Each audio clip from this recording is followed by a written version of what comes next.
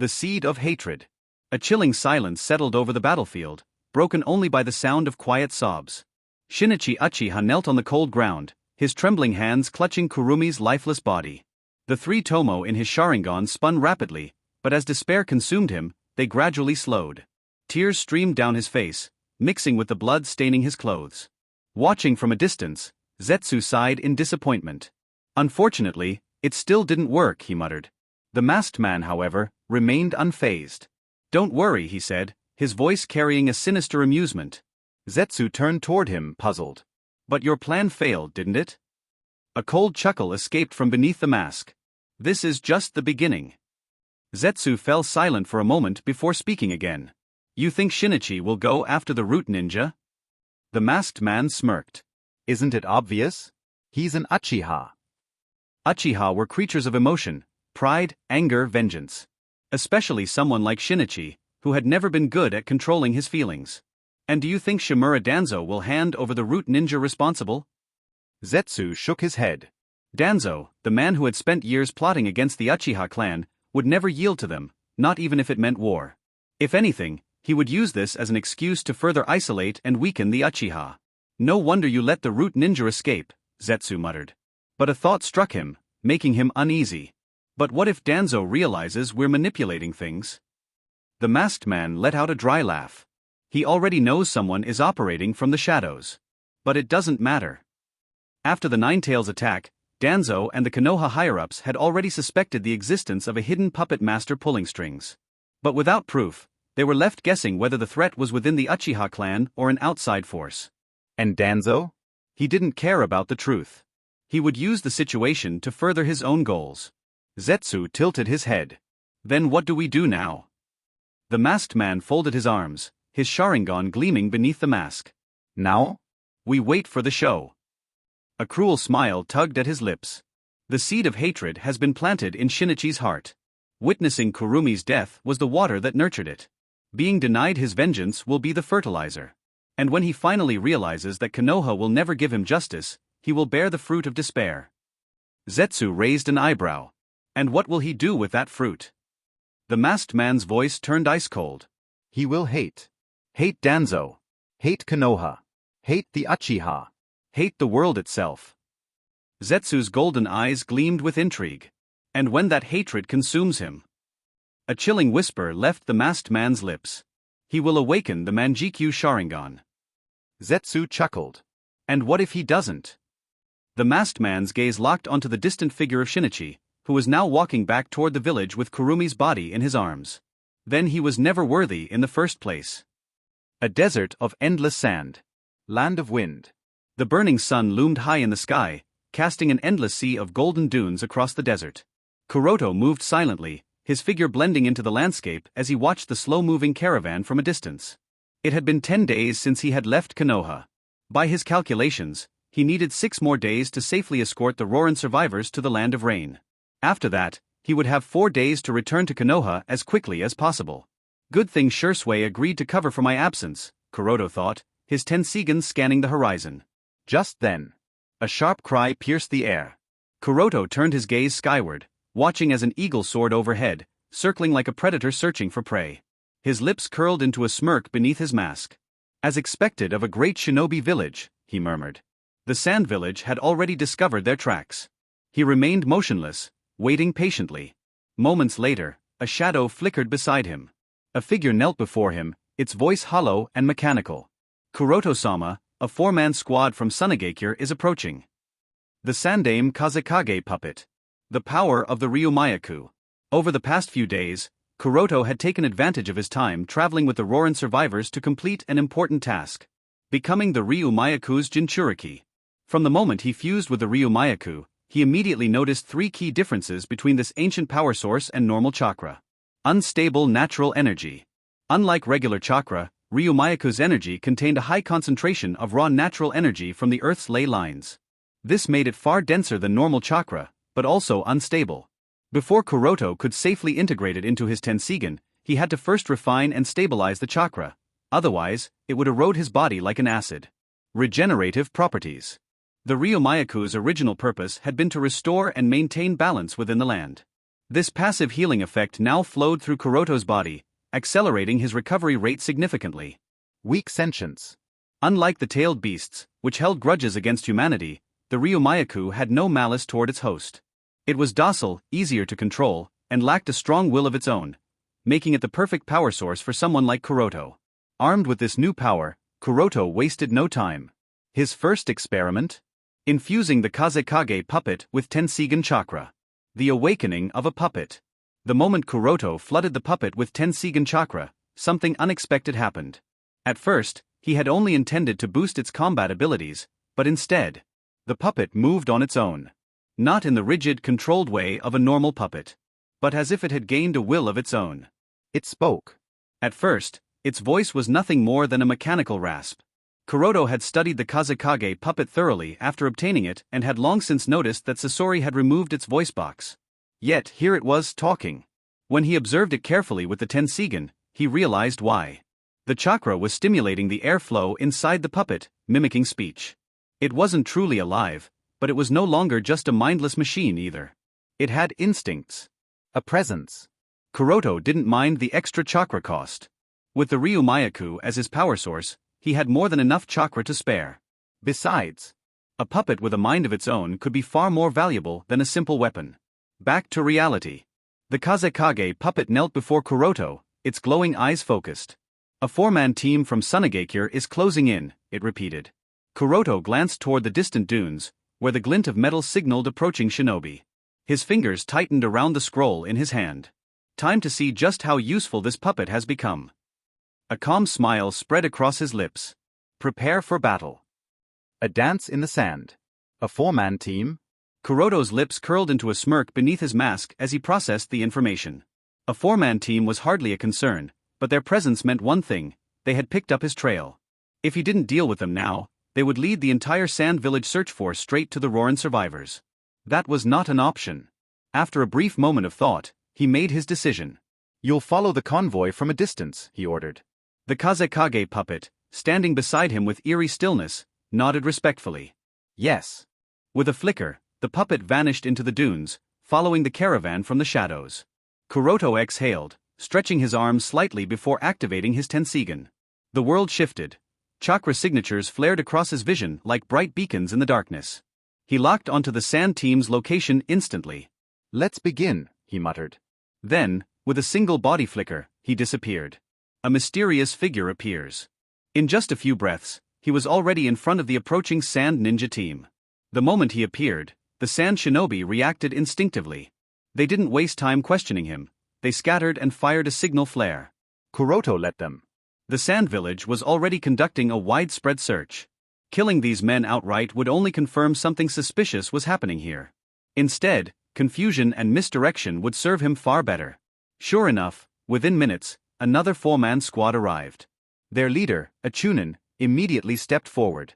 His body language radiated caution, but his voice was sharp and commanding. Identify yourself. Kuroto tilted his head slightly, his red demon mask gleaming under the desert sun. Then he chuckled. He. The sand shinobi stiffened at the unnatural laugh. I'm Oni-man. Kuroto declared theatrically, stretching out his arms. As for why I'm here. A pause. The sand ninjas frowned, sweat forming on their brows. I am here to. The tension thickened. Just spit it out already. The Chunin leader snapped in frustration. Kuroto pretended to flinch. All right. No need to be so impatient, Ninja-san. It's bad for your health, you know. The Chunin's vein popped in irritation. That's it, I'm done with. Wait. You can't kill me yet. Kuroto interrupted, raising his hands in mock surrender. At least let me say my last words first. A collective groan rippled through the sand squad. Fine, the leader grumbled.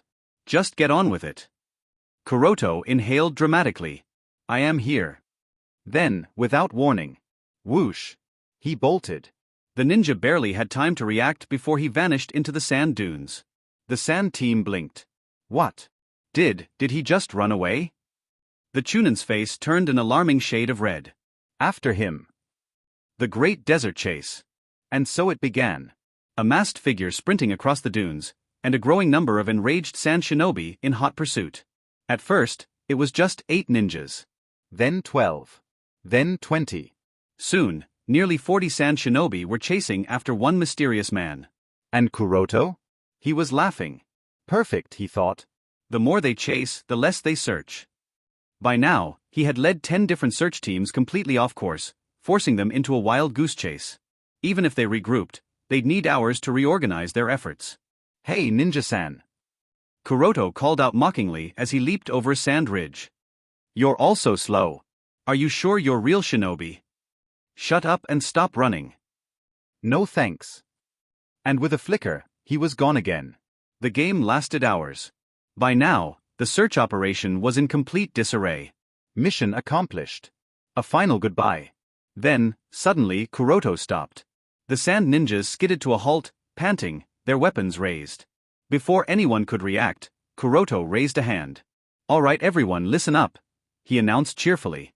It was fun playing catch with you all, but I'm afraid I have to leave now. He bowed theatrically.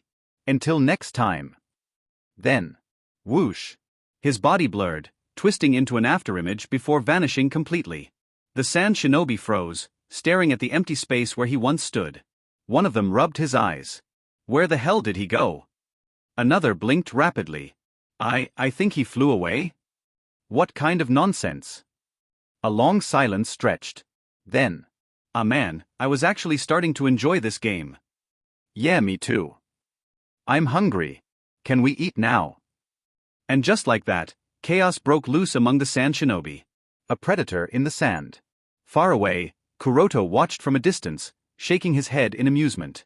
Idiots, he muttered. Still, he had pushed them back. 10 search regions were now completely off track. Even if the sand village realigned their search patterns, they'd have to start from scratch. That gave the Rorin survivors all the time they needed. By now, the convoy had already crossed the desert and entered the hard, cracked lands leading toward the Land of Rain. Spreading out a map, Kuroto traced their remaining path with his gloved finger. As long as they make it past here, they'll be safe. Once they entered the Land of Rain, he would wash his hands of the matter. He had already done far more than necessary. Their survival from now on was not his concern. Just as he was about to relax, a voice interrupted his thoughts. The sand ninjas have caught up.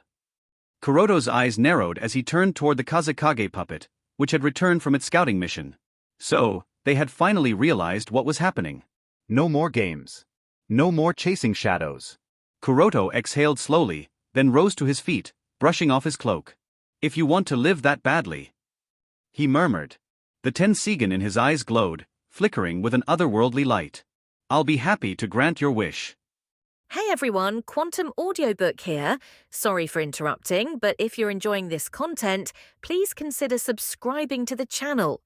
Also, feel free to share your thoughts on this novel in the comments, and don't forget to like the video. Wheeze. A gust of wind blew past, rolling up the yellow sand into the sky. Standing alone on the ground, Kuroto glanced coldly at the incoming 8 sand ninjas. Without moving his gaze from their direction, Kuroto completed handprints for the Tenseigan chakra mode. Voila! Instantly, Kuroto's body was covered in the cyan blue chakra cloak. As soon as he entered the Tenseigan chakra mode, Kuroto's temperament changed completely. He appeared to be a god, looking indifferently at some mere mortals while hovering in the air. For him, these 8 ninjas were nothing more than some ants. Although unworthy, they will still have to make do with being his test subjects. While silently experiencing the consumptions of his chakra, Kuroto concentrated on condensing truth-seeking balls. First, second, third. After condensing the third one, Kuroto frowned slightly. He could feel that his body was feeling a little strained with the condensation of the third black orb. He feels that if he continues to bring out more truth-seeking balls, his chakra refining speed might not be able to keep up with the consumption speed. At novel bin at. But why is that the case? Kuroto muttered with a thoughtful expression. In actuality, truth-seeking ball is the condensation of the 7 chakra natures. Therefore, theoretically, the basic requirement of condensing truth-seeking ball should be mastery of the changes of all 7 chakra natures. If that isn't done, then condensing truth-seeking ball is even beyond some dream. This is also the reason why only a handful of people were able to condense the truth-seeking ball, even in the original series. Excluding Kaguya, Hyuga Kuroto, Hamura, and Akatsuki Azura were the only 3 people capable of such feat for the next millennia, and after that too, only Obito and Madara, who became the Jubi's Jinchuriki, and Naruto because of the power given to him by Hyuga Kuroto, and finally Tonari, who awakened the Tenseigan Dojutsu, could use truth-seeking balls. Among all these people, only Kaguya and her 2 sons Hyuga Kuroto and Hamura were the 3 capable of condensing the truth-seeking balls without relying on any external factors. As for Azura, Obito, Madara, Naruto, and Tonari, they all relied on some external source to have the qualitative improvement of their strength. Each of them needed to be in some special state where they borrowed chakra from some source to be able to use truth-seeking balls. When thinking of all this, Kuroto suddenly realized something. Only by strengthening his control over the 7 basic chakras natures will he be able to easily and more freely use truth-seeking balls, otherwise he can only condense them forcefully using the Tenseigan chakra mode, but that would put a burden on his body. And unlike the superb talent of Tonari, Kuroto is obviously quite mediocre, so his struggle will be much more than what Tonari went through. But this didn't worry him much. After all, the lack of talent can still be supplemented with hard work and science. Understanding his next course of actions, Kuroto finally directed his attentions towards the black orbs floating around him. In these upcoming tests that he would be conducting, Kuroto intends to see what his current upper limit is after becoming Ryuumayaku's Jinchuriki. Therefore, even if burdensome, Kuroto still condensed more black orbs. 4th, 5th. 2 more black orbs condensed around him and floated by his side. After reaching the 5th, Kuroto felt that this is his current upper limit. If he condenses any more black orbs, he will be forced to exit the Tenseigan chakra mode due to being overwhelmed. But he was still very satisfied with the result. After all, previously without relying on the Ryuumayaku's chakra, Kuroto couldn't even completely use one truth-seeking ball, and now he has access to 5 orbs. Such an improvement is not just considered at the level of rapid anymore. At this time the 8 sand ninjas finally arrived in front of Kuroto. Judging from the chakra reaction he perceived, Kuroto judged that 2 of them are Jonin while the rest are Chunin.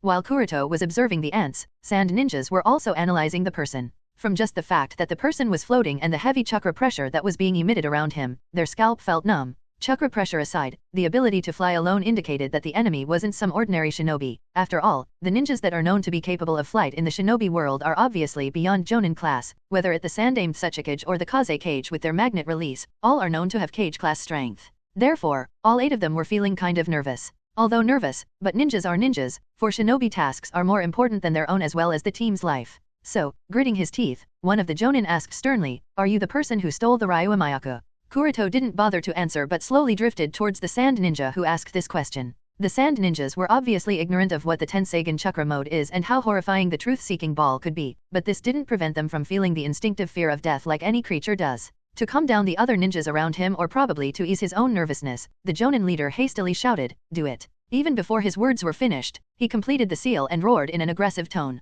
Ox, rat, ram, tiger, dog, tiger. Fire release, great tiger flame technique. At the same time, the 3 Chunin of his team also cooperated with him tacitly and shouted in unison. Dog, horse, bird. Wind release, breakthrough. Boom. Fire style was complemented with wind style. The heat of the flame grew with the wind and the huge fire tiger dashed towards Kuroto at extreme speed while riding on the breakthrough winds. However, Kuroto wasn't impressed, he just raised his hands slightly. Instantly, one of the black orbs circling around his back appeared in front of him, and under his command, it morphed into a hemispherical shield to block the attack. Bang! Taking advantage of the wind, the flame tiger pounced on the black hemispherical surface and exploded upon impact. Seeing the attack connect with the person, the 3 Chunin were immediately happy. It hit. Success. He should be dead. In their opinion, the flame tiger that was supplemented with the wind breakthrough from the 3 Chunin, leading to a combined jutsu isn't something that even the cages would dare resist, and here this person dares to face this jutsu openly? Obviously, he shouldn't survive this. Too bad they were in for a harsh awakening.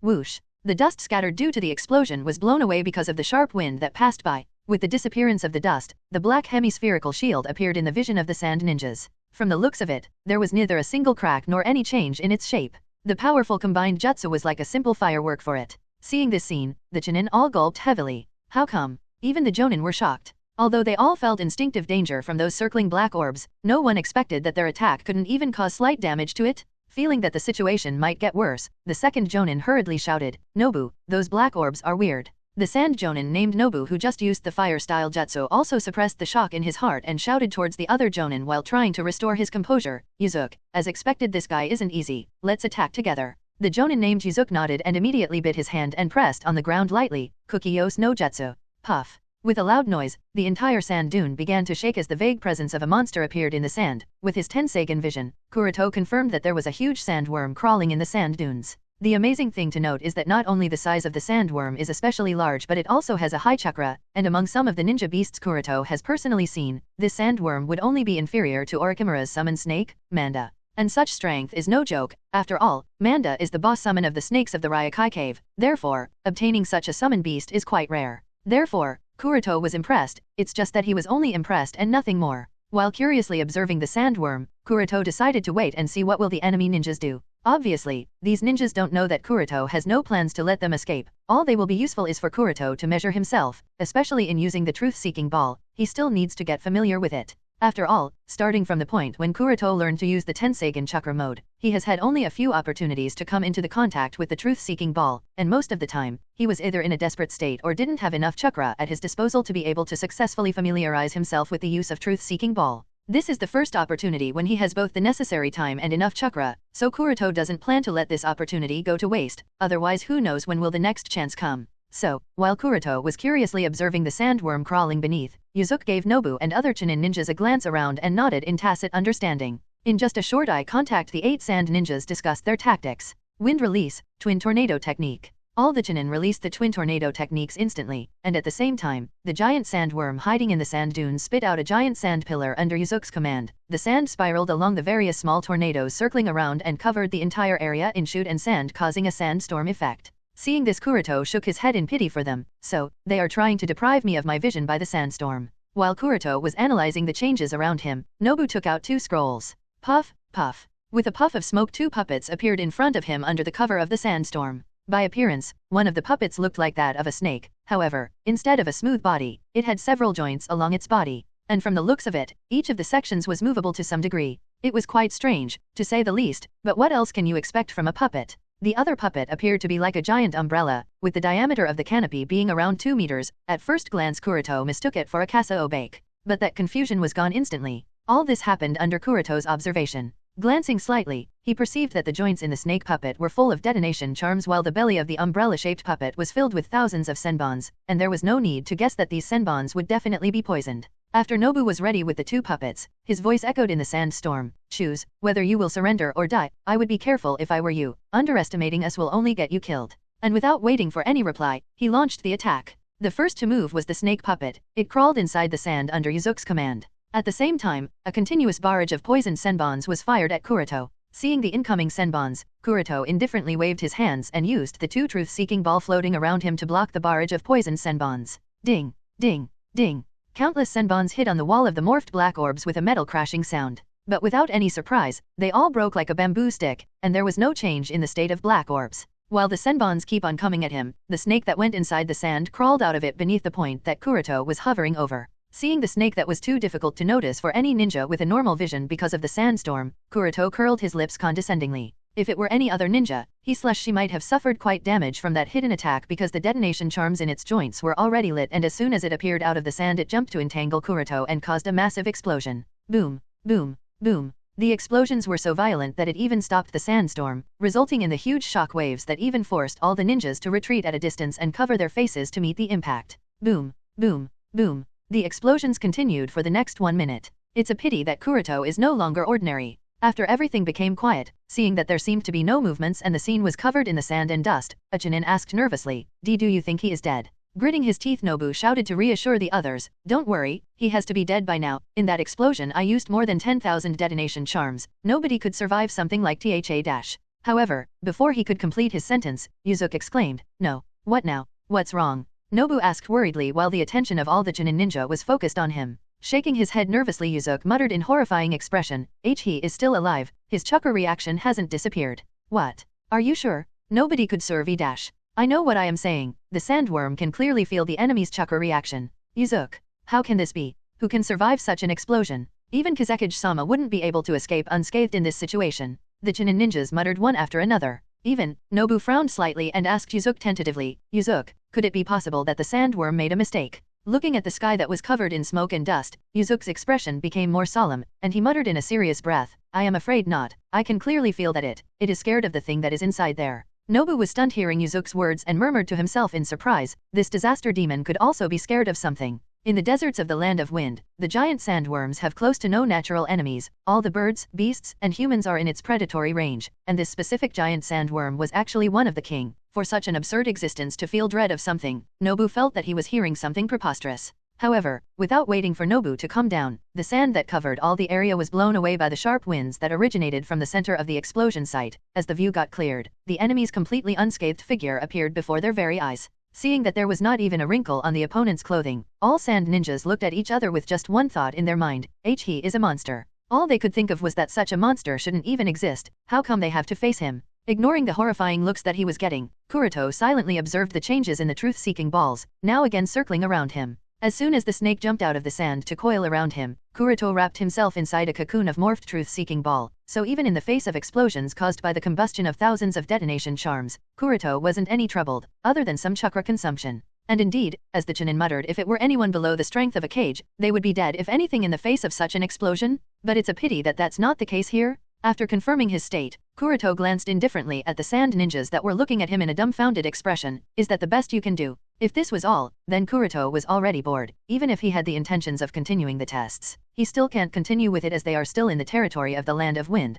and the more movements he causes, the more enemy ninjas will be attracted here, which would be a hassle to deal with. Kuroto has to also maintain the caution that a ninja should have. Looking at the unscathed appearance of the masked person, Nobu wiped the cold sweat from his forehead. This monster is not something we can deal with. Retreat. Following Nobu's order, all the sand ninjas immediately fled in separate directions. Curving his lips mockingly, Kuroto muttered, "Why are you all in such a hurry? Don't you all want to dance?" And clawing his right hand in the void, Kuroto made a grip to attract something backward. All the 8 ninjas that fled in different directions were immediately back to their original positions. What the hell? Even if it was the experienced jonin like Nobu and Yuzuki, they were left flabbergasted with the experience just now. However, not minding their panic, Kuroto spoke sarcastically, "Why the hurry? Let us dance, shall we?" Then with a sudden 180-degree change of attitude he spoke with a cold voice, or maybe not. As soon as he spoke, Kuroto pointed his hand towards Nobu. With Kuroto's indication, one of the black orbs circling around his back shot out towards Nobu. Upon seeing one of those horrifying things shot towards him, Nobu's skin crawled with panic, and instinctively he took out a kunao to try to block that black orb. Bang! At novel bin at. However, the black ball that was morphed into the shape of a sword directly cut through the kunao just like a hot knife slicing through butter, and without any resistance, it passed through Nobu's brain. Nobu, seeing the companion being turned to dust in just one blow, Yuzuki and the other sand ninjas were filled with grief and anger. But even more than the grief or anger, there was the feeling of dread. In the desperate state they were all trembling with fear and lost their will to fight. Everyone eyed the black orbs with horrifying expressions. No one could have imagined that these balls not only have the impeccable defense but also such an offense that the victim will instantaneously turn to dust. That's practically cheating. Beckoning back the orb that turned Nobu into dust, Kuroto remained calm all the while. Using a simple kunao to block truth-seeking balls is beyond idiotic, so he wasn't much surprised by the result. It was all too reasonable. But there was still a problem that Kuroto frowned upon. A mere sand jonin who was already in a panicked state could actually carry out the action of blocking by taking out a kunao in the mere moments it took for the black ball to strike him under Kuroto's command. Even if the defense didn't actually succeed, this still shows a problem? What that problem is?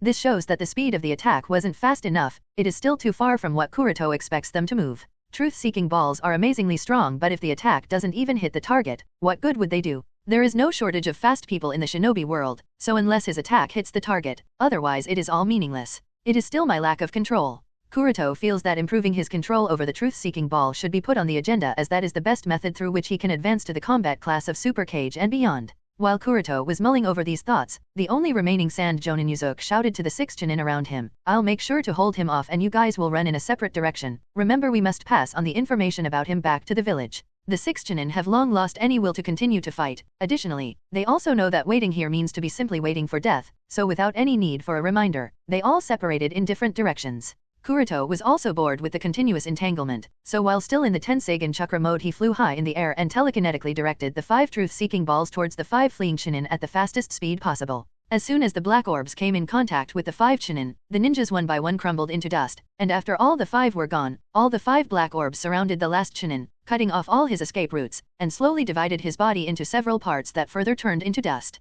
Without even a moment to pass, all the 6 chunin were already dead. Seeing them all die so suddenly, Yuzuki shouted hysterically, "You bastard, didn't I say that I will be fighting with you?" Kuroto glanced at Yuzuki thoughtfully. Using all the chakra, Yuzuki formed several hand seals. Bang! Accompanied by a muffled noise, a huge sand wave rushed out of dunes blocking Kuroto's path. Immediately afterward, the giant sandworm crawling under the sand dunes also raised half of its body, and with its mouth opened in Kuroto's directions showing the large teeth, it appeared as if it will swallow him whole. At this time Yuzuki completed his seal printing and shouted in agitation, "Secret technique, sand and earth net binding." Followed by the shout, a very viscous type of clayey soil was sprayed from his mouth, and at the same time, another type of viscous liquid was sprayed out of the sandworm's mouth. The 2 types of spray collided and merged together in midair and turned into a giant net that covered hundreds of meters in the sky, accompanied by the wind. The net was directed towards Kuroto, who was hovering in midair as he observed everything carefully. Since Kuroto wasn't sure whether this slimy net was poisonous or corrosive, so using the black orbs he immediately blocked the section around him.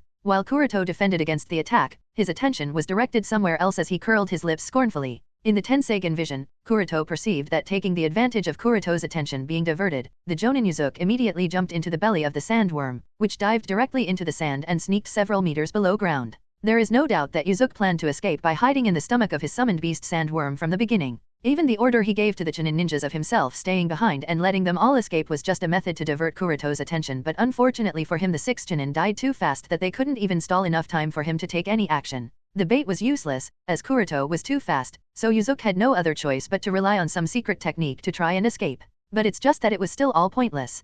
Pathetic. While muttering in disdain, Kuroto immediately got rid of whatever this secret technique was. And at the same time, he flew parallel to the sand and followed the sandworm from above the ground. The position of the giant sandworm was quite deep inside and its traveling speed was also rather fast. If it were any other ninja in Kuroto's stead then Yuzuki would have definitely escaped, but it's a pity that he got unlucky. For Kuroto with the Tenseigan, tracking the giant sandworm and Yuzuki was no big deal. Conforming their trajectory, Kuroto stretched out his right hand slightly in a gesture of holding a sword. Immediately all the black orbs floating at his back merged together at his palm, to which Kuroto focused a tremendous amount of his chakra and muttered in a cold and indifferent tone, "Golden Wheel Reincarnation Explosion." Instantly, out of the spiraling large black orb, a giant longsword of several hundred meters, made of pure chakra that looked as dazzling as the sun itself appeared in Kuroto's hand. "Whew, now that's what I call amazing," muttered Kuroto in the awe of his own power. Even if he knew of it, even if he expected it, but when the real thing was in his hands, Kuroto can't help but wonder at the power the sword holds in it. With this sword in his hands,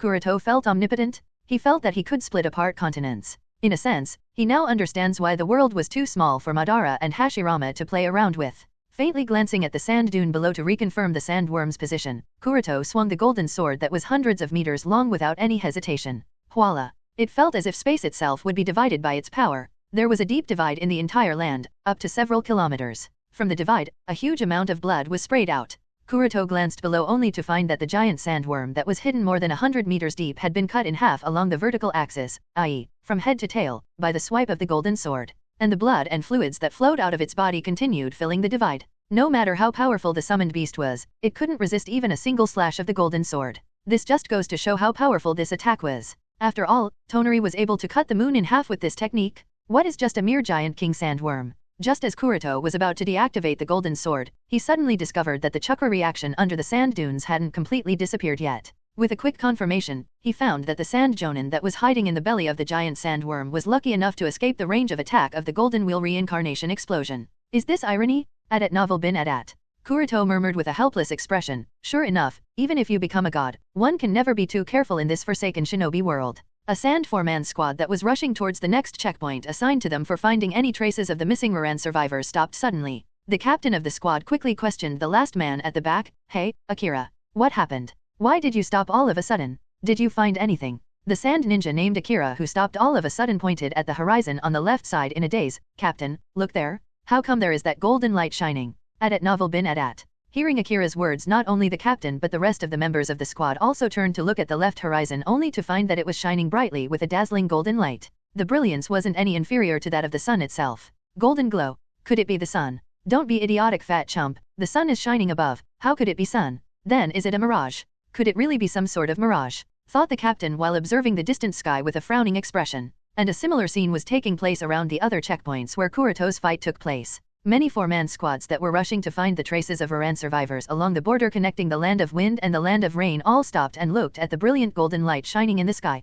After some deliberation, the captain of the squad who was a jonin asked the ninja next to him thoughtfully, "Check the map, see which squads are responsible for that direction." The ninja nodded and immediately answered after checking the map. According to the details, Squad 78 and Squad 91 are responsible for that direction. Squad 78 and Squad 91. If I didn't guess wrong, Nobu and Yuzuki should be the jonin captain of these two squads, muttered the captain while tapping his chin with a thoughtful expression. As soon as the rest of the ninjas heard the captain's words, everyone's expression sank as the captain muttered with a gloomy look, "Neither Nobu nor Yuzuki can make such big movements in the battle. For something to have caused such a scene that its traces are visible all the way here means that something isn't right." "But captain, are you really sure that the golden light might be coming because of some battle?" asked a ninja in worry. "Although I am not sure, this is still the most logical explanation. Akira, check if you can sense any chakra signature being emitted from that direction," ordered the captain in a hurry. Nodding at the captain's words, Akira crouched down and placed his hand on the sand as he concentrated on sensing the chakra fluctuations from the direction where the golden light was being emitted. Not long after, Akira opened his eyes in a horrifying expression, and seeing his expression, the captain understood that he is right. To confirm his guess, Akira muttered, "This is the first time I have sensed such dense chakra. There is definitely someone there and he/she is very strong, but because of too heavy chakra pressure, I can't determine anything else." The Jonin captain nodded. He already expected as much.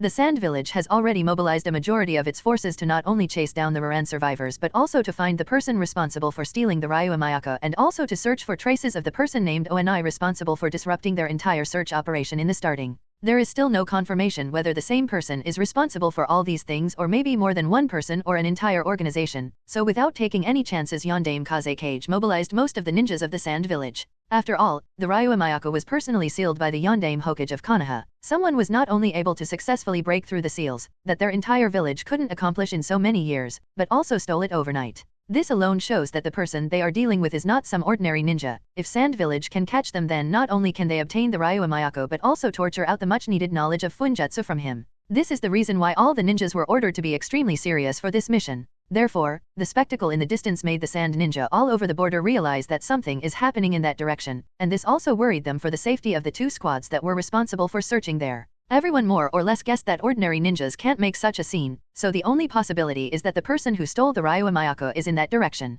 Realizing this, the Sand Shinobi squads did not dare to delay any longer and immediately rushed to the place where they might find the person responsible for stealing the Ryuo Mayako. On Kuroto's side, damn it, the chakra consumption of the Golden Wheel reincarnation explosion is too high. Just now, a single slash from the Golden Sword exhausted most of the Ryuo Mayako chakra that Kuroto has refined, so at this time he was a little reluctant to maintain the Tenseigan chakra mode. But Kuroto can't afford to deactivate the Tenseigan chakra mode currently, at least not until he kills Yuzuki, because no other attack could reach down to hundreds of meters below the ground. Therefore Golden Wheel reincarnation explosion is his best bet. After all, at that depth, no simple attack would eliminate the guy. Gritting his teeth, Kuroto directly used the Ryuo Mayako chakra without refining and forcibly urged the Golden Sword to accurately slash the target using the weak chakra he had at this time. Anyone who has witnessed his Tenseigan chakra mode must be eliminated, otherwise, the intelligence of his abilities will be revealed. Kuroto doesn't want his existence to be known yet, so eliminating any and all witnesses is necessary and will save him from the unwanted hassle. Voila! The Golden Sword again cut the deserts into a deep divide, easily slashing hundreds of meters this time, and at the same time completely eliminating any signs of life in its path.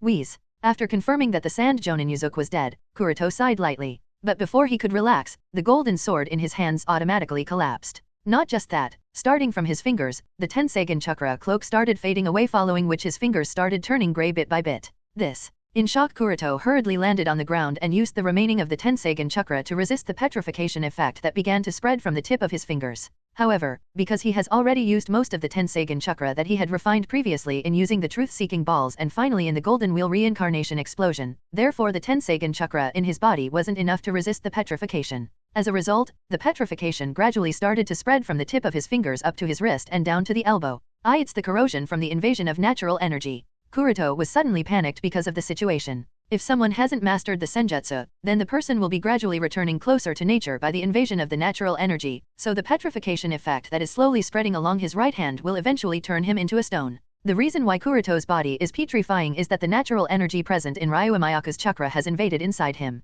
If he refines the Ryuo Mayako's chakra into the Tenseigan chakra before using it, then there's no problem, but because he didn't have any option left at the last second, Kuroto had to directly use the Ryuo Mayako chakra for the second slash of the Golden Sword, so this is the result. Initially, he thought that just using it once shouldn't be that much harmful, but because the chakra consumption of Golden Wheel reincarnation explosion is too high, so he unconsciously allowed the invasion of a large amount of natural energy inside him, and since Kuroto is a complete stranger to senjutsu, therefore, his body is being petrified. Even after trying to resist the corrosion of natural energy, the petrifying effect didn't stop and continued to spread up to the shoulder. Seeing that the situation was getting worse by the second, and if the petrification spread to his internal organs, then everything will be over, so gritting his teeth, Kuroto used the secret technique of physical regeneration to extract more Tenseigan chakra from the new cells in his body to resist the natural energy's invasion. It will cost him his lifespan, but Kuroto can't care about it for now. As soon as the chakra from the newly divided cells was extracted, the cyan flames of the Tenseigan chakra cloak again lit and resisted the petrification effect.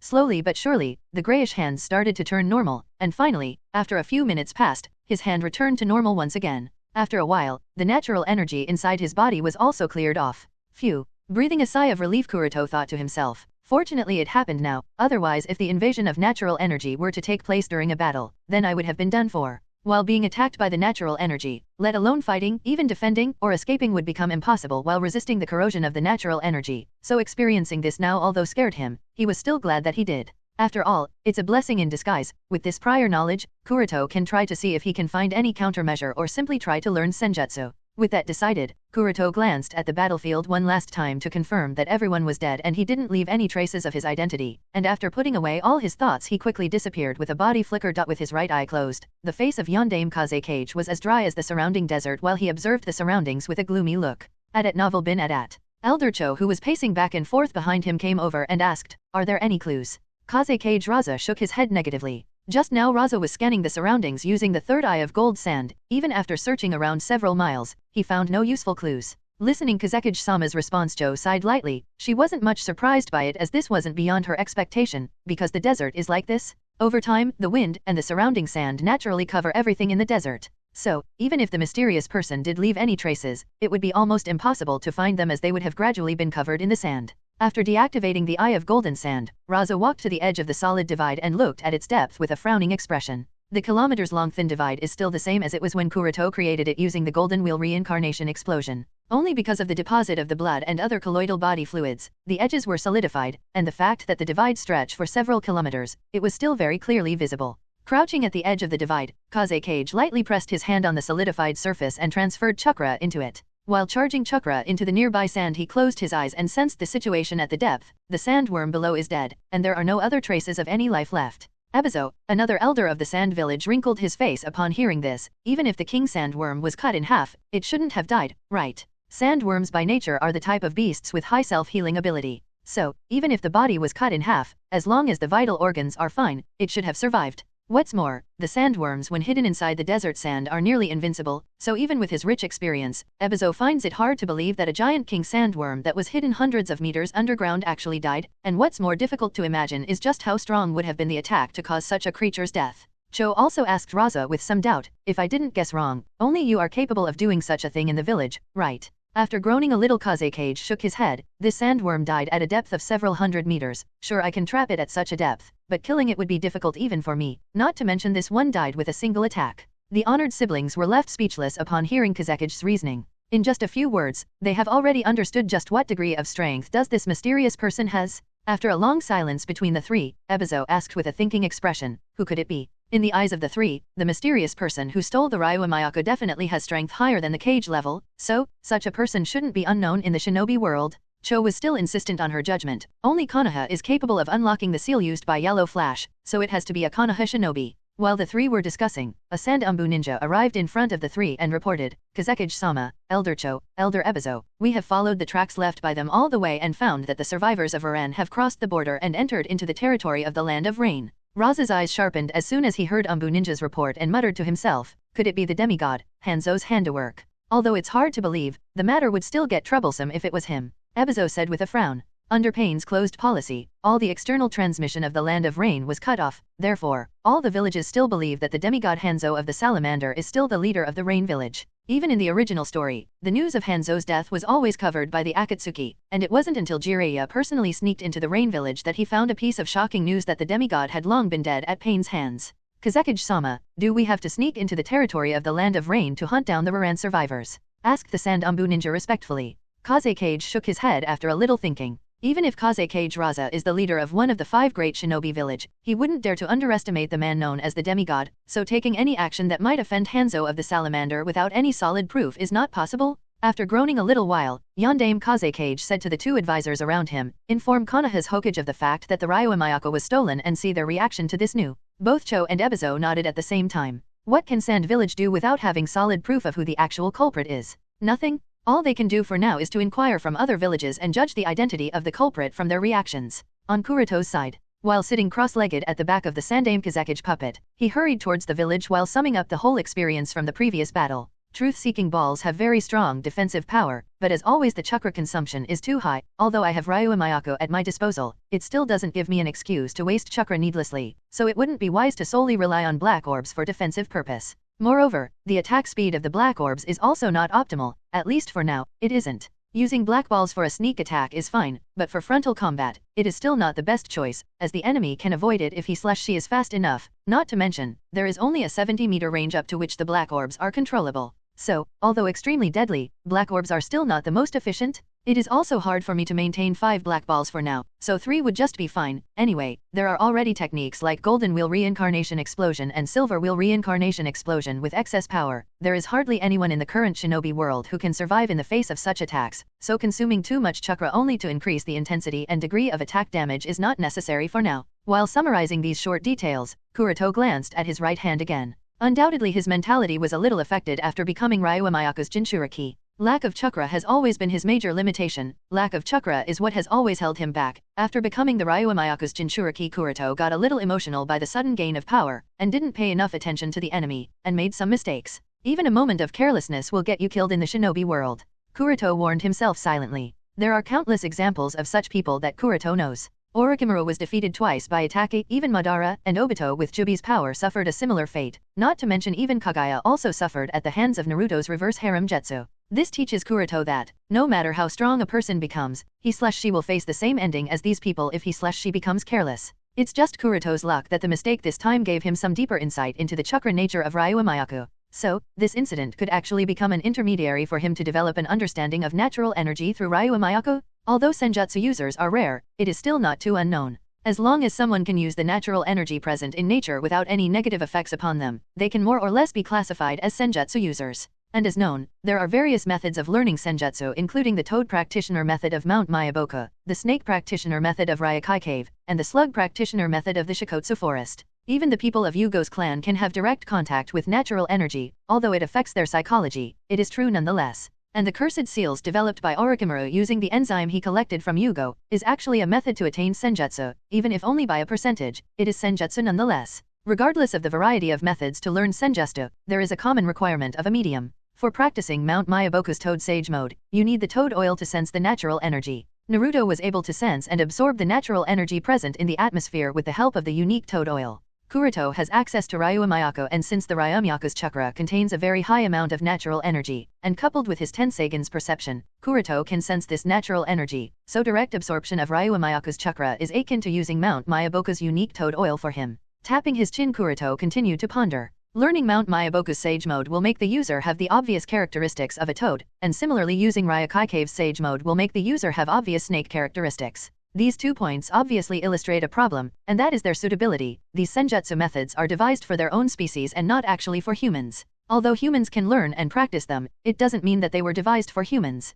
Konoha Village, Uchiha Clan. Uchiha Shinichi knelt outside the Patriarch's mansion with a solemn face. At novel bin at. The death of Uchiha Kuromi has changed him into a cold and silent person, but he still didn't give up hope, because Shinichi firmly believes that the glorious Uchiha clan would definitely not let the damn murderer go away. Uchiha Shinichi firmly believes that the people of the Uchiha clan will never die in vain. Shinichi looked at the closed door in front of him with a hint of expectations in his eyes. Currently, a meeting of the elite shinobi of the Uchiha clan is being held past that door. The elites are discussing how to resolve Uchiha Kuromi's murder at the hands of the root shinobi. While waiting for the meeting to complete, Shinichi frowned at the strangeness of his Sharingan. Shinichi has noticed that his Sharingan has been acting strangely ever since Kuromi's death. Sometimes it is a little uncontrollable, and his insight has also increased significantly in the past few days. If such a thing happened in the past, Shinichi would have definitely been very happy, and even arrogantly show it off to the other Uchiha, but with Kuromi's death, even if his pupil power increased, he has no mood to focus on such meaningless things. Inside Patriarch's mansion,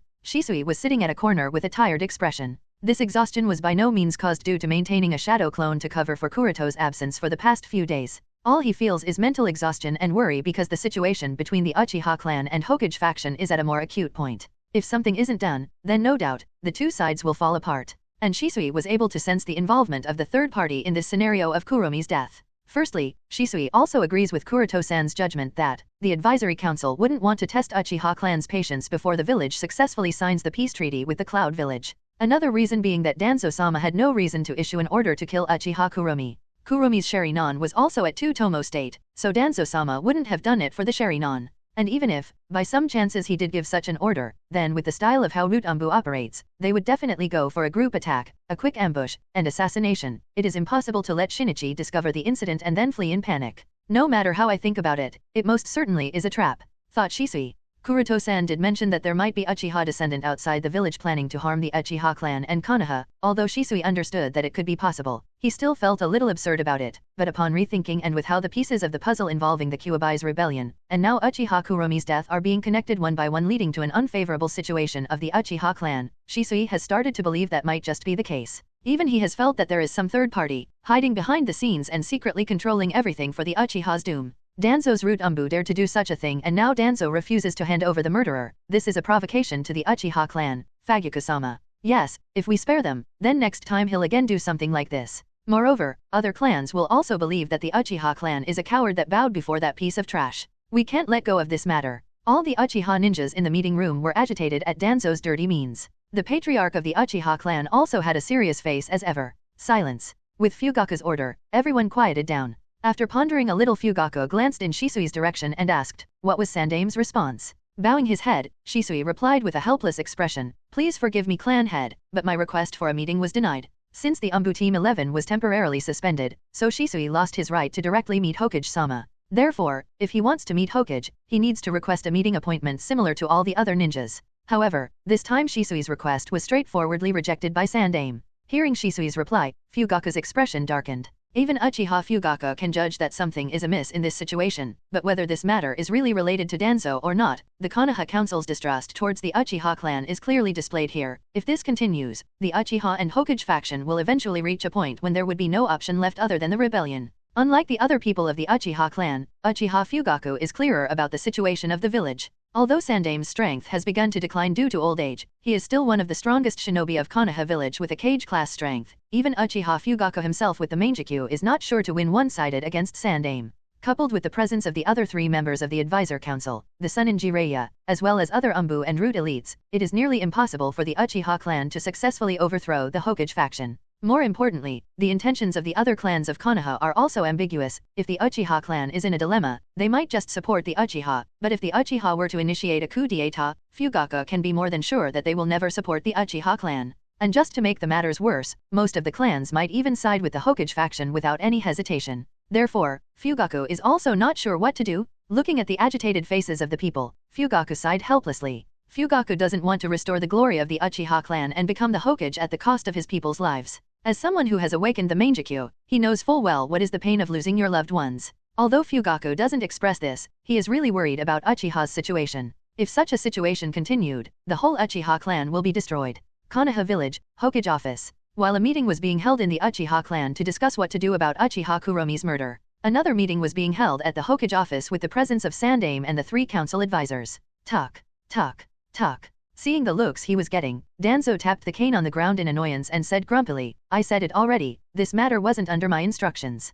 Hearing Danzo's answer, Yudiden Koharu questioned with a cold expression, then how come a ninja of your root killed the girl of the Uchiha clan? After a slight hesitation, Danzo told the other three in the office about the exact situation reported to him by the root ninja and added angrily, I suspect that this incident was enacted by the Uchiha clan. Listening to Danzo's explanation and his analysis, Homura asked solemnly, do you have any evidence to prove your words? I don't have any and I don't care. I have already said that this must be their enactment to threaten us. With an angry roar, Danzo continued, I say that the Uchiha are just trying to threaten us by causing unrest while the village is negotiating with the Cloud Village. Shimura Danzo has always been the person to play his cards while hiding behind the scenes and use others as his scapegoat. This time, he was inexplicably blamed for the death of an Uchiha brat, so this made him extremely annoyed. Although he vaguely realized that there might be some hidden forces manipulating strings from the shadows, now Danzo can only point his finger towards the Uchiha. As for who the person hidden in the shadows is, that is another matter altogether, and he swears to find the person who dared to be more shameless than him. Danzo's words made Sandame a little upset.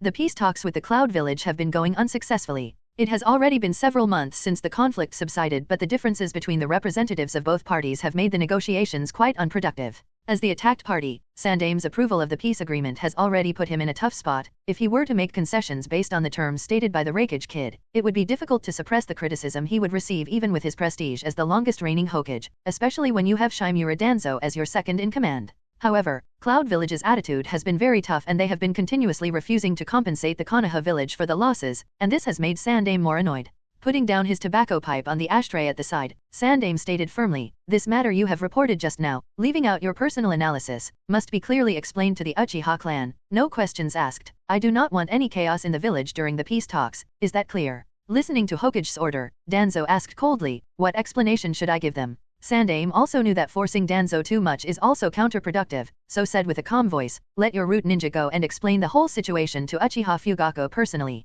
I believe that Fugaku is both wise and calm enough to not take any stupid action. I will arrange it. Narrowing his eyes, Danzo nodded while gritting his teeth with a frustrated expression at the fact that he'll have to bow to the despicable Uchiha clan. If only he was the Hokage instead of Hiruzen. This time Shimura Danzo lost half of the battle. Under Shimura Danzo's orders, the root ninja who was responsible for Uchiha Kuromi's death appeared in the lands of the Uchiha clan. His arrival immediately caused an uproar. If not for the fact that Uchiha Fugaku himself came forward, it wouldn't have been strange if the root ninja died under the siege of Uchiha clansmen before he could even reach the clan head's house. Uchiha Fugaku took the root ninja into a secret room and only allowed Shisui to be present during the interrogation. After all the clansmen left the secret room, Fugaku crossed his arms over his chest and questioned coldly, so, why did you come here? I don't believe that with his character, Shimura Danzo would just send you here to die. The root ninja gulped nervously in the presence of both Uchiha Fugaku and Uchiha Shisui. Without any hesitation, he immediately explained every detail of the incident, and finally added, I was worried that the person hidden in the shadows would control either me or Uchiha Shinichi to cause more damage, so I left in a hurry without any explanation.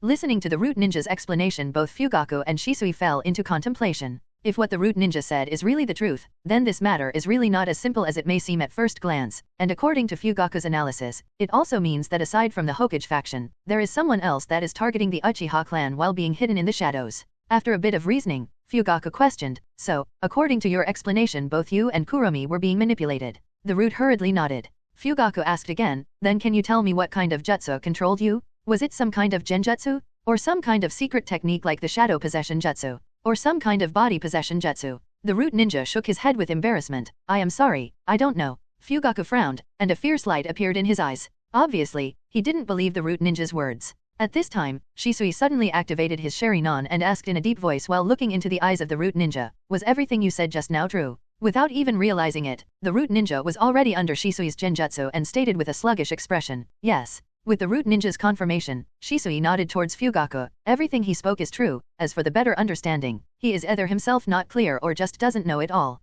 Nodding at Shisui's confirmation, Fugaku asked in return, what is your personal opinion on the matter? Shisui replied without any hesitation, the fact that someone wants to provoke conflict between the Uchiha clan and the village is without a doubt true. Fugaku-sama, we mustn't let that person's motive succeed by playing along with his script. Even when I was in the Anbu, through some investigations I have found that even the Kyuubi's rebellion was under someone's directive. If we aren't careful then things would get worse. At novel bin at. While contemplating over Shisui's response, Fugaku waved his hand and added, all right, send him out. Yes. With a courteous bow, Shisui deactivated the genjutsu applied on the root ninja and left with him. Outside the building, Uchiha Shinichi, who heard that the root ninja who killed Kuromi right before his eyes dared to arrive at the Uchiha clan, was now feeling very excited. Initially, he also wanted to join the interrogation along with Patriarch, but since Fugaku-sama only allowed Shisui inside, so he was impatiently waiting outside to take revenge against the bastard. Anyway, it's not like he will be allowed to leave here alive, so it's fine if I wait for a little. After all, revenge is a dish that's best served when cold, thought Shinichi when he remembered. Shinichi completely believes that Patriarch will not let the bastard leave and let him have his revenge. Squeak. At this time the door of the building slowly opened. Shinichi Uchiha, who was impatiently waiting outside the door, immediately stared at the root ninja who followed behind Shisui's back, with clear rage in his eyes. Driven by his emotions, even his Sharingan activated itself. Looking at Shinichi's raging expression, Shisui felt sad. He could more or less understand how Shinichi would be feeling right now, but even if wanted to help him, Shisui had no choice and said apologetically, Shinichi, calm down. The matter of Kuromi's death is not as simple as you think it is, so don't act impulsively. Shinichi was taken aback by Shisui's words, but then he suddenly realized something and shouted with anger, what the hell do you mean by don't act impulsively? Don't let anger cloud your judgment. The Patriarch ordered me to send him away. Shisui stated helplessly. How is this possible? You can't be serious, Shisui. Shinichi took a step back in a shocked expression, and muttered in a monotonous voice with his head bent, could it be that even Patriarch gave in? Shisui noticed that Shinichi's emotions were getting unstable by the second and his chakra was flaring ragingly, so Shisui was getting worried about what kind of action Shinichi might take while being clouded in emotions, so taking a step forward Shisui immediately activated his Mangekyou and cast a simple genjutsu on Shinichi. In just a moment, Uchiha Shinichi fainted while being under Shisui's genjutsu. Shisui stabilized Shinichi's fall and whispered calmly, now stay asleep, and let your emotions calm down. The root ninja looked at Uchiha Shinichi, who was easily subdued by Uchiha Shisui, and finally relaxed a little. He also knows that the Uchiha clan is not something he can deal with without Danzo-sama's backing. So, even if he is a root ninja, he isn't acting arrogantly while being inside the enemy territory. After all, his identity is useless when facing a rogue who doesn't give a damn about it. After seating Shinichi on a bench on the side, Shisui urged the root ninja, "Let's go." There is no shortage of the raging Uchiha around. Shisui knows this full well that the longer the root ninja stays here, the more complicated variables will pop out in the simple equation of his life, making it extremely difficult to determine the final result. So, as soon as he leaves, the safer the Uchiha clan will be. The root ninja also nodded hurriedly and began to walk. But before they can take even a single step forward, a cold and indifferent voice suddenly came from the side that sent chills down Shisui's spine. Does that mean Kuromi's death was meaningless? Shisui was taken aback and turned around abruptly. The person who spoke was none other than Shinichi, and this shocked Shisui even more. Although Shisui didn't use a very strong genjutsu on Shinichi, he did cast it using his Mangekyou. And according to common sense, Shinichi Uchiha with his fully matured Sharingan should not be able to recover so quickly. At the very least half an hour of sleep was a must. But here he is standing with an indifferent expression in less than 15 seconds. And contrary to his previous shock and rage, the indifference in his eyes at the moment sent shivers down Shisui's spine. He had a feeling that something bad was going to happen, even a single wrong move might just lead everything into doom. Calming his heart, Shisui tried explaining, "Shinichi, I will explain everything to you later, things are far complex. Shut up." Shinichi interrupted Shisui coldly. "I know what you want to explain, but I don't care. Does it really matter? I saw him kill Kuromi with my very own Sharingan. Will the Sharingan also lie to me? Every time I see Kuromi's heart being pierced, there is only one thought in my mind. He must die. I don't care what sort of conspiracy is being brewed behind the scenes. He must die, for he killed Kuromi." Word by word, Shinichi revealed his determination to kill the root ninja along with the intense bloodlust oozing off of him. Even looking at him was scary, coupled with the 3 tomo that were rapidly spinning in Shinichi's Sharingan. Even Shisui couldn't help but gulp nervously. Shaking his head to come back to his senses, Shisui shook his head. "I am sorry, Shinichi. I can't let you kill him." Shinichi nodded and slowly stretched his hands into the ninja bag round his waist, and drew 2 kunao in each of his hands, and muttered while taking a fighting stance, "Then I guess I'll have to start with you." However, before the matter could escalate any further, Uchiha Fugaku walked out of the building and shouted in an authoritative tone, "That's enough, both of you." Seeing the appearance of Patriarch, Shinichi's indifference wavered as he asked expectantly, "Patriarch, why, you will definitely avenge Kuromi's death, right?" But unfortunately, he got nothing but disappointment as he heard Patriarch's flat response, "He is not the murderer." Shinichi tried arguing, but Kuromi was killed by him. "I saw it with my own eyes. Who do you trust more, a root member or a shinobi of the Uchiha clan?" Fugaku looked deeply at Shinichi, and from just one look he determined that Shinichi couldn't be convinced with words alone, so waving his hand, he ordered the jonin standing around him, "Send him to the prison room and let him stay there until he comes down."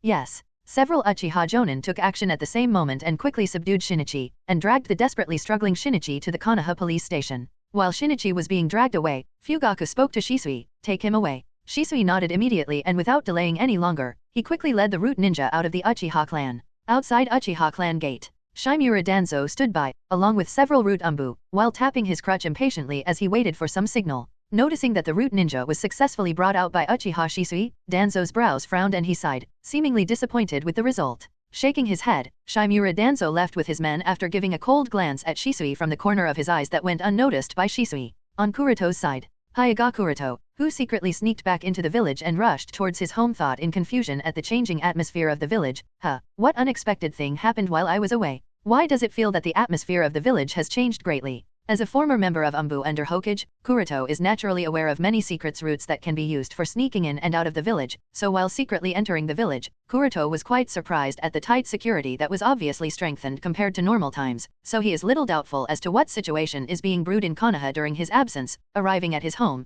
Kuroto breathed a sigh of relief after noticing that the shadow clone left by Shisui was still there. The shadow clone also noticed Kuroto's arrival and quickly greeted him, "Kuroto-san, you are finally back." Nodding in response, Kuroto spoke with a smile, "Thank you for the hard work, Shisui." While Kuroto put some stuff aside, Shisui's shadow clone took out a hand note and passed it to Kuroto while explaining, "This is a list of the people that visited you while you were away, Kuroto-san. I have recorded their names by the order of their visit." Shaking his head helplessly, Kuroto reached out his left hand and took the note while saying, "Thanks for the extra hard work, I guess." As Kuroto read the list while holding it in his left hand, Shisui's clone noticed that Kuroto-san's right hand was bandaged, so he asked with a slightly worried tone, "Kuroto-san, your right hand?" Kuroto didn't mind Shisui's question and replied casually while still looking at the list, "Oh, this? There was just a small accident, nothing major to get worked up about. It should back to normal functioning in less than a week." Most of the natural energy accumulated in his right hand has already been cleared because of continuous Tenseigan chakra circulation that Kuroto carried out in the past few days. Initially, his entire right hand up to the shoulder was petrified, but now most of the petrification has fallen and there is only slight skin hardening left that restricts his hand movement. Therefore, according to Kuroto's estimates, his hands should be back to full working condition within 3 to 5 days. Soon Kuroto read the list of visitors recorded by Shisui's clone. In the 20 days that Kuroto was out of the village, the one to visit most frequently was obviously his fiancée Hyuga. Then there were Kakashi and Guy who are also part of the same Team 11, and finally, there were some other Hyuga people that visited him these days. Obviously, all of them were turned away by Shisui's clone, under the pretext of learning a jutsu in isolation. Even Yui was turned away. Kuroto smiled helplessly while wondering how he will make it up to her. Anyway, that aside, based on this information and other things, Kuroto judged that no one other than Shisui was aware or noticed his absence in Konoha, which is a good thing. After some more small talk, Shisui's shadow clone said goodbye and disappeared with a puff of smoke. At this time, Kuroto unwrapped his right hand that was bandaged carefully, and started to silently circulate the Tenseigan chakra mode around his right hand to wash out the natural energy. Although he was pretty casual about it, but with the movement of his right hand being restricted, Kuroto's combat effectiveness has dropped significantly. The most important point is that he can't use his right hand to print hand seals in this state, so until his hand recovers completely, Kuroto can't even enter into the Tenseigan chakra mode, as that also require hand seals. Not only that, but he also can't use other ninjutsu or funjutsu, and his taijutsu will obviously be limited. Therefore, putting every other thing aside, his top priority is to restore his right hand into the best working condition as soon as possible. Knock, knock, knock. Before long there was a sudden knock at the gate of his house. While sitting in the drawing room to continue the chakra circulation, Kuroto glanced towards the gate with the Tenseigan and noticed that it was none other than Shisui who arrived here. After simply covering his hand with a wet cloth, Kuroto opened the door and led Shisui inside while asking, "Looking at you, you seem to be in a panic, Shisui." Shisui said while still catching his breath because of rushing here hurriedly, "Kuroto-san, something happened." Kuroto wasn't surprised by Shisui's answer because while sneaking inside, he felt that there was something wrong with the village's atmosphere, and looking at Shisui's serious expression his guess was only confirmed. "All right, come in and explain everything that happened while I was away." As soon as both were seated, Shisui immediately informed him of Uchiha Kuromi's death at the hands of a root ninja, then the root ninja's subsequent explanation as well as his personal guesses on the entire situation. After listening to Shisui's explanation, Kuroto muttered to himself, "Why is this Uchiha Shinichi involved again?" Even about 20 days ago when Kuroto was about to sneak out of the village, Shisui mentioned to him that the root ninja responsible for monitoring Shinichi strangely went missing, which caused some tension between Uchiha clan and the village. And now after 20 days, as soon as he sneaked back into the village, there is another matter involving Uchiha Shinichi that has escalated the conflict between the Uchiha clan and the village to a more serious degree. This series of events made Kuroto pay more attention to Uchiha Shinichi. Although never mentioned in the original series, Uchiha Shinichi is around the same age as Kuroto, even if his strength is not among the best within the Uchiha clan at this stage, but the fact that he has already awakened the 3 Tomo Sharingan for quite some time, so his talent is also quite evident considering his young age. After all, if that were not the case, then how come the proud and arrogant Uchiha clan sent him to confront Hyuga Kuroto? And now that he thinks about it, Uchiha Shinichi's personality is also quite straightforward, and straightforward people are the best high-class mob class chess pieces to have. With all that clear, Kuroto muttered to himself, could it be possible that Obito has set his sight on Uchiha Shinichi? He thinks this because Shinichi shouldn't be the type of person to kill the girl he loved. Kuroto can be sure of this. And since Obito often played around Konoha and even sneaked into the Uchiha clan's Naka shrine several times, so Kuroto can't rule out the possibility that this is all Obito's handiwork. But how come that idiot decided to act now? Shouldn't he be making his moves for Atake a few years later? Or is it the legendary butterfly effect that's caused because of my presence? Thought Kuroto. Kuroto can't even be sure about it, because even if there wasn't any mention of such a thing happening in the original story, it doesn't mean that it didn't happen, so Kuroto is a little confused. And there is also the fact the current Konoha is quite different than it should have been. The most important point is the time of defection of his teacher Orochimaru and the changes following that. Kuroto has still not figured out the real reason for his teacher's early defection. Putting aside the thought about a certain snake, Kuroto focused on the matter at hand and asked Shisui, "So, where is Shinichi now?" Shisui didn't expect Kuroto-san to ask this suddenly, but even if he was surprised, Shisui quickly answered, he was temporarily locked inside a prison room by Patriarch's order to let him stay there until the situation is resolved and his emotions calm down. After nodding a little, Kuroto asked again, has there been any significant improvement in his pupil power? I mean, did you notice it? Yes, he was even able to break through a genjutsu that I cast upon him, which surprised me completely. Shisui nodded while recalling the scene where Shinichi easily broke through a genjutsu that Shisui cast upon Shinichi. As soon as he heard Shisui say this, Kuroto flicked Shisui's forehead and chided him a little. Haven't I already told you to not get overconfident of your genjutsu skills? This time you got lucky that it was a person who didn't have any hatred or bad intention towards you, otherwise, you will suffer. While rubbing the spot that was a little itchy due to Kuroto-san's flick, Shisui smiled lightly. Still not taking me seriously, are you? Kuroto spoke, helplessly noticing Shisui's naughty smile. After sighing lightly, he removed the cloth covering his right hand and showed it to Shisui. Look, incidents such as these happen with even a bit of carelessness.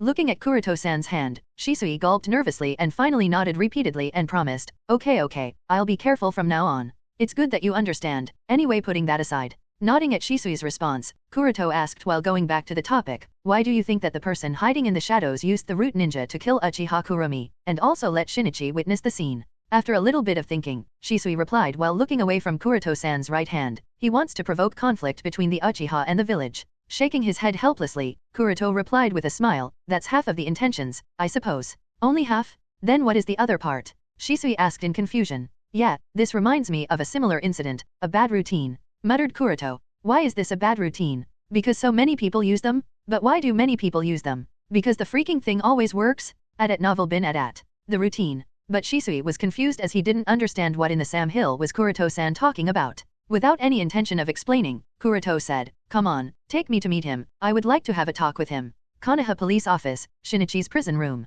A spiraling vortex appeared in the gloomy confinement cell, and our very own masked man walked out of it leisurely. Uchiha Shinichi, who was sitting in the corner while covering his head and busy in some thoughts, didn't notice the arrival of the masked man. Chuckling comically while looking at Shinichi's depressed look, he spoke in a deep voice, hey there, I heard about all things that happened with you, and I figured I should pay you a visit, and now I am looking at your gloomy state, so I can't help but speak. Do you want some help? Upon hearing the voice of the person who left a deep impression on him, Shinichi stood up slowly and asked while turning his eyes to look at the masked man, it was you, wasn't it? As soon as he spoke this sentence, the three tomo rapidly spinning in his shurinan finally merged together and changed into a strange pattern. The masked man was surprised at the sudden change and spoke with a chuckle, since you have awakened those eyes, then it's time for you to see through the truth of this false world. While wearing a simple yukata and keeping his right hand in the side pocket, Kuroto was casually walking down the streets as if he was on a casual shopping trip. Following behind him was Shisui, who tried his best to not let the depression get on his face. Midway down to their destination, Shisui couldn't help but ask in confusion, Kuroto-san, why do you want to meet Shinichi?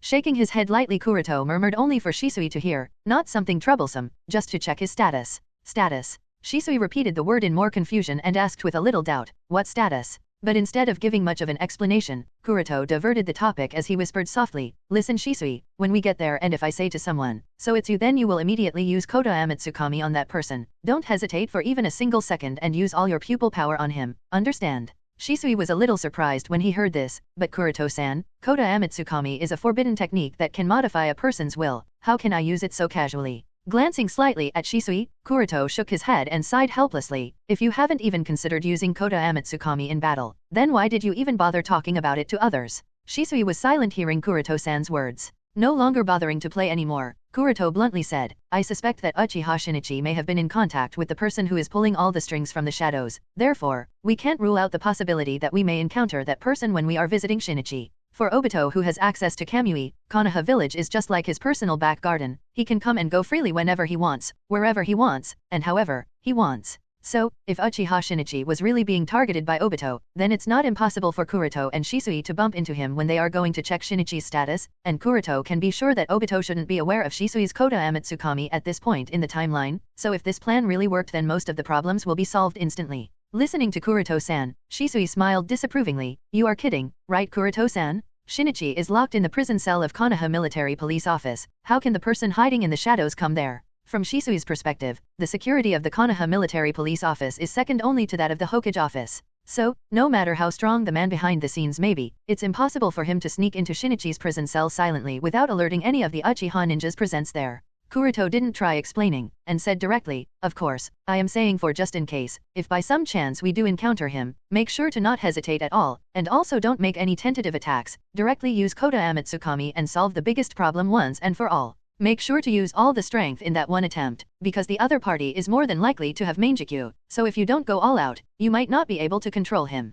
Although Shisui was still not very sure, he nodded nonetheless. If what Kuroto-san is saying is really true then it might just be the best option. With that decided, both of them continued traveling towards the Konoha Military Police Office. Konoha Military Police Office, Shinichi's prison cell. The truth of this false world. Shinichi muttered the masked man's words with confusion clearly visible in his eyes. By now he has already realized that he has awakened the dojutsu above 3 tomo shurinan, but awakening Mangekyou didn't please him in the slightest. On the contrary, Shinichi fell into self-blame, guilt, and loneliness. Because after he was put into the prison cell, Shinichi realized with hindsight that the person to be actually responsible for Kuromi's death is he. Neither was it the root ninja, nor is it the masked man, but he, Uchiha Shinichi. If not for him, then Kuromi wouldn't have become a target of their play in the first place. So, the root problem is he? Uchiha Shinichi is the one who caused Kuromi's death? And this was the moment he finally awakened those cursed eyes. After a long silence, Shinichi said with his fist clenched, I don't know about this false world or whatever you are speaking, and I guess I should be grateful to you for letting me clearly see the true face of this village and the clan, but all that aside, you'll still have to die for manipulating that root ninja to kill Kuromi.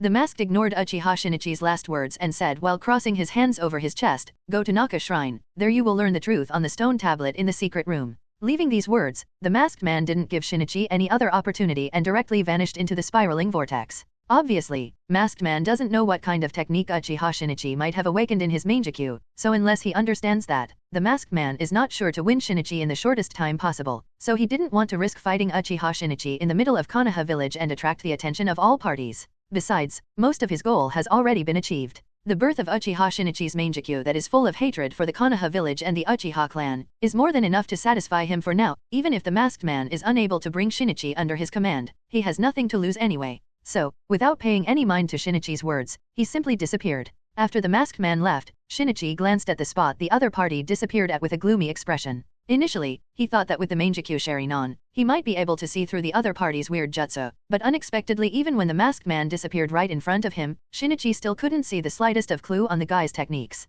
Just who in the hell is he? Thought Shinichi as he deactivated the Mangekyou and sat back at his previous spot. The truth? False world? Naka Shrike? I guess I'll have to check that out, murmured Shinichi before returning back to the gloomy silence. Outside Konoha Military Police Office. When Hyuga Kuroto arrived at the front of the Konoha Military Police Office, he was subject to both hostile and curious attention of the Uchiha clansmen working around. Noticing that everyone directed their attention on Kuroto-san, especially not in a good way, Shisui said with a little awkward expression, Kuroto-san, please don't mind them.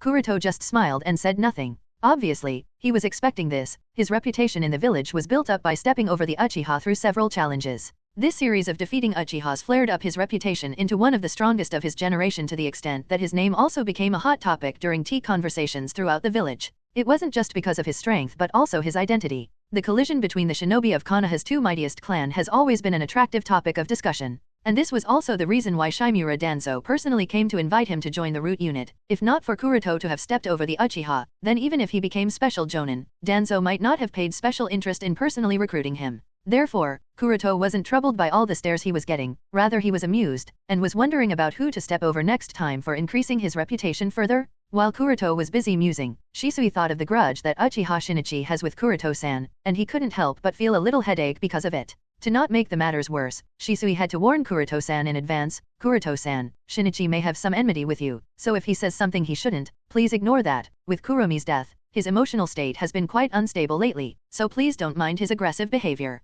Kuroto nodded in understanding. Don't worry, it's not like I am here for that anyway. Breathing a sigh of relief at Kuroto-san's understanding, Shisui led Kuroto into the police office. After obtaining permission from the patriarch Uchiha Fugaku, Shisui and Kuroto went to the prison cell where Shinichi was being held. Noticing Uchiha Shinichi sitting in the corner of the dark and gloomy cell, Shisui immediately called the guy. Shinichi, I am here to explain the entire story to you. Shinichi raised his head and looked at Shisui with an indifferent expression, then moved his gaze past Shisui and finally landed on Hyuga Kuroto. Shisui was a little afraid that Shinichi might attack Kuroto-san, so he hurriedly stepped in front of Kuroto-san. At novel bin at. The very reason why Shinichi was going out of the village to practice was to defeat Kuroto-san, so Shisui was a little worried. How will Shinichi respond to Kuroto-san's presence? But unexpectedly, Shinichi didn't stare at Kuroto for too long and brought his head back to its previous position. The way he responded to the presence of the two was like he was completely ignoring them. Noticing Shinichi's behavior, both Kuroto and Shisui glanced at each other with the same expression that stated, something's wrong with him.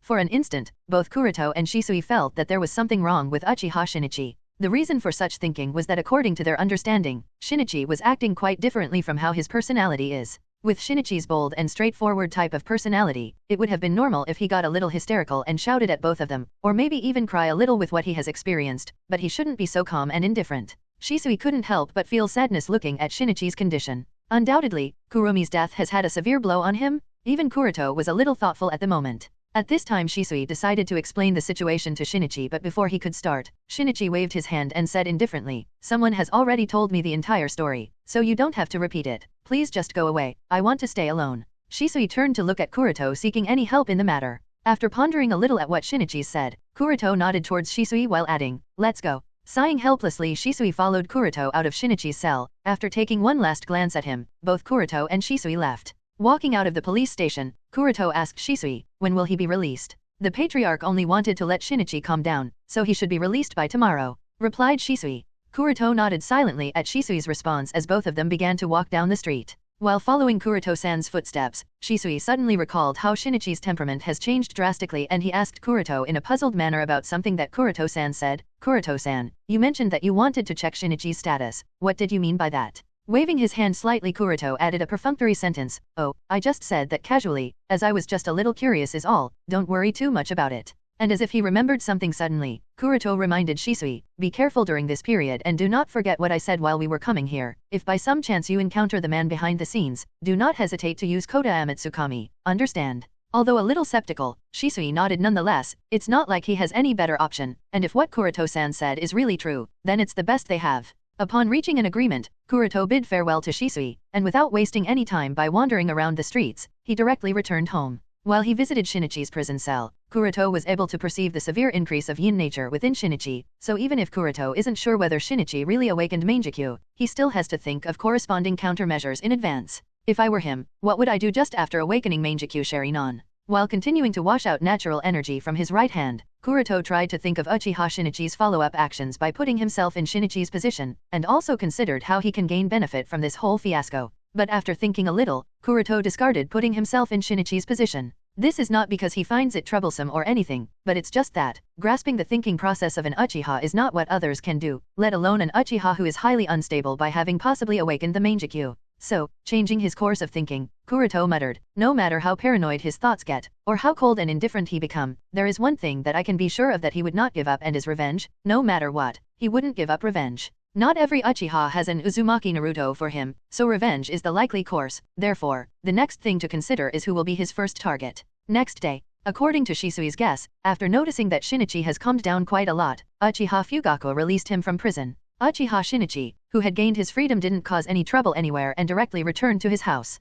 The whole day passed by silently with nothing changing. Shisui made sure to check up on Shinichi once in the evening and reported his situation to Kuroto. Nodding at Shinichi's silent behavior, Kuroto was more sure of his guess. Late at night, Shinichi sneaked out of his home dressed in black attire and rushed towards the Naka Shrine. At the Naka Shrine, the two Uchiha nin who were responsible for keeping watch at the shrine were chatting casually. "By the way, do you think the war with the Cloud escalate again?" "Humph, does it matter? We Konoha aren't afraid of Cloud Village. If things get worse, then the Uchiha will support Konoha like always." "Ha ha ha, that's true." As the two were chatting casually, suddenly the sound of footsteps was heard. Both of them became a little alert, while one of them muttered with a frown, "It's already so late, who will visit here at this time?" While both of them looked in the direction of footsteps alertly, the gate of the shrine opened and Uchiha Shinichi dressed in a black vest walked inside. "Shinichi." After an exclamation, both of them relaxed their guard and asked in a confused manner, "Shinichi, it's too late already. How come you are visiting here? Did Patriarch send you?" Without bothering to respond, Shinichi just looked at the Uchiha nin who asked him the question. Bang! With just Shinichi's gaze, the person fainted and fell to the ground with a muffled noise. Another Uchiha nin noticed that Shinichi didn't cast any attack but just a simple genjutsu, so even if he was more alert, he didn't attack immediately but asked strangely, "What are you doing, Shinichi?" But before he could get any response, he too fainted just like the other one. Both of them were put in genjutsu and fainted. Walking past the two fainted clansmen, Shinichi activated his Mangekyou, and after carefully scanning the surrounding with his eyes, he finally found the entrance to the secret room under a stone brick. Entering the secret room, he stumbled upon his target, the stone tablet. After a long time passed, Shinichi finally muttered to himself, "Is this the truth you speak of?" A few days later, "Huh, finally done," exclaimed Kuroto in joy as he moved his right hand with a relieved expression. After several days of hard work, Kuroto was finally able to expel the remaining of the natural collected in his right hand, therefore, restoring it to its peak state. With the right hand recovered, his combat ability was back to his peak state. And dealing with natural energy for the past few days also gave Kuroto some understanding of it. The most critical thing that he has realized is that natural energy is way too dangerous. Thinking of what happened to his hand, Kuroto couldn't help but think, it's no wonder that there are very few people who have learned senjutsu. Even in the original story, even by the end of the Fourth Shinobi World War, there were only a handful of known people to have mastered senjutsu in the past millennia. And Kuroto can bet that out of all those, whether known or known, most of them would definitely be Ashura's reincarnation. After all, both Hashirama and Naruto were Just imagine that even shinobi like Orochimaru couldn't use senjutsu. From this alone one can imagine just how difficult it is. So, Kuroto decided to put that aside for now, because he doesn't have any clue on how to advance in senjutsu, and if he tried rashly, the danger is too high. Although Kuroto knows that without taking risks it is difficult to experience adventure, he still can't be too carefree about it. But even if he put aside senjutsu for now, Kuroto still won't be free as he has had a whole new idea. Novel bin at. From his last combat in the Land of Wind, Kuroto was able to gain more insight into the characteristics of the Tenseigan chakra mode and at the same time judge many of his shortcomings. Using Truth-Seeking Ball, for example, he is able to condense Truth-Seeking Ball in the Tenseigan chakra mode, but this is actually a little bit of cheating because by nature Kuroto doesn't have access to all the 7 chakra nature, much less fusion of the 7 to give birth to something like Truth-Seeking Balls. Therefore, Kuroto said it's cheating. Although it doesn't matter when looking at the big picture, but sometimes to have a quality improvement, one has to consider and focus on many small details. So, to completely solve this problem, he has to get down to its root cause. In short, he has to gain these 7 chakra natures and fuse them into one, to successfully achieve Kekkei Mora, i.e., bloodline encompassing. Being able to do such a thing is obviously next to impossible according to common sense. This is because, in the current shinobi world, only Atsutsuki Kagaya's Byakugan and Atsutsuki Hagoromo's Rinnegan can be classified as Kekkei Mora, while all others are Kekkei Genkai or Kekkei Toda. But Kuroto has come up with a method that is close to fantasy, but if this fantasy can be realized, then it wouldn't be impossible for him to reach godhood. However, to bring this dream to fruition, Kuroto needs to make a lot of preparation, many of which are also unrealistic from a certain perspective, and it is still unknown whether they can be realized, but that's what a researcher does, right? Staring at the long list stacked with so many requirements in his hand, Kuroto couldn't help but already feel a little discouraged. To complete his grand vision, there are too many requirements, including things like pieces of equipment, the latest technological devices, various types of material requirement, and all other types of tricky stuff, and the paper in his hand only contained the list he just sorted out casually, and it's already so much. Kuroto can be sure that even if this list is so long, it is still not even 1/10 of all that would actually be required. It's almost impossible for me to realize this fantasy on my own. Kuroto shook his head in annoyance as he put the list aside. No doubt if he really wants his dream to become a reality, then it can't be completed on his power alone. Kuroto would definitely need the support of his clan, the support of Konoha village, and most important of all, he would need the support of his teacher, Orochimaru. And playing with the snake is too dangerous? After brainstorming a little, Kuroto muttered while destroying the list in his hands, "It looks like I am going to rebuild a new laboratory." The laboratory that Orochimaru left to him is just a simple laboratory that focuses on genetic observations. Although Kuroto did make some small modifications to it on his own, they were only limited to adding some petri dishes and genetic extraction. At the core, the laboratory doesn't have any condition to carry out large-scale experiments and in vivo testing that will be involved in his grand vision. Although this is also the main reason why even if Orochimaru has been aware of the changes in Kuroto for some time, he still believes that it is unrelated to Kuroto's research on Hyuga clan's genetics, as Orochimaru still doesn't believe that Kuroto would have obtained an significant result in his research of the Byakugan. Because the laboratory left to Kuroto by Orochimaru simply doesn't have the conditions to carry out large-scale experiments.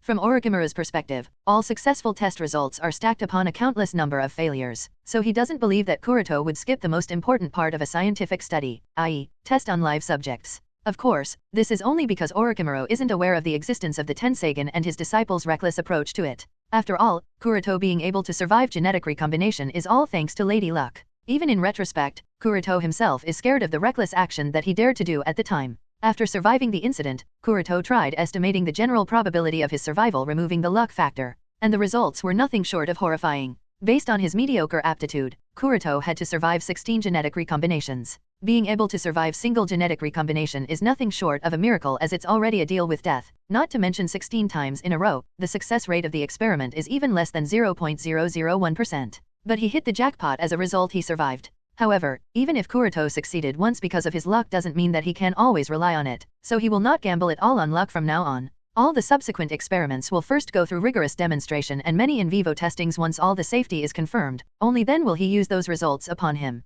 With that decision, Kuroto took out the scroll of the artificial tailed beast project he obtained from Orochimaru, and after recording some data and his personal experience in creating Ryuumayaku, he sealed it again. Kuroto can hide his possession of Ryuumayaku from the rest of the world, but not from his teacher, Orochimaru. After all, Kuroto obtained the scroll of the artificial tailed beast from Orochimaru, and since Kuroto has already promised to share the data he obtains at the beginning, and considering that he still needs the teacher's support for the completion of his grand vision in the future, so doesn't want to break away from his cooperative relationship with Orochimaru yet. Besides, Kuroto speculates that Orochimaru wouldn't be very interested in the artificial tailed beast anyway. It should be known that even if Orochimaru wants to learn the secrets of the shinobi world, he still has too many research projects at his hands, whether it is Curse Seal of Heaven or Earth, Impure World Reincarnation, Living Corpse Reincarnation, or 8 Branches Technique, etc., are all promising projects and require too much time investment even for someone as genius as Orochimaru. Therefore, Kuroto is more assured.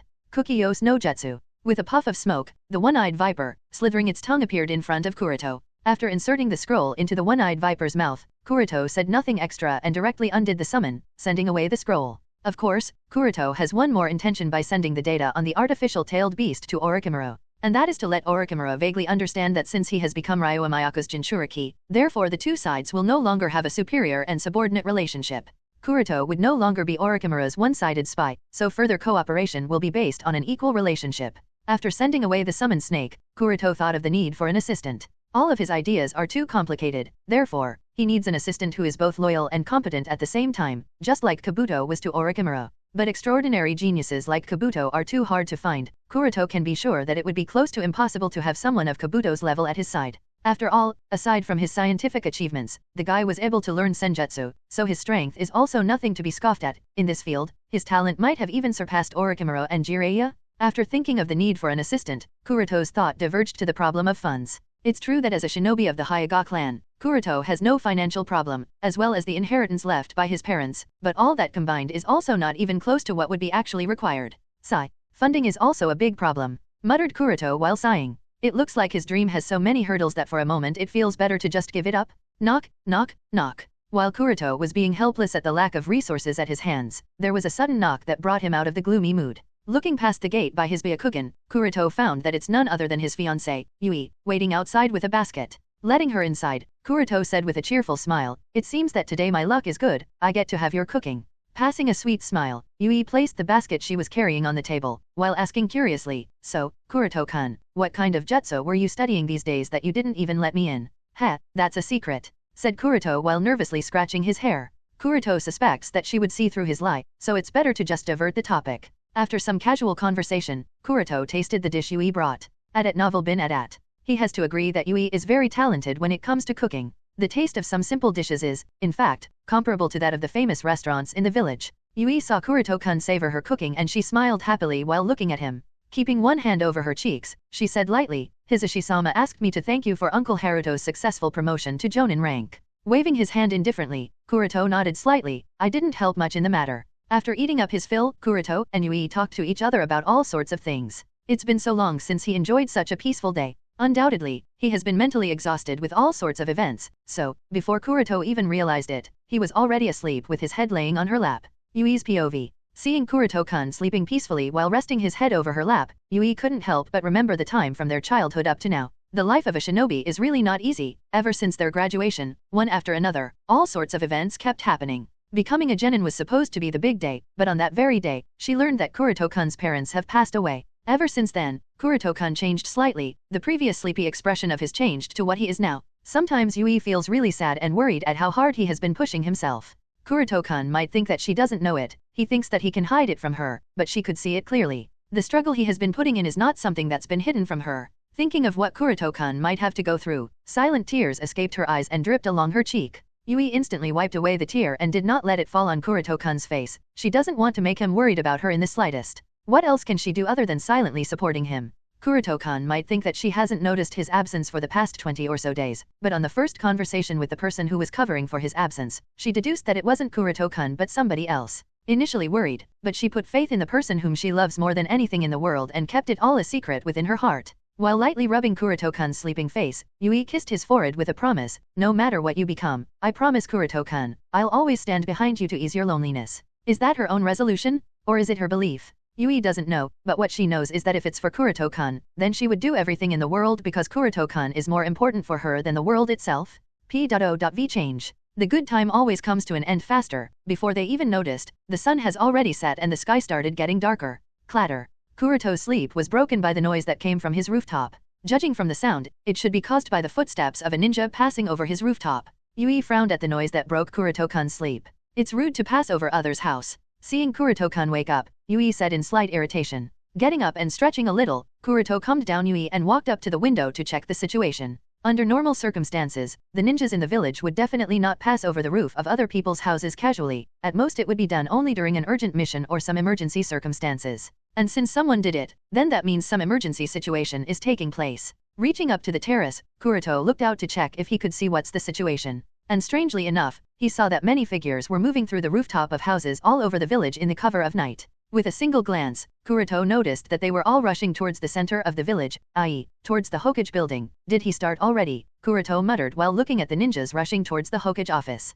If there really is some disturbance within the village at this time, then it proves that Kuroto's guess that Uchiha Shinichi, who was a nobody in the original series, might have awakened the Mangekyou in this time and space is indeed correct. Although the fact that Shinichi acted so quickly still surprised Kuroto. After all, whether getting used to the sudden increase in strength or to gather all sorts of intelligence and make other preparations, all requires quite some time, and Kuroto doesn't believe that Shinichi could have prepared everything in such a short period. But the fact that Shinichi still acted, must mean that either he is doing it all recklessly without complete preparation or he has Obito's support behind him. While Kuroto was busy analyzing, Yui also noticed that something was wrong and walked to the terrace and asked Kuroto-kun, what happened? While lightly stroking Yui's hair, he spoke in a gentle tone to ease her nervousness. The village is heavily guarded and Hokage-sama is also present in the village. What can happen with him around? Don't worry about it. But what about them? Asked Yui in a worried tone. Looking in the direction of village, Yui also noticed that there were still some ninjas rushing towards the Hokage building, and she couldn't help but feel a little uneasy. For her who has experienced the Third Shinobi War and the follow-up Kyuubi's rebellion, even a little bit of disturbance in the village would produce anxiety and instinctive fear, and the situation just now seems to be turning exactly what fears her.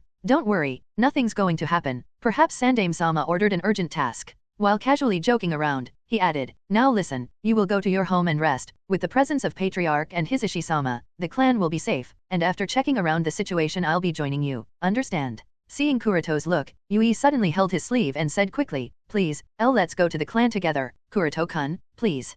Kuroto noticed that Yui was being quite emotional and feeling a little uneasy, so bringing her into a gentle hug, Kuroto patted her back to ease her nervousness and said softly, it's alright Yui, haven't I already promised that I would always come back to you? No matter how far I go, I will always come back to you, so rest assured. Kuroto's promise did ease her a little and she finally nodded. At novel bin at. Seeing that Yui agreed, Kuroto explained, although the squad I am part of is under a temporary suspension, as an Anbu direct under Hokage-sama, I should remain on standby for any notice. Yui also knew of Kuroto-kun's identity as an Anbu shinobi, so she nodded in understanding. Shadow clone technique. Kuroto created 2 clones and sent 1 clone to escort Yui to her home, while he left his other clone at his home and he disguised himself in a black cloak coupled with a black mask, to cover his entire face. With his cover set, Kuroto immediately swallowed the fruit of the snake grass. This fruit is nothing too powerful, but it can effectively change the smell of a person and therefore make any method of tracking using odor useless. Kuroto was once ambushed by the rock beheading unit because of his smell and the other time found by the cloud shinobi in the land of hot water because of being tracked due to the odor, so to not repeat that mistake again, he searched for a method to hide his odor. And now he makes sure to have this fruit every time he moves to hide his tracks. After everything was ready, Kuroto's figure disappeared with a flicker in the night. First goal is Hokage building. Only after confirming what actually happened can he proceed to take personal actions. After easily sneaking into a house with a vintage view of the movements occurring around the Hokage building, Kuroto observed the entire situation with his Byakugan all while the owner of the house has fainted peacefully on his bed. The lights in the Hokage building were brightly lit, with dozens of ninjas already gathered at the square, with more coming from time to time, indicating that the situation was really serious. Moving his gaze from the square outside to the Hokage building, Kuroto was able to discern that at least 10 Anbu squads have already been assembled and waiting for the order. Tapping his chin while analyzing every detail, Kuroto thought to himself, there was no attack at the Hokage building must mean that Uchiha Shinichi's target for revenge should be the base of the route. Sandaime-sama has already assembled so many elite ninjas, but he still did not order for civilians to take refuge. From this alone, it can be judged that Shinichi's actions are independent with no involvement of the Uchiha clan in the rebellion, therefore these ninjas assembled by Hokage-sama should be called for monitoring and guarding against any possible attacks from the Uchiha clan. Otherwise, a single Uchiha's rebellion wouldn't make Sandaime-sama call for so much combat force, unless Sandaime knows of Shinichi's great secret. After understanding this, Kuroto again disappeared with a flicker and arrived at the base of the root unit. Upon arriving at the root base, Kuroto found that the guards at the entrance were already fallen in the pool of blood. His goal really is root, muttered Kuroto silently as this confirmed Kuroto's guess. After nodding to himself, Kuroto also entered the root base without any delay. The silence at the root base was deafening, with the smell of fresh blood permeating the air. The situation clearly narrates a very tragic tale of several battles that must have occurred here not very long ago. Following the underground passage, Kuroto stepped into the deepest part of the root base. On the way here, he didn't find even a single root shinobi alive, each and every single one of them was dead by a sword cut. Even when he removed their masks to check the situation, Kuroto discovered that there was no extra expression on their faces. This implied that either they all died under the effect of genjutsu or that they couldn't even respond to Uchiha Shinichi's attack speed. That is to say, Shinichi was too fast for them to even notice. That guy's strength has improved to such a degree, muttered Kuroto as he raised his guard. The degree of Shinichi's improvement in strength actually seems beyond Kuroto's expectations. After turning a few corners, Kuroto finally saw signs of alive people. Seeing the 4 root ninjas stood on guard in an alert state, Kuroto immediately retreated backward to not let them discover his presence. If there is still a team here guarding something with such alertness, so in all likelihood, it has to be the storehouse of the root base. Nodding himself that he finally found the right location, Kuroto put his hand in the ninja bag and readied his kunao. Kuroto's entire purpose of sneaking into the root base at this time was to use the golden opportunity that Shinichi presented him with to rob Danzo. After all, whether they are the scrolls of forbidden techniques from Danzo's collections or the test results of human experimentation carried out under Danzo's orders, all are of an urgent need for Kuroto. So, having made up his mind, Kuroto immediately rushed out. His current strength has long surpassed the level of a cage, so even if he doesn't enter into the Tenseigan chakra mode, there wouldn't be any problem fighting just 4 root ninjas. Be careful, it's an enemy attack. As soon as Kuroto's figure appeared before them, the root ninja exclaimed immediately. Strangely enough, the reason for their exclamation wasn't Kuroto, but another man wearing a swirl mask, who suddenly appeared out of thin air from some sort of spiraling whirlpool. 2 died under Kuroto's kunao while the other 2 were thrown into the spiral whirlpool by the orange masked man. With the continuous appearance of 2 strangers, 4 root ninjas inexplicable died even before they could initiate an attack. After solving the 4 mobs, the 2 guys, each wearing a black cloak and a mask over their faces, stood opposite each other. With the 2 of them facing each other, the atmosphere turned a little embarrassing. Even Kuroto wearing a black mask couldn't help but curse in annoyance. Undoubtedly encountering Obito here really frustrated him, and same was the case for the orange masked man. He obviously didn't expect someone to suddenly jump into the game, not to mention it was also a guy wearing a black cloak and a mask just like himself. This is a surprise. Neither of the 2 sides back off and stood opposite to each other at the suspected door on the root base's storehouse. Walking through the road in the Uchiha clan while carrying his younger brother on his back, Itachi looked a little dazed. The Uchiha clan was very noisy at the moment, with the crying and screaming of children, arguing of adults, and all kinds of rushing around. Everything seems to indicate that something bad was about to happen. Even before he reached his house, Itachi could already see the silhouettes of several Uchiha shinobi in a combat-ready state waiting excitedly at the door of his house. From a single glance, they all look excited and happy about something. Looking at these people, Itachi silently walked through the door to not attract their attention upon himself or Suzuki. After entering the house, he was again surprised to find that the yard of his house was also full of Uchiha clansmen. The only difference was that all the clansmen gathered here were either shinobi of special jonin rank or jonin rank. There was no sign of even a single chunin or genin present here. How come so many elites gathered here at this time? Muttered Itachi as even he was a little worried seeing all these people gathered here. His guess was only confirmed when he heard the vague sounds of an ongoing argument down the lobby. Noticing the familiar voice, Itachi stopped and listened attentively. In the lobby, Shisui, who was in the presence of several elite Uchiha jonin, said decisively, "You are all crazy. I will never allow this to happen." One of the Uchiha's elite was furious at Shisui's words and shouted angrily, "Shisui, are you going to betray the clan? Do not forget that you too are an Uchiha. It is because I am Uchiha that I would not allow you all to trample our pride only to bring ruin to the Uchiha clan." After a short pause, Shisui turned towards the patriarch Fugaku, who was sitting silently, and said with the sincerest expression, "Patriarch, you must have considered the consequences of the coup? Once the village falls into a civil war, Cloud and Rock wouldn't hesitate to intervene to attain benefits. By then, even if the position of the Hokage is in the hands of the Uchiha clan, how will we resist the entire shinobi army of 4 great villages?" Even before Fugaku could speak a word, another Uchiha elite jonin said with an arrogant snort, "As long as the Uchiha are here, Konoha doesn't need to fear either of the Rock or Cloud." Immediately the group of jonin present here nodded in agreement. Yes, with Uchiha clan in Konoha, there isn't any threat that we can't deal with. Seeing that the situation was being escalated beyond control, Uchiha Fugaku raised his hands and calmed down everyone, then said to Shisui, "Shinichi has already rebelled. We don't have any other choice, Shisui." Shisui shook his head and silenced everyone with his voice, "No,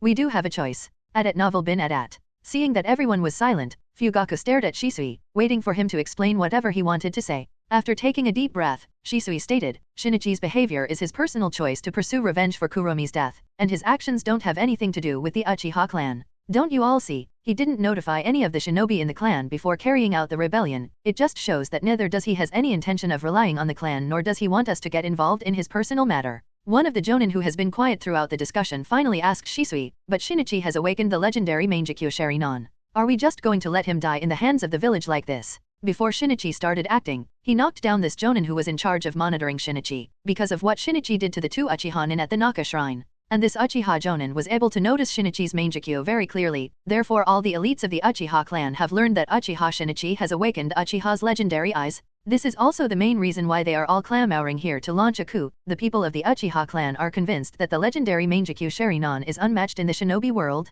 Shisui begged by bowing before everyone present, "Please just trust me, I will definitely bring back Shinichi with my own hands and then I will persuade Hokage-sama to spare his life for the actions he took.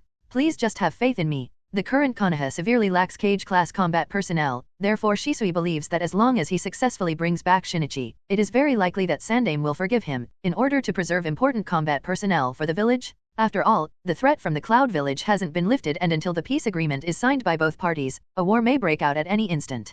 Glancing at Shisui who was too eager, Fugaku indifferently stated, "I am sorry to disappoint you Shisui, but with Shinichi's current strength you stand no chance against him." Fugaku knows full well just how powerful Mangekyou can be. After all, he also has those cursed eyes, so in his opinion, even if Shisui is the most genius shinobi of the Uchiha clan, he still wouldn't stand a chance against Shinichi who has awakened the Mangekyou Sharingan. Patriarch's cold words made him understand that he can no longer hide his Mangekyou, so after taking a deep breath, he immediately opened his Mangekyou and again said with a bow, "Now, I believe that you can trust my words Fugaku-sama. Please give me a chance, I will definitely bring Shinichi back safely." At this moment Shisui has made up his mind to bring Shinichi back to the village even if he had to use Kota Amatsukami to do it. "Shisui, when did you?" Everyone looked at the four-pointed pinwheel with shock, amazement, or awe in their eyes. Even Fugaku was a little dazed for a second. Looking at Shisui's Mangekyou, at this moment a sudden thought sparked in Fugaku's mind. With the presence of 3 Mangekyou Sharingan, it may not be impossible for the Uchiha clan to take the position of Konoha's Hokage. At the root base,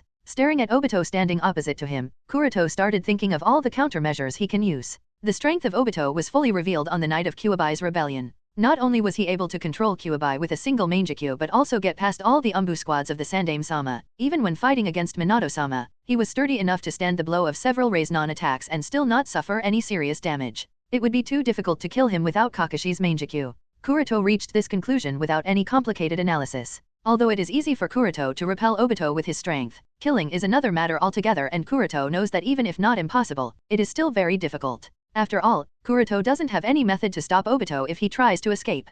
Kuroto has no means to interfere in the Kamui space. This is also the reason why Kuroto wasn't able to feel Obito's presence even a moment ago when he just came out of that space. This is because Kamui space is a space parallel to the shinobi world, and neither his Byakugan nor the Tenseigan allows him to interfere or see through the parallel space, at least, yet, it doesn't. And in this case, even Minato-sama, who is extremely proficient in spacetime jutsu, fuinjutsu, and other kinjutsu, could only watch Obito leave helplessly without any means to stop him. Chain clanging noise. Bored of the staring contest that's been going on between the two for a while now, Obito took out a chain and leisurely fixed its 2 ends on his wrists. His behavior was all too calm and clearly indicated that he didn't care about the other party's presence. Perhaps in his eyes, no one in the Konoha village is competent enough for him to get serious. Noticing that Obito was already ready, Kuroto also turned serious. In fact, he was a little emotional when facing Obito. Kuroto still can't understand just what kind of mentality Obito had when he was facing Yondaime-sama, but it didn't matter anymore. Here and now, Obito was an enemy, no matter how pitiful. An enemy is an enemy? Who is he? The two of them disappeared at the same time, turning into after images and pounced against each other at a sound-breaking speed. The flying iron chain that didn't leave any trace of sound and the kunao that reflected the light of a candle, lit in the gloomy underground passage, collided. Neither of them uttered even a single word from beginning to end. Neither of them wanted to say anything, nor was there any need to. The two shinobi who both stood at the last of their class in the ninja academy were now engaged in a silent confrontation. As soon as the two sides were about to collide, Kuroto's figure directly phased through Obito's body, but as he expected, the follow-up iron chain that came had to be avoided by crouching down. In this short bout, the position of the two was exchanged. Flashback. "Hey, the guy with the Byakugan, I am Uchiha Obito, what is your name?" "Hyuga Kuroto." "Ha. Hyuga Kuroto, remember this, I am the one who is going to become the Hokage in the future. Tell you what, how about I let you become my guard at that time? How about it?" "Oh, I don't know about the future, but I guess I should be grateful to you for now." "Huh, grateful for what?" "I am grateful to you for being the last rank in the exam, because of you I am not the dead last." PFT dash. Ha ha ha, ha ha ha, the sound of laughter of the whole class echoed as soon as Kuroto finished this sentence. Arg, dammit, when I awaken the Sharingan, I'll let you all know that Uchiha clan is the greatest, and I'll be the first Hokage from the Uchiha clan, Hokage Uchiha Obito-sama. Yeah, sure whatever, but for that, you'll have to pass the graduation exams and become a shinobi first, which you clearly suck at, said one of the academy students in their class. Ha ha ha, Flashback end. Looking at the opposite figure of Obito rushing towards him, the first memory of the interaction between the two flashed in Kuroto's mind. Back when they were both in the ninja academy, Kuroto and Obito were always hovering at the last of class in all of the practical tests. Kuroto was naturally very good at theoretical tests because of his good understanding of theoretical concepts. But when it came to practical application, whether it was shurikenjutsu, taijutsu or ninjutsu, Kuroto was only slightly better than Obito, and that too because of his cunningness. But now everything's changed. Both of them have grown into powerful shinobi who can control the chain of the events happening in the villages. The changes that take place in the world are also marvelous. Two dead last kids are now some of the strongest ninjas one could find. Unable to succeed in the first attack left Obito a little dejected, so after taking a look at his hands, he shook the chain and prepared to launch another strike. Kuroto also got ready for another clash, throwing away the kunao in his hands. He put his hand inside the ninja bag at his waist. The silence between the two continued. Whoosh! With just a wave of his hand, Obito rushed towards Kuroto, and following behind him was the chain. Kuroto didn't rush up this time but leaped backward quickly to dodge the attack. However, just as soon as he avoided the incoming chain, he was grabbed on the shoulder by Obito. With just a single touch, the spiraling whirlpool started appearing on Kuroto's shoulder, but without any worry of it, Kuroto pressed his hands against Obito's chest. Noticing that the opposite party attached a detonation charm on his chest, Obito thought with disdain, "It's my win. At novel bin at." In Obito's opinion, as long as he touches the other party, the guy is bound to die. As for the matter of the detonation charm on his chest, Obito has no worry about it. The spiraling vortex kept growing in size, and soon Kuroto's figure started to get a little blurry. Except for the dead yellow flash, no one can avoid my Kamui, thought Obito with a slight smirk. However, suddenly something sent him flying afar along with the iron chain, and since this happened too suddenly, Obito didn't have time to avoid it by transferring himself into Kamui's space at the moment of flying out. And in the process of being repelled, the detonation charm on his chest also exploded. Boom, boom. A series of explosions resounded, but it didn't make Kuroto any happier. Too bad, I guess, muttered Kuroto in disappointment. Although the smoke of the explosion hasn't dissipated, Kuroto already knew that just before the explosion, Obito transferred into Kamui space, so he wasn't injured in the slightest. After the smoke cleared, Obito's figure appeared out of the spiraling void, but this time, he didn't have his previous indifferent calmness. Looking at the person standing opposite to him with a black cloak and mask, Obito finally decided to break the silence. "Well, that surprised me. So, who are you? Or rather, why are you here anyway?" Obito, who knows of the existence of the Rinnegan, understood that the previous technique used by the opposite party was very similar to that of Pain's Shinra Tensei. In the current shinobi world, as far as Obito knew, only Pain could use such a technique. Therefore he was quite interested in the identity of the other party. The guy was dressed in a black cloak and wears a mask too, just like himself, but Obito also knew that he wasn't Pain. This made him interested in the other party's identity. Listening to Obito's gloomy voice, Kuroto smirked playfully and decided to speak in a hoarse and heavy accent. "I could ask the same question. Who are you and why are you here?" Although Obito with Kamui is indeed really difficult to deal with, that's only for ordinary shinobi. Kuroto could easily repel him using the rain interaction. So, even if he was about to be pulled into Kamui space, as long as Kuroto is conscious, he can instantly avoid being targeted by Kamui. There was an awkward silence between the two following Kuroto's question, and after a little bit of consideration, Obito finally spoke while pointing towards the gate of the storeroom on the side. "Forget about it. If your goal is that place, we don't need to have any conflict." Kuroto also glanced towards the gate of the storeroom and nodded after a little bit of pondering. In the short bout the two had, Kuroto was able to notice the embedded simple Sharingan in Obito's left eye socket. This means that even if Kuroto uses a surprise attack by entering the Tenseigan chakra mode, and luckily succeeds to kill Obito using the Golden Wheel reincarnation explosion, Obito would still change the reality of his death and come back to life at the cost of that Sharingan by casting the Uchiha's forbidden jutsu, Izanage, and then quickly escape into the Kamui space. So, this again clarified that this battle would have no result without Kakashi's assistance. Since Kuroto understands this full well, so he will naturally not give out too much information about his abilities to the other party by engaging in a pointless battle. If Obito becomes interested in him more than he already is, it would make Kuroto a bit uncomfortable, as he didn't want to end up like Yondaime-sama. Therefore, he decided to play along. So, the two sides looked at each other and nodded in agreement for a temporary truce. Both of them are aware that instead of dragging down each other and attract the village's attention here, it is better to take the advantage of the chaos that Uchiha Shinichi has caused and rob Danzo's base. Since the of them reached an agreement, although still alert against each other, the weapons were put away nonetheless. Casually walking towards the gate of the secret library, Obito once looked at the sealing technique engraved on the door, and after a little once over, he glanced in the direction of Kuroto. "See you on the other side." Leaving this sentence, he phased through the gate and entered the storeroom. Undoubtedly, the real reason why Obito didn't directly enter the storeroom previously was that he wanted to confirm the sealing technique engraved at the door, and now that he confirmed that it wouldn't threaten him in the slightest, he directly phased through the gate after a little bit of teasing Kuroto. Shaking his head helplessly at Obito's playful actions, Kuroto lightly walked towards the gate and murmured, Kai, while putting his hand at the gate. Cluck. With a soft sound, the door opened. The seal engraved at the gate was derived from the Uzumaki 4-symbol seal that Kuroto has mastered by heart, so releasing it was no problem for him. As soon as Obito saw the other person lifting the seal instantly and followed in without any trouble, he became a little annoyed. Ignoring Obito's disappointment, Kuroto looked around the room. In the warehouse-size room, rows and rows of glass refrigerators containing a variety of materials, many types of chemical reagents, petri dishes containing tissue samples, and various other experimental equipment were clearly visible to him. Kuroto could even see a big jar containing several sherry-non dispersed in a preservation solution, and just by a rough count, there were 9 of them present. Seeing so many sherry-non lying there, Kuroto secretly murmured, Shinichi Danzo actually has so many sherry-non already? Were some of them left by Naidame-sama? Or is it that he has been secretly collecting them through the previous 3 great shinobi wars? A large number of sherry-non were found in the storeroom. At first, it might be shocking, but after a little consideration, it didn't seem that surprising. The research on sherry-non must have been started by Naidame-sama, which was later carried out by Danzo in cooperation with Orochimaru. In this regard, Naidame-sama can actually be regarded as the founder of this all. And since Danzo supported many of Orochimaru's experiments, so he naturally enjoyed the results of his research.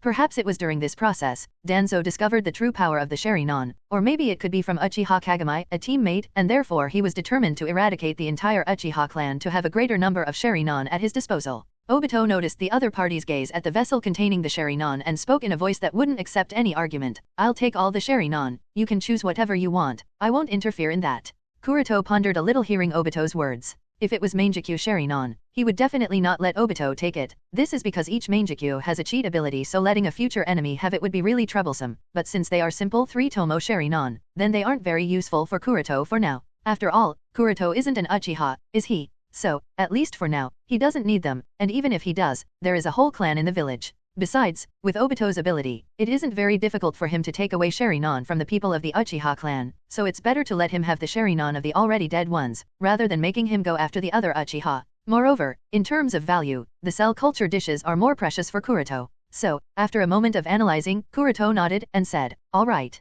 The two who reached a consensus immediately became busy. Kuroto quickly walked through the shelves containing the cell culture dishes, and after looking through them attentively, he took out the storage scrolls in his ninja bag. Obviously, Kuroto still can't judge whose cells are present in the culture dishes, so he decided to take them all, and find the right pieces of equipment to later distinguish them one by one. But considering that Danzo never stopped researching Hashirama cells, Kuroto can at least make a guess that these culture dishes must contain Hashirama cells. After removing the culture dishes from the cooling shelves, Kuroto carefully placed them on the storage scroll and muttered softly, seal. Puff. With a puff of smoke, all the cell culture dishes placed on the scroll were sealed in it one by one. On the other side, Obito was also doing the same thing. The two of them worked in a tacit understanding, neither interfering with the other nor helping each other, just simply and straightforwardly robbing Shinichi Danzo. Uchiha clan, Patriarch's house. At the moment Shisui revealed his Mangekyou in front of all the Uchiha clansmen present in the meeting, the ambitions were suddenly lit in the heart of Uchiha Fugaku. At novel bin at. However, Fugaku also understood that Shisui wouldn't support their idea of coup, and may even side with the village, which would be disadvantageous, and since the whereabouts of Shinichi are already unknown, so he has to be patient and look for the right opportunity, by setting up the pieces in the right direction. For a bloodless coup, Fugaku would have to at least persuade Shisui to take Uchiha's side and find and bring back Shinichi. Only when the power of all 3 Mangekyou users is concentrated within the clan, will they be able to eliminate the elders of the Konoha Council instantly, and seize the position of the Hokage while the other clans in the village haven't reacted. With that in mind, Fugaku straightforwardly rejected all the opinions and arguments and ordered Shisui, go and bring Shinichi back safely. Yes. Shisui repeatedly nodded. The fact that Patriarch opted to trust him with the task of bringing Shinichi back safely really made him happy, and he breathed in relief. Please rest assured everyone, I will definitely bring Shinichi back safe and sound, said Shisui with a bow. And just as soon as he was about to leave, one of the Uchiha Chunin suddenly came inside running in a panic and shouted, please forgive me for the discourtesy of intrusion, but the situation is not good. Captain Sandame and his Anbu have surrounded us. What? Everyone was taken aback by the sudden news. Shisui immediately knocked the Uchiha Chunin who brought this news on the wall by the collar and shouted furiously, what nonsense are you talking about? How can Hokage-sama lead the Anbu to surround the Uchiha clan? The Uchiha Chunin who was suddenly knocked on the wall struggled to get rid of Shisui's grip and roared, go and see for yourself. Outside the clan land, there are so many of the ninjas surrounding the entire territory of the clan. How can that be? Is the village going to deal with us? If that's the case, then what are we waiting for? Patriarch, please give the order. Yes, Patriarch, please give the order to fight. It's better to die while fighting rather than silently. Yes, with you, Shinichi, and Shisui, we can definitely win. Sandame is getting old, he wouldn't be able to stop the Uchiha, we definitely have a chance. The meeting room that was quiet for some time was again filled with chaotic noise. The fire of rebellion was burning in the eyes of all the Uchiha present, and Shisui's expression was really horrified. What do? I need to stop them. If this goes on, then the entire village will be destroyed. Looking at the faces of people that were clamoring, Shisui couldn't think of anything at the moment. What would you do in this situation, Kuroto-san? This was Shisui's thought. While Shisui was searching for some hope, Fugaku, who sat at his seat, also had a gloomy face as he was brainstorming. Perhaps it's because he has awakened the Mangekyou. Fugaku was still calm and analyzing the situation. And precisely because of his calmness, he quickly figured out Sandame's intentions behind this move. If the village leaders really decided to exterminate the Uchiha clan, then the battle would have already broken right now. Their attack would have been silent and decisive, and they would definitely not allow all the Uchiha elites to gather in one spot and excitedly discuss the idea of rebellion, as well as letting a Chunin discover their move, therefore losing the element of surprise. With that understood, Fugaku muttered silently, seems like Sandame just wants to deter us and stabilize the situation to the best of his ability. This was Fugaku's conclusion. After thinking this, Fugaku slowly got up from his seat. Seeing the patriarch stand up, the eyes of everyone fell upon him, waiting for the order. Shisui, who was in a panicked state, also cast his eyes at him. At this moment his palms were sweating in nervousness and his heart was beating so fast that it would literally explode. If you have never thought of using the Kota Amatsukami, then what's the point of having it in the first place? These words that Kuroto-san spoke kept resounded in his mind. And at that moment Shisui finally understood that he has only one method to solve the situation from escalating. He has made up his mind. If Uchiha Fugaku gave the order of a coup d'état, Shisui will immediately use Kota Amatsukami and control him with the ultimate genjutsu. Controlling Fugaku would be the best option. But thinking this is one thing, being able to actually do is another. Therefore, every second felt like an eternity as Shisui waited to listen to Fugaku's response. Facing everyone's gaze, Fugaku said solemnly, calm down everyone, you three will stay here, and the rest will follow me while I talk with Sandame to understand the situation. Patriarch's words relieved Shisui a little. At least, he didn't directly give the order for rebellion. Leading a group of Uchiha nin, Fugaku soon went outside Uchiha clan. At this time hundreds of Konoha ninjas gathered around and surrounded the Uchiha clan territory from all sides. There were also about 24 Anbu squads who stood on guard at various points. All these ninjas were in a battle-ready state, and as long as Sandame gave the order, they will immediately rush into the Uchiha clan to apprehend Uchiha Shinichi. Of course, aside from the Anbu and some of the elites, most of these shinobi were not completely aware that their purpose here was not to hunt down Uchiha Shinichi but to suppress the Uchiha clan if necessary.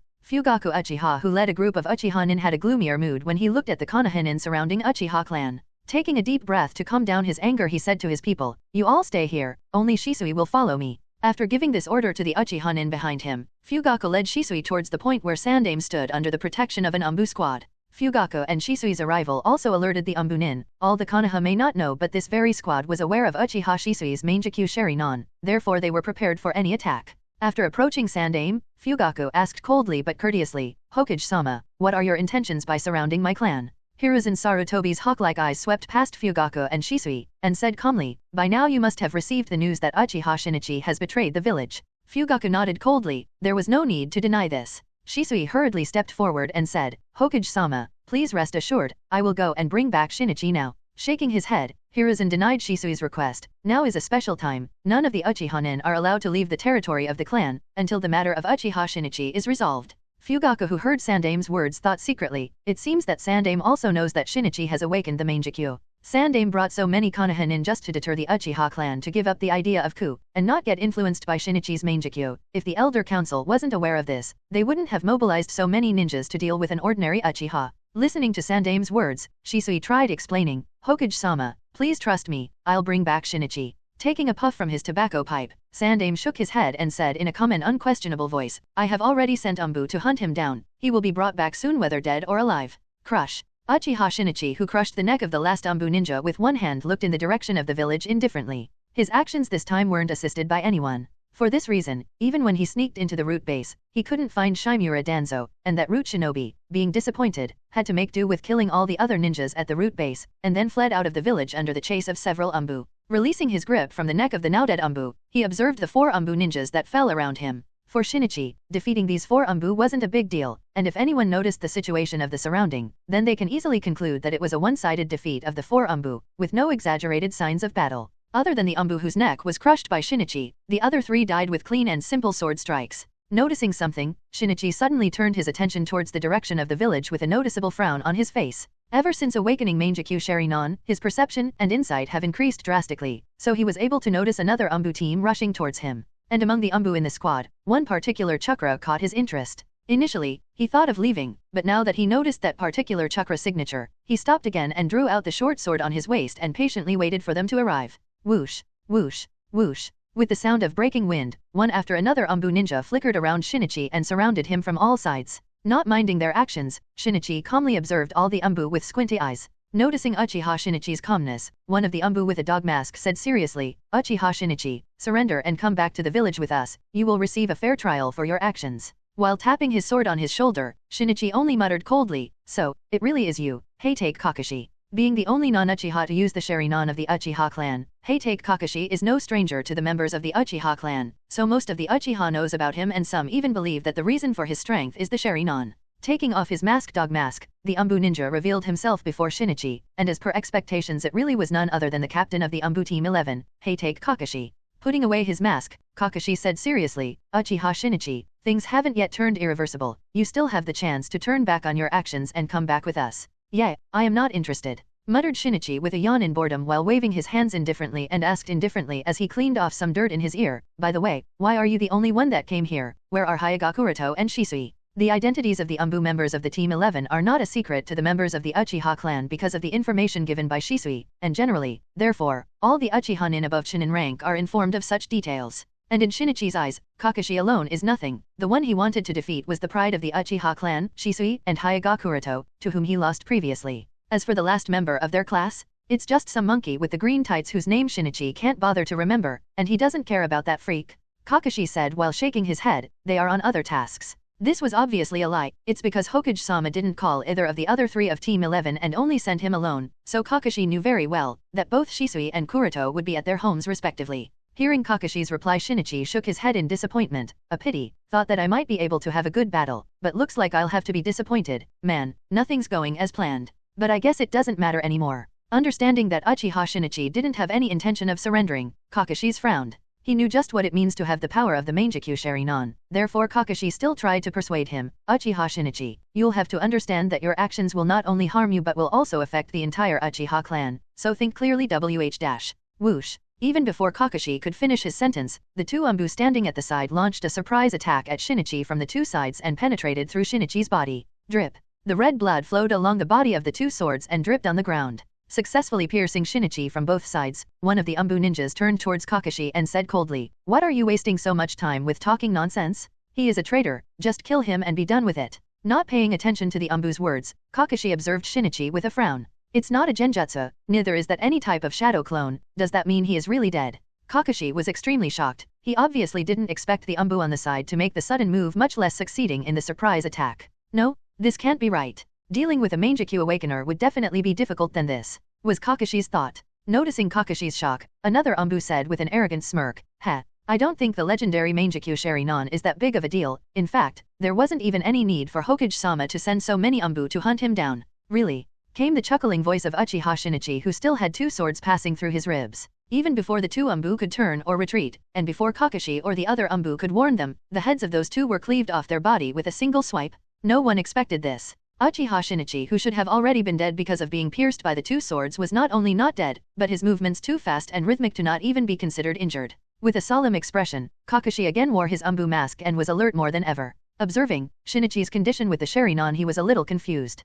Kakashi can be sure that the wounds Uchiha Shinichi received were indeed real, as there is still blood on the ground, and it's definitely not some kind of genjutsu, so he couldn't understand how Shinichi was acting as if he didn't suffer from any injury. Clang, clang. Shinichi calmly drew out the two swords penetrating his chest and threw them on the ground casually, and immediately following that the sword wound disappeared instantly. The speed was so fast that it far surpassed the limit of regeneration. Looking at this, Kakashi muttered to himself, "Is regeneration his Mangekyou ability?" Not paying any mind to the alert Anbu still surrounding him, Shinichi smirked arrogantly as he declared with a slight chuckle, "Today, I will let you all understand the true power of the Sharingan." Understanding that negotiation was no longer an option, Kakashi ordered the surrounding Anbu without any more hesitation, "Everyone be ready for one of the most difficult of your life, and make sure to not directly look into his eyes." "Yes." The surrounding Anbu responded and immediately launched their coordinated attacks on Shinichi.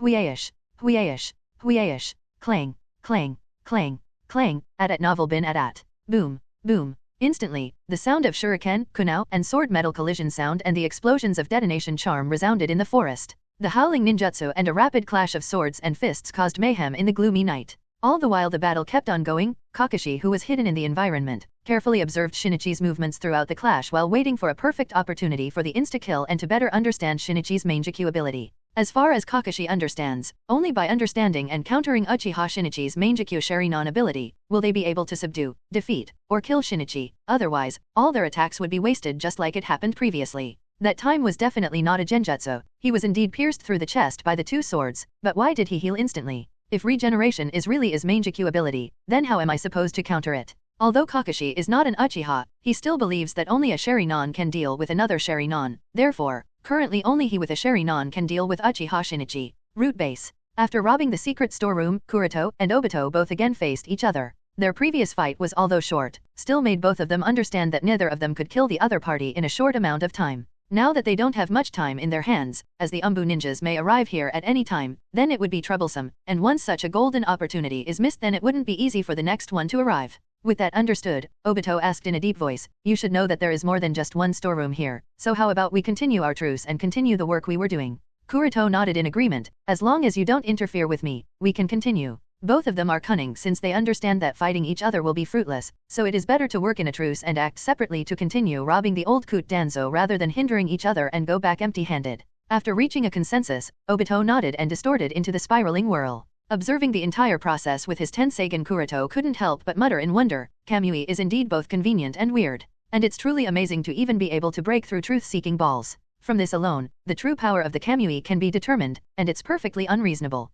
At the same time, it also shows that truth-seeking balls cannot defend against spatial shredding. Thinking upon just how much of a cheat various abilities of the Sharingan can be, Kuroto couldn't help but sigh. Putting away his thoughts, Kuroto also disappeared with a flicker and rushed towards the other secret storeroom to continue robbing Danzo. Obviously, it's not the right time to care about the true power of Kamui. If he doesn't take advantage of the opportunity that Uchiha Shinichi presented him with, then his plan to build a new laboratory would take a lot of time, and Kuroto can't have that. Quickly traveling through various underground passages, Kuroto stopped at a corner. Using the X-ray vision of the Byakugan, he observed through the wall only to find a large laboratory past the wall. And from the looks of it, the laboratory specializes in live, in vivo, and in vitro experimentation. And strangely enough, neither was there any test subjects in any of the incubators, nor any researcher or other staff, and from the condition of all the equipment, either the laboratory was newly designed or that there was a temporary pause in its operating. Kuroto sneaked into this lab past the seal at the gate after repeatedly confirming that there was no presence of any enemy in the surroundings. As soon as he arrived inside the lab, there was a visible sparkle in his eyes while greedily looking at all the things with literal saliva dripping from his mouth.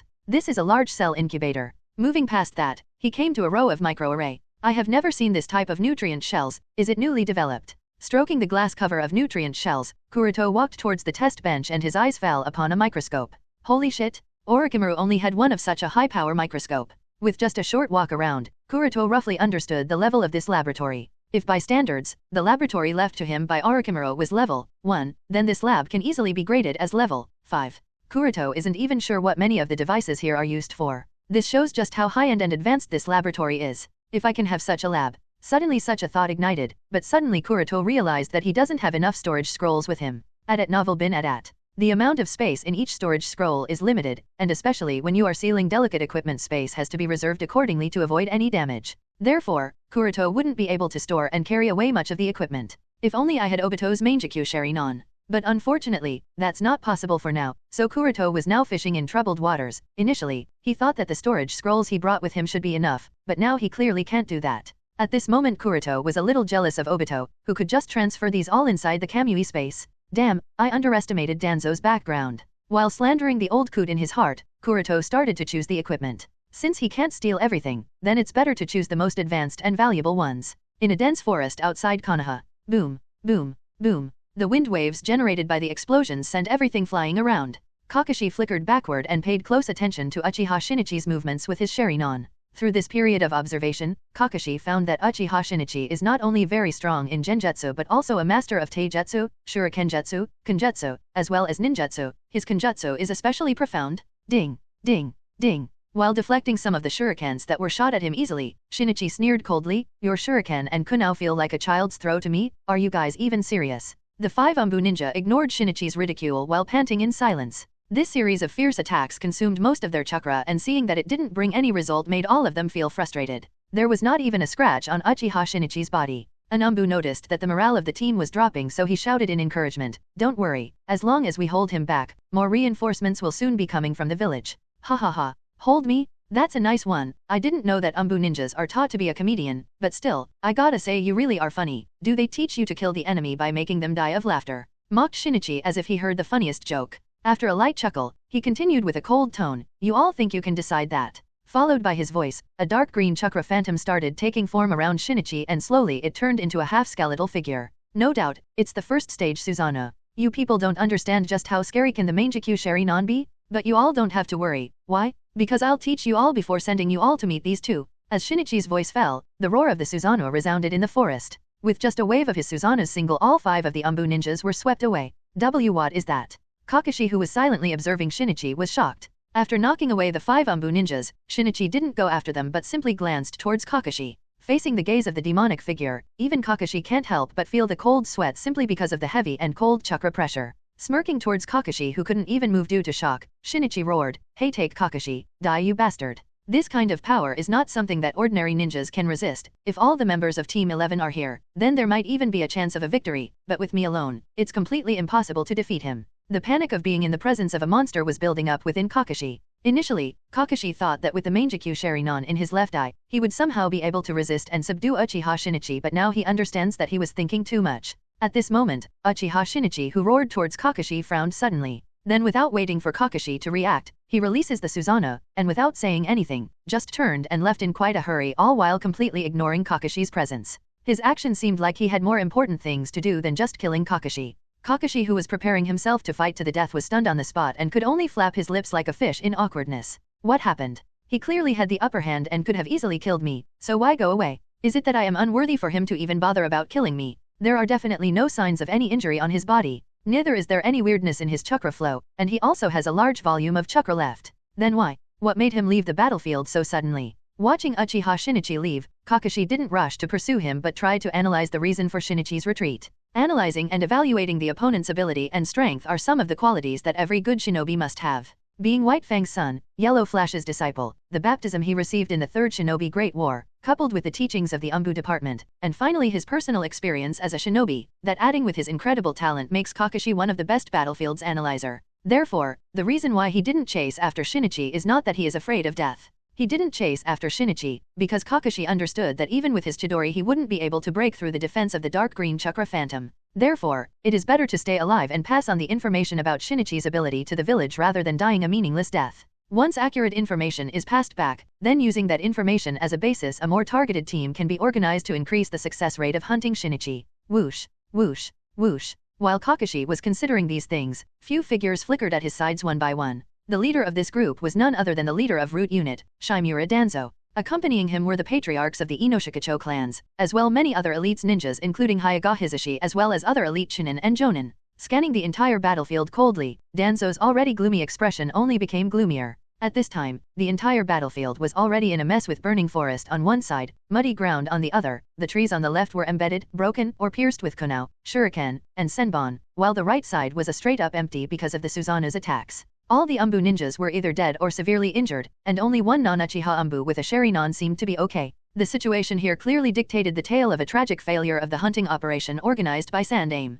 Kakashi, who was wearing his dog Anbu mask, respectfully greeted Danzo and spoke with a guilty expression. "Please forgive us, Danzo-sama. We weren't able to suppress Uchiha Shinichi." Danzo stared at dog-masked Anbu with a cold expression and muttered in a gloomy voice, "Which way did he go?" Dog pointed in the direction Shinichi escaped and continued, "Danzo-sama, it wouldn't be a good idea without targeted planning. Uchiha Shinichi's Mangekyou ability is quite strange, I think dash." However, before Dog could finish speaking, Shimura Danzo ignored him and disappeared in the direction Shinichi left. Being ignored by him, Kakashi could only sigh helplessly. To pursue Uchiha Shinichi, Sandaime dispatched 3 Anbu squads. Unfortunately, the 4 members of the first Anbu squad died without putting much of a resistance, then the 2 members of the 2 squads that Kakashi led died because of underestimating the enemy, while the other 5 are injured critically, leaving only him who was still fine. But even after the sacrifice of so many trusted ninjas of the Anbu unit, nothing was achieved. Not only did they fail to subdue and bring Shinichi back to the village for the trial or kill him, but they couldn't even obtain all the information about Shinichi's Mangekyou Sharingan and his other abilities.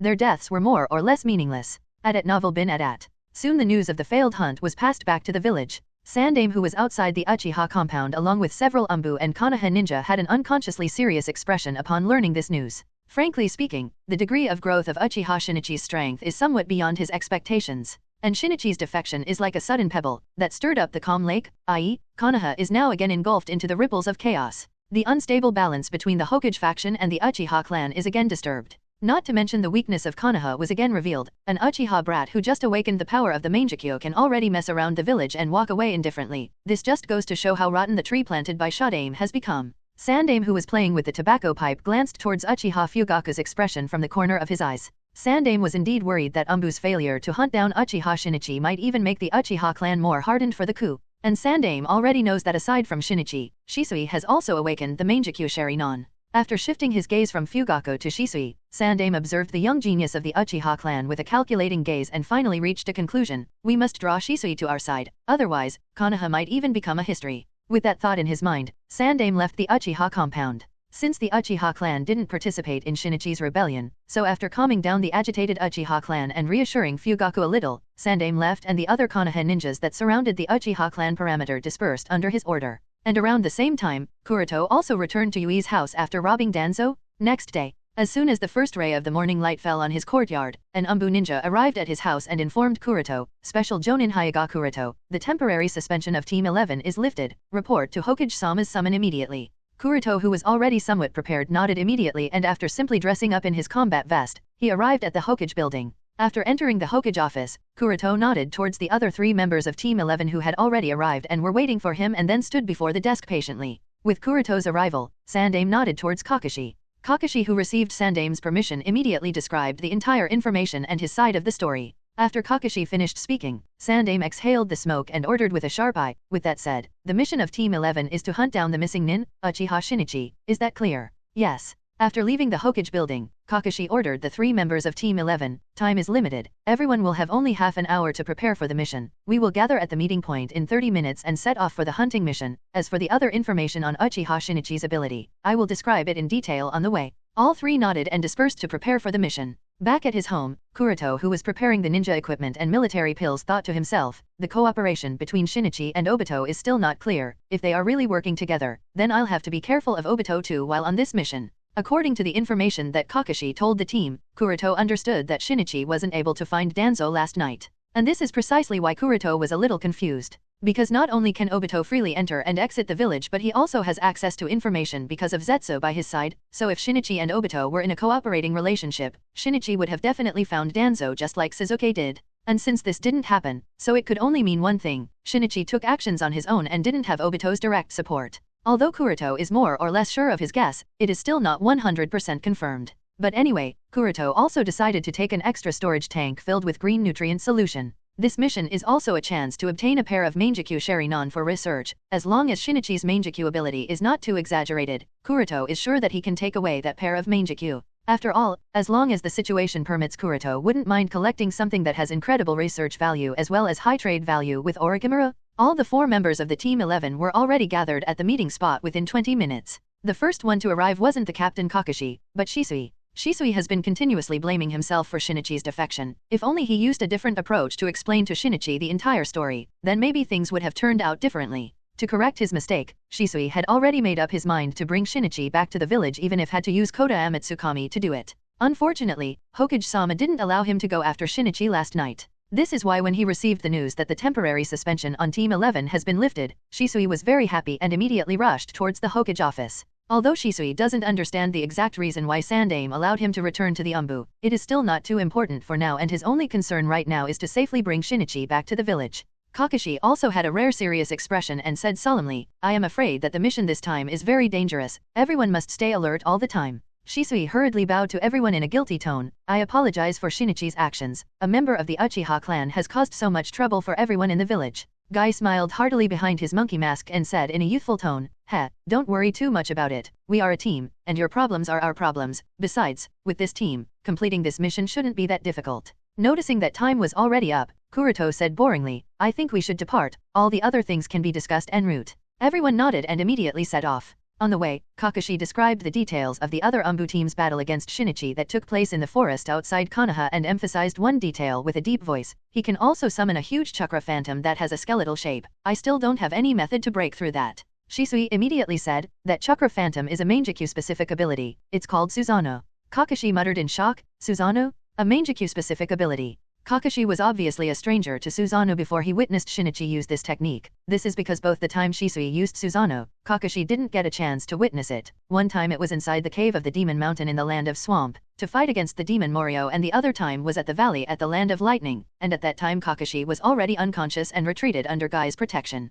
And since Shisui didn't mention the Susanoo in the later detail, therefore Kakashi didn't know about it. Therefore, Kakashi is more shocked, and since Shisui mentioned that it's a Mangekyou specific ability, does that mean, can he also use Susanoo? After all, he also has a Mangekyou Sharingan? Shisui noticed Kakashi's distraction and misunderstood it as a worry about Shinichi's Susanoo, so said in reassurance, "Don't worry, Captain, I can also use Susanoo." If that's the case, then this mission just got a lot easier. With Shisui's confirmation that he can also summon the Susanoo, Kakashi was greatly relieved. At the same time he again felt that only Sharingan can effectively deal with Sharingan, in which case, only an Uchiha is best to deal with another Uchiha. With that out of the way, Kakashi again mentioned Shinichi's extra fast regenerative/recovery ability. Feeling Kakashi's expectant gaze, Shisui was silent and considered what could be the technique. In the millennial-year history of the Uchiha clan, countless types of jutsu have been developed and an unknown number of Mangekyou Awakener have been listed, so even if he wants to guess, there are so many abilities that even Shisui doesn't know where to begin with to guess the possible Mangekyou jutsu that Shinichi might have awakened. After all, there isn't any specific basis to guess what ability one would awaken, right?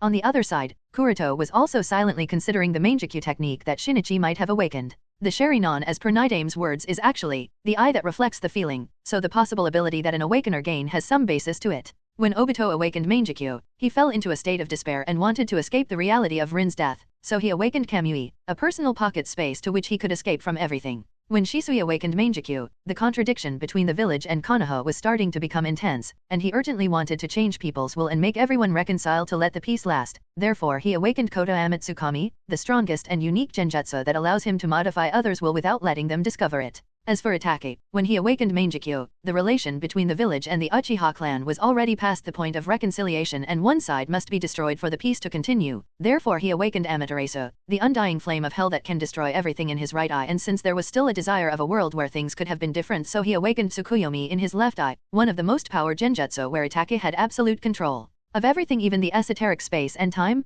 And finally, when Sasuke awakened Mangekyou, he was consumed by hatred and a desire for revenge, for which he wanted to completely destroy Konoha, so he awakened Amaterasu and Kagutsuki in his left and right eye respectively. So, if Shinichi's mentality at the time of awakening Mangekyou or his base emotions that led to him awakening Mangekyou can be guessed, then it is possible what ability he might have awakened. With that thought in his mind, Kuroto asked, "Shisui, explain to me the process of Uchiha Kuromi's death again." Shisui didn't ask much and quickly explained the entire that Shinichi described at the clan. Listening carefully to Shisui's explanation, Kuroto suddenly asked, "Wait a minute, you are saying that Uchiha Kuromi didn't die immediately when she was pierced by the kunao, but she died in Shinichi's arms while he was bringing her back to the village?" Shisui nodded seriously, and added, "Shinichi did mention that the last words she spoke were for him to be careful." Understanding this, Kuroto thought to himself, the girl he loved took her last breath in his arms, but he was helpless and couldn't do anything and just watch her die. Moreover, even in her death she warned him to be careful of something? So, the moment he awakened the Mangekyou Sharingan, his ability should be recovery? Recovery does make sense, but it isn't the entirety of it, and the next question is whether the ability of both his eyes are the same or are they different.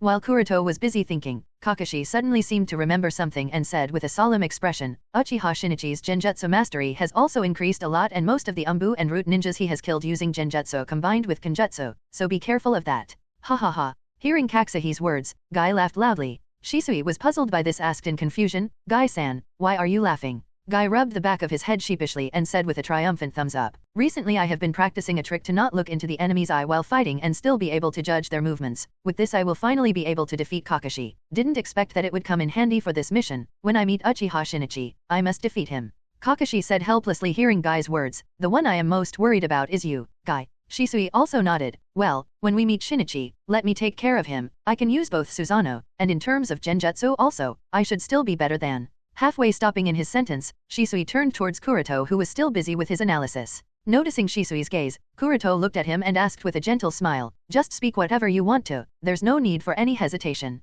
Kuroto-san, you must promise me. After a pause, Shisui continued, if you can, please try to save Shinichi. Although a little arrogant, his nature is not bad, it's just that recently he has been. Hearing Shisui's words, both Kakashi and Guy looked at Kuroto with visible confusion in their eyes. The way Shisui asked for Kuroto to promise felt quite strange to both. His manner of speaking clearly implied that if Kuroto wants he can easily crush Shinichi, but Uchiha Shinichi with the Mangekyou Sharingan caused such chaos at the root base, and then defeated 3 Anbu squads chasing after him with complete ease. This just goes to show how strong he has become. And even if they know that Kuroto has also become incredibly strong, and has already surpassed the level of a Jonin, both of them still don't think that Kuroto could be so strong that he could easily crush Uchiha Shinichi. Hearing Shisui's request, Kuroto shook his head helplessly. Mangekyou abilities can get too weird, so if I don't fight with the determination to kill him, the battle might just get troublesome. Novel bin at. In the shinobi world, no one has the qualification to underestimate the enemy, and this rule even applies to the likes of the Jubi Jinchuriki Madara and the Chakra ancestor Kagaya.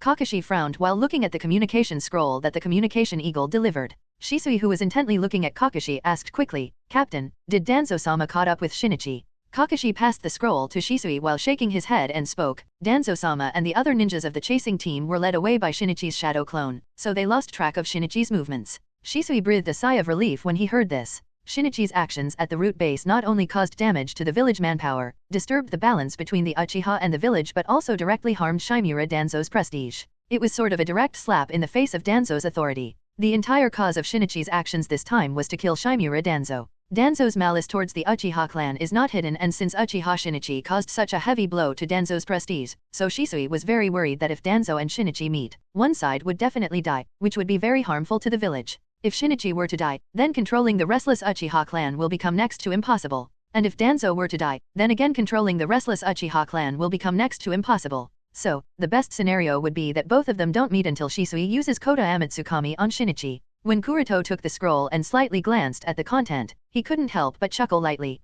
Looks like we will be getting busy. Kuroto believes that all the shinobi with Dojutsu Kekkai Genkai can be a master of tracking and anti-tracking. Even in the Hyuga clan, the children of the clan have trained the art of tracking and anti-tracking, so as long as the strength of the member of the Hyuga clan reaches a standard shinin class, it wouldn't be surprising to find that they have become a master tracker. Kuroto himself has received such training not only from the Hyuga clan but also personally from his teacher Orochimaru. After all, a snake has to always be careful of the path he treads, and this fact also applies to the Uchiha clan with their Sharingan, although the Uchiha specialize more in anti-tracking. So, tracking the movements of an ordinary Uchiha Jonin with a 3-tomo Sharingan is already a very difficult task, not to mention Uchiha Shinichi who has awakened the Mangekyou Sharingan. Because this incident took place all too sudden, so Danzo only had time to bring Hyuga Hisashi of the Hyuga clan with him. The impatient Danzo didn't wait for the arrival of the other expert ninjas from the Inuzuka and Ibarame clan that live on the edge of Konoha and hurriedly went after Shinichi with just Hyuga Hisashi. Obviously, Danzo wanted to kill Uchiha Shinichi as soon as possible to not only minimize the impact of this storm but also to obtain a fresh pair of Mangekyou Sharingan for him.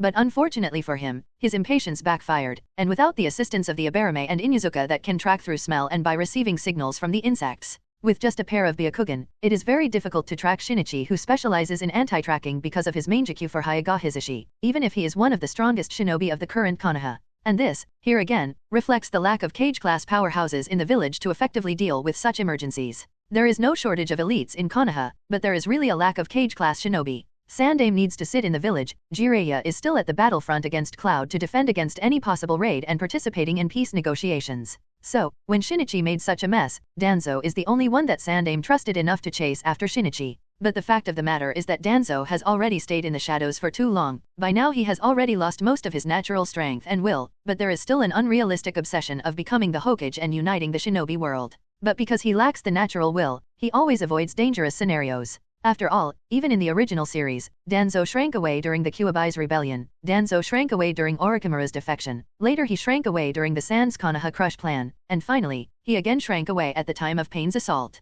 From beginning to end, no matter how much damage Konoha suffered, Danzo would always hide in the shadows and watch it all happen with cold eyes with the hope of one day coming to the light. But how can that happen? If he isn't even willing to dedicate himself to the cause and safety of the village, how can he ever become the light of Konoha? Shaking his head helplessly, Kuroto turned towards Guy, who asked with a frowning expression, since Danzo equals Sama's team lost his tracks, then where do we find him?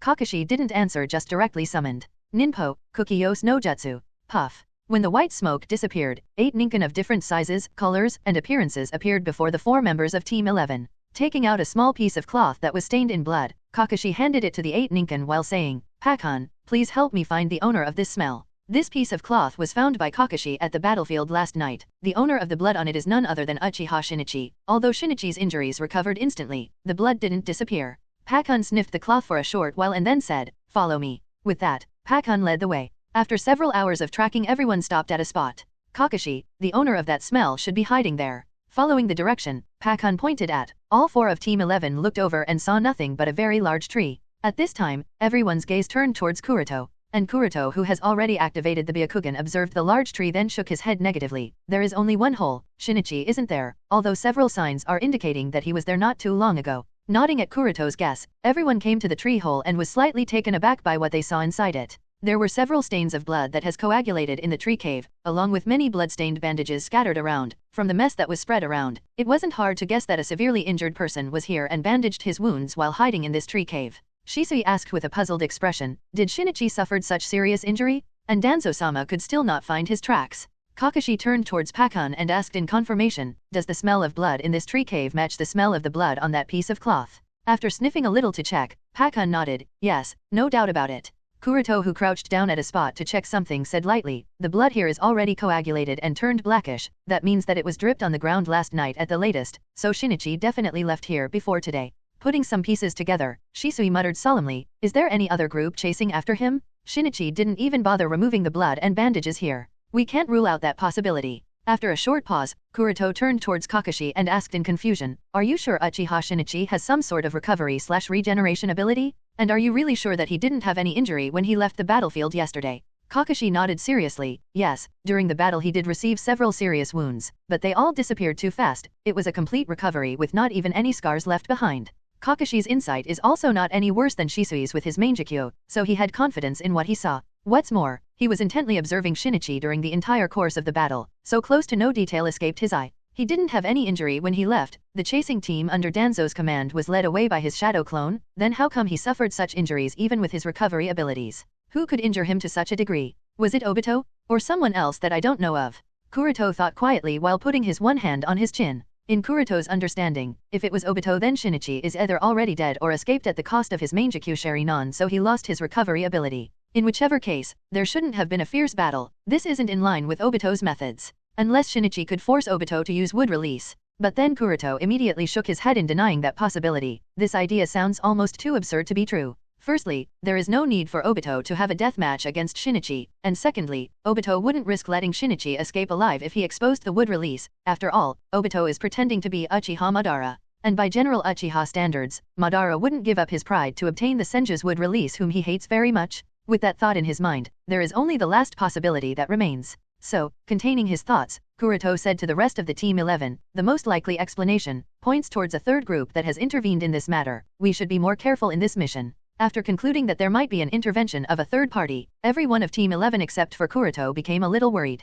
They were worried both about the intentions of the third party as well as the safety of Uchiha Shinichi. If Shinichi were to fall into the hands of that third party, then things could get worse. At novel bin at. After all, it's not difficult to estimate the true value of Mangekyou Sharingan, and it's still possible to transplant those eyes to others, with Kakashi being the best example. Now, considering that the power of the Mangekyou Sharingan might fall into the hands of people outside Konoha, Shisui quickly asked Pakhan, "Can we continue tracking him?" Pakhan went around the tree cave and said, "It's hard to say. The smell is mostly concentrated inside the tree hole, and the smell outside is very weak." Kakashi still asked Pakhan, "Please try it."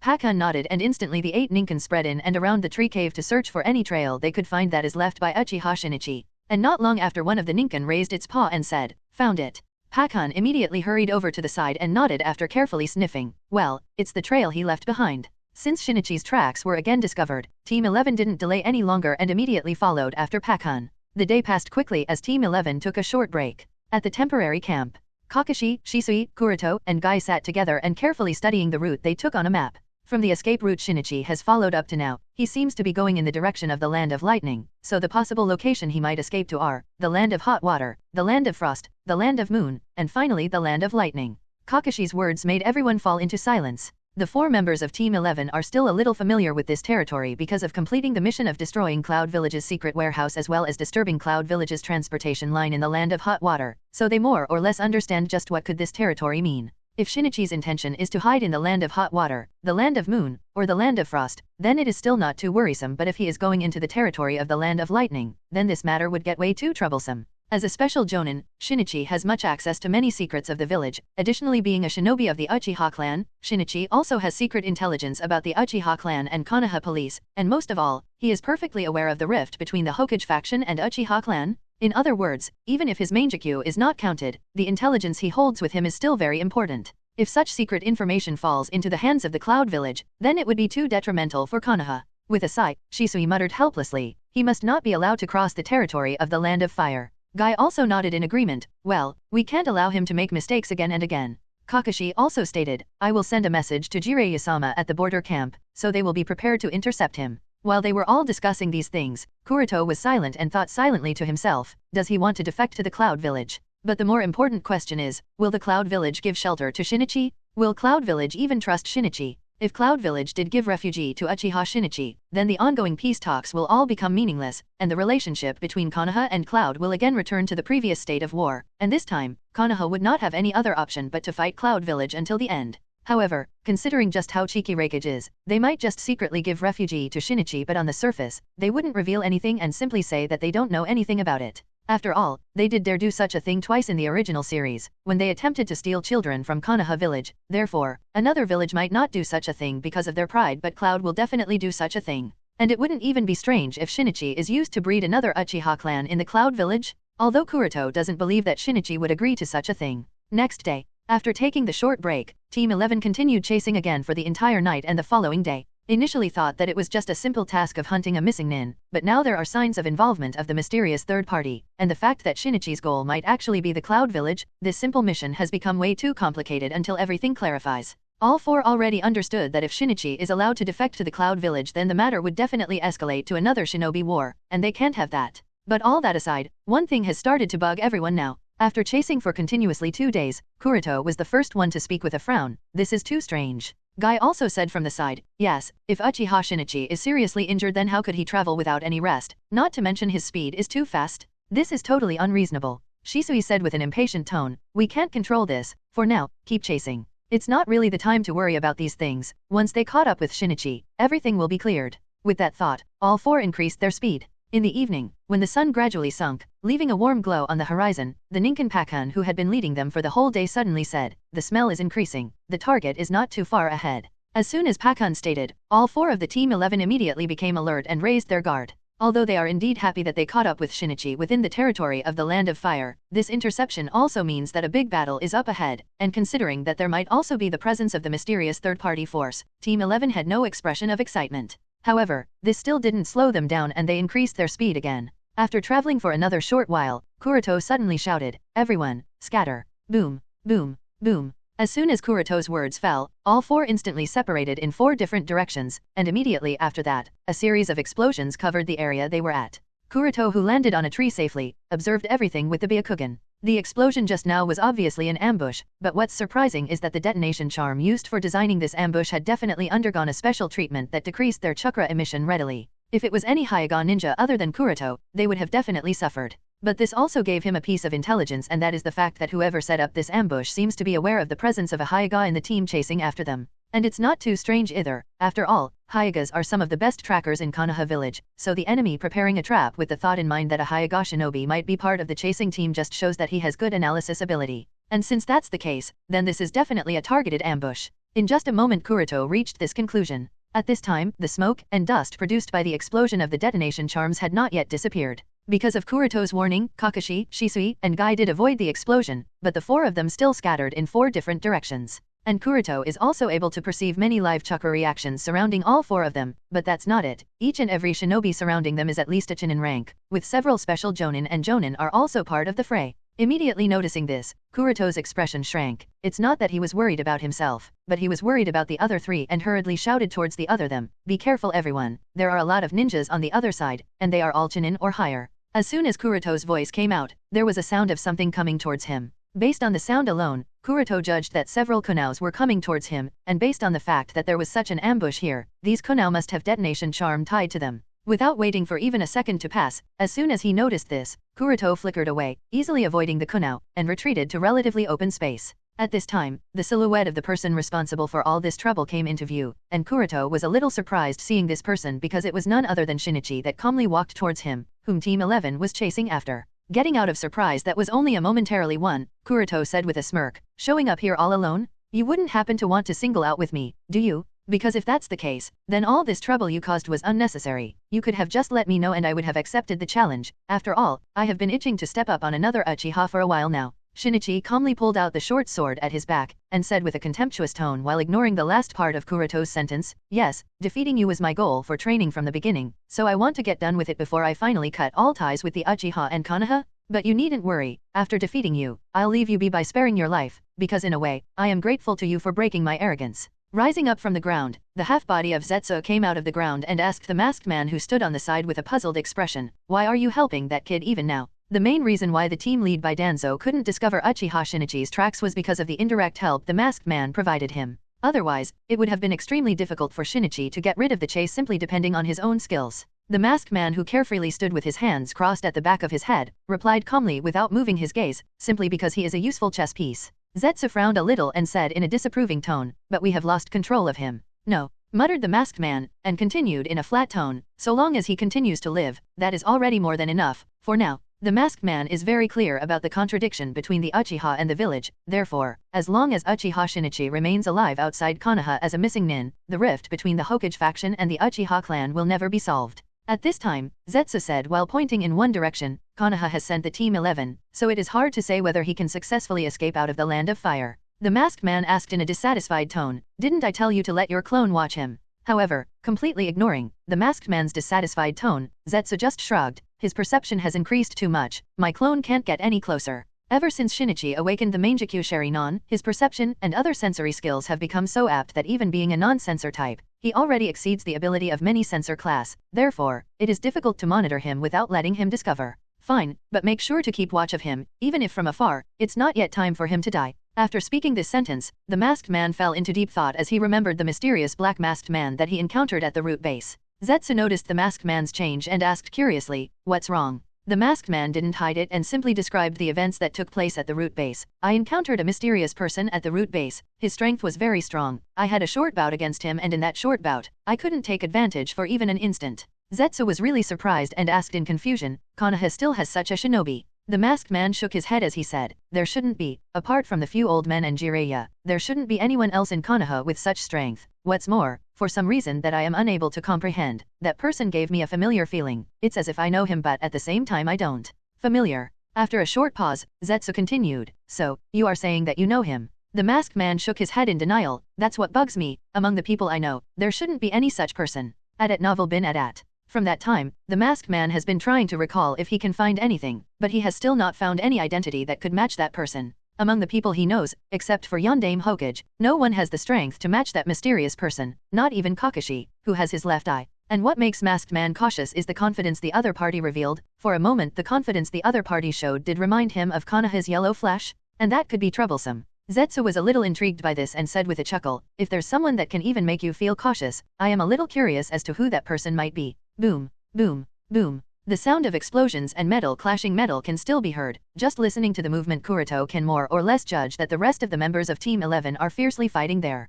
Uchiha Shinichi, standing opposite to Kuroto, drew his short sword and waved it casually while saying, "Hyuga Kuroto, in fact, as I said, I don't hate you, but the regret I feel for losing to you back then still makes me unable to forget." Observing everything going around in the vicinity, Kuroto could only sigh, "We all underestimated you big time." The identity of the mysterious third party is no longer hidden now, and this also confirmed that the scene at the tree cave might actually be a part of their plan to lead Team 11 or the other chasers here into an ambush. Moreover, from just one look, Kuroto can confirm that Shinichi is not injured as they thought. This explains why his traveling speed was still too high. But the next surprising thing is just how was Shinichi able to come in contact with Cloud Army and let it infiltrate into the Land of Fire? Was it Obito's work? After all, this ambush was prepared by their combined effort, so there is no doubt that Shinichi has some sort of cooperative relationship with the Cloud Village. Otherwise, the Cloud Village would definitely not have the time and opportunity to send so many elites ninjas here. Kuroto speculated that the spy Cloud Village planted in Konoha somehow came into contact with Shinichi and helped him plan this all out. This Kumo spy hidden in Konoha not only perfectly understood Shinichi's resentment towards Konoha but also managed to approach the guy, and was able to induce Shinichi to form a cooperative relationship. From just this alone, it can be guessed that the identity and status of this spy are not ordinary.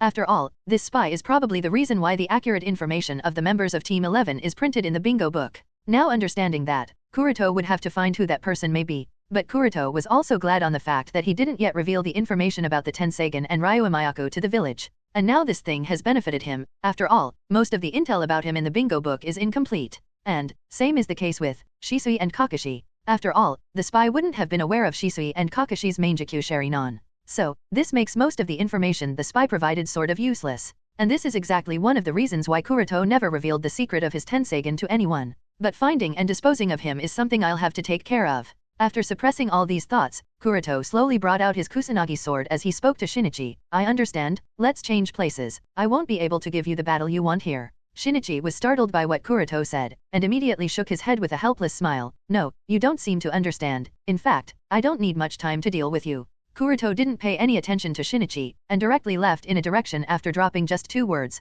follow me. Shinichi misunderstood Kuroto's actions, as he muttered, don't you feel embarrassed to run away from a battle? And with a chuckle, Shinichi chased after Kuroto. Whether it was Kuroto or Shinichi, the strength of both the shinobi has already surpassed the level of a jonin, therefore, both their speed was extremely fast, so it didn't take long for them to leave the battlefield at the ambush point. Noticing that they were already quite far away, Shinichi asked impatiently, hey, where are you trying to escape?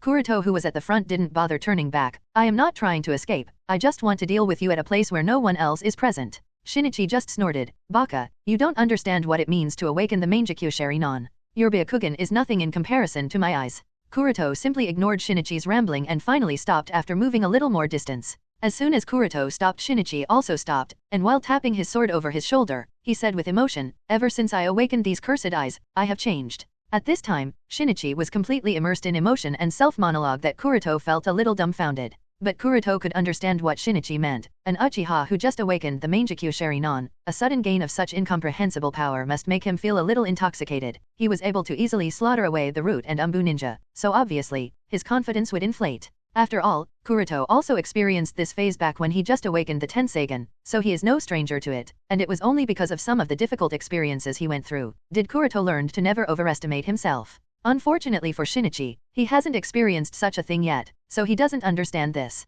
And Kuroto would obviously not shy away to use this to his advantage. This is obviously an opportunity. Kuroto didn't miss this opportunity and directly used Rain Pull to draw Shinichi and rushed towards him along with positioning the Kusanagi sword.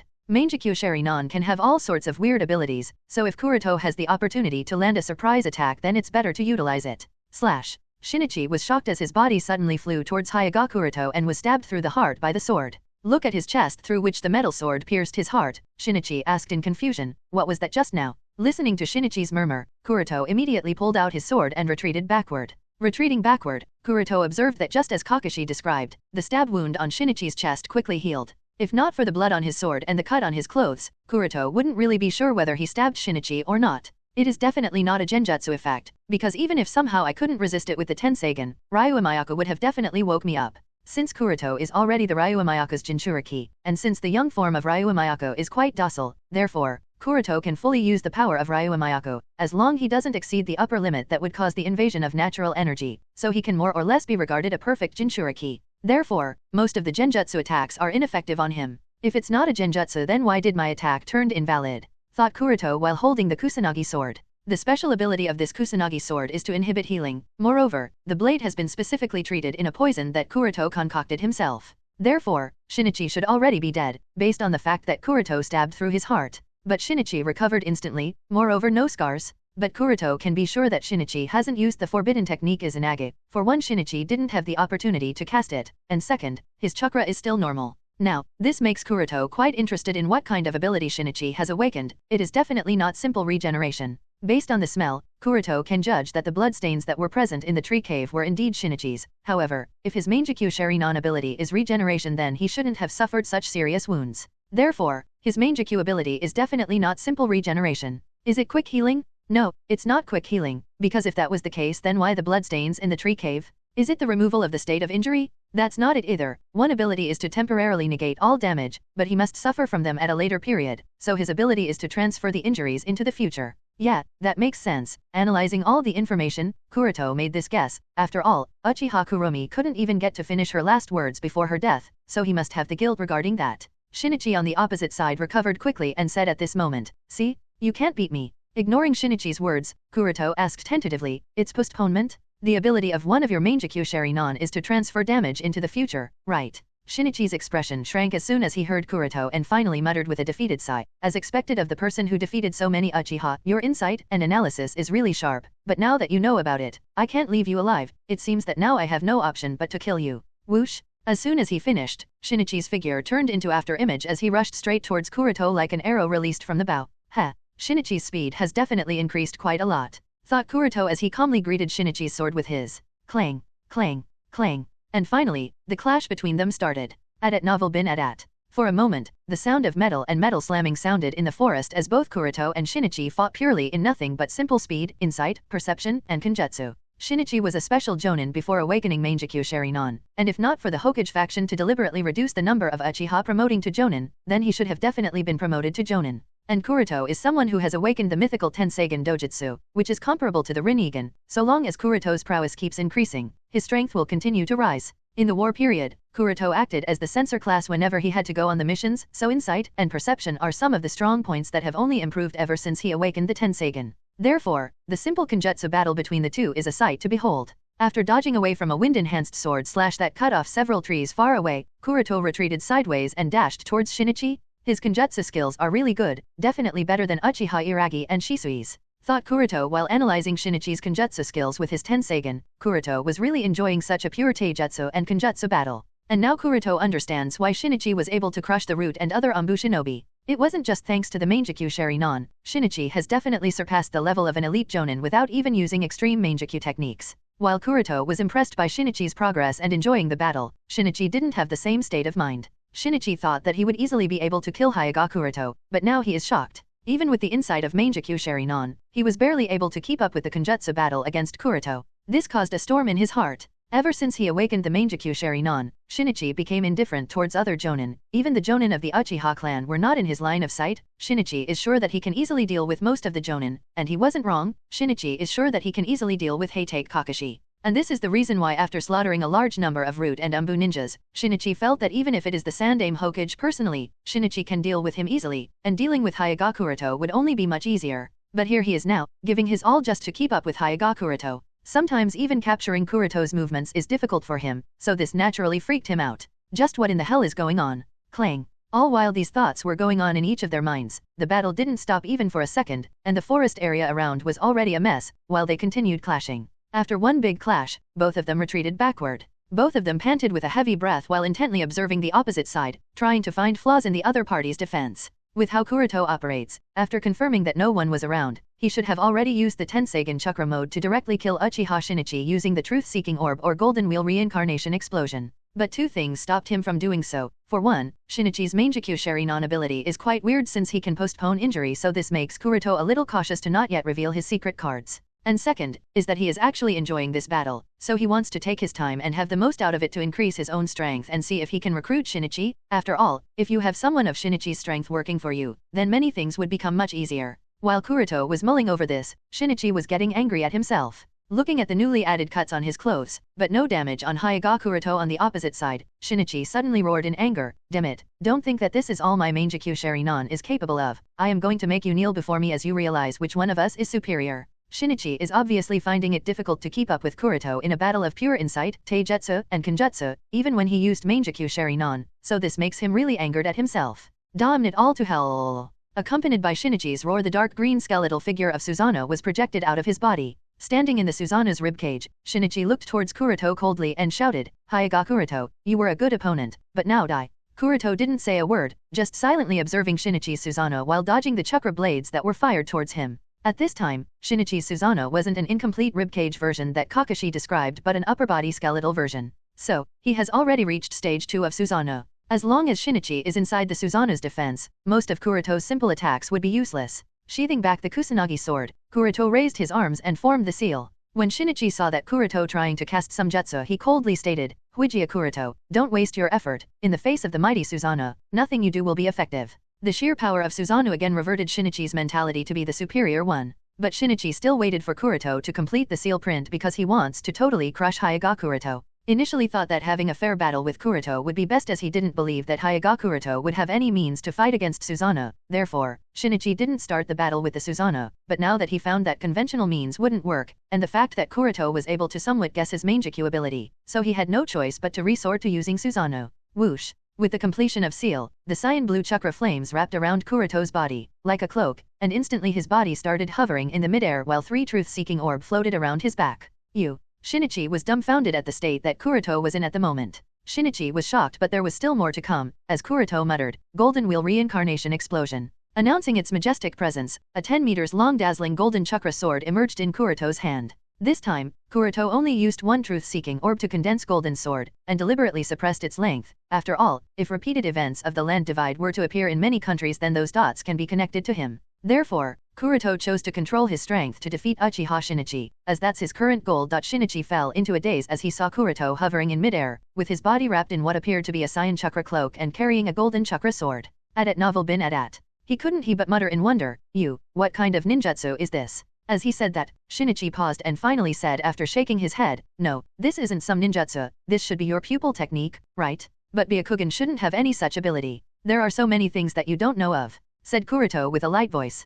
Kuroto would obviously not explain just what is the Tenseigan, what is Tenseigan chakra mode, what is the golden wheel reincarnation explosion, etc. After all, protecting his intelligence has become a sort of an instinct for him. Is that so? I guess I wasn't wrong. You are really not an ordinary Hyuga, now I can be sure of that? Taking a deep breath, Shinichi gradually calmed down. Although the chakra pressure emanating from Kuroto in the Tenseigan chakra mode was extremely powerful, it still didn't affect Shinichi too much, but only aroused his eagerness to win against Hyuga Kuroto even more. Looking at the current state of Hyuga Kuroto, Shinichi was now reminded of the time when he first dueled against him. Even back then, after his loss, Shinichi was able to grasp something that led him to doubt that Hyuga Kuroto is not some ordinary Hyuga, but because Shinichi's loss was too miserable that it even made him embarrassed about it. So, he chose not to speak anything about it, because even if he said anything, the other Uchiha clansmen would not pay any attention to his words and just think that he is making excuses to cover his failure. So, that wasn't worth it, but Shinichi still didn't let go of that. And now that he has seen the unique pupil technique, Shinichi understood that his initial guess wasn't wrong.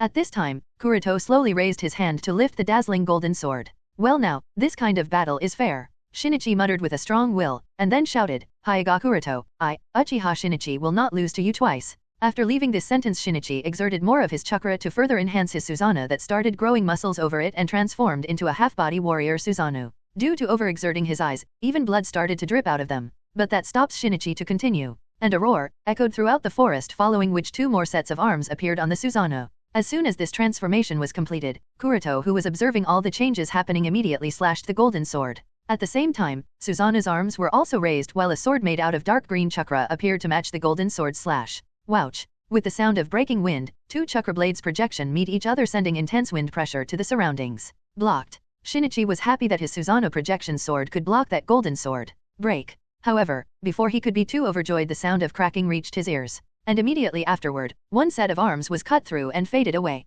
And that wasn't it. Just moments later, the entire Susanoo also started breaking away as various cracks appeared in its skeletal defense. Although it is said that Susanoo armor has an almost perfect defense, it still couldn't resist the cutting effect of the golden wheel reincarnation explosion. Shinichi was highly shocked that Kuroto could cut through Susanoo's perfect defense and immediately flickered away from that spot, as he suddenly had a bad feeling. As soon as Shinichi disappeared from his spot, the entire Susanoo crumbled. Cough cough. Shinichi, who appeared on the other side, wiped away the blood from the corner of his mouth and muttered in shock, how could it be possible? Susanoo was easily cut in half? Shinichi even wondered whether he is under a genjutsu attack. After all, Susanoo should have a perfect defense. It is the symbol of absolute. But contrary to what he thought, the absolute was now broken. On the other side, Kuroto's expression remained calm. Since he used only 1 truth-seeking orb to summon the golden sword, so it is understandable that it couldn't cut through Susanoo's defense in 1 swipe, but took a bit of effort. Glancing on the other side where the rest of the members of Team 11 were fighting, Kuroto muttered inwardly, "I can't drag this for too long." Although both of them are far from the others, it is still possible to sense the movements of the other side. Therefore, Kuroto was able to perceive that some of the cloud ninjas are rushing here.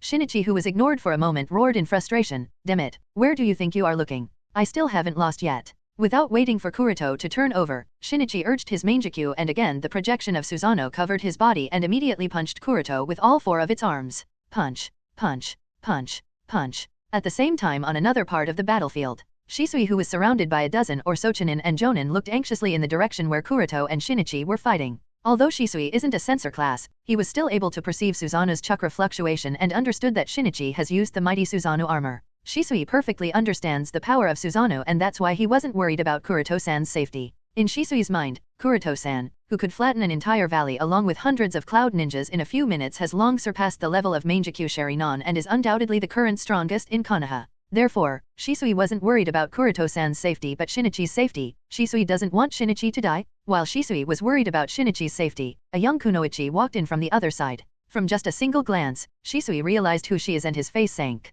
It's because the person is none other than the Nibi's Jinchuriki, Yujito Nii, a Jonin of Kumo. As Yujito Nii walked in, the clear anger and coldness in her eyes didn't escape Shisui's perception as she said, Konoha Anbu Team 11, this time I finally caught you guys. Shisui immediately questioned with anger, are you Kumo shinobi so shameless that you again want to break the peace and start the war? Peace? War? With a cold smile, Yujito Nii continued, if not for your rat tricks in the land of hot water, Konoha would have already been under our control. And what about the destroy dash? Before Shisui could finish his words, a sudden golden light flashed across the horizon that not only attracted his attention but also attracted Jinchuriki's attention, as both of them wondered, what happened over there? The dazzling golden light that was shining like a golden curtain looked especially magnificent in the dimming dusky sky. It appeared as if the sun that has just sunk a few moments ago climbed up again, leaving a golden hue in the night blue sky. Boom, boom, boom, boom. Before anyone could react to the sudden golden light, there were a series of loud rumbling noises from the place where the golden curtain shone. The earth trembled and the forest shook. From the intense vibrations that disrupted everything around, it felt as if two titans were fighting in the distance, causing massive shock waves in the entire forest.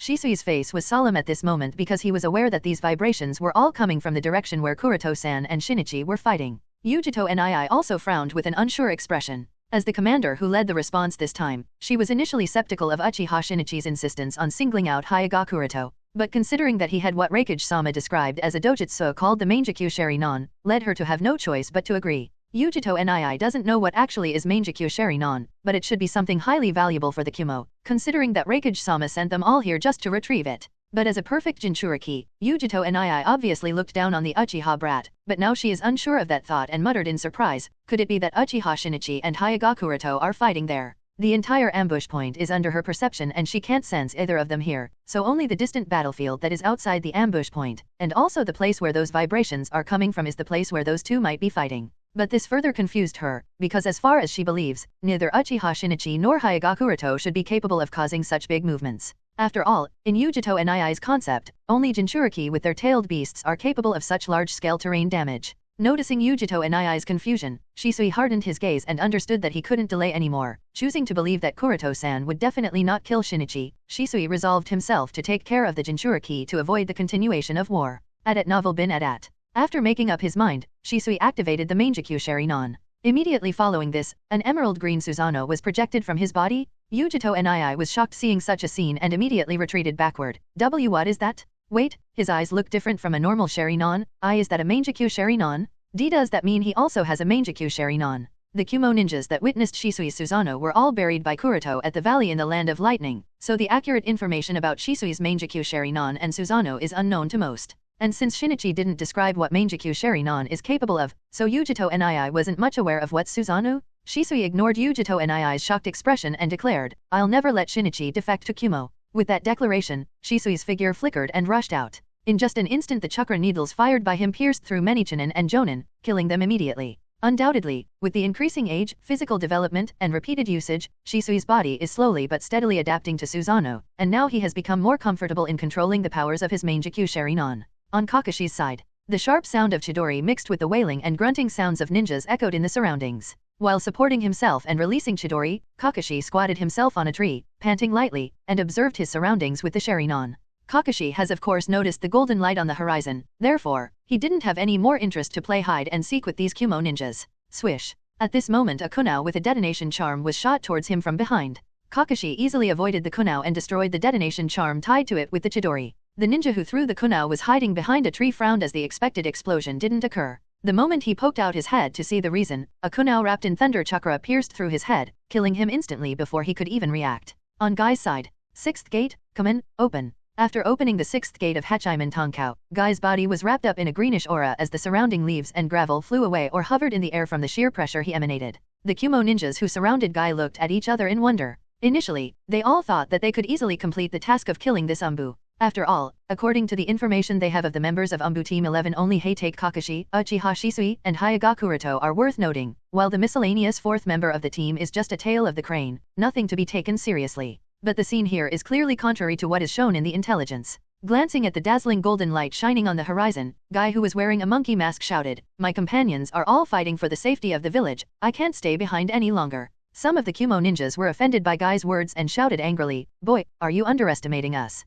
Guy obviously didn't bother to answer, just jumped into the air with a distinctive stance and shouted, "Morning Peacock." And instantly he started punching in the air repeatedly. The speed of his punches was so fast that they were set ablaze by sheer speed and friction, which in turn created a peacock-like fan of flames fired towards the Kumo ninjas. The Kumo could hardly react to the fan of flames, and one by one they all flew out or burnt by the attacks. After solving all the enemy at his end, Guy took a breath to relieve himself and vanished in the direction of the golden light. On Kuroto's side, Kuroto continued easily dodging the barrage of punches that Shinichi threw at him with the four massive arms of his Susanoo. Boom, boom, boom, boom. Each punch, when collided with the ground, caused a massive earthquake and shook the entire forest. But Kuroto wasn't just dodging. Whenever he got the right opportunity, he would wave his golden chakra sword to cut off Susanoo. He was also very careful so that his sword doesn't cut through Shinichi or the Mangekyou Sharingan, because he doesn't want to destroy the Mangekyou Sharingan. But because Shinichi's offensive was increasing continuously, so it was getting a little difficult for Kuroto to make sure that his attacks don't damage Mangekyou Sharingan. Roar!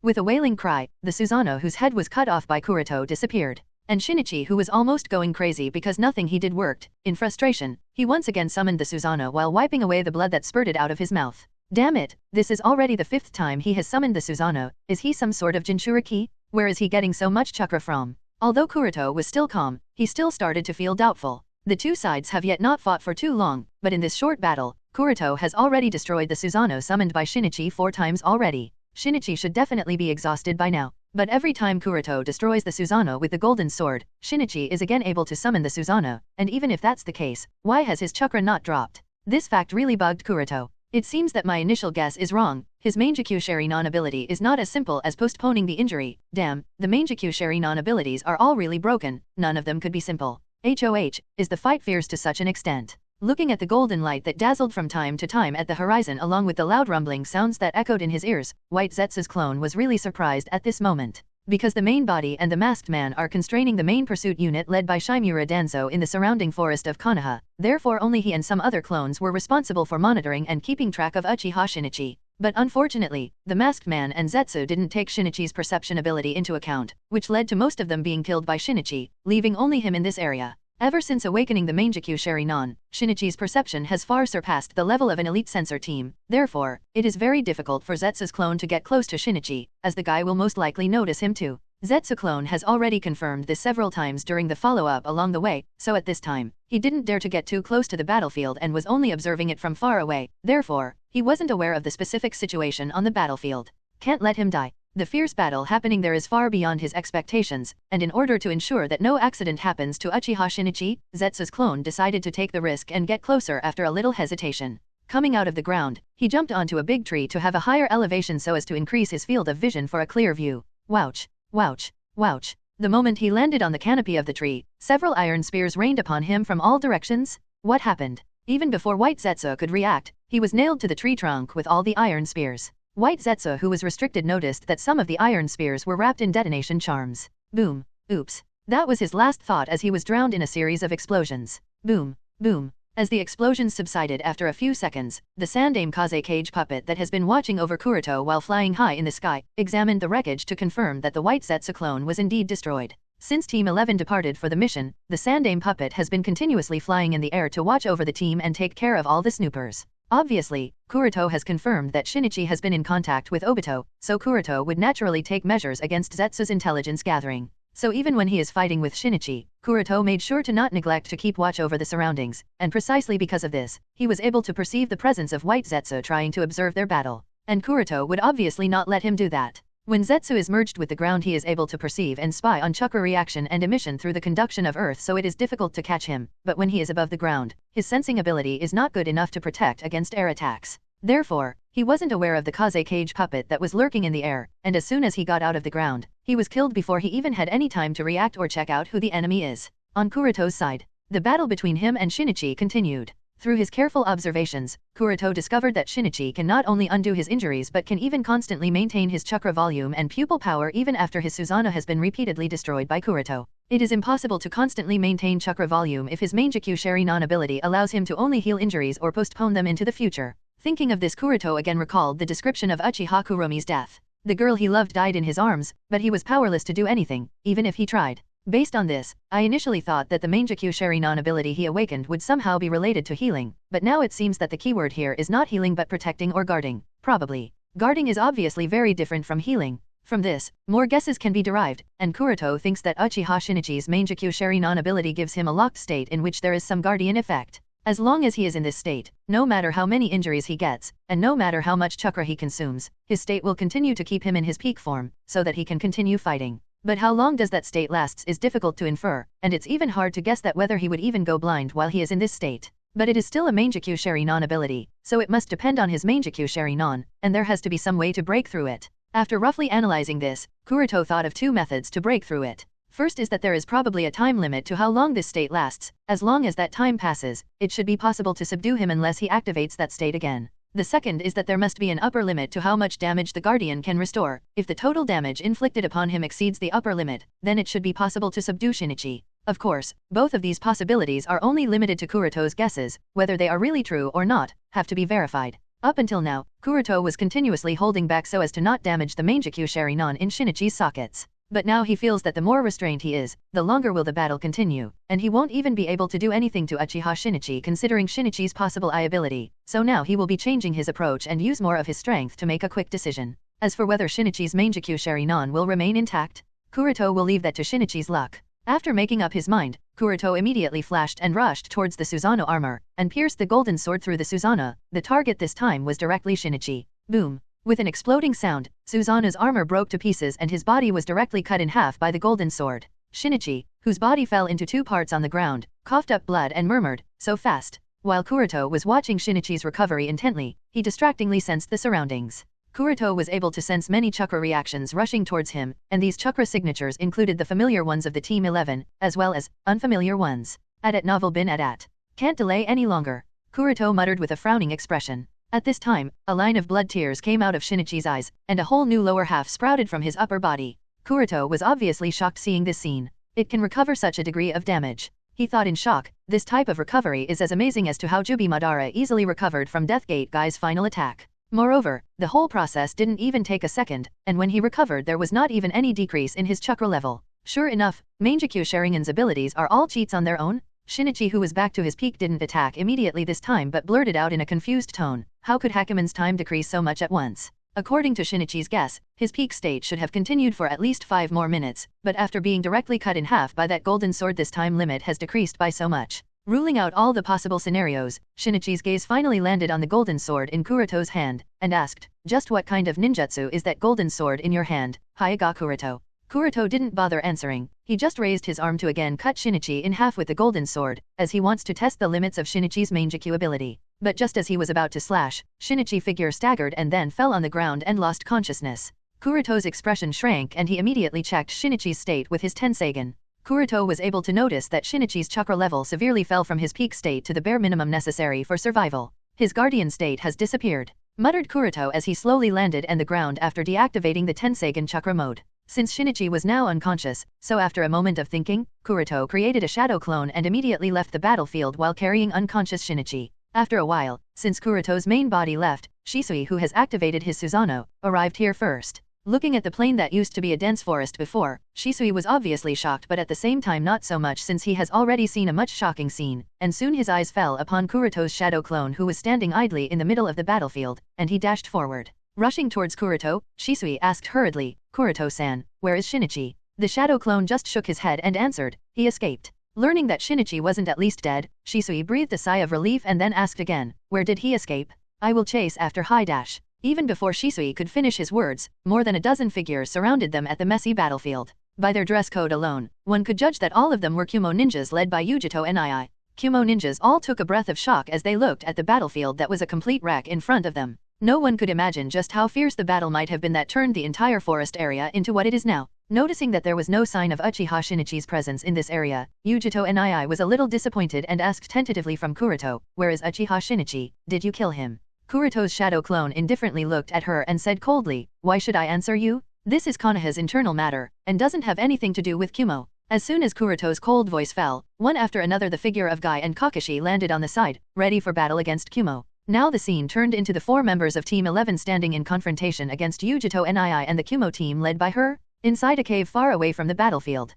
With an intense headache, Uchiha Shinichi, who has been unconscious, slowly woke up with a tired expression. After clearing his eyes, he realized that he was inside an unknown cave and was suddenly alert because this isn't where he should have been. In the alert state, he tried getting up only to fall back as he didn't have enough strength to be able to do so. At this time a voice sounded from the side, "You shouldn't get up immediately, you haven't recovered any chakra, moreover, you are still quite exhausted." Looking in the direction from where the voice came, Shinichi saw Hyuga Kuroto, who was standing indifferently while leisurely leaning against the opposite wall with his arms over his chest. Contrary to what Kuroto expected, not only Shinichi didn't panic as soon as he saw him but simply stated, "This means I lose again, huh? I really am pathetic. Alright, if you want to kill me, do it, because I am not going to beg for mercy if that's what you are hoping for." Not caring about what Shinichi said, Kuroto questioned calmly, "Tell me the detail of your Mangekyou Sharingan ability." "Humph, as if I would." Shinichi snorted coldly and became silent. Kuroto didn't care about Shinichi's attitude, just asked casually, "So, do you choose death now? Just like this, don't you regret it?"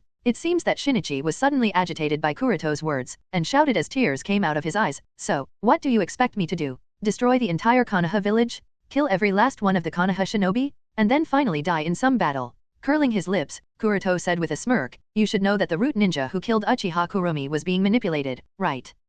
I know, but does that change anything? He is still the one who killed Kuromi. How can I let him stay alive? Everyone involved with Kuromi's death must die," shouted Shinichi with a hoarse voice. "So, you should kill me now, because if you don't, then sooner or later I am going to come after Konoha." Ignoring Shinichi's tears, Kuroto asked indifferently, "Aren't you curious about who is the person pulling all the strings behind the scenes is?" With a deep sigh, Shinichi's gaze hardened, and he said with a firm voice, "I know who it is, and after destroying Konoha, I will go after him." This time Kuroto was surprised by Shinichi's words. Initially, he thought that Shinichi might not know who the person behind the scenes is, but unexpectedly, Shinichi is aware of this and even has that masked man as his goal for revenge. Now this was interesting, thought Kuroto with a smirk at this info. In fact, now Kuroto should even be thankful to Obito for giving him a possible chess piece that has his hatred directed towards Obito. All Kuroto has to do now is to induce Shinichi to join him, and then things would start. Looking at Kuroto's smirk, Shinichi shouted, "If you don't kill me now, I will make sure to kill all of you sooner or later, so stop asking such nonsense questions and just do it already. Dying in your hands would at least not be so bad.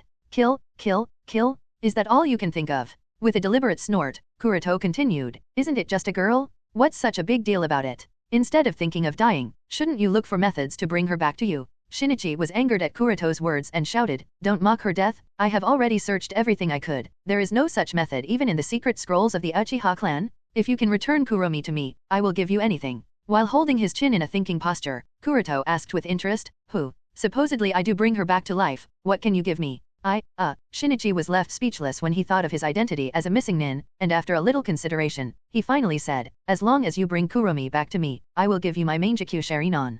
Kuroto was a little surprised by this statement. "Are you willing to give away your Mangekyou Sharingan for her?" Shinichi was obviously annoyed by this question and argued in a frustrated tone, "Are you serious? Compared to her, what is the worth of just a Mangekyou Sharingan? If she can come back to life, I am willing to give away anything." After pondering a little, Kuroto finally said, "In fact, it is not impossible to resurrect Uchiha Kuromi, but why should I bring her back? Why should I help you? If it's just your Mangekyou Sharingan, I can have it after I kill you, not like you can either run away or defeat me in your current state, can you?" Kuroto said all this, but Shinichi ignored most of the part as he too knew that Hyuga Kuroto could have done that if he wanted, but focused on the more important words, can you, or really bring Kuromi back to life?" Kuroto nodded. There is indeed a perfect method to resurrect a person, but it is costly, and again the question arises, just why should I use that power to bring her back to life? Kuroto is obviously not sure whether the Tenseigan has the ability to bring the dead back to life as he still hasn't explored the Tenseigan dojutsu enough to understand this, but he does know that the Rinnegan is capable of such a feat, as Rinnegan can perfectly resurrect a person. After all, Nagato was able to resurrect so many of Konoha shinobi.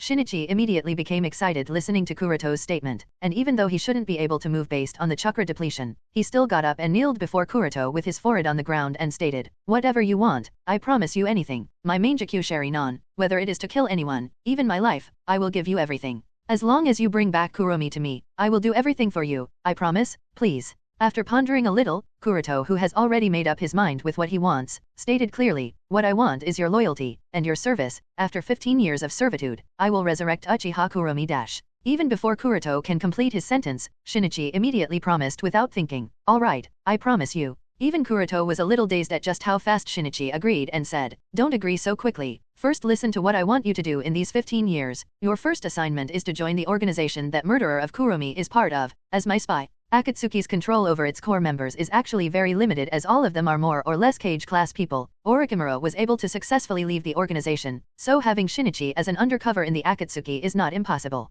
Shinichi's identity as a missing nin helps a lot in this matter, especially the fact that this was all planned by Obito, so in this regard, Obito wouldn't be suspicious of Shinichi. At novel bin at. And that's what Kuroto wants. Shinichi was highly surprised and asked in shock, what? You want me to join his organization? Kuroto didn't bother explaining the ins and out of the matter, just stated flatly, he should have invited you to join his organization, right? I need information on that organization, and your first assignment will be to join that organization as my spy. The current actions Obito took are already very different from the original story. From these alone, the direction of the plot has started to deviate more and more from what Kuroto remembers. Therefore, his knowledge of the future would soon become less and less useful, and sometimes his actions to maintain the plot might even backfire, which Kuroto can't afford to have. So instead of wasting his time to keep the plot in check, Kuroto would rather use other means to have an advantage over others. This is why he needs a spy in the Akatsuki organization, to have a grasp over their real-time movements and goals. After all, Kuroto can't leave such dangerous people like Obito and Pain without any check. And what better candidate for this job than Shinichi? Various reasons make Shinichi the perfect candidate for this job. First is that all the events surrounding Shinichi's defection have been initiated by Obito, so in a sense, Shinichi is just a chess piece that Obito cultivated. Therefore, he would be less wary of Shinichi. The second is that Shinichi is already strong enough to be a high-tier member of the Akatsuki, so it will be easier for him to gather intelligence on their movements. The third is that Shinichi defected after killing many of the Root and Anbu ninjas, so there wouldn't be that much worry about him being a spy. The fourth is that Kuroto can be sure that Shinichi wouldn't betray him, as long as Kuroto keeps his word, so Kuroto doesn't have to worry about Shinichi's loyalty getting out of hand. At this time Shinichi said with a little hesitation, I'm not sure if I'll be a good spy. I am worried that I wouldn't be able to restrain my anger when I see that masked man and he will see through my facade. This statement made Kuroto smirk. This is the final reason. Uchiha Shinichi isn't an idiot. He may be arrogant, emotional, and a little annoying, but Shinichi is definitely not dumb, so this makes him one of the current best candidate if you don't count Itaki. Crossing his arms over his chest, Kuroto said with a smile, yes, that's why you would be the perfect candidate. How come? Shinichi asked in confusion. It's very simple actually. You just don't need to cover your hatred towards him. You don't need to deliberately suppress yourself. In fact, you can even attack him whenever you see him. That will only make him believe that you are not a spy, and he would, in fact, drop his guard against you. Shinichi asked in confusion, why? Initially, Kuroto wanted to say, because you are both crazy and idiots, but looking at Shinichi's serious look, Kuroto changed his words, because both of you are Uchiha. As expected he is also an Uchiha, but aren't you afraid that I'll kill him, if I do attack him, that is. Kuroto sighed at this sentence and muttered in his heart, if only it was that simple. I have awakened the Tenseigan, and I am sure that I still can't kill him. Shaking his head, Kuroto answered Shinichi, I mean even if you do attack him, he won't suspect you to be a spy, but I recommend not doing so as you still don't have any means to kill him. Cough cough. Shinichi wanted to argue at Kuroto's blunt statement, but before he could speak, he spurted blood. Kuroto frowned when he saw this happen and asked while narrowing his eye, what's happening to you? While continuing to cough out more and more blood, Shinichi waved his hand towards Kuroto to indicate that he was all right. Seeing all this happening, Kuroto's expression became more and more serious. This is because Kuroto was able to see that Shinichi's chakra was getting weaker by the second and there are no signs of stopping. Not only that, Kuroto even felt that Shinichi's vitality is also declining. It feels unclear but there is no doubt about it. Puff. However, before they could do anything, a cloud of blood burst out of Shinichi's chest. Immediately afterward, several sword marks started to appear over his chest and arms, with obvious bluish-purple traces, indicating the presence of toxins within them. At a glance, Kuroto recognized them as the spread of the paralytic poison he concocted and used on his Kusanagi sword. That's the paralytic effect, muttered Kuroto with a thoughtful look. The injuries that started to appear on Shinichi's body are obviously the ones that Kuroto inflicted him with, in their previous battle. This undoubtedly shows that Shinichi's guardian state has been lifted and they seem to all appear at once on his body. Then Kuroto thought of the fact that how he slashed Shinichi's body into two halves with the Golden Wheel reincarnation explosion and frowned. He wouldn't die just like this, right? However, Kuroto's worries were soon becoming a reality, as sword wounds started to appear on his chest. Very soon, these cuts spread up to his waist, and finally, his body started being divided into upper and lower fragments. Kuroto hurriedly ran towards Shinichi, to try to save him, but looking at Shinichi's body that was already divided into 2 parts, Kuroto wasn't able to do anything for a while. At this moment, a bloody tear flowed out of Shinichi's other eye. Seeing this tear, Kuroto was slightly surprised. Immediately activating his Tenseigan, Kuroto looked at Shinichi's state. Uchiha Shinichi, who should have already been dead because of his body dividing into 2 parts, didn't die, but in fact, recovered to his previous state in the blink of an eye. If it was someone else, maybe they wouldn't have noticed anything, but in that brief moment, when his body has divided into 2 halves to the moment he recovered, Kuroto noticed many details, and just one thought flashed in his mind. This is not recovery or regeneration, it's actually backflow of time. Kuroto keenly noticed that the recovery of Shinichi's all the wounds happened in the exact opposite order of their appearance, and the recovery also happened as if the clock was turning back. This is simply the backflow of time, not just regeneration. It didn't take long for Shinichi to recover to his peak state, and if it weren't for the shocking presence of all the blood that was still present on the ground, Kuroto might even suspect that the scene that happened before him wasn't true. Recovering from his shock, Kuroto asked Shinichi with a curious expression, "Your Mangekyou Sharingan ability is related to time." Shinichi, who was slightly pale due to blood loss, nodded and said with slight weakness, "The ability of my left Mangekyou is called Hachimon. It's a guardian ability that will maintain my peak condition for a certain period of time, and all the injuries and chakra depletion I suffer in this period will become worthless in that time frame, and finally break out later when the ability is deactivated." Kuroto nodded in understanding and said, "As I guessed, but what you just used a few seconds before was the ability of your right eye, wasn't it?" Shinichi covered his right eye and said with some pain he was feeling, "The ability of my right is called Nakasawame. It's sort of a resident time house, and it allows me to revert the flow of time." Seriously? Both of them are too much of cheat ability, and more so when combined together. This was Kuroto's thought when he heard the description of Shinichi's Mangekyou abilities. After thinking a little, Kuroto asked, "You just used the ability of your right Mangekyou Sharingan to revert back the flow of time and then remove those injuries you suffered from the normal time flow, right?" Shinichi glanced at Kuroto with a helpless expression, as he said weakly, "I didn't expect you to see through it in just one glance." After getting his confirmation, Kuroto pointed at the ground and asked in confusion, "If that's the case, then what's the matter with all the blood? If you are reversing time and removing your injuries from the normal time flow, shouldn't this blood also return back to you?" Shaking his head, Shinichi said with a saddened expression, "The power of Nakasawame only acts on me. Once something is out of my chakra range, i.e., the blood has flowed out of my body, my ability wouldn't affect it. This is also the reason I couldn't bring the dead back to life with this ability." Kuroto nodded in understanding. "No wonder we saw a lot of those bloodstains in a tree cave before. It turns out those bandages weren't used to wrap the wounds but to prevent the blood from flowing out of your body. Hachimon can distort all the injuries and chakra loss suffered by a person at a point for a certain duration, and Nakasawame can completely remove that accumulated damage from the timeline by the backflow of time. When used in conjunction, these two abilities make a perfect match." Sighing at just how much of a cheat all the known Mangekyou Sharingan abilities are, Kuroto can't help but think, probably the presence of the small amount of 6-path chakra in the Sharingan makes it possible for Mangekyou Sharingan to awaken such unreasonable techniques. The 6-path chakra somehow gives birth to such abilities with conjunctions to the awakener's thought process and emotions at the time of awakening by giving it life through yin-yang release or creation of all things, to be more specific. Now, it's not that the Uchiha have mastery over yin-yang release, but maybe that's how the abilities of the Mangekyou Sharingan works, well, in theory at least. But how that whole process works, Kuroto isn't sure about it. But anyway, the possible abilities that Kuroto thought that Shinichi might have awakened weren't that far from his guess, only a little superior to what he expected them to be. At the same time, their limit is also what he expected. As long as the damage afflicted upon him is higher than what could be sustained by Hachimon, the consumption rate of the wear down of this ability would increase, and this is the only possible method to break through this ability, and that too unless Shinichi learns to use both of his abilities in conjunction. But when Kuroto was thinking all these things, one thing still bugged him a little, as he asked in confusion, "Since you know that the blood loss cannot be reversed, why didn't you take any precaution to avoid losing too much blood, even in the worst case scenario?" While still covering his right eye, Shinichi answered lightly, "This time the burst of damage was all too sudden, most probably due to some sort of corrosion from your jutsu. I didn't expect you to be able to do that. Most probably that interfered with the working of my technique, which significantly reduced the time limit. Otherwise I would have prepared everything." After listening to this answer, Kuroto thought to himself, it turns out that Golden Wheel reincarnation explosion played a role in influencing his time limit, as I expected.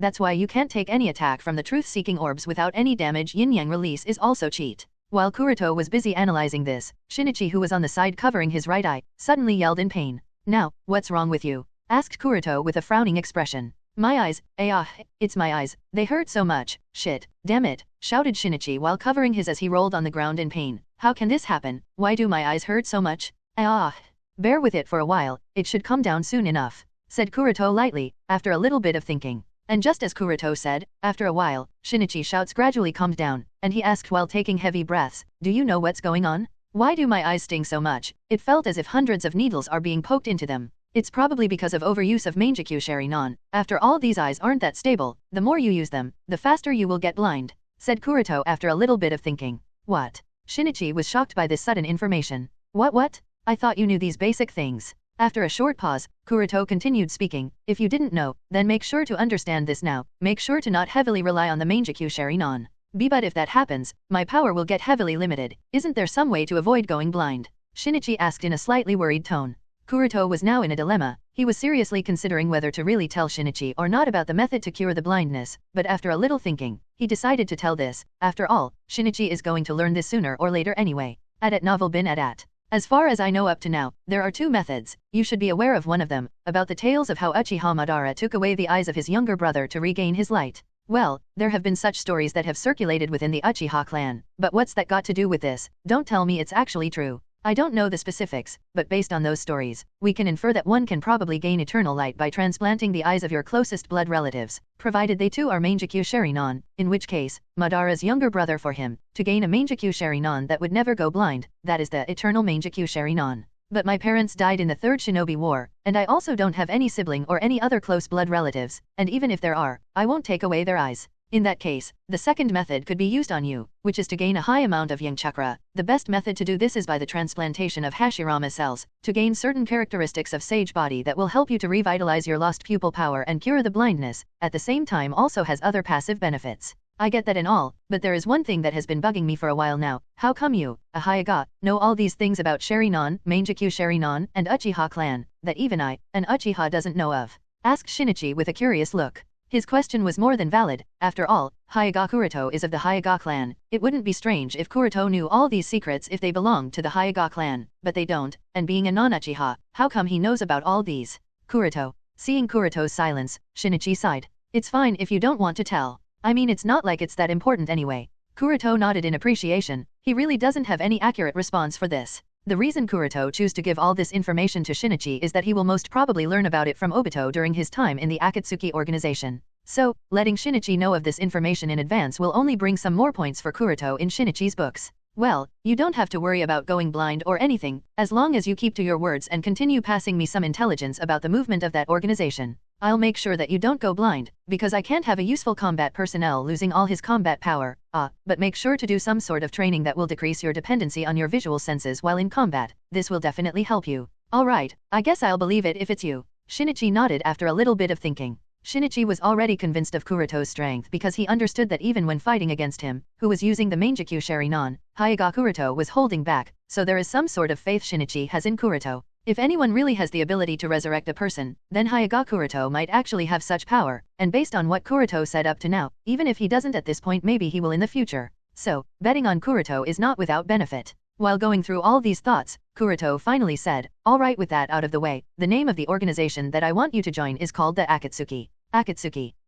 Akatsuki. Don't be too arrogant or careless after you join this organization. It's filled with people you might as well consider as true monsters in their own right, and just for example, even the snake son in Orochimaru is also a part of this organization. Shinichi was highly surprised by this piece of information. Someone like Orochimaru would choose to join some no-name organization. Like most of Konoha shinobi, Shinichi obviously only has the 5 great shinobi villages in his eyes, the rest are just some small bunches that can't be taken seriously. But this thought is too wrong because Akatsuki is nothing like that. As I said, don't underestimate them. This organization has more than enough power to destroy any shinobi village with little ease. The combined strength of this organization is more than enough to overpower any shinobi village, even Konoha for all that matter, and it will actually take the combined effort of all the shinobi villages to get rid of them. So, don't take them lightly. I don't want you to use your eyes on the first day you join them. Seeing the serious look on Kuroto's face, Shinichi gulped slightly. The front leader of Akatsuki is a person who is said to have awakened the mythical Rinnegan eyes. After a short pause, Kuroto continued. Rinnegan is one of 3 great dojutsu, aside from the Sharinon and the Byakugan, and is also said to be the eyes of the sage of the 6th path from the legends foretold in the shinobi world.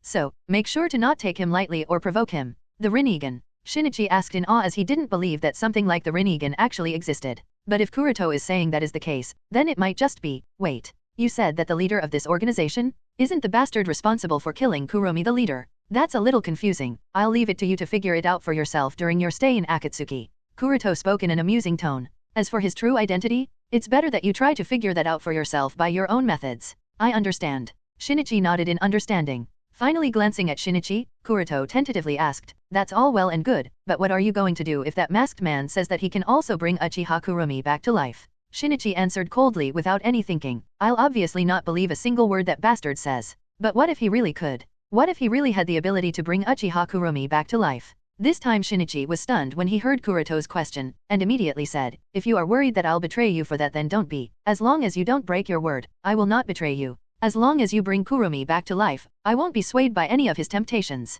Kuroto didn't reply directly but stared at Shinichi intently. Seeing Kuroto's look, Shinichi turned his face to the side with a blushing look. Don't look at me so intently, I am not into men. If you stare so much at me, I'll start feeling insecure about my chastity. Cough cough. Don't talk bullshit, I am straight. Also you know I have a fiancé, right? Well, I do, but who knows if you have some eccentric habits, you know what I mean. Shinichi said while giving a strange look at Kuroto from the side. Listening to Shinichi's words, Kuroto had an unamused look, as he stared at Shinichi with really, expression. Sigh, geez, lighten up a little. Anyway, jokes aside, I am not a fool. From the moment the masked man made use of Kurumi as if she is nothing more than a pawn whose sole role is to die for me to awaken my Mangekyou Sharinon, any room for negotiations between me and him was over. It is simply impossible for me to not hate him, therefore, I would never be able to trust him in bringing Kurumi back to life. Besides, even if he did, he might do something extra and add some sort of jutsu to Kurumi's body that would leave me with no choice but to act as his puppet. Therefore, I won't trust him with something so important. There is simply no possibility for that happening. Kuroto nodded in understanding and chose to believe this explanation. Alright, that satisfies me. Next, tell me the identity of the Kumo spy lurking in Konoha that made contact with you. This time Shinichi shook his head and stated, I don't know the identity of the other party. I didn't meet him personally, he made contact with me through a summon beast, that's a small sparrow, and all the messages were sent using that little bird? In fact, I didn't even trust his words, and my defection had nothing to do with him. Even the matter of calling the Kumo shinobi in the land of fire was initially unknown to me. Kuroto's face sank when he heard this. So, you don't have a method to get in contact with him? Asked Kuroto. I am afraid not. Shinichi said while shaking his head in denial. Sigh, forget it then. Kuroto said helplessly. Although Kuroto guessed that the Kumo spy lurking in Konoha would definitely not reveal his identity so easily, even to Uchiha Shinichi for that matter, he was still a little disappointed when Shinichi said this. Alright, then tell me the location where you buried Uchiha Kurumi. Kuroto asked inattentively. Why do you want to know that? Shinichi asked with a vigilant look. Seriously? You are asking me this? Kuroto again asked with a really, look. Suddenly Shinichi remembered that Kuroto promised to bring Kurumi back to life and answered while rubbing the back of his head with an embarrassing laugh. Ha ha ha, sorry. I buried her in a cave in the lower reaches of the Naka River. No one in the Uchiha clan or village knows of this other than me. Kuroto nodded and said, now tell me the specific location. This time Shinichi realized that something was up and asked worriedly, are you worried about something? I have already told you not to underestimate the methods of the Akatsuki. After a short pause, Kuroto continued, if by some chance, the masked man found and took out her body, I won't be able to do anything. Since the matter was related to the resurrection of Uchiha Kurumi, so he understood the seriousness of Kuroto's words and without being any more careless, Shinichi quickly described the specific location of Kurumi's grave and then added, you must n. After learning the location of Uchiha Kurumi's grave, Kuroto thought a little and said, it's not very safe here, take care of all the traces and change the site to recover. This cave, although a little hidden, isn't very far from the battlefield where the two of them fought. Once Konoha or Kumo learns that Uchiha Shinichi disappeared/ran away from the battlefield, a carpet search will inevitably begin, and finding this cave wouldn't be very difficult, so neither of the two can stay here for very long. Shinichi nodded and immediately used a fireball jutsu on the place where the blood was left. After being burned violently by the fireball jutsu, all the blood evaporated leaving only black traces, and nothing more. On the battlefield, the silent confrontation between Team 11 and Kumo Shinobi continued and neither side rushed to make the first move. Both sides were afraid for a reason to make the first attack. Team 11 as a whole wasn't afraid of the overall power of the Kumo unit led by Yujito and II, but they were worried that the fight might again light the fuse of an all-out war between the two villages, so they were somewhat restrained. On the Kumo side, Yujito and II learned and personally witnessed the fact that the Anbu in the cat mask, i.e., Uchiha Shisui based on the information published in the bingo book, seems to also have awakened the Mangekyou Sharinon, and then there is Hyuga Kuroto, the guy with the eagle mask, seem to have defeated Uchiha Shinichi, who has awakened the Mangekyou Sharinon, so fighting these four Anbu seems a little difficult for her. After all, they are still in the land of fire, i.e., enemy territory, and it wouldn't take very much long for the Konoha Shinobi army, personally, led by the Toad-san and Jiraiya to arrive here. And once these reinforcements arrive, the already low chances of winning will even disappear completely. Bang! While Yujito Nii was considering whether to stay and fight or retreat, a red flare appeared in the distant sky signaling the arrival. One of the Kumo Jonin who was part of the unit approached Yujito Nii and whispered silently, "It's Konoha's flare, it's time we retreat." Sighing heavily at the fact that Team 11 was again spared from her clutches, Yujito Nii nodded towards the Jonin and ordered, "Retreat." Following Yujito Nii's order, all the Kumo ninjas took a backward step and started leaving the battlefield. Whoosh, whoosh, whoosh. Finally giving a cold glance to the 4 members of Team 11, who still didn't drop their guard, she too retreated. Whoosh. All the Kumo ninjas turned into afterimages and soon disappeared in the darkening night towards the direction of the land of hot water. Whew. Kakashi finally breathed a sigh of relief. He really didn't want the matter to escalate anymore. While Kakashi was glad, Shisui asked Kuroto anxiously, "Kuroto-san, which direction did Shinichi escaped?" Kuroto's clone didn't look at Shisui, just answered calmly, "Don't be too anxious, let's first wait for Jiraiya-sama's arrival and then decide the further course of action." Understanding that the reinforcements brought by Jiraiya were about to arrive, Shisui suppressed his anxiousness to chase after Shinichi. After all, pursuing after Uchiha Shinichi in the night and this dense forest would be extremely difficult, not to mention his anti-tracking abilities would only make it more difficult. Without making them wait for long, the Toad Son and Jiraiya arrived at the battlefield along with the reinforcements. He was quite surprised looking at the scale of damage and the messy battlefield. Kakashi hurriedly stepped forwards and reported the basic situation about the battle to Jiraiya and finally stated, "After Uchiha Shinichi's fight with Eagle, he is currently missing." Jiraiya glanced towards Kuroto's clone, and after looking at him from head to toe, he said with a smile, "Hey young guy, we meet again." Kuroto was a little speechless as to how to respond to that greeting. Jiraiya also noticed the confusion and waved his hand, while stating, "Don't worry, aside from your details in the bingo book, the old man has already given me some basic information of the members of Team 11, so don't be too restrained." Kuroto nodded and bowed towards Jiraiya as a sign of his gratefulness. "I am still grateful for Jiraiya-sama's help from that time." The arrival of Jiraiya and Orochimaru helped Kuroto and Itachi and prompted Yujito Nii to retreat during their mission. If not for the arrival of the 2 Sannin, the consequences of the accidental encounter with the Nibi's Jinchuriki might have been quite disastrous. Jiraiya casually nodded and asked, "Tell me the details of your fight with Uchiha Shinichi." Kuroto will of course not give an accurate description of the battle between him and Shinichi, so he just vaguely described that the initial confrontation didn't work as all the injuries he suffered recovered strangely. Moreover, even the poison wasn't being effective on him, and Uchiha Shinichi activated the Susanoo and used a barrage of attacks which Kuroto continuously dodged. This went on for a while, but because neither side was able to connect their attacks with the enemy, so in the end, Shinichi's chakra levels started dropping and he retreated immediately, and even before Kuroto and others could pursue after him, they had to stop to confront the Kumo unit. There is simply no loophole in this argument, because the surrounding forest was all damaged only by Shinichi's Susanoo, while the attacks from Kuroto's side were very accurate and restricted, so it is difficult to analyze them. Therefore, no matter who it is, they can't find any other detail based on the situation on the battlefield. There are simply no loopholes in what Kuroto said. As for the matter of golden light, obviously, it was caused by something on Shinichi's Susanoo. However, it was difficult to accurately identify it as it was some kind of chakra weapon. Simple and easy? After roughly understanding the situation, Jiraiya also deployed the Konoha shinobi, and Kakashi too summoned his ninkin to search Shinichi's tracks. But because of the interference from Kuroto's main body that was with Shinichi, no matter how much effort they put, no traces of Shinichi's presence were found. In the blink of an eye, 3 days passed. With Shinichi's speed of travel after a little recuperation, 3 days was more than enough for him to escape the territory of the Land of Fire, and exactly as Kuroto desired, Team 11 didn't find any results and had to return back to the village. As soon as Team 11 returned back to the village, they were called to the Hokage office by Sandaime-sama. In the Hokage office, Sarutobi Hiruzen had a small frown, with eyes stern, seems to be busy in his thoughts. On the side, Shimura Danzo also looked gloomy and angered. The 2 other elder consultants, Mitokade Homura and Yudiden Koharo, were also worried. As the captain of Team 11, Kakashi gave a detailed report of Team 11's pursuit of Shinichi without missing any detail. By the time Kakashi finished his report, Sandaime asked solemnly, "That is to say, Uchiha Shinichi has defected to Kumo?"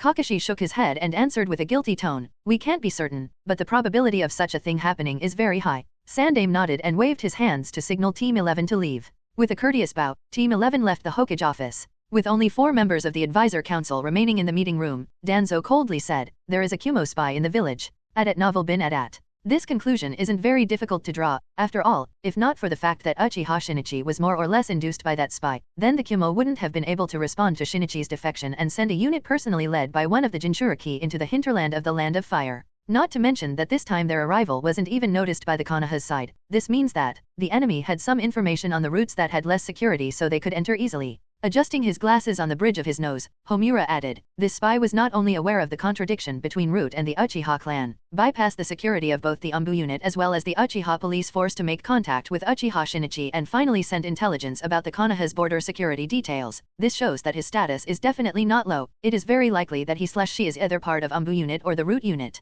Danzo was obviously unhappy at this statement and said with a dark tone, there will never be any problem from my Root unit. At this time, Kohara said with a mocking tone, a mere Uchiha kid was not only able to breach the security of your Root base but also single-handedly annihilated almost all the personnel at the time present at the base. I even heard that many of your storehouses were also robbed. Are you sure that the spy didn't have his hands in all this? Danzo glared towards Kohara in annoyance, and finally snorted, fine, I will investigate the Root thoroughly, but this doesn't change the fact that there will be no spies among my men. Shimura Danzo had a big loss this time. Many of the Root shinobi loyal to him were killed by Uchiha Shinichi single-handedly. Then there was a theft, most of the warehouses and secret laboratory he had were robbed by someone, even the few Sharinon he had left were taken away by the thief. And finally, Danzo's prestige in Konoha has also been affected severely, so his authority in the advisor council has fallen to the lowest of the four. Sandaime ignored Danzo's look and nodded towards Homura and Kohara with a serious tone, I will conduct a thorough investigation of the Anbu members. Finally, with all the discussion over, Danzo stood up while tapping his cane and coldly said, Hiruzen, now you should understand the threat posed by the Uchiha clan towards the village. If we leave them as they are, the village will sooner or later be destroyed in their hands. The defection of Uchiha Shinichi not only highlighted the threat of the Uchiha clan but it especially highlighted the degree of strength that the Uchiha can possess by simply awakening the Mangekyou Sharinon. One single young Uchiha stirred the whole village upside down. At novel bin at. Not only was the prestige of the Hokage faction plummeted, but there was also a loss of many combat personnel, and still there were no results as they all failed in capturing or killing Uchiha Shinichi. If one single Uchiha can cause such trouble for Konoha, just imagine what would happen if the entire Uchiha clan were to rebel? Sarutobi Hiruzen couldn't help but shudder with just the thought of such a thing happening, and this further caused him a headache. His already less hair is growing weaker day by day being involved in all these tense situations that are popping out of nowhere one after another. If this continued, he wouldn't have any option but to go bald. While Sandaime was having tension about his hair, Danzo continued to urge, Sarutobi, it's about time you make up your mind. The robbery of test materials will put a stop to many of his experiments. In particular, the disappearance of all the Sharinon that were stored in the nutrient solution made Danzo's heart ache. That was his hard work? Some of the Sharinon were left by his teacher Tobirama and the others were collected by him over the course of many years during the 3 Great Shinobi Wars. But now that it's the time of peace, so collecting any more Sharinon would be very difficult, and the disappearance of each one would prompt heavy investigations, so Danzo can't afford to take such actions. So, the annihilation of the Uchiha clan is his best bet to collect more Sharinon. All Hiruzen has to do is nod, and Shimura Danzo will have a large collection of Sharinon at his disposal that he can use freely. However, Shimura Danzo has to be disappointed as Sandaime shook his head. We will discuss the matter of the Uchiha clan later. For now, focus on Kumagakuer. Listening to Danzo's continued urging, Sandaime, who were suddenly broken out of the fantasy of his wonderful hair disappearing with each passing day, declined Danzo's opinion coldly without much consideration. Hiruzen was of course very disappointed with Danzo's performance this time. As one of the 4 representatives of the Hokage faction, Danzo completely failed to catch Uchiha Shinichi's tracks. Danzo has been the representative who has always suppressed the noble shinobi clans of Konoha, and this time he couldn't even suppress Uchiha Shinichi who has just awakened the Mangekyou Sharinon. This made Sandaime very embarrassed of his old friend. Even his prestige as the Hokage was slightly affected by all this fiasco. Therefore, he is in no mood to entertain Danzo's blabbering for now. Seeing Hiruzen directly diverting the topic, Danzo could only sigh and curse inwardly, if only I was the Hokage. But unfortunately, he is not the Hokage. He had no choice but to give up the annihilation of the Uchiha clan for now and focus on Kumagakuer, as the discussion between the 4 advisors continued. On Kuroto's side, after leaving the Hokage office, Team 11 was disbanded as all the 4 returned to their houses to rest and for other work. After returning to his home and conforming with the Byakugan to make sure that no one was spying on him, Kuroto took out 2 scrolls from his ninja bag. Kai, puff. With a cloud of white smoke, a corpse appeared on each of the 2 scrolls. The body on the first scroll belonged to Uchiha Kuromi. To make sure that Obito or Zetsu don't get their hands on it, Kuroto ordered the Kaze cage puppet to retrieve it from Uchiha Kuromi's grave. Huh, this is a surprise, muttered Kuroto as he noticed that Uchiha Kuromi's body had some sort of potion over it that prevented the rotting of her cells, tissues, and organs. Does that mean Shinichi always had the intention to look for a method to bring her back to life? Otherwise, why would he use such expensive potion? Kuroto of course had some idea about this potion. After all, he wasn't playing stones while working in Orochimaru's lab. That's why he was more surprised and impressed by Shinichi's action. Since that's the case, I don't need to be worried about her body for the time being. After confirming that there were almost no defects or problems with Uchiha Kuromi's corpse, including her Sharingan that was still present in her eyes, Kuroto reshape her body inside the scroll. The storage scroll will obviously not prevent the decay of her body for a very long time, as they don't stop time as per their working mechanism, so this will only be a temporary option, until Kuroto finds some better means to prevent the decay of her body for the next 15 years or so. After reshapeing Uchiha Kuromi's corpse, Kuroto moved his gaze towards the corpse on the other scroll. This body belongs to none other than White Zetsu's clone that was attempting to spy on his and Shinichi's battle. The only problem with this is it's the messy state because of suffering the explosion of many detonation charms. Therefore, at this point, it couldn't be considered anything other than a mass of tissues. Activating his Tenseigan, Kuroto scanned Zetsu's body and perceived the slight traces of chakra still present in it. It's really amazing that even after it's been destroyed, there are still some signs of vitality because of the presence of Hashirama's cells in it. After sighing at just how persistent Kinshadame Hokage-sama's cells can be, Kuroto nodded slightly and reshape this corpse too. Putting away the two scrolls, Kuroto walked towards his balcony and jumped on top of the roof of his house, and looked over the entire village with one hand over his waist. Kuroto's current top priority is to build a secret laboratory as well as material storage that personally belongs to him. Considering the issue of safety and secrecy, the choice of location is a very important issue. While observing the layout of the village, Kuroto thought to himself, the location of the laboratory shouldn't be too far away from home, otherwise going back and forth will be a big hassle, and the location should definitely be hidden, otherwise, the perception ninjas might be able to find its location, which will again be troublesome. With that thought in mind, Kuroto's gaze turned towards the surrounding forest. Although Konoha is surrounded by forests from all sides, it's not that they are unowned. For example, Nara, Akimichi, Inuzuka, Aberame, and other clans are mostly near the forests and these forests are used by them for various purposes. Now it's not that these are the only forest these clans own, after all, noble clans have a lot of property throughout the Land of Fire, so it's nothing strange. But because these forests are near the village so they are still used quite a lot, and if Kuroto were to build his laboratory in the forest territory that is occasionally used by these clans for whatever purposes like insect keeping, dogs breeding, and training, and other purposes, Kuroto can be sure that his laboratory will be discovered very soon, which is something he can't afford to have until he finds a better place. So, moving his gaze away from this region, Kuroto turned to look towards the direction of the Death Forest in one of the corners of the village. The Death Forest in particular isn't owned by any of the shinobi clan and is actually a place where all shinobi have equal access to and use it for combat exercises. Almost all Konoha shinobi either had or have a routine visit to this forest at some point in their life. Death Forest is the territory where one will mostly find genin and shinin. Jonin rarely visits here as their activities will cause big movements. If I create my laboratory here, and as long as an appropriate location is chosen, the possibility of being discovered is quite less. And most important of all, Death Forest is not very far from the village, so it would be very convenient to go back and forth. I can also use the excuse of concocting poisons for my visits to the Death Forest. The more he thought about it, the more Kuroto felt that this is the best temporary option, so after a little more consideration, Kuroto decided to map the Death Forest and see if he can find some spot to meet his requirements. With that decided, Kuroto's figure flickered and disappeared. After arriving at the Death Forest, he activated his Byakugan to have a look around. After some search and find, he soon arrived around one particular spot at the edge of the Death Forest. The reason Kuroto came here is very simple, this place actually shields his Byakugan perception. After thinking about it a little, Kuroto murmured in understanding, this should be one of the nodes of the barrier enchantment covering Konoha. Entire Konoha village is under the protection of the enchantment, and this barrier is erected using several nodes that have been transcribed with complex fuinjutsu, so it is difficult to see past this spot with just one glance even if someone uses the Byakugan. For this reason, general investigative methods don't work here or are shielded against to a varying degree. The maintenance of this spot should be under the responsibility of Team 3 of the Enchantment Department. With a short pause, Kuroto tried to recall the specific information of the members of the Team 3 of the Enchantment Department. All the 4 members of Team 3 are Chunin class, and there is also no strong perception ninja in their team, but I can't be sure about it, I'll have to check on this information once. As an Anbu, Kuroto has access to such information related to the abilities of the ordinary Konoha Chunin and Genin, and he once happened to look through these files of the enchantment class to see if could find someone that could help him with some doubts in Fuinjutsu practice that he was facing, but that aside, although Kuroto didn't pay much attention to anyone that wasn't much use to him, he still remembers some of their details.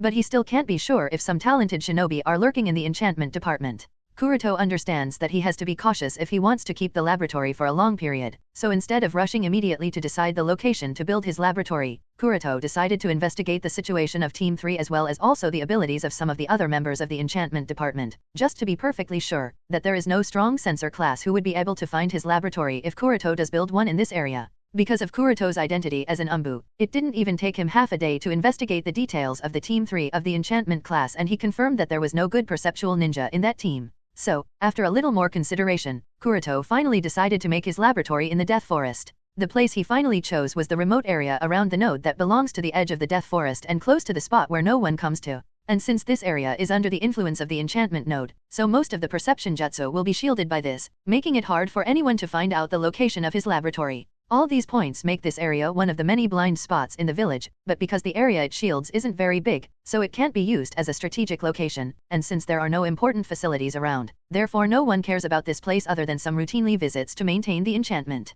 After the problem of finding a suitable location was resolved, Kuroto didn't delay any longer and started construction work. According to Kuroto's plans, the laboratory will be constructed 20 m beneath the ground, so the entire construction process will involve quite a lot of work. It took Kuroto, his shadow clones, and the Kaze cage puppet together about 1 week to complete the basic structure of the laboratory. The entrance of the laboratory lies inside a tree hole, under a big tree. Then there is a special mechanism Kuroto constructed in the tree cave according to which if someone other than him were to intentionally or accidentally touch the tree, there will be several explosions that would completely destroy the entrance part of the cave, making it impossible for anyone to notice that there could be a laboratory beneath the tree. Then Kuroto made sure to use many secret sealing techniques along the passage under the tree hole. If anyone attempts to break inside the laboratory, the sealing techniques will activate, causing hundreds of explosions by the detonation charms hidden under the passage. This will blow up the entire underground passage. After passing through the underground passage, the sections of the main laboratory start.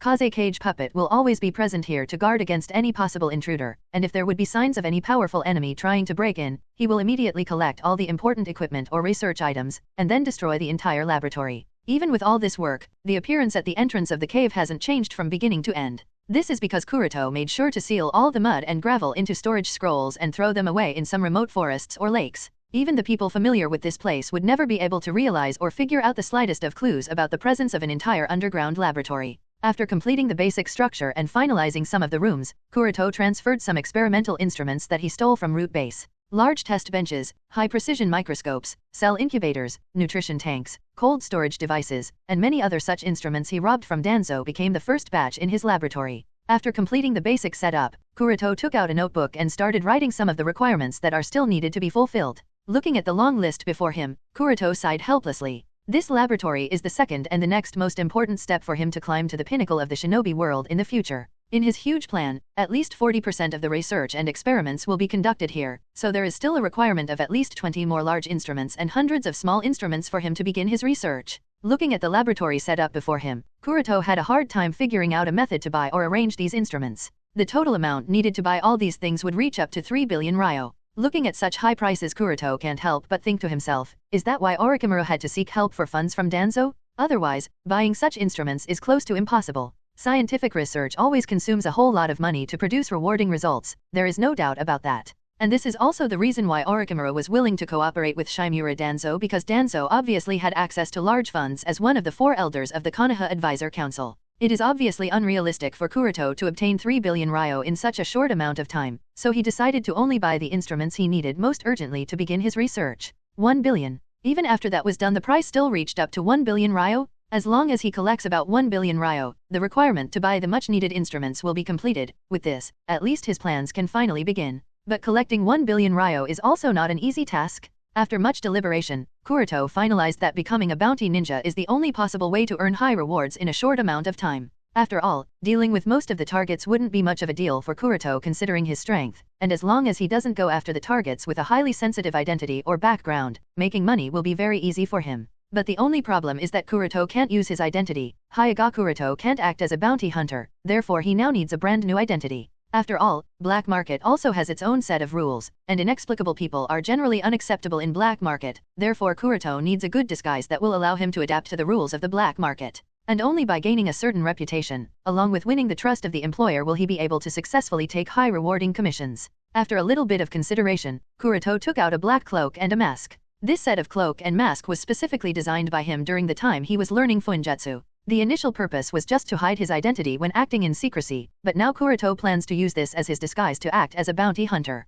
The cloak is midnight black with golden lines over it, which is actually complex sealing techniques Kuroto engraved on it with gold thread. This cloak is capable of isolating the wearer from most of the sensory type techniques and is perfectly capable of shielding Byakugan's X-ray vision. The mask is also black with some white over it, symbolizing the yin chakra element from the yin-yang symbol. The mask is also engraved with complex funjutsu from the inner side that again prevents sensor ninjas or Byakugan perception. As soon as he wore the cloak and the mask, Kuroto's entire temperament changed. He was no longer Hyuga Kuroto but was the incarnation of a certain god of death. Now that I have a disguise, I also need an alias, how about In? Or maybe Yama? Muttered Kuroto while curling his lips in a chuckle, because the name Yama sounds quite good. At the same time, in a cave in the territory of the Land of Grass, the figure of Masked Man and Zetsu appeared outside the cave. At novel bin at. Looking at the dark cave before him, the Masked Man asked curiously, is he inside? Zetsu nodded, yes, seems to be recuperating. Giving a nod to the Zetsu whose lower body was still submerged in the ground, the Masked Man casually walked into the cave.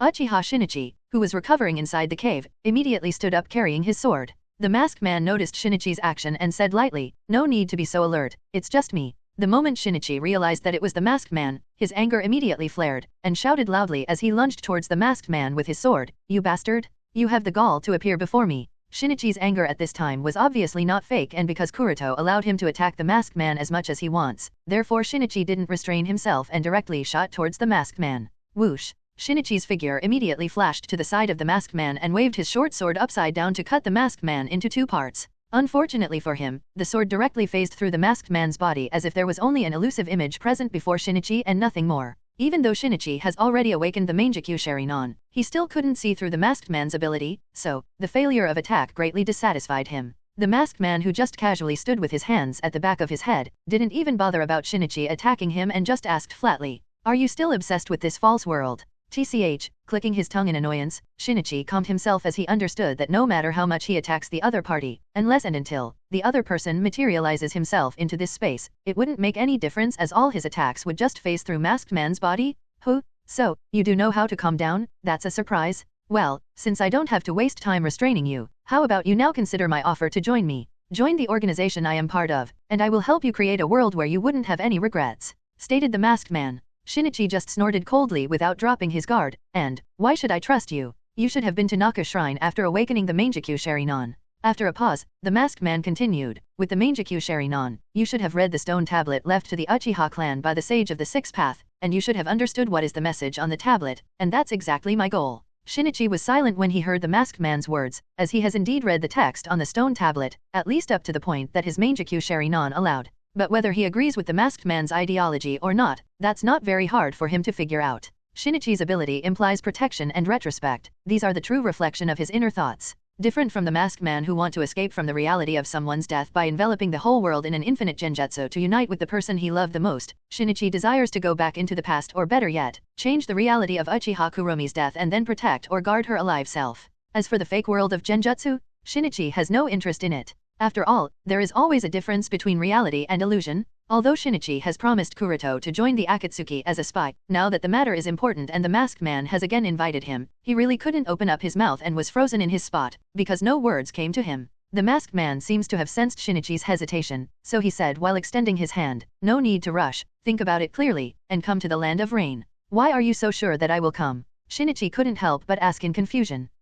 That's a good question, but its answer is incredibly simple. I know you will come to me is because I understand you, while no one else does. Besides, you don't seem to have many options, isn't that right? Leaving this sentence, the Masked Man disappeared into the spiraling void. In the Masked Man's eye, Uchiha Shinichi, who has defected from Konoha, doesn't have any place to seek asylum. The Kumigakure might have taken the chance to step over Konoha using this opportunity, but in the shinobi world, no village would ever trust a defected shinobi, much less a defected shinobi of other village. Therefore, Akatsuki is Shinichi's only option, and Uchiha Shinichi will definitely come to the Land of Rain, whether to join the Akatsuki or with the hope of killing the Masked Man, whichever be his choice, his destination will definitely be the Land of Rain. Only patience is needed, and he would eventually be drawn into the Akatsuki. After coming out of the cave and appearing on Zetsu's side, who stood far away from the cave, the Masked Man ordered lightly, bring that woman's body. Zetsu nodded and sunk into the ground. Uchiha Shinichi, I know you will come, because you are just like me. After leaving a shadow clone at his home, Kuroto disguised himself as Yama and secretly left the village.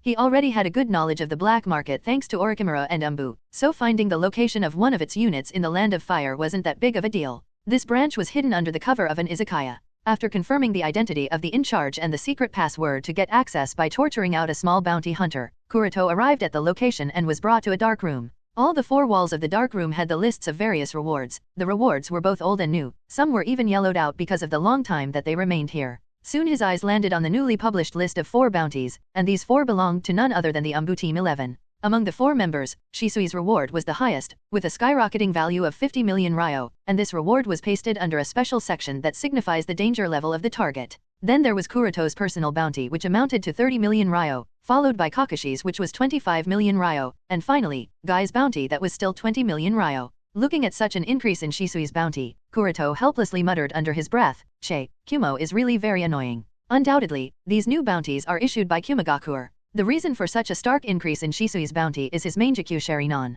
Shinichi's defection clearly highlighted the true power of the Mangekyou Sharinon, so even though 50 million ryo is not a very high amount, it isn't a small amount either, and with this Shisui's awakening, the Mangekyou Sharinon is now a piece of common knowledge among all powers. And Kuroto's bounty also increased from 20 million ryo to 30 million ryo. This is probably because Yujito Nii passed back the news about him defeating Uchiha Shinichi, so his danger level increased, but since Kumo can't accurately judge the process of the battle and only vaguely understand that Hyuga Kuroto repelled Uchiha Shinichi, who seemed to be using the Susanoo, so they only increased the amount by 10 million ryo. The increase in Kakashi's bounty is also reasonable as he is the captain of the Team 11, but Guy seems to have been completely ignored by Kumo, so his bounty stayed 20 million ryo, too bad for them to ignore him. The in-charge noticed that Kuroto was looking at the bounties of Team 11, and said to him from the side, "If you bring the heads of these 4, we can make the immediate payment with only 10% commission." Most of the bounty ninjas are unwilling to meet their employers in person. After all, the employer could be anyone, even the likes of great shinobi villages, so both sides would want to avoid direct contact. Therefore, the black market also acts as a mediator between the 2 parties, and only charges some commission fee for the mediation work.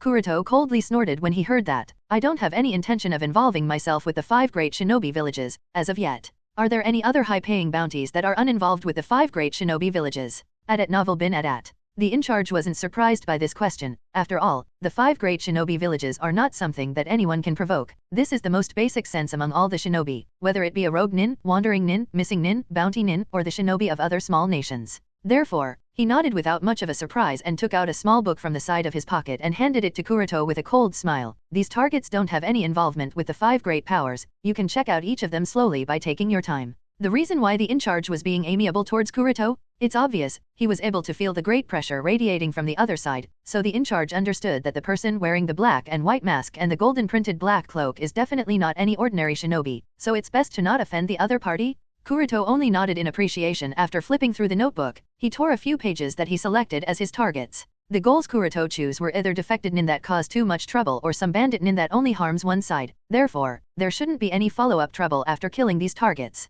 With Kuroto's current strength, coupled with the Konoha's intelligence support that he has access to courtesy to his Anbu identity, Kuroto was able to eliminate many groups of rogue nin, as well as some bandits who were plundering the resources from the ordinary people. Regardless of the bounties offered by these targets, Kuroto was able to earn about 25 million ryo, just by robbing these groups, plus the bounty. Even with the amount deducted as the commission, he still collected a sum of 70 million ryo. And because his task completion rate was both very fast and efficient, so the alias of his disguise, i.e., Yama, also began to spread in the underground world and black market circle. At one of the branches of the black market circle, Kakuzu, who was wearing the iconic Akatsuki high-collar black cloak with red clouds printed over it, threw a corpse on the desk of the boss of this black market branch. After comparing the identity of the person that this corpse belonged to with the person in the bounty poster, the in-charge stored the core in cold storage and said with a smile, "Kakuzu-sama, the reward for the bounty will soon be delivered to you." As one of the top bounty hunters, Kakuzu has unparalleled prestige in the black market circle. The in-charge will always make sure to process the payment as early as possible to save Kakuzu-sama's precious time.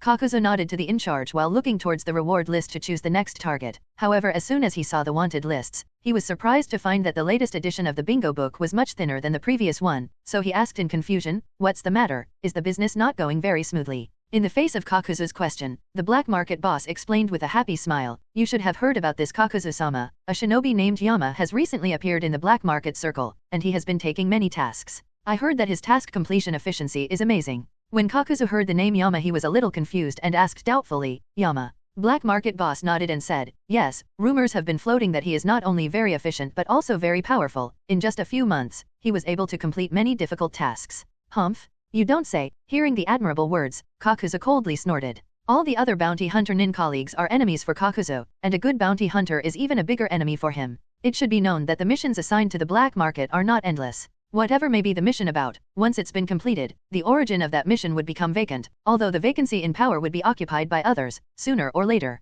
It would still take time for that to happen, and this period could be anything, maybe a few months to even a few years, but there's no guarantee. Therefore, the number of tasks appearing in black market is always limited, unlike the ones in great shinobi villages. And if a bounty ninja completes so many tasks in a short span of time, the others would naturally not have much work to do. Therefore, Kakuzu was very annoyed by the sudden appearance of a tough competitor. The black market boss also noticed that Kakuzu didn't seem to want to talk about this Yama too much, so he shut himself up on his own and did not mention Yama anymore. While the black market boss was quiet, Kakuzu held the bingo book in his hand and kept flipping through its pages with a thinking expression. Looking at the list of tasks completed by this Yama character, even Kakuzu felt that he was a little too efficient or fast in completing the tasks. Take himself as an example. If his target is a certain rebel group, and if they aren't some idiots, it would generally take him 1 to 2 months to find the target. It might even take more if he is unlucky or if the target is too cautious and doesn't leave any trail behind. But with speed, this Yama character is completing tasks shows that he is not only very powerful but also has extraordinary intelligence collecting capabilities, or maybe a highly efficient intelligence network spread throughout the elemental nations. Thinking of this, Kakuzu reached a conclusion: there must be a very large organization standing behind him. Putting this matter aside for now, Kakuzu turned towards the black market boss, who seems to be cleaning some sake cups, and asked again, "Is there any result on the matter that I asked you to pay attention to?" The black market boss shook his head and said with an apologetic tone, "We have been inquiring about the information you have mentioned, Kakuzu-sama, but up to now we have not had any luck in getting any results about it." Kakuzu nodded in understanding and urged calmly, "Continue to inquire." In fact, Kakuzu himself doesn't understand why the leader of the organization, who is so powerful as a god, suddenly wants to search for a person related to Konoha village. Moreover, the description of the target that he is looking for is also very vague. With such little information, it is very difficult to find the people even with his experience. Therefore, although he inquired about this person in the black market circle, Kakuzu doesn't have much hope for it to succeed. On Kuroto's end. Currently, Kuroto was sitting on a cliff, wearing the Yama disguise and eating some rice balls along with counting his recent income. Beside him lied the corpse of a rogue nin who specifically kidnapped the concubines of wealthy merchants in exchange for ransom. Even such low-class genin have so much money hidden in their pockets. How do they earn it? Is the business of kidnapping concubines so good that people like him can make a good amount out of it? Thought Kuroto while chewing on a piece of the rice ball. Initially, he thought that it was just a small task of killing him, but while Kuroto tortured the guy by cutting his fingers, this genin offered to redeem his life with the money he had. Kuroto obviously pretended to agree, and after following the guy he found the spot where the money was hidden, but Kuroto was still surprised that he had more than 10 million hidden there. This is the task amount of up to 10 S-class mission in Konoha village, and such a genin, who didn't even have access to the S-class missions, has already collected it. After pondering a little, he understood that the wealthy merchants and politicians generally have strong security. Even if they don't, they would be willing to pay to the great shinobi villages and seek help. But this matter is different altogether when it involves concubine. For the sake of their reputation, they would rather pay the ransom than endanger the life of their abducted concubines. So even though this rogue nin only has the strength of a genin, but after repeatedly succeeding, he has saved quite a lot of wealth in the past years.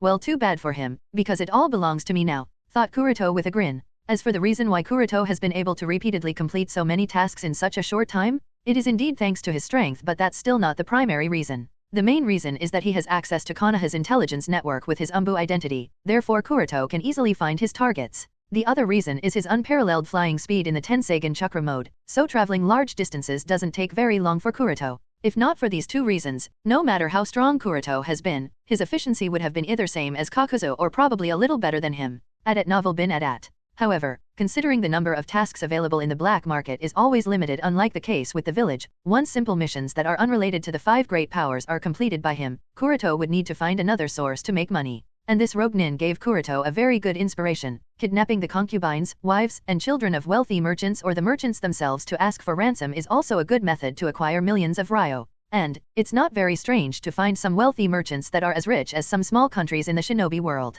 So, it should be fine to threaten a few of them to obtain funds for his experiments. Puff. While Kuroto was mulling over these issues, white smoke suddenly appeared on the side. When the white smoke cleared, an orange cat appeared out of it. As soon as it saw him, the orange cat stretched its front paw towards Kuroto and said, "Meow, 1,000 ryo." Kuroto was immediately annoyed by the demand and unwillingly handed over 1,000 ryo. After Kuroto gave the money that the cat asked for, it passed over a scroll to Kuroto's hand. This orange cat is not just any ordinary cat but a ninja cat named Kasai, and also the summon cat of Uchiha Shinichi. In order to safely receive messages from Shinichi, Kuroto also signed a contract with it. However, the problem is that this cat loves money, and every time it will pass a scroll, it will ask for 1,000 yen. Kuroto can't help but want to complain to Shinichi for choosing such a greedy ninja cat. In annoyance, he opened the small scroll passed to him to look at the few lines Shinichi wrote on it. That bastard actually said that he is the Uchiha Madara. He really thinks that I am some idiot that would believe his bullshit? I knew it from the start, this bastard doesn't speak even a single line of truth, everything is just his dash.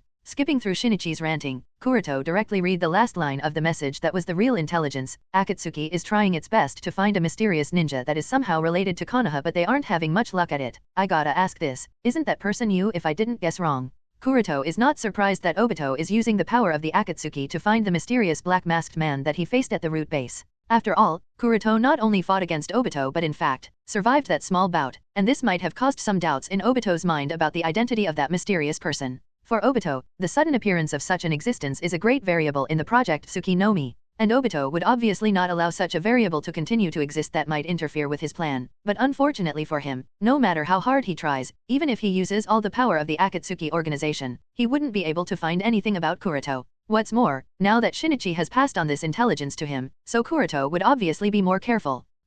Shinichi is also very keen sometimes. From the vague description alone, he was able to guess that the person Obito is looking for is me. Kuroto chuckled and put away the scroll. In the past few months, there has been no peace in the shinobi world. Uchiha Shinichi's defection broke away the peace talks going on between Konoha and Kumo. As a result, both the nations have again fallen into a deadlock state. Konoha is accusing Kumo of giving asylum to Shinichi and plotting against Konoha. Kumo obviously denies it with a straight face, claiming that they have never even seen Uchiha Shinichi, and have no plans of accepting a defected shinobi. At novel bin at. However, the fact that Kumo dispatched the unit led by Yujito Ni into the hinterlands of the Land of Fire can't be hidden, so their words obviously not credible, let alone Konoha. Even other great villages have distrust at their pitiful excuse of self-defense. This time Kumigakure's name has fallen into mud, and there is no way to change that. There are even rumors that the Uchiha clan also sent someone to Kumigakure secretly, in an attempt to contact Shinichi that might have defected to Kumo, but no one knows what happened to be exact. It is only thanks to the fact that Shisui's Mangekyou Sharinon was revealed and him fighting Shinichi on a one-on-one basis that stopped Kumigakure to not start a war again, but there is still a lot of Anbu tasks that Kuroto has been completing. Mostly those tasks are done by his shadow clone that's still in Konoha, and thanks to Shisui's effort, no one has been able to figure this out yet.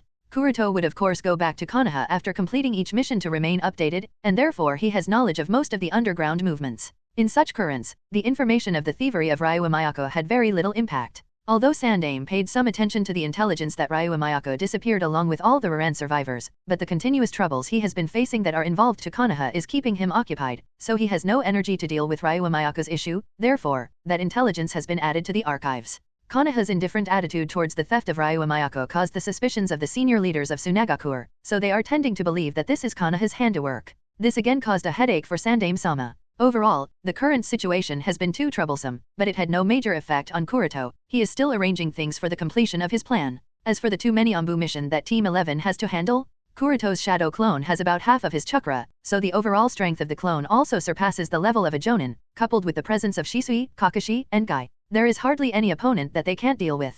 A few weeks later, Mishima clan mansion. Yagami-san, the equipment you want has arrived. The head of the Mishima family, Mishima Yutaro, said respectfully to the person opposite to him who was dressed as a Ronin with a bamboo stick in his mouth. The samurai named Yagami nodded with a smile, then bring it in. This samurai named Yagami Iori is none other than Kuroto, who used a transformation jutsu upon himself when he entered the territory of the Land of Iron. Inspired by the rogue nin, Kuroto was also going to take the villainous route to gather funds, so he had the idea of hitting on some wealthy merchants to start his rip-off streaks. After a careful investigation, it didn't take him long to land on the Mishima clan, which has a large-scale garment business in the Land of Iron. The party is both rich and also doesn't have the backing of any great shinobi village, so Mishima clan was finalized by him as the first target. Initially, Kuroto planned to kidnap 1 or 2 concubines of the current patriarch and ask for a big ransom in exchange, but it turned out that on the night he planned to make his move, he happened to discover that the concubine had a secret affair with a samurai hired by the Mishima clan, and Kuroto actually witnessed them while they were doing the deed. After a little investigation, Kuroto discovered that the secret couple planned to poison the head as well as the rest of the members of the clan to seize all their property. Upon finding such information, Kuroto immediately changed his approach and appeared before Mishima Yutaro, as a wandering samurai named Yagami Iori, and through careful planning, he revealed the conspiracy of the concubine and the samurai before Mishima Yutaro, and even the other conspirators involved in all that scheme were also eliminated by him with ease, making Mishima Patriarch very grateful of the said Ronin. His life-saving grace and extraordinary skills immediately made Yagami Iori a special guest of Mishima Yutaro. Although Mishima Yutaro doesn't have the backing of any of the 5 great power, the business they have in major countries is not small, therefore they have many contacts in major countries. For this reason, Kuroto used the Mishima clan's contacts to purchase the various experimental equipment that he needed. If he were to purchase these instruments with his own identity, he would soon be spotted by someone. The intelligence department of any village isn't blind to such purchases and would soon investigate him. At least Konoha would, in the hopes of tracking the missing nin, Orochimaru. And if Kuroto purchased this equipment through the black market, the price will increase by 40% to 50%, and such a large purchase would again attract attention from the interested parties. So, through the contacts of the Mishima clan, purchasing pieces of equipment in small batches would provide a cover as well as reduce costs. So, although Kuroto didn't get any ransom, this approach still helped him. After the servants of the Mishima clan carefully brought everything into the yard, Kuroto hurriedly walked over. Mishima Yutaro smiled at Kuroto's eagerness and followed after him and gave some description of the things present. Look here, Yagami-san, this filter centrifuge is the latest piece of equipment from the Land of Lightning. I had to use several of my connection to get my hands on it. I am really grateful, Mishima-sama. Kuroto nodded and moved his gaze to the other device, and asked with a frowning expression, this one is a used, right? Mishima-sama nodded and explained, don't worry, although it's not brand new, it is still in perfect working condition. Kuroto also understands that arranging some of the new equipment will be difficult for merchants even through their personal connections, so he didn't blame Mishima-sama. So, after an understanding nod, Kuroto checked the rest of the devices one by one, and finally expressed his gratefulness towards Mishima Yutaro with a satisfactory expression. Thank you for helping me out. With that, Kuroto gave 90 million ryo he collected to Mishima Patriarch. Kuroto estimates that the total market value of all these devices would be around 110 million ryo, and he buys them through the black market connections. It would reach up to 140 million ryo, so obtaining the first batch at just 90 million ryo greatly benefited Kuroto. After one last check over everything, Kuroto carefully stored them in the storage scrolls and left the Mishima mansion. Puff. As soon as Kuroto stepped out of the mansion gate, Kasai emerged with a puff of smoke. Stretching its furry paw towards Kuroto, it asked, Meow, 1,000 ryo, boss. Listening to the cat's demand, Kuroto asked it, can't you ask Shinichi for the money? He already gave it, meow. Kuroto was stunned, so, you collect 1,000 ryo from both sides. He always thought that only he had to pay, but unexpectedly even Shinichi had to spend money to receive the services of his summon ninja cat. The orange cat nodded with a greedy grin as the dollar sign emerged in its eye. Yes, that's it, meow. Helplessly shaking his head, Kuroto passed 1,000 ryo and took the small scroll sent by Shinichi. The search for the mysterious person came to an end. The organization has locked 2 guys. Juzobaiwa, the guy who is my partner in the organization, and I, are responsible for finding the first person whose name is Shino, while Orochimaru and Sasori's team is responsible for finding another person named Hirako. Hirako too? You have got to be kidding me. Upon seeing this name, Kuroto's expression became really solemn. After all, in Kuroto's grand plan, Hirako, another one of the Konoha missing nin, has an irreplaceable role. Therefore, Kuroto has been inquiring about his whereabouts for a while now. The only problem is that Hirako's tracks are extremely mysterious, so even if he used Konoha's Anbu intelligence network, he still couldn't find any clue related to Hirako. And never did Kuroto expect that the Akatsuki will take interest in Hirako, as well as find his whereabouts first. Now this has gone way beyond Kuroto's expectations. Sigh, I didn't expect that the short encounter with Obito at the root base would cause such a big change in the plot. The power of fate is also quite mysterious. It seems that escaping its clutches wouldn't be that easier. After all, who could have speculated that? As it is said in the chaos theory, the changes in the world are caused by small or tiny things. A mere flutter of a butterfly can create a storm on the other side of the world, and Kuroto has just started to witness these things personally, and if such changes keep happening, then the future would a completely different picture. The current actions Akatsuki is taking have been inadvertently initiated by him. Kuroto can really feel that the casualty of everything in the world is impermanent. But now that such a change has happened, Kuroto can't waste his time crying over the spilled milk. The next best thing to do is to decide on the further course of action with this knowledge. Both Hirako and Orochimaru are of the same generation, and it wouldn't be strange if both of them had some secret cooperation that nobody is aware of, and even if they don't, it still changes nothing. However, the fact that Akatsuki employed Orochimaru and Sasori to find Hirako, they should have 2 intentions behind this move. First is obviously that Obito would want to verify whether Hirako is that mysterious person that he encountered at the root base. The second is that, in either case, Pain or Obito would want to recruit Hirako into the Akatsuki. And this is more troublesome? It should be too late to stop this now. With one hand on his chin, Kuroto continued thinking. There is no superior or subordinate relationship in the Akatsuki between any of the team. Therefore, Orochimaru and Sasori have no specific reason to disclose any information about their task to Shinichi. And Shinichi also doesn't have any reasonable reason to ask Orochimaru such a detail. Therefore, Kuroto can't stop Akatsuki from making contact with Hirako. What impact will it have on my project if Hirako does join the Akatsuki? What Kuroto needs from Hirako is only his jutsu, so even if he does join the Akatsuki, as long as Kuroto is able to get his hands on that technique, he could care less about it. After all, even if Hirako joins Akatsuki, all that would happen is that he would become one of their members. So, Kuroto isn't worried too much about it. With that thought in mind, Kuroto unsummoned the greedy cat and quietly returned to the village. As soon as Kuroto returned to Konoha, Kuroto directly went to his laboratory without caring about any other matter. The devices he bought in the first batch were very carefully selected by him, and they are some of the most urgently needed for the beginning of his current plan. Therefore, now that he has them, Kuroto at least has the option to start his plan. But before he does, he still needs to see his teacher Orochimaru once.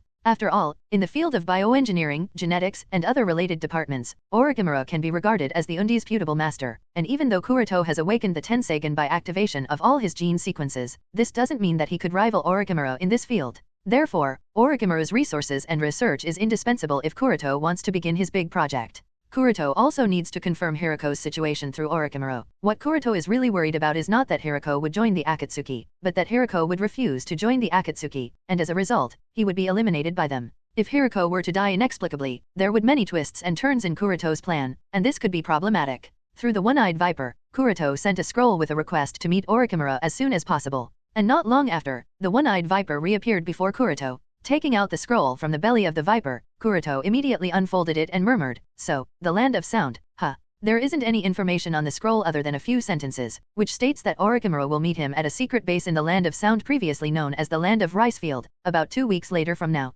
Since that's decided, Kuroto burned the scroll and after adjusting his lab with the newest equipment, he returned home and had a simple Anbu life for the next 2 weeks that majorly involved some task completion within the territory of the land of fire. 2 weeks later, land of sound.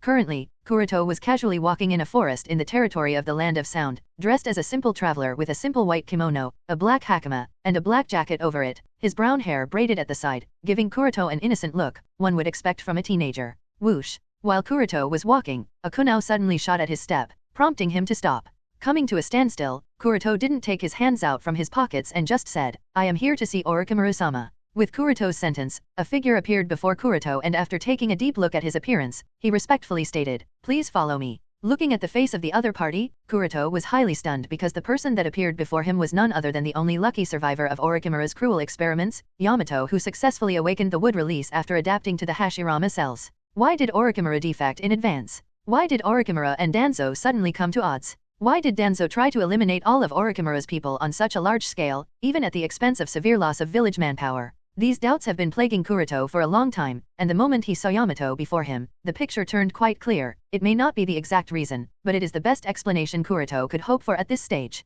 Yamato, the only person to successfully fuse with the Hashirama cells, is most likely the fuse of everything, and the fight between Orochimaru and Danzo has most likely occurred because of him, which prompted Orochimaru to defect. Yamato, who was still a kid, looked at Kuroto in confusion and asked, "What's wrong with you? Why don't you move?" Shaking his head slightly, Kuroto suppressed the shock on his face and started walking. Silently following after Yamato, Kuroto thought to himself, in the main story, Orochimaru thought that Yamato was a failure, therefore, he was picked up by Danzo, but unexpectedly Orochimaru didn't ignore Yamato this time. As the only survivor of the Hashirama cell transplantation project, Yamato has an incredible research value. Therefore, it isn't difficult to understand that when Orochimaru and Danzo both discovered that Yamato awakened the wood release, a conflict happened between the two parties. The result is in front of Kuroto. Orochimaru was able to get his hands on Yamato, but was forced to defect from the village. Following Yamato, Kuroto came all the way to an underground cave entrance. Stopping at the entrance, Yamato turned towards Kuroto and said lightly, "There will be some snakes along the path, but don't worry, they won't attack you as long as you follow me." Kuroto nodded with a smile. This reminded him of the time when Kuroto used to do the work that currently Yamato is doing. Shaking his head, he continued following behind Yamato and passed through a dark and damp underground passage and entered Orochimaru's secret base. Passing through several corridors under Yamato's lead, he finally arrived in front of a secret room. At novel bin at. At this point, Yamato stepped aside and stated, "Orochimaru-sama is inside, you can go and see him for yourself." Taking a look around at his current location, he nodded towards Yamato and stepped in.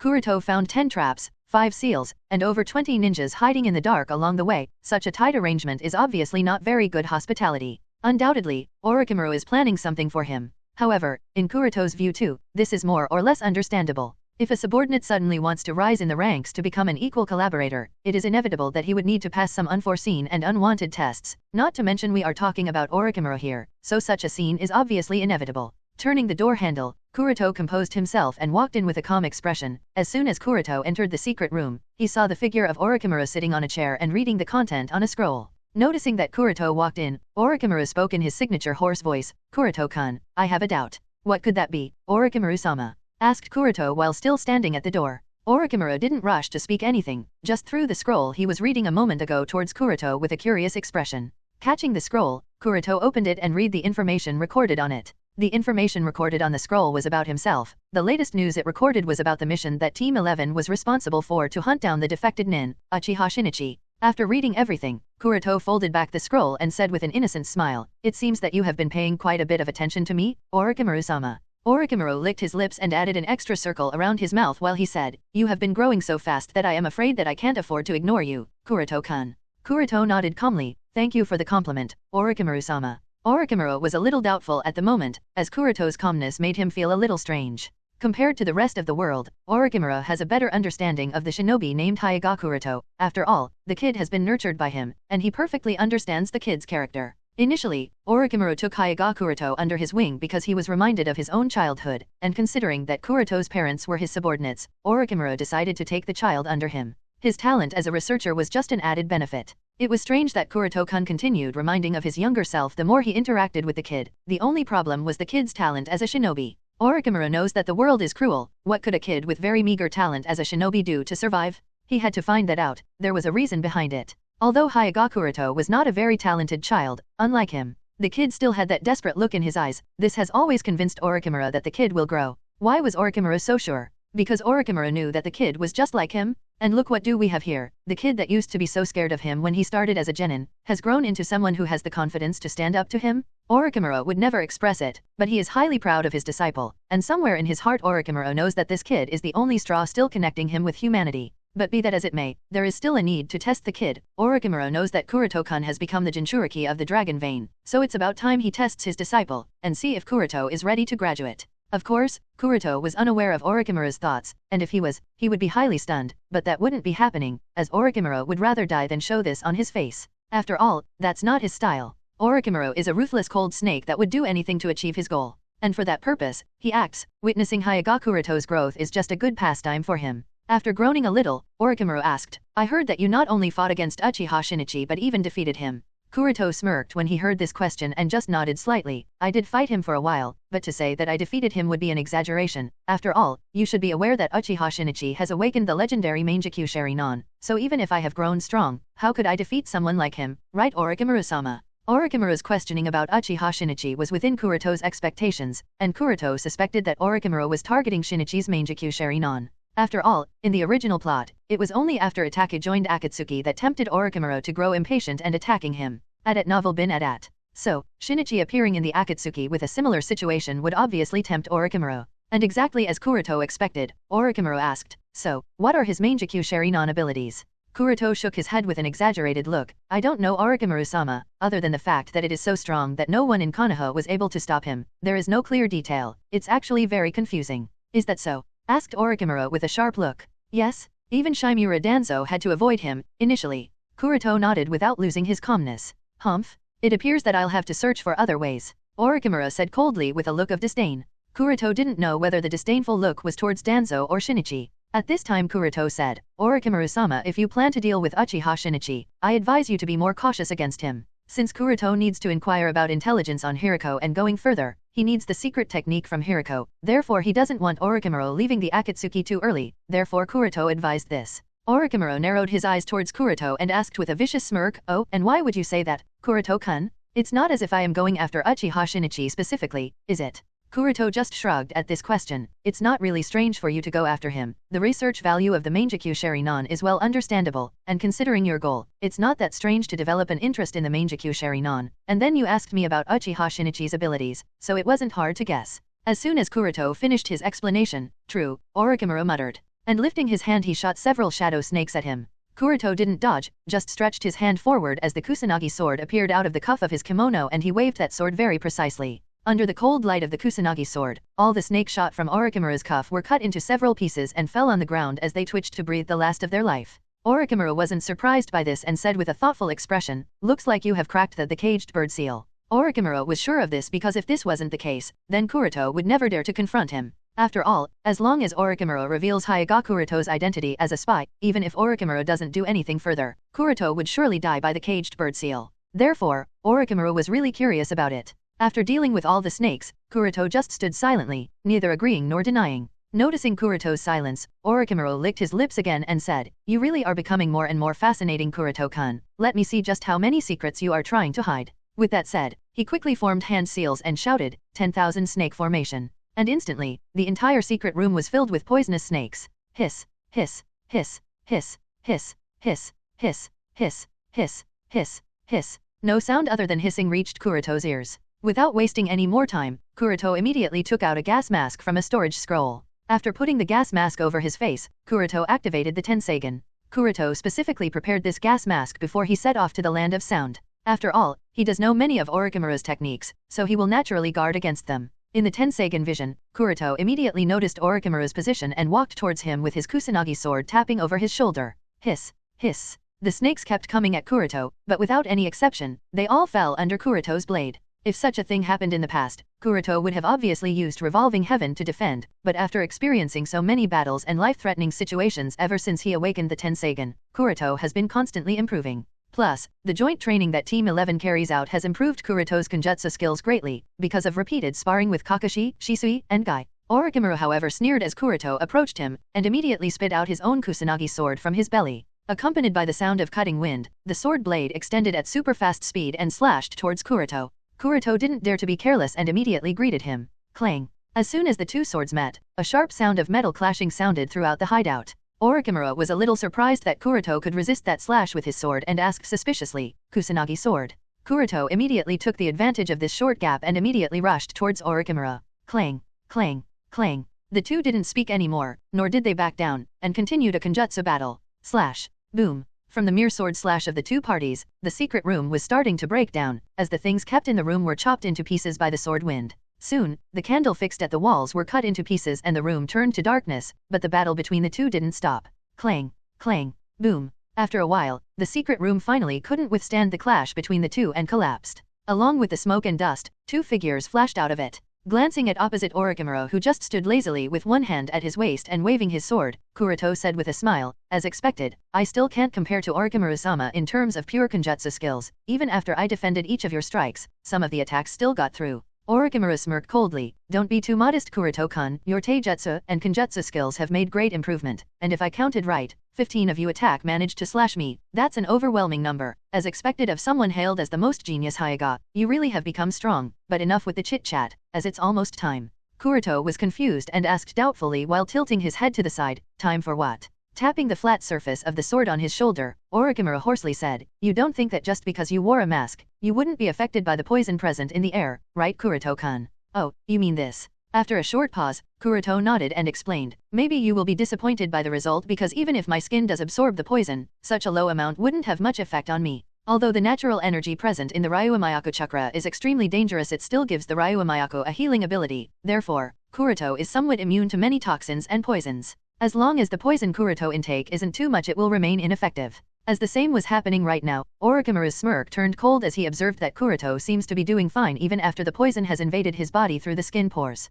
And that wasn't the end. The cold expression soon turned into a slight frown. Looking at Orochimaru's changing expression, Kuroto said lightly, "Oh, are you feeling it already? It should be the effect of the poison I concocted personally. After all, I can't shame your teachings, Orochimaru-sama." Even Orochimaru felt a bit embarrassed as the opposite of what he was planning happened, and said hoarsely, "Heh, really good poison, looks like I'll have to borrow the recipe." Although Orochimaru looked indifferent on the front, in fact, he was having quite a bit of trouble to make body movements as the paralysis effect of the poison that invaded his body through the cuts by Kuroto's Kusanagi sword started to kick in. It's true that he could still move, but the numbness was still there. While both Kuroto and Orochimaru were engaged in a fierce staring competition, one after another piles of wood rose up from the ground and entwined Kuroto within them. Immediately afterward, Yamato's figure landed before Orochimaru as if to protect him from Kuroto, as he asked worriedly, "Orochimaru-sama, are you okay?" Initially, Yamato believed that if Orochimaru-sama wants to deal with Hyuga Kuroto, then it should just be a matter of a second, but unexpectedly not only Orochimaru failed to quickly take down Kuroto, but a fierce fight broke out between the two and it appeared as if Orochimaru was in a disadvantaged state.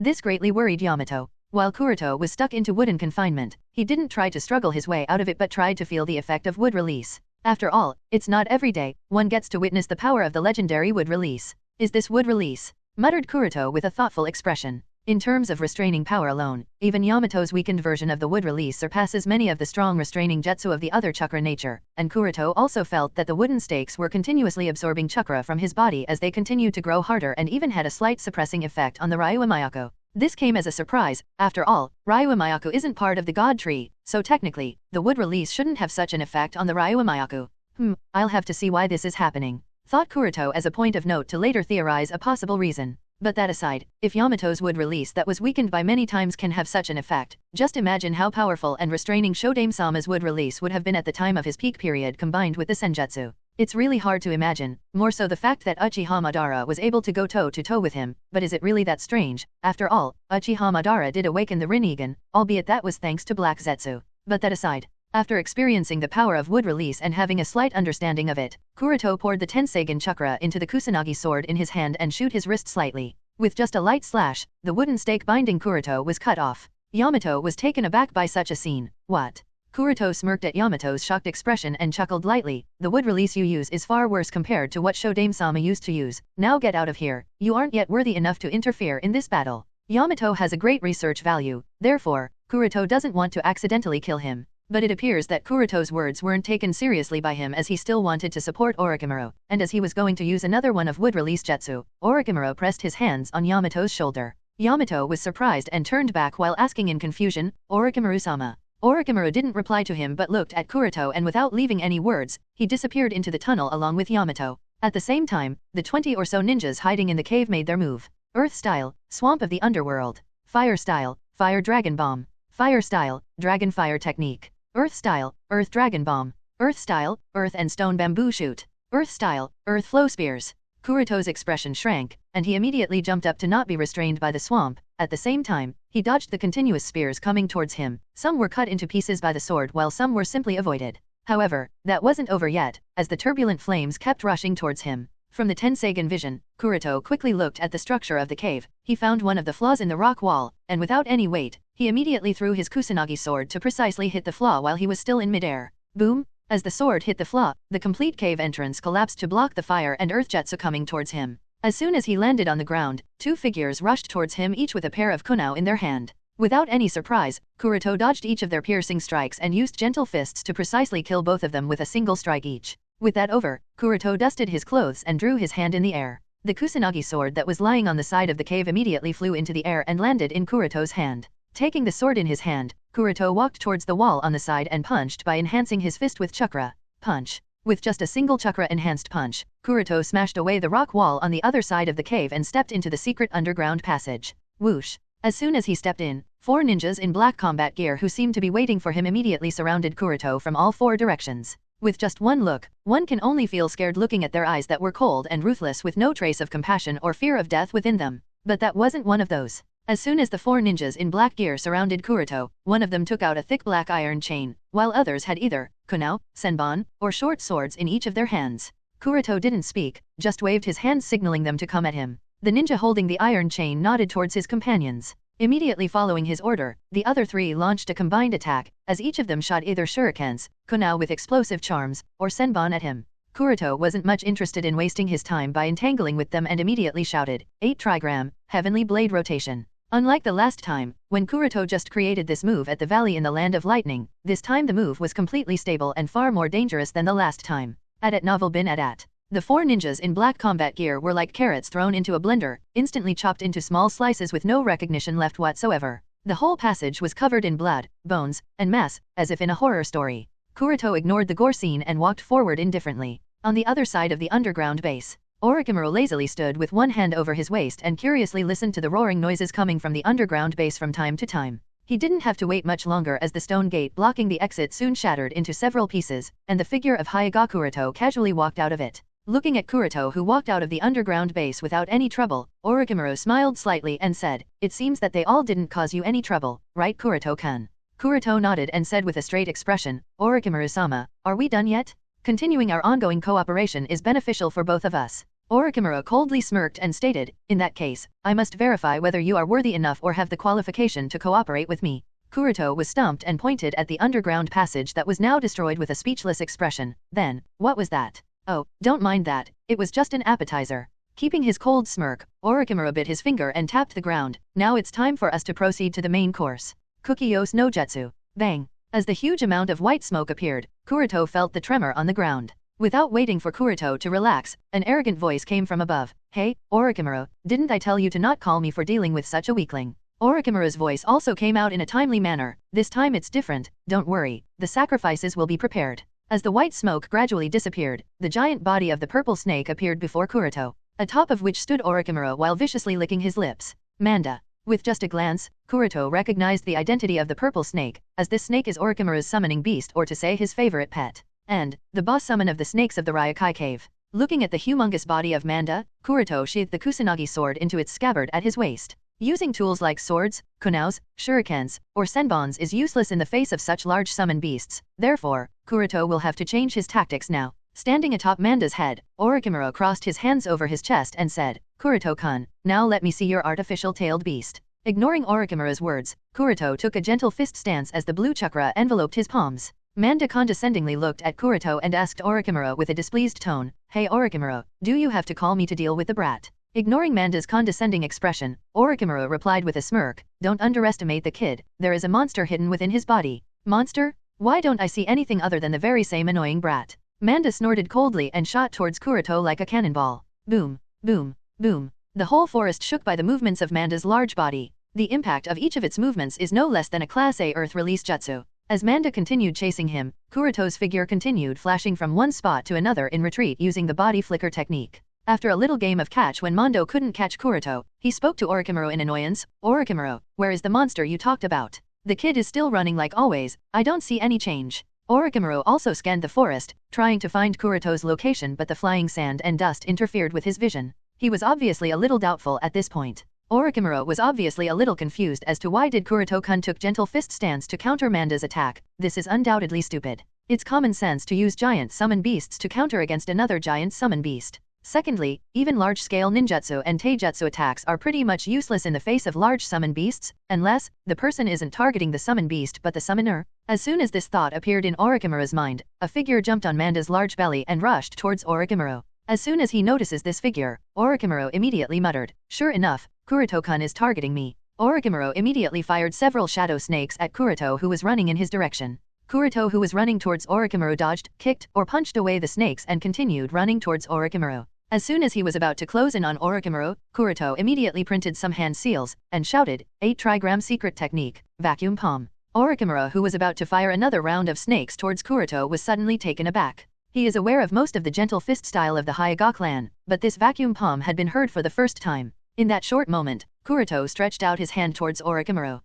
What? And suddenly Orochimaru felt an irresistible suction force pulling him towards Kuroto-kun. The distance between the two was obviously not very much, and in the interval of less than a second, Orochimaru was dragged towards Kuroto. On the other side, Kuroto, who expected such a thing to happen, immediately pressed his arm on Orochimaru's chest and shouted, Contract seal. Before Orochimaru had the time to regain his balance, a series of symbols spread on his chest like a spider web with Kuroto's hand as the center. Bang! And not waiting for Orochimaru to react, the contract relation between him and Manda was severed by the contract seal, and Manda's figure disappeared from the battlefield with a cloud of white smoke. Having lost the footing, both Kuroto and Orochimaru fell from the air and firmly landed on the ground. Orochimaru glanced at his chest in a daze as the contract seal took its effect. A contract seal? Huh? It seems you have been hiding quite a lot of cards up your sleeve, Kuroto-kun. For someone like Orochimaru, terminating the contract seal isn't that troublesome, but if he wants to summon Manda again, he would have to go to the Ryokai cave. And this issue isn't something to care about. For now, what intrigues him more is that secret gentle fist technique which put such tremendous suction force on him. It was only for a brief moment, but it did remind him of his encounter with the leader of the Akatsuki, Pain.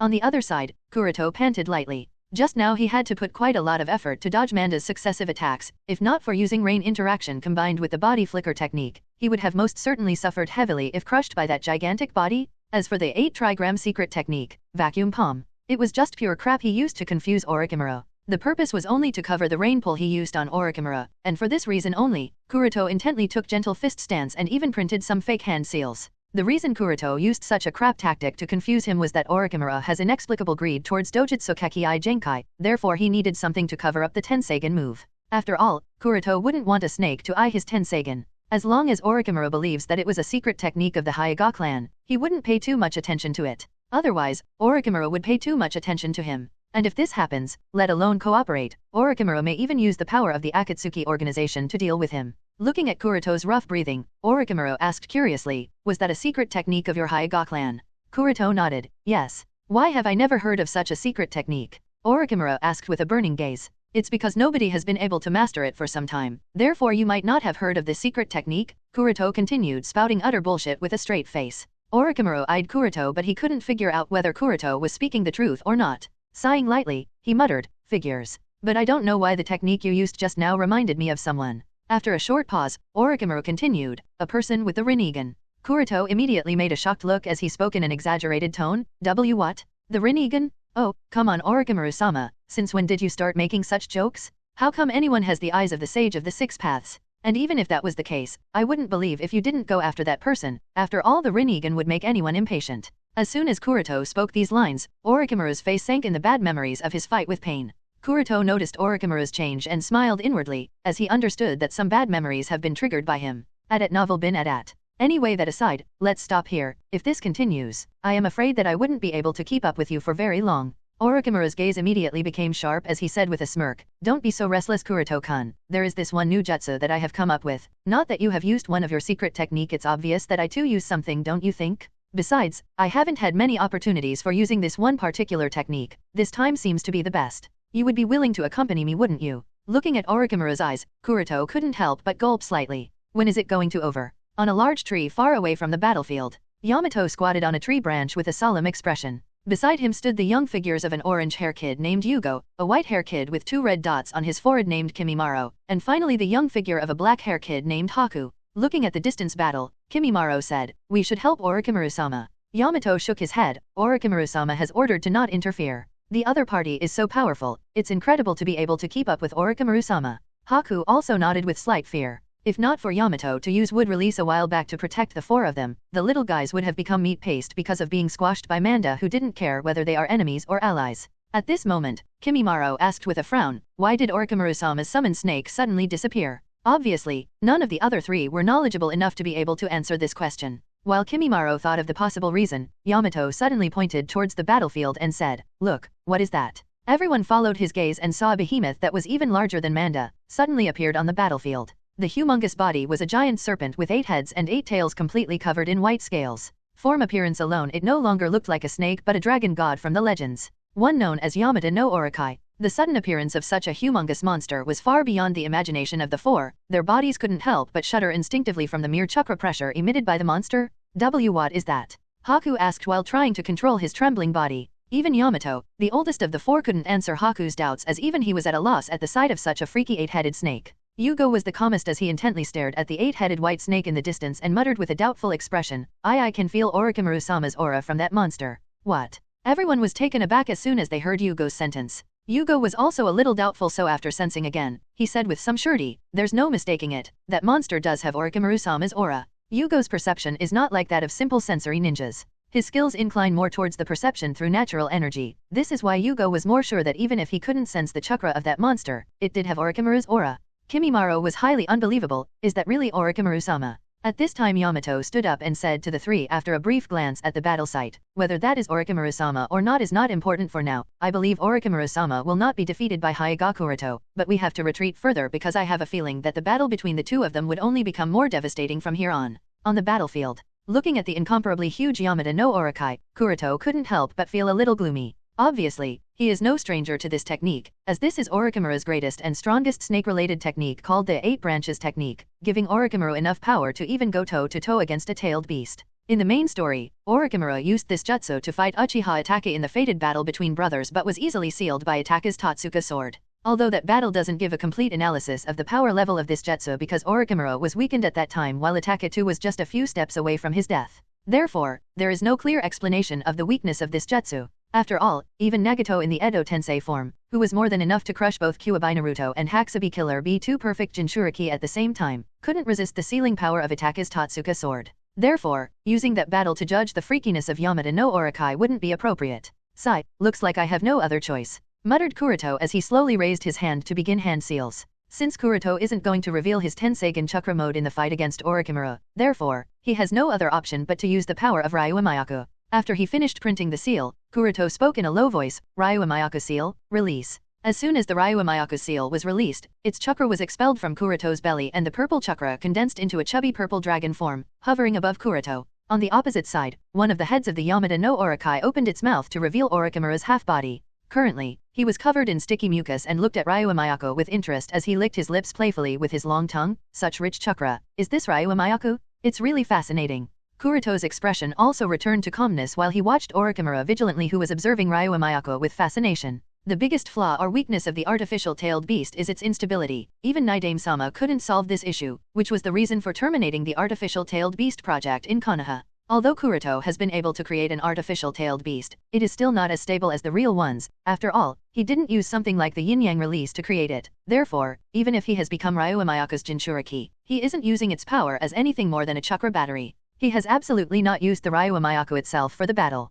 Novel bin at. The first reason is obviously to keep the existence of Ryuo Mayako hidden. The second reason is to prevent the Ryuo Mayako from running away, as Kuroto might lose control over it and go berserk, and that would be incredibly problematic. But if he still doesn't use Ryuo Mayako in the face of Yamada no Orokai, then Orochimaru would obviously get suspicious. This is something that Kuroto doesn't want either. All thoughts aside, as more and more chakra emerged from Kuroto, the purple dragon hovering over Kuroto's quickly expanded several times. Gradually its size was even comparable to that of Yamada no Orokai, and under the effect of Ryuo Mayako chakra, Kuroto's body hovered in the air. Controlling Ryuo Mayako is similar to controlling other tailed beasts. He doesn't need to give any verbal instructions, only mental commands are needed. And since Kuroto doesn't have to worry about natural energy invading his body in this state, it doesn't matter how much chakra Ryuo Mayako uses, as long as Kuroto makes sure to keep Ryuo Mayako under control. With the complete emergence of the two behemoths, the battle site fell into a strange silence. Looking at the towering body of Ryuo Mayako, even Orochimaru's had a solemn look. His face was no longer of curiosity or playfulness but was replaced by jealousy and greed. While slithering his tongue, Orochimaru said coldly, "Kuroto-kun, you seem to have gained something interesting, let me have a look at it." With that sentence, all the 8 serpent heads rushed towards the purple dragon. Whoosh, whoosh. The mere wind pressure generated by the movement of the 8 heads was more than enough to surpass most Class A wind-style jutsu, as all the nearby trees were uprooted and blown away. Even Kuroto's expression shrank looking at the might of Yamada no Orokai, and he immediately controlled the Ryuo Mayako to confront it. Instantly the two behemoths fought against each other. This was a battle between two monsters in a true sense. The momentum and impact were far greater than what Manda brought. In just a few seconds the entire forest was razed to the ground. 3 heads tried to bound Ryuo Mayako's body while the other ones attempted to bite in several places one after another. But how can Kuroto let such a thing happen? As soon as the first head approached to bite from the side, it was chopped off its torso by the dragon claw, while the other head that wasn't much far behind was ripped of its neck by the dragon fangs in just one bite. Puff. As the 2 heads were ripped off one after another, a large amount of blood sprayed out like rain. However, much to Kuroto's shock and Orochimaru's amusement, the 2 heads grew again. Orochimaru smiled in amusement as he questioned, "Kuroto-kun, why don't we take this up a notch? Show me your tailed beast mode or the entity of the artificial tailed beast itself. I want to see everything that you can do." Kuroto didn't answer and continued controlling Ryuo Mayako with a calm face. While making the core of Ryuo Mayako, Kuroto was sure that he wouldn't have to fight using the Ryuo Mayako itself, so he created the shape of the core into a simple sphere, which accidentally turned into a chubby form because of the sentience chakra, giving it a funny look. Therefore, Kuroto is obviously a little embarrassed to directly use Ryuo Mayako. But the main reason why he doesn't use the Ryuo Mayako as a tailed beast form or the main entity is because of the risk of it going a little berserk. The purple dragon hovering above is just the chakra manifestation, therefore it's a bit disadvantageous to fight a physical battle with Yamada no Orokai, but it still may not be that bad as it's more agile than the white snake. The figure of Yamada no Orokai and Ryuo Mayako kept chasing one after another while fighting in the forest. Everywhere they go, the ground will shake and the dust will fly, making the already messed up forest messy. Smash! Ryuo Mayako waved its tail that swept away countless trees on its path and landed on Orokai's body. 7 of its head landed on the ground while the last one managed to dodge. At this time Orochimaru was looking at Kuroto's hovering figure with a cold expression as if he would rip out Kuroto's head of his body. Feeling the burning gaze, Kuroto gulped slightly and urged Ryuo Mayako to rush over. Even if he has gotten stronger, the instinctive fear from Orochimaru still lingers within his heart. As Ryuo Mayako rushed over, all the 7 heads again attacked it with all their might. In the cover of smoke and dust, one of the snake heads that were again ripped off by the Ryuo Mayako's jaws flew out, leaving a lot of blood. But in that short moment, the remaining snake heads also managed to bite off some chakra parts from the Ryuo Mayako's body. Kuroto curled his lips slightly as he saw Orochimaru do that. The Ryuo Mayako chakra has a high concentration of natural energy. Kuroto wonders if Orochimaru would be able to handle such an amount. But considering that Orochimaru does have some help from the white snake sage, he might in fact be able to do that. After all, Yamada no Jutsu also depends on the power of reincarnation possessed by the white snake. But that aside, Kuroto was still a little troubled to continue this battle. What Orochimaru is best at is a stalemate. With the continuous supply of chakra from his part, the body of Yamada no Orokai could have limitless regeneration ability, making it not any inferior to that of a real-tailed beast even in hand-to-hand combat. Therefore, if Kuroto doesn't use some trick that might conclude the battle in just one shot, this battle will be a headache for him. Now I wish that I had practiced how to use the tailed beast ball, thought Kuroto, as using the tailed beast ball could have been a good method to effectively deal with Orochimaru. But unfortunately, that wasn't the case, and the fight continued between the two as the entire forest was continuously destroyed by the two monstrosities. While entangling with each other, neither of them dare get distracted. It wasn't until he heard a faint cry for help did Kuroto decided to look over only to notice a young figure barely hanging on a tree branch not very far away. The child was probably about 4 to 5 years old with a delicate face and thin body. And below that boy, Yamato used a wood-style shield to protect the other two children by his side. As soon as he saw the 4 of them, Kuroto immediately flew towards the tree branch and landed before Yamato and the others after picking up the child from the tree branch. Looking at Kuroto carrying Haku with him, Yamato hurriedly stepped forward and exclaimed, "You, what do you want to do? Let go of him this instant or Orochimaru-sama wouldn't forgive you." Now Yamato understood that the opposite person wasn't just some ordinary guy but a powerful ninja with enough strength to be able to fight against Orochimaru. Therefore, he was really worried about what was he planning to do with Haku. Kimimaro and Yugo that were under Yamato's protection also rushed out and shouted in unison, "You, put Haku down this instant." Haku. Kuroto was shocked when he heard that name, but immediately suppressing his shock, he threw Haku in the hands of Yamato and said, "What are you guys still doing here? You all should stay away from here." Even Yamato was a little helpless when he heard this. They obviously tried their best to get as far away as possible, but the two fighting's monstrosities were far beyond the imagination of the 4 kids in terms of speed and range of battle movements, so although tried still couldn't get far enough and still got affected by the battle. At this time, Yamada no Orokai also rushed over, and Orochimaru looked at 5 of them with a little interest. Noticing Orochimaru's gaze, Kuroto said lightly, "Orochimaru-sama, both of us are in a stalemate, neither are you able to do anything nor am I. Is it that interesting to continue such a boring battle?" Orochimaru glanced towards Yamato and the other kids who were within Kuroto's reach and smiled slightly after pondering over Kuroto's words. "Kuroto-kun, your artificial tailed beast has really opened my eyes, although I am not satisfied yet."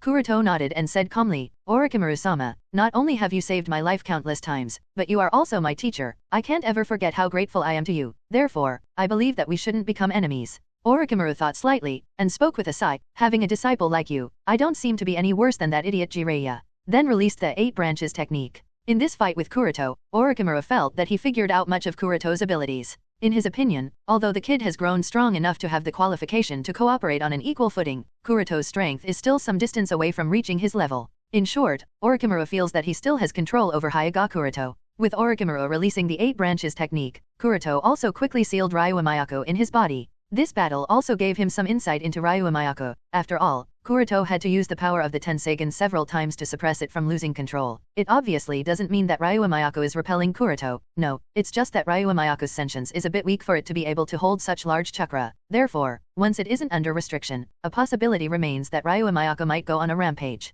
But it's nothing Kuroto can't deal with. So, he is not very worried about it for now, at least until he finds a good enough solution to this problem. And until he does that, it would be difficult for him to use the perfect tailed beast mode, as he will have to spend some effort in suppressing Ryuo Miyako, but that's something to focus on in the future. Kuroto was still quite satisfied with this battle. Even if he didn't use the Tenseigan chakra mode to fight against Orochimaru, he was still able to hold his own against the snake, by solely relying on his normal strength, and Ryuo Miyako shows the degree of improvement in his basic abilities. Looking at the messy devastated forest before him, Kuroto glanced at Orochimaru from the corner of his eyes and couldn't help but think silently, Genjutsu is the best method to deal with Orochimaru. Facts have proven that using Genjutsu is the best method to defeat Orochimaru quickly. Otherwise, using ninjutsu, taijutsu, or kenjutsu and all other combat methods will be very laborious and only stall him at most, while Genjutsu will have an immediate result. This also reminded Kuroto of Itachi. The biggest difference between Itachi and other Uchiha is that Itachi never underestimates his opponents, nor is he ever unprepared for a battle. In this regard, even Shisui is a bit inferior. Otherwise, how else would his Mangekyou be taken away by Shimura Danzo? Even if Shisui didn't know that Shimura Danzo could use Izanagi, he should have been careful. If it had been Itachi, then something like this wouldn't have happened. After all, the only reason Shisui lost his Mangekyou Sharingan to Danzo was because of his carelessness. Therefore, this is one of the greatest points to be learned from Itachi. Putting aside these thoughts, for now, Kuroto looked over towards Orochimaru, who casually walked towards them and said with a smile, "So, Kuroto-kun, you sneaked out of Konoha to specifically meet me. There must be something important, right?" Kuroto nodded with a chuckle, while he removed the gas mask from his face after deactivating the Tenseigan, and said, "There are some experiments that I am planning to do, so I really needed your help to be able to begin them." Looking at the two people who were fighting such an intense battle a few moments ago, now talking and laughing while walking side by side as if nothing much happened, made Yamato and others a little dumbfounded. Haku, who still haven't forgotten that he almost touched death, couldn't help but speak meekly. I thought I was dead for sure." Yugo asked curiously, "So, just who is he?" After pondering a little, Yamato told them, "His name is Hyuga Kuroto, a Konoha shinobi, and also seems to be Orochimaru-sama's favorite disciple." It turns out that he is Orochimaru-sama's disciple. Kimimaro stared at Kuroto with burning eyes, and secretly swore to himself, "Hyuga Kuroto, one day I will surpass you, only I will get to discover the truth of this world with Orochimaru-sama." Nobody noticed Kimimaro's fiery look. Yamato was relieved and looked at the three and asked, "Are three of you all right?" On Kuroto's side, after a few short conversations, he finally decided to ask the main question, "You should have met Hirako recently, right?" As soon as Kuroto asked this, Orochimaru immediately stopped and stared at Kuroto viciously. "And I wonder how you came to know about this, Kuroto-kun." At novel bin at. Kuroto shrugged and just said calmly, "Hirako is on Konoha's hunting list. As an Anbu, it's natural that I have to pay attention to this news." Orochimaru carefully examined Kuroto's expression for a while, and after judging something, he finally started walking and said, "It's true, not very long ago, Hirako joined the organization I am part of." Kuroto pretended to be a little surprised by Orochimaru's words. "I didn't expect him to join your organization." Orochimaru snorted softly, well, not like he had any right to choose, and it might not be such a bad thing for him. Kuroto nodded, and after a bit of thinking, he asked tentatively, "Orochimaru-sama, I have heard that Hirako has been creating a very practical forbidden jutsu. Is this rumor actually true?" Orochimaru glanced at Kuroto with slight intrigue. So you have an interest in that technique?" There is nothing I can hide from you, Orochimaru-sama." Now that Orochimaru has seen through what Kuroto was interested in, he didn't try to hide it and nodded bluntly. "Yes, I am very interested in that technique." Orochimaru looked into the distance as if he was recalling his older memories. After a while of thinking, he slowly said, "Hirako is from my generation, a contemporary and a former friend of the Sunin, you should know that. But the thing is, he desired to become a strong shinobi similar to me, Jiraiya, and Tsunade. However, he lacked the necessary talent, nor was he born with any special abilities. To overcome this advantage, he delved himself into creating a kinjutsu, which would allow him to leech the Kekkai Genkai of other ninjas by fusing their bodies into his own. Although it does appear to be very practical even if you don't count the many negatives it has, it still shouldn't be very attractive to you with the Hyuga clan's very own Byakugan and the incredible talent you have shown recently. To a certain extent, Orochimaru and Hirako are somewhat similar types of people. Both are proficient researchers. It's just that compared to Hirako's mediocre talent as a shinobi, which often made others overlook him, Orochimaru has a very high talent as a shinobi. This fact made Tsunade, Jiraiya, and Orochimaru to be personally selected as disciples by Sandaime-sama, and the three later came to be known as the Sunin. On the other hand, Hirako, a good friend of the same generation who had been close to Orochimaru during their ninja academy years, eventually drifted away from them. But even Orochimaru with his excellent talent realized the insurmountable gap between the ninja with Kekkai and the ninja without Kekkai Genkai, after reaching his current power level. Coupled with his obsession and goal of learning the secrets and all the technique in the world directed his attention towards the many forbidden techniques, and therefore he developed the living corpse reincarnation technique that allows him to take over others' body and also allows him to use their Kekkai Genkai. Maybe around this time, Orochimaru somewhat understood Hirako's struggle and the reason for him to go into hiding to develop such a jutsu. Every time Kuroto is praised as a genius by some of the most genii of the shinobi world, Kuroto couldn't help but feel a bit uncomfortable. Not trying to let Orochimaru-sama's praise get over him, Kuroto asked, "I think the forbidden technique he has been creating has great potential for development." Orochimaru retracted his thoughts and asked curiously, "Are you really sure that you have an interest in the Chimera technique?" Kuroto nodded lightly, although he still had a faint smile. His eyes had that firm look. There was no doubt or any need for reconsideration. He really needed that Chimera technique. This is his biggest opportunity to become God in the future. Looking at those eyes, Orochimaru realized that Kuroto was indeed serious, and decided to give Kuroto some insight on this technique. That technique is currently in a semi-completed state, but that aside, it still has a negative impact according to which no one can bear the kind of burden it causes to the user. With a pause, Orochimaru chuckled again, and if there is someone whose body will be able to bear the burden of this technique, he wouldn't be needing such a nondescript technique in the first place. Kuroto nodded. He understood what Orochimaru meant, but whether he agrees with Orochimaru's analysis was another matter altogether. Although Kuroto knows that Orochimaru is more or less correct, it still doesn't mean that he is spot on. Using such a crude approach to leech of others' Kekkai Genkai by fusing their bodies into his own, would obviously put an incredible burden upon anyone. After undergoing such body modifications, anyone will eventually become inhuman. So, in this regard, Orochimaru is indeed correct. But Orochimaru obviously underestimates Hiruko's talent and obsession. It's true that Hiruko might not have talent as a shinobi, but as a researcher, he might not be that inferior to Orochimaru himself,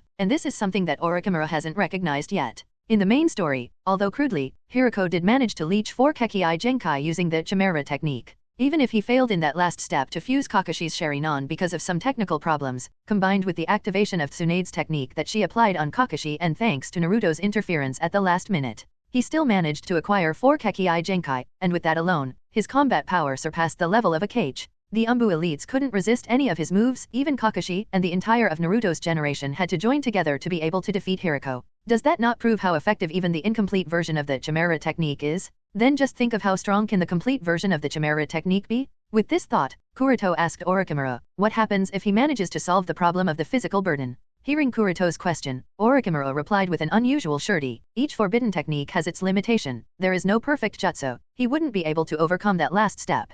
Kuroto nodded, and indeed Hiruko wasn't able to overcome that last weakness perfectly and had to undergo several body modifications. But still, Hiruko has to be admired for his ingenuity to use the celestial phenomenon to draw power from the sun's corona during a solar eclipse to reach the last step.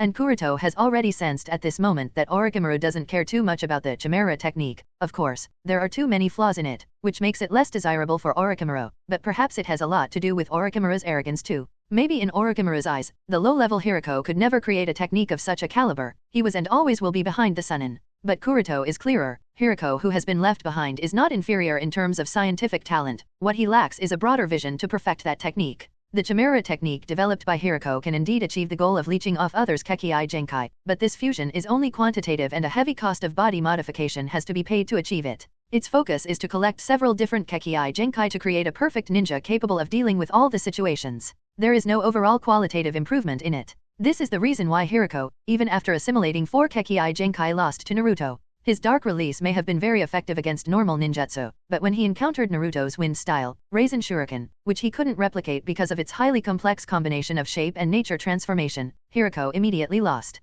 And there is no shortage of jutsu as strong as or even more powerful and complex than the Raisin Shuriken in the shinobi world. Therefore, if there is no qualitative improvement, it doesn't matter how many Kekii Genkai one assimilates, against an encounter of really strong shinobi he/she will inevitably fall. But that's just another issue altogether. Adat novel bin adat. However, nobody could deny that Hiruko's original idea of being able to create the Chimera technique is really a genius one. And Kuroto got his own inspiration from this idea. The most wonderful thing about the Chimera technique is that it is capable of fusing Kekii Genkai, in other words, it is capable of fusing chakra natures, with the only disadvantage being that the method of fusion is too rough, crude, and unstable. Living beings tend to walk towards stability, that's just an instinctive nature, therefore, harmony with the soul is very essential. After all, chakra at the basic stage is a combination of physical and mental energies in an equal ratio. Mental energy is the spiritual power, that is the power of the soul, therefore the stability of the soul with the body is highly essential for qualitative improvement. It's similar to how reanimation jutsu works, the level of power the different reanimation shows is completely different based on the sacrifices used to bring the dead back to the living world as the reanimation. After all, the sacrifice used must be compatible enough to bear the burden of the spiritual presence of strong individuals. This is the main reason why white Zetsu clone strengthened by Hashirama cells were used as a sacrifice for all the reanimation summoning. And this also the only reason why the first 4 Hokages were able to use power close to their peak level even in their reanimation state. And the Chimera technique, as per Hiruko's use, not only destroys the balance between one's soul and body but also the ratio of all chakra natures. This is the reason why Hiruko didn't get any qualitative improvement even after assimilating 4 Kekii Genkai. But Kuroto has thought up a way to circumvent that shortcoming. Since the method of fusion in the Chimera technique is too rough, and a person has to absorb the bodies of other ninjas to be able to use their Kekii Genkai, so why not use cloning, to create several clones that are fully compatible with oneself and his soul and then absorb those clones that already have the necessary spiritual connection? This method avoids the biggest flaw of the Chimera technique and doesn't disrupt the balance between one's body and soul. And this is basically Kuroto's grand plan. For this very reason, Kuroto has created that underground secret laboratory. After all, Kuroto will have to create water clone, fire clone, earth clone, wind clone, lightning clone, the 5 basic chakra natures, and finally yin clone representing senjutsu. With these 6 perfect clones, combined with his current main body that is of the yin nature courtesy to the Tenseigan, Kuroto will merge those 6 perfect clones into the main body with the Tenseigan as the core through the Chimera technique, to achieve the perfect fusion of the 5 chakra natures combined with yin, yang, and senjutsu energy to achieve the supreme Kekii Mora. The path Kuroto has chosen will indeed be very difficult to tread on, however, Kuroto has the will to overcome all the obstacles and finally achieve his dream. After considering a little he asked, Orochimaru-sama, can you help me to get the scroll of the Chimera technique? The indifferent attitude Orochimaru showed towards the Chimera technique is very fortunate for Kuroto. As long as Orochimaru himself doesn't value this technique very much, Kuroto wouldn't have to pay too big of a price to be able to exchange it with Orochimaru. Orochimaru seems to have already expected Kuroto's question and questioned back with a smirk, sure, I can get you the scroll for the Chimera technique, but the question is, what are you going to do for me in return? As soon as Kuroto saw Orochimaru's smirk, he suddenly had a bad feeling about it. While tapping his chin, Orochimaru said, I recently heard a piece of interesting news, and it states that Uchiha Shisui has also awakened the Mangekyou Sharingan. If I am not wrong, he is a member of your team -11 in the Anbu, right? Kuroto immediately understood what Orochimaru meant, and asked, you want Uchiha Shisui's Mangekyou Sharingan? Kuroto was a little surprised by this. Initially, he thought that Orochimaru was going after Uchiha Shinichi, and maybe needed help to deal with Shinichi in one fell swoop. He never really thought that the snake would be too greedy and was also eyeing another Mangekyou Sharingan pair. Orochimaru also didn't deny Kuroto's question as his smirk deepened into a crazy and obsessive one. Looking at that maniacal smirk, Kuroto couldn't help thinking of Orochimaru's will being modified by Koto Amatsukami, changing him into Konoha's loyal dog who would give his all for the sake of village, you know, as that will of fire crab says. How would that turn out? As soon as this thought emerged, Kuroto immediately shook his head and drove that absurd and freaky thought out of his mind, because if such a thing really happened then it would be too scary. Regaining his calmness, Kuroto said with a helpless expression, Orochimaru-sama, I advise you to give up the idea of going after Uchiha Shisui. Orochimaru was obviously not angered but rather curious as to why would Kuroto-kun say such a thing so bluntly. Why? As far as I know, Uchiha Shisui's strength is beyond anyone I have ever seen. I am afraid that even if both of us go after him at the same time, we wouldn't be able to match him. That's how strong Uchiha Shisui is. With a bitter smile Kuroto continued, I am not persuading you to give up, but I want to tell you that I don't have a wish to accompany you to the Pure Land at such an early age. Going after Uchiha Shisui is simply looking for death. To deepen the weight of his words, Kuroto even briefly gave the official information of Shisui's endeavors in the Land of Lightning. Of course, he just put most of his credit on Shisui's head, that's why the official information. After all, even Konoha Advisory Board believes that it was Uchiha Shisui who raised that valley. And Kuroto is sure that even if Orochimaru had obtained any intelligence about that event, all he would have gotten is the exact same information as what Kuroto said. And sure enough, Orochimaru didn't seem very surprised by Kuroto's words. This simply meant that Orochimaru knew the basic gist about it. Now what Kuroto has revealed is a more detailed version of what Orochimaru would have heard previously. Even Orochimaru had a solemn look when he heard all the detail, and looking at his silence, Kuroto said, none of the Uchiha who has awakened the Mangekyou Sharingan would be easy to deal with, so before going after either of them, I suggest that you better investigate all their abilities thoroughly, otherwise. Kuroto left the last part unsaid, which would have more impact as Orochimaru's mind could work out on its own to imagine all sort of scenarios. After all, a word to the wise is more than enough. A tacit silence lasted between the two as they continued walking forward. After a little consideration, Orochimaru smiled slightly, to which Kuroto could only sigh. Not only Orochimaru wasn't depressed, instead, his expression indicated as if he found the perfect prey. There was an inexplicable enthusiasm and greed clearly visible in Snake Eyes. Stretching out his long tongue, he licked around his thin lips and spoke, Kuroto-kun, you sure are underestimating me, aren't you? Kuroto only shook his head helplessly. Orochimaru obviously didn't take Kuroto's advice to heart, but that's also normal. After all, if Orochimaru would just give up the Mangekyou Sharingan so easily then he wouldn't be Orochimaru. His obsession is more powerful, so not only Kuroto's, Orochimaru wouldn't take anyone's persuasion to heart. Whether Uchiha Shinichi or Uchiha Shisui, one of them must be attained. But Kuroto knows that Orochimaru wouldn't succeed because both the targets he plans to go after are precisely the kind of shinobi that restrains him the most. Whether it is Shisui or Shinichi, both of them are genjutsu masters in their own right, adding the fact that both of them have awakened the Mangekyou Sharingan, which has further increased their genjutsu mastery, so the battle would more or less turn out the same way as it did with Itachi.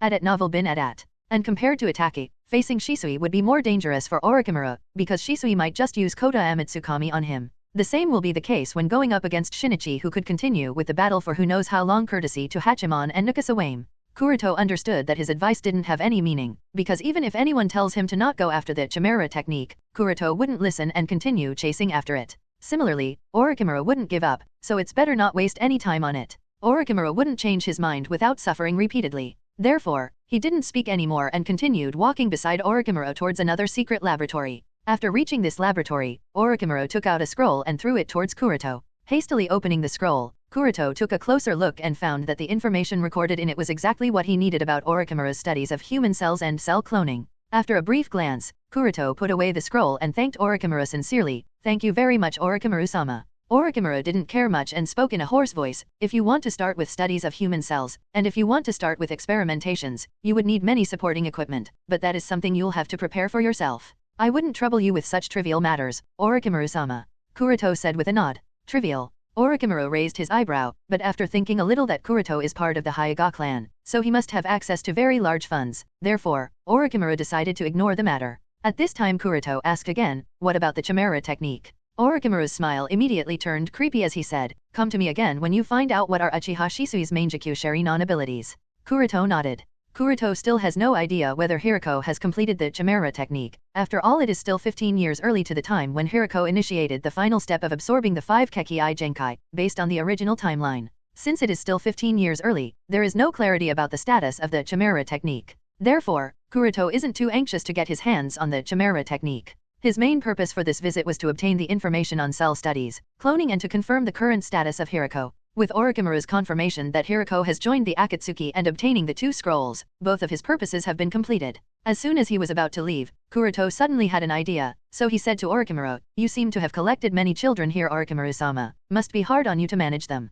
Orochimaru squinted and glanced viciously towards Kuroto. Except for Haku, the other 3 kids are important for his research, so he wouldn't share them with anyone no matter what. Kuroto ignored Orochimaru's vicious glare and continued with a smile. I think the child named Haku seems a bit interesting. I hope you will allow me to take him to the village. Orochimaru thought a little about Kuroto's request. He couldn't understand why would Kuroto choose Haku, the child that Orochimaru specifically doesn't value much. Among the 4, Yamato, Yugo, Kimimaro, and Haku, the simplest is Haku. Therefore, Orochimaru didn't think that Kuroto's attention was on Haku. He thought that Kuroto was talking about the other 3. And Orochimaru also knows that Kuroto wouldn't have his eyes on Haku without a reason, so he thought to himself, is there something special about Yuki Haku that I wasn't able to see through? Kuroto noticed that Orochimaru had no intention to let Kuroto take Haku with him, so he decided to step back a bit. If you are unwilling to allow me to take him permanently, how about a few months? Kuroto slowly walked in the forest from tree to tree followed by a young child. The child's name was Yuki Haku, and he looked at Kuroto from time to time as they continued their travel, and after repeatedly hesitating, he finally mustered the courage to ask, Ano. K Kuroto-sama, where do you want to take me? Most of Kuroto's attention was currently delved towards planning out his experimental project, so he answered somewhat absent-mindedly, Konohagakur. Haku got the answer and lowered his head to murmur, Konoha-gakur. Haku obviously has no concept of where is Konohagakur. He couldn't even begin to imagine just what kind of place Konohagakur would be, and considering his time of living in the land of water, he was a little nervous at the moment. Kuroto perceived Haku's nervousness and fear and said with a calming smile, don't be afraid, you won't be in danger. Calming down a little, Haku asked lightly, will I still be able to meet Yugo and the others? Even though it hasn't been very long since he met them, but Haku has become friends with Yugo and Kimimaro, who are of the same age as him, and now that he had to suddenly part ways with them, this made him feel sad. Noticing Haku's sadness, Kuroto gently touched his head and then said with a reassuring tone, don't worry, if everything goes well, maybe you will be able to see them again in a few months. Listening to Kuroto's reassuring words, Haku nodded slightly and then continued their travel. It didn't take them very long to reach Konohagakur.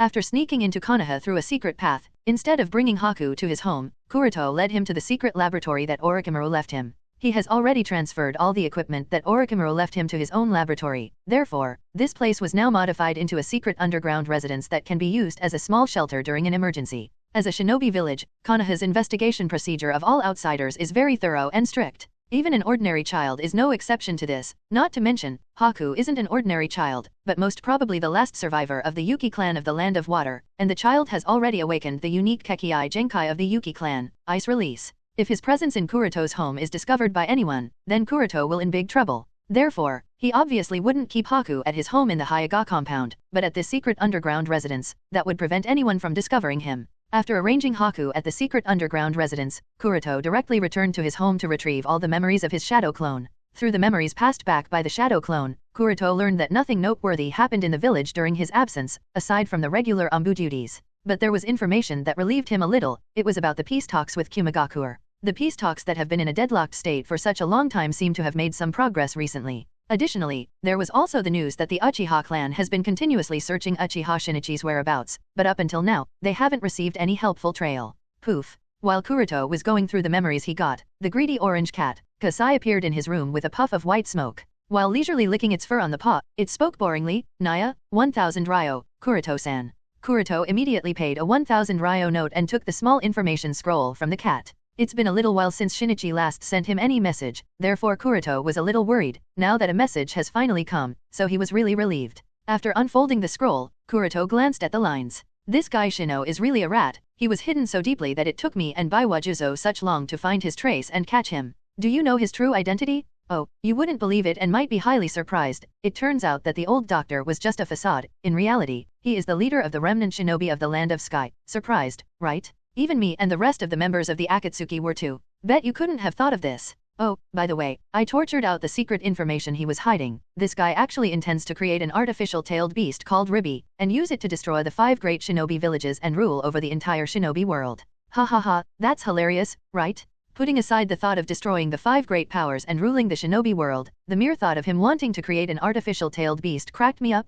How can anyone make an artificial tailed beast? He is an idiot, I am telling you. Oh, and also, after reading everything, Kuroto burned the scroll and thought to himself, control yourself, don't get angry, don't be angry, Shinichi is neurotic and you know that. So, don't get affected by his monologue. Every time Shinichi sends him a message or some intel, instead of directly describing the detail going straight to the point, he would choose the roundabout way as if he is talking like an idiot. But Kuroto also doesn't have much of a choice to berate Shinichi, as the guy is only venting out his depression from his time at the Akatsuki. Being a spy in the Akatsuki is obviously not as easy as it may sound, and since there aren't any allies in Akatsuki, therefore, he can't open up to anyone, so Kuroto is the only one he could speak freely to while passing on the intelligence. So Kuroto is also helpless in this matter. Sighing heavily, Kuroto completed some of the trivial matters and came to the secret laboratory. As soon as he entered the secret laboratory after passing through several layers of security, he was immediately greeted by Sandame Kaze Cage Puppet, Kuroto-sama. At novel bin at. Ever since he created this laboratory, Sandame Kaze Cage Puppet has been left in the laboratory by Kuroto for 24/7. The purpose is obviously to guard the secret laboratory so that even when Kuroto, himself, is not in the village, there are no tedious issues. At the edge of the Death Forest, Jonin Mangekyou Yuki looked at the 3 genins of Team 2 and said with utmost seriousness, 3 of you listen very carefully, this task is not easy, there are chances that you might lose your life if you aren't careful. Izumo Tenma, a young boy with somewhat long, gray hair spiked more so towards the right side with his bangs framing his face, black eyes, wearing a blue Konoha forehead protector that his bangs hung to the side of, lazily kept both his hands behind his head and spoke in annoyance, what danger? It's another one of those boring D-class missions, to drive out a wild boar? What's the big deal about it? Mangekyou-sensei, you are underestimating us way too much, it's just a wild boar, how can it kill us? Said Shinko Inari, a young girl with 2 small pigtails and a blue bandana with the village symbol facing forward and a foreign appearance that isn't very hard to identify. The final and last member of Team 2, Uchiha Itaka, didn't say a word, but carefully checked the map of the Death Forest. Mangekyou Yuki held his forehead and said with a headache, didn't the official at the Mission Commission office already told you that it's no ordinary wild boar but a ninja boar? A ninja boar. Initially, when he saw the content of the mission, Mangekyou Yuki didn't care too much, as it's just another one of those simple D-class missions that any new genin team has to complete to develop a better understanding of one another, but when he inquired some of the details about the mission, he realized that this task is not as easy as it may seem as first glance. According to the content of the mission, a very powerful wild boar has appeared in the Death Forest not long ago, but the problem is that it has immediately become the boss of the forest with no natural enemies. His appearance has seriously affected the ecological balance of the Death Forest. It should be understood that the Death Forest isn't any ordinary forest but a practice field specifically managed by Konoha to have the same or even more fierce ecosystem than anywhere. So, if the wild boar has already become the boss of the Death Forest, he would no longer be allowed to continue to stay here and disturb the ecosystem anymore. But with that comes a problem. Can newly graduate genins handle such a task? This is worrying. Seeing that neither Tenma nor Shinko had any change even after he reminded them, Yuki shook his head helplessly and ordered, go. He thought about it a little, although this task seems a bit tricky. His team 2 is still quite good, even if that wild boar happens to be strong, the 3 of them should manage it somehow without any accidents. What's more, with Uchiha Itaka in the team, Mangekyou Yuki wasn't that worried. In Kuroto's secret laboratory, looking at the 2 large nutrition tanks, Kuroto sighed. At this time both the nutrition tanks have a deformed clone each, immersed in the nutrient solution. These 2 clones were Kuroto's first attempt in the branch of cloning before he went to see his teacher Orochimaru. Looking at the distorted and deformed shape of both the clones, even an amateur in the field of biotechnology could tell that the first attempt resulted in a complete failure. Shaking his head helplessly, Kuroto readjusted his mentality and took out a scroll to record all the data. After doing that, he took out the information scroll that Orochimaru gave him about the data and cloning technology and read it line by line. Kuroto believes that experiencing failure is not a terrible thing, but if one can't learn anything from their past failures then that is a really terrible thing. Therefore, he must figure out what went wrong in his first attempt. While Kuroto was busy, suddenly slight vibration was felt in the laboratory. Byakugan. Although the vibrations were very weak, they weren't unnoticed by Kuroto. Frowning slightly, he activated the Byakugan and looked in the direction of the source past the walls.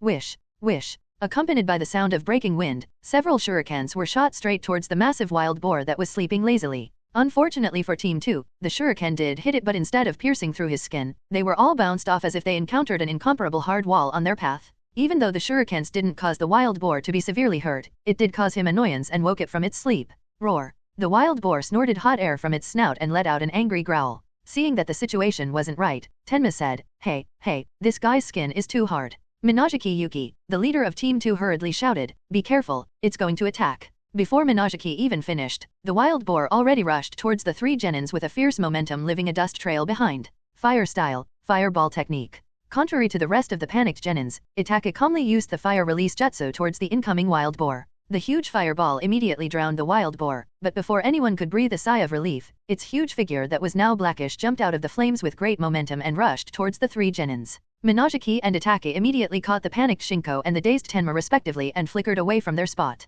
Boom. The wild boar that failed to hit its target collided with the big three on its path. The momentum of the wild boar was more than what the tree could handle, and it instantly fell to the ground with a muffled noise. Not to mention the Tenma and Shinko, even Mangekyou was shocked at the sight of the entire giant tree falling by a mere collision. Shinko was a little afraid and said, That was dangerous. Mangekyou-sensei, is this really a D-class mission? On the other hand, the wild boar that just collided with the big tree wasn't hurt in the slightest, and immediately got up, shook his head, and again snorted hot air from its snout and rushed towards Itake and Tenma. Tenma also spoke from the side, That's not a wild boar, it's a monster. This time they were more cautious and understood that dealing with this wild boar wouldn't be as easy as they thought initially. So, without any more hesitation, Itake printed some hand seal and spoke in a low voice, Genjutsu. At novel bin at. As Itake used the genjutsu, the wild boar staggered a few more steps and then collapsed to the ground. Seeing that the wild boar was defeated, Shinko immediately jumped from the tree and cheered, Wow, Itake-kun, you defeated it. Mangekyou also landed next to Itake and patted on his shoulder, Good job,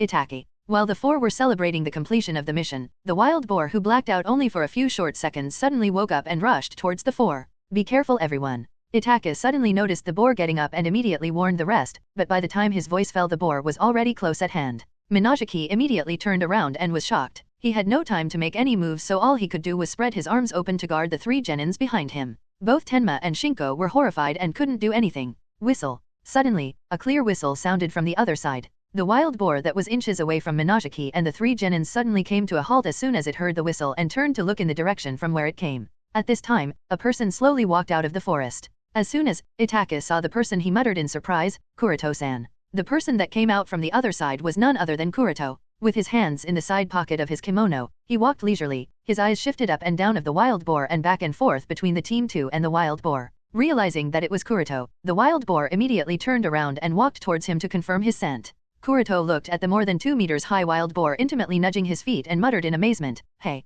I haven't seen you for just half a year, how come you have already grown up so big? The last time Kuroto saw the wild boar, it only reached up to his waist, and now Kuroto himself doesn't reach up to the other party's waist. While the boar was excitedly wagging its small tail, Itake came towards Kuroto and asked curiously, Kuroto-san, is this ninja boar your summon beast?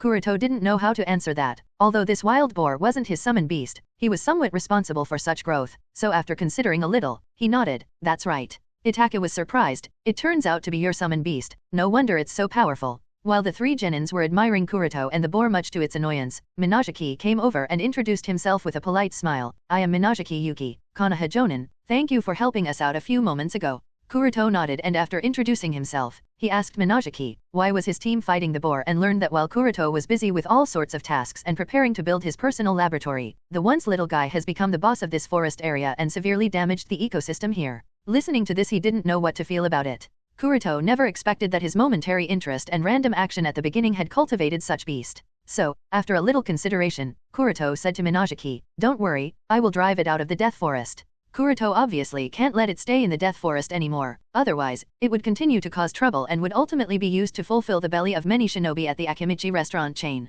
Although Kuroto too would want to try the taste, he still has better options for the wild boar. So after sending away the Team 2, Kuroto circled around the wild boar and observed it more carefully. To be honest, the potential displayed by this guy has been a little beyond Kuroto's initial expectations. Now he is more curious as to how far can it continue to grow, so after thinking a little he decided to create a summoning contract with it by making it his summon beast. Perhaps it was because of the presence of the Tenseigan chakra that has been flowing through the boar's body, or maybe because Kuroto fed it during its young age, it didn't resist the summoning contract and smoothly became his summon beast. After signing the summoning contract, Kuroto named it Okinabuta, which literally means big pig, and ordered Okinabuta to leave the territory of the Death Forest. Kuroto didn't have enough energy to train Okinabuta, so he decided to send it towards some of the dangerous forest territories of the Land of Fire, and let it grow up naturally. As for how far it can grow in the future remains on it. At the end of this short episode, Kuroto immediately returned to his laboratory. The failure of the first attempt to create clones, Kuroto understood that instead of rushing headfirst for early results, he will have to invest some time to learn the science of cloning from the information scroll he obtained from Orochimaru, and review the mistakes he made. Perhaps because of his research and development of the living corpse reincarnation, and all those cruel experiments that Orochimaru currently has a deep knowledge of human anatomy, from the body structure to organ transplantation. Just from casually reading through the information written in the scroll, Kuroto already learned a lot and figured out a lot of his mistakes, some of which can even be considered very minor but in fact, have a very important role. After summing up all his mistakes turn by turn, Kuroto created the next plan. With the devices he has in the laboratory currently, Kuroto can barely try the experiments involved in the process of creating a water clone. The reason why he chose the water clone because the water clone is the most stable of the 5 basic chakra natures, therefore, the success rate for the formation of a water clone is the highest, theoretically at least. For creating other clones, either Kuroto lacks the necessary devices or that their characteristics are too unstable and Kuroto would need more experience to create them, so currently their theoretical success rate is not very high. And lastly, there is also the Yang clone, which would represent natural energy, and be mainly useful for the 6-path senjutsu. Kuroto has no idea where to begin about it, so it can only be postponed for the last.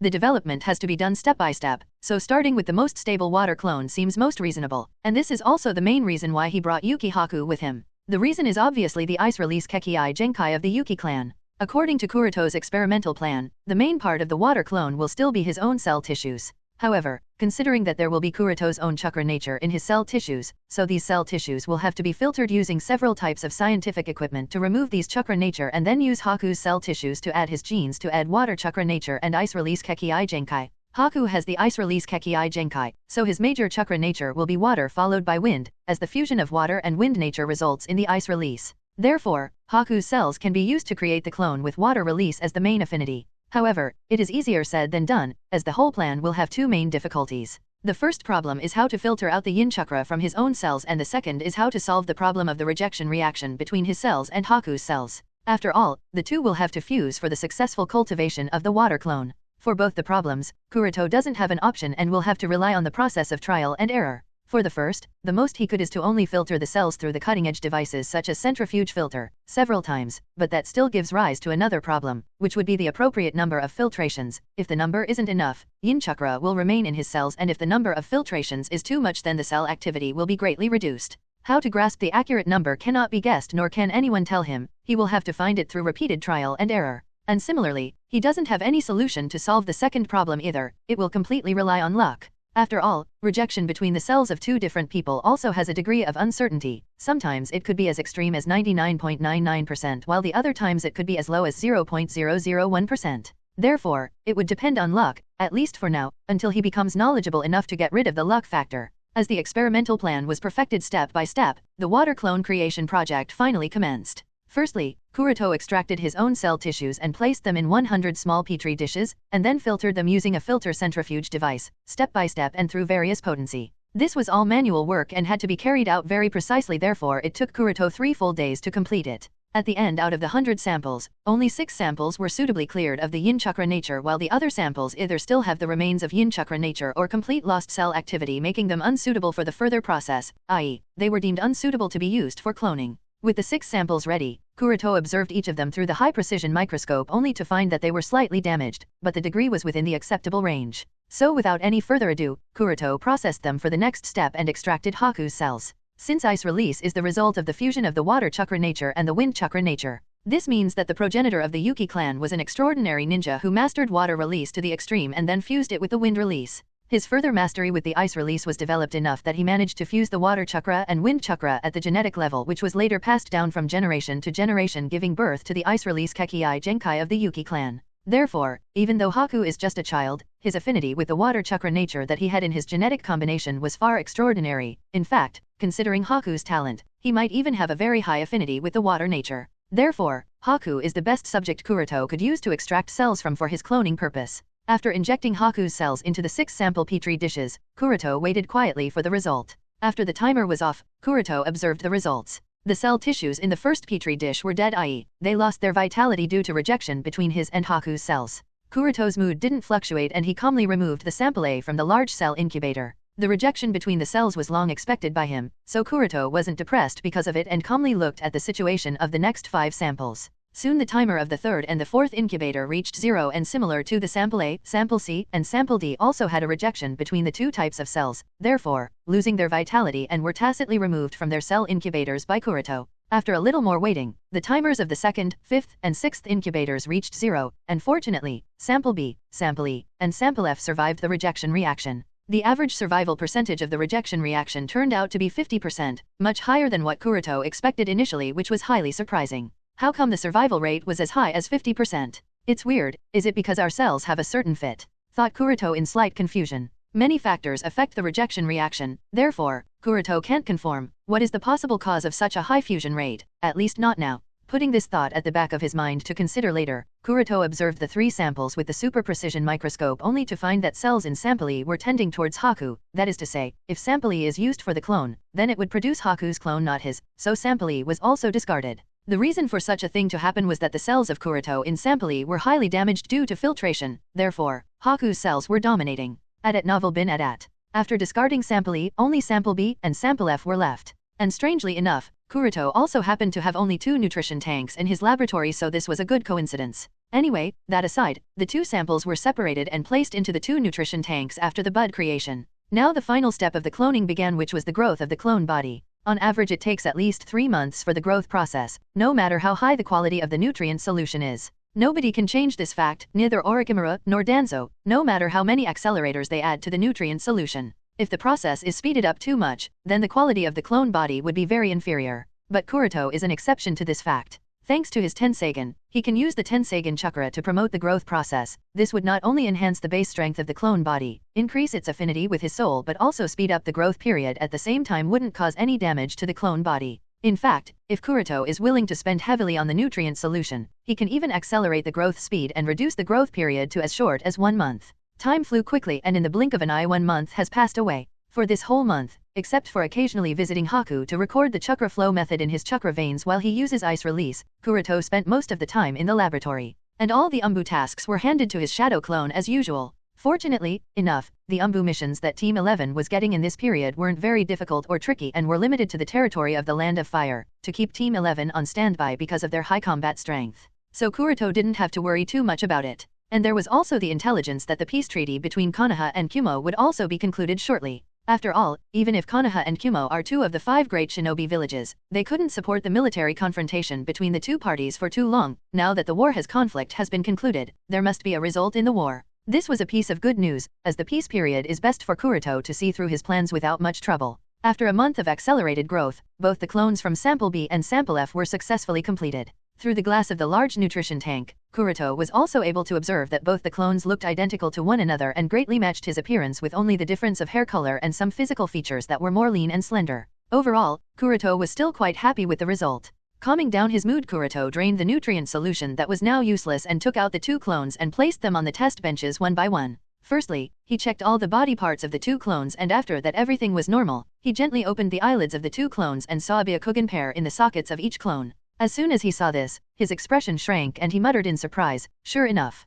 Kuroto observed the 2 pairs of Byakugan in the eye sockets and confirmed that they were indeed Byakugan. At least, from the outside nobody would be able to distinguish whether they were cloned or original. But for Kuroto, who has the Tenseigan, he could feel that these 2 pairs of Byakugan were semi-finished, or better yet incomplete. And this didn't surprise him. With the presence of dead demon-consuming seal that seals the soul of the target within the belly of the Shinigami, impure world reincarnation that summons the soul of the dead to the world of the living, and so on, such soul-related jutsu have come out one after another in the shinobi world. Therefore, the question whether the souls exist isn't debatable. Although the presence of souls has always appeared in the form of chakra, like the presence of Uzumaki Kushina and Yondaime-sama's chakra sealed inside Uzumaki Naruto, there is no doubt that chakra itself doesn't represent the souls, nor is it equivalent to the soul. What Kuroto thinks is that the chakra is merely a carrier for the soul, but the true essence of a soul should be a unique spiritual symbol. This reasoning is understandable, as it also explains why everyone has a different chakra signature. And what the clones on the test benches lack is the unique spiritual symbol. Therefore, the Byakugan pair within the eye sockets of the two clones are incomplete. They are just a pile of cells tissues with the Byakugan characteristics that lacks a spiritual symbol.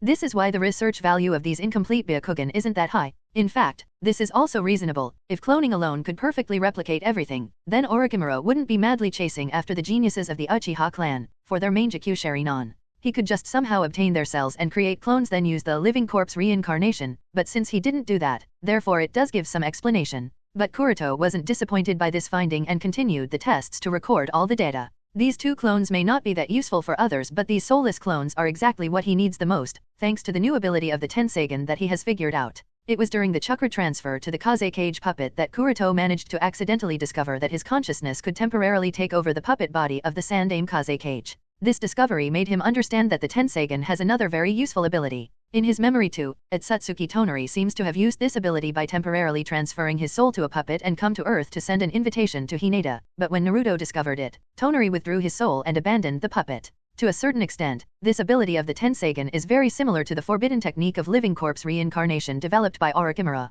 However, the soul descend ability of the Tenseigan is much easier to use with fewer constraints. Not only can one transfer his/her soul to other bodies and puppets, but it is also possible to withdraw them at any time. And using this ability of the Tenseigan, Kuroto plans to cultivate the 6 clones perfectly and fuse them into his main body with the Chimera technique. Otherwise, without the Tenseigan soul descend, simply relying on cloning will not cultivate the perfect clones that would fit the soul in a true sense. With that thought, after recording all the physical indicators of the two clones, Kuroto carefully compared the data between the two, and unsurprisingly enough both the clones had relatively similar data. There was no significant difference in strength or weaknesses. Nodding in appreciation that both the clones are somewhat acceptable, Kuroto named them Clone A and Clone B respectively. With that out of the way, Kuroto sat cross-legged facing the 2 test benches and used the Tenseigan soul descend to transfer his soul to the Clone A. As soon as Kuroto's eyelids closed, the Clone A lying naked on the test bench opened its eyes. Sitting up with the support of the Kaze cage puppet, Clone A opened its mouth, as if it wanted to say something, but all that came out were some incoherent voices without any meaning. After a while of continuous trial, finally, some recognizable words came out of its mouth. Really, it feels quite awkward. Undoubtedly, Kuroto's soul was currently occupying the body of the Clone A. In other words, currently, the Clone A has become Hyuga Kuroto. After getting up from the test bench again with the support of the Kaze cage puppet, he staggered a few steps before he could stand firmly. Walking was still very difficult for him initially, but gradually, the body movements became easier and the initial strangeness disappeared. After getting used to this new body, Kuroto wore a lab gown while thinking to himself, the test data is really not as accurate as of the real feeling of the body. The Tenseigan soul descend is more useful to recognize many minor details. After he was dressed in a blue lab gown, Kuroto walked towards the mirror and carefully looked at the appearance of his eyes in the mirror. From the outside, there doesn't seem to be much change in the physical appearance of the Byakugan, but Kuroto knows that the pair of Byakugan in his eye sockets is no longer incomplete as before. Byakugan. As soon as Kuroto transferred the minimal chakra he could towards his eyes, the veins and meridians around his eyes bulged and his field of vision also changed, entering into a 360-degree Byakugan vision. It truly is because of the soul descend, at novel bin at. As Kuroto expected, because of the soul descend, the Byakugan pair in the sockets of Clone A was no longer incomplete but real and complete now. In order to confirm his guess, Kuroto hurriedly walked towards his main body and gently opened its eyelids. He was surprised to find that the Tenseigan in his sockets has lost its glow and reverted to the state of the Byakugan. This is obviously strange, as the Tenseigan was obviously active before Kuroto used the Tenseigan soul descend. Rubbing his chin, Kuroto thought for the possible reason for this. Even my main body is unable to keep the Tenseigan active after losing the soul? Then is my Tenseigan part of my physical body or soul body? In order to understand this, he hurriedly conducted some tests with the Clone A body. After conducting these tests, Kuroto concluded that he could not activate the Tenseigan, neither was he able to use the rain interaction, nor was he able to use the Tenseigan chakra mode while in the Clone A body. And the advanced techniques like the Golden Wheel Reincarnation Explosion and Silver Wheel Reincarnation Explosion need not be mentioned because they can only be used in the Tenseigan chakra mode. There seems to be only one Tenseigan ability that he can use, and that is soul withdrawal. No wonder Naruto was easily able to defeat the puppet Tonari used to descend on Earth, muttered Kuroto in understanding. At this moment, Kuroto has confirmed that his soul has a fraction of the Tenseigan, but his soul needs to be in the main body to be able to actually use that power, that is to say, the soul and the physical body combine together to form the Tenseigan, so without a materialistic physical body, it is pretty difficult for him to use the Tenseigan. After understanding this, another doubt arose: if the Tenseigan pair is removed from the eye sockets of the main body while the soul is still inside it, will the state of the Tenseigan remain active at that time? Kuroto thought of Uchiha Madara, who removed his Rinnegan and transplanted them into Nagato. Although the Rinnegan remained in a dormant state for a long time until Nagato awakened them in his later years under heavy emotional stimulation, it is still undeniable that Madara did transplant his Rinnegan to Nagato. Perhaps it was because Nagato was too young at that time and his soul was able to partially fuse with the Madara's Rinnegan as he grew up, or maybe Madara also abandoned a part of his soul when he removed the Rinnegan. This was Kuroto's conclusion. There is no doubt that Madara wasn't ignorant of the knowledge of the soul in his later years because of knowing the yin-yang techniques. Otherwise, he wouldn't have attempted to create Black Zetsu to monitor Obito before his death. So, the fact that the presence of the soul plays a vital role has been determined. At novel bin at. With that understood, Kuroto didn't remain in the clone for too long and withdrew his soul back to the main body. Before cultivating the water clone, he must first take care of the Ryuwa Mayako that is sealed within his body. After all, once his soul leaves the main body and enters the clone body, then the suppression on the Ryuwa Mayako would disappear, and it would become nearly impossible for him to suppress the extremely large amount of Ryuwa Mayako chakra.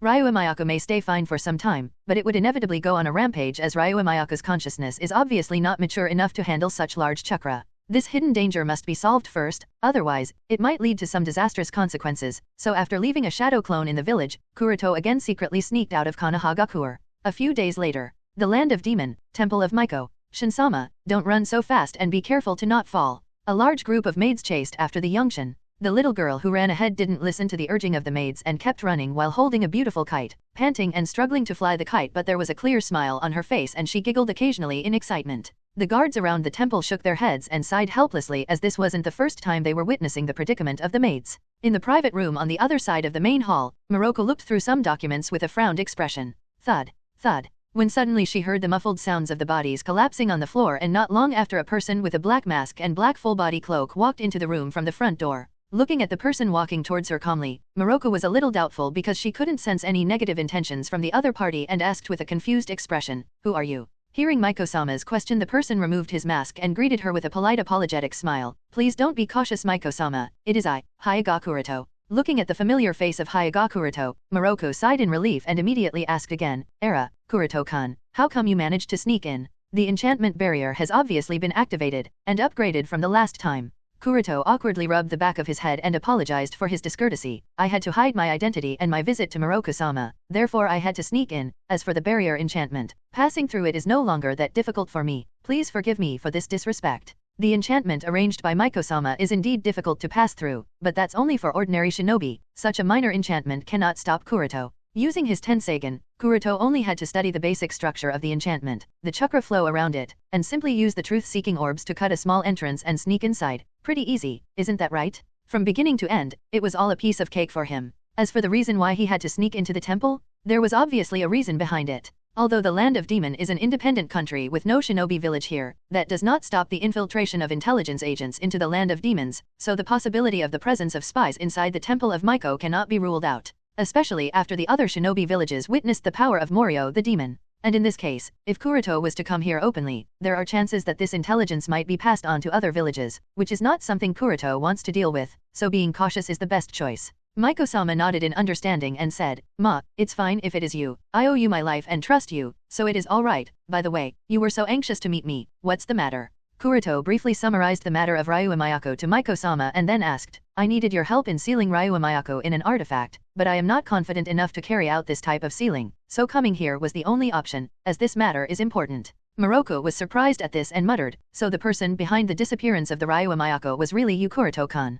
Kuroto learned all the sealing techniques involved in the artificial tailed beast creation project under Maiko-sama's teaching. Additionally, the purple clay was also provided by her, so when she heard the news of the disappearance of Ryuwa Mayako, the first target of suspicion was naturally Hyuga Kuroto. Kuroto nodded with a happy smile. "Yes, I needed a large enough chakra source for the artificial tailed beast project, and Ryuwa Mayako just happened to fit the requirements, therefore, I used it." "Fair enough, but you should know that it was quite a bold action. You have to be careful, the power of Ryuwa Mayako wouldn't be so easy to control," Maiko-sama warned. Kuroto nodded. With that out of the way, Moroku spoke after a little consideration. "So, you want to seal the Ryuwa Mayako's chakra in an artifact? Considering there are stories of Ichibai being sealed inside a tea kettle, so it is possible." How do you know about Ichibai being sealed inside the tea kettle at the temple in the Land of Wind?" Kuroto asked in confusion, as such information shouldn't be easily accessible for Maiko-sama. "Are you underestimating me, Kuroto-kun? The authority of the Maiko is more than you might think, and after the last incident, because I didn't die while sealing Morio, as per my prediction of the future, so I decided to learn all that I can about the sealing so that I can create a path for my daughter when it is her turn to face the other half." Maiko-sama explained. Does that mean you have had another prediction of the future? Kuroto asked doubtfully. Maiko-sama nodded, and looking at her Kuroto wanted to ask, but before he could speak, Maiko-sama spoke. I know that you want to know what that might be, but it's better not to. All you need to know is that my daughter too will play a critical role in the future. As for what that is, I am not perfectly sure either. Kuroto nodded. If Maiko-sama says that it's better to not know, then he will leave it aside for now. Anyway, coming back to your request, as I said, it's not impossible, but ordinary artifacts can't be used for sealing Ryuo Miyako, as they will just collapse. Understanding that Maiko-sama was indeed right, Kuroto asked quickly, then what kind of artifact do you suggest, Maiko-sama? Moroku didn't speak directly, but stood up and removed a scroll from the many scrolls aligned on the shelf nearby. Taking the scroll, she spread it on the table before Kuroto. Kuroto's gaze was immediately attracted by the contents of the scroll that seemed to be a map of the land of demons. The map printed on the scroll was a very detailed one, as it clearly marked the location of most of the towns, villages, famous mountains, rivers, lakes, forest territories, etc., that are part of the land of demons. While Kuroto was looking at the detailed map, Maiko-sama pointed at a mountain named Morning Mountain and said, "This is the place where we can find the required artifact material, and you are lucky enough to be here at just the right time for its harvest." Kuroto asked curiously, "What treasure is it?" Maiko-sama folded back the scroll and said with a mischievous smile, "Wouldn't it be better to directly see it?" With that said, Maiko-sama announced seclusion for important research and quickly sneaked out of the temple with Kuroto and went to the Morning Mountain. On the way, while he held Maiko-sama on his back, Kuroto asked something that has been bugging him for a while. "Maiko-sama, when I sneaked into the temple, I noticed that the security at the temple was very strict and the guards looked as if they were all battle ready to face an enemy. What happened to make you so cautious?" Hearing Kuroto's question, Moroku sighed helplessly and said, "Sigh, Yomi has appeared again."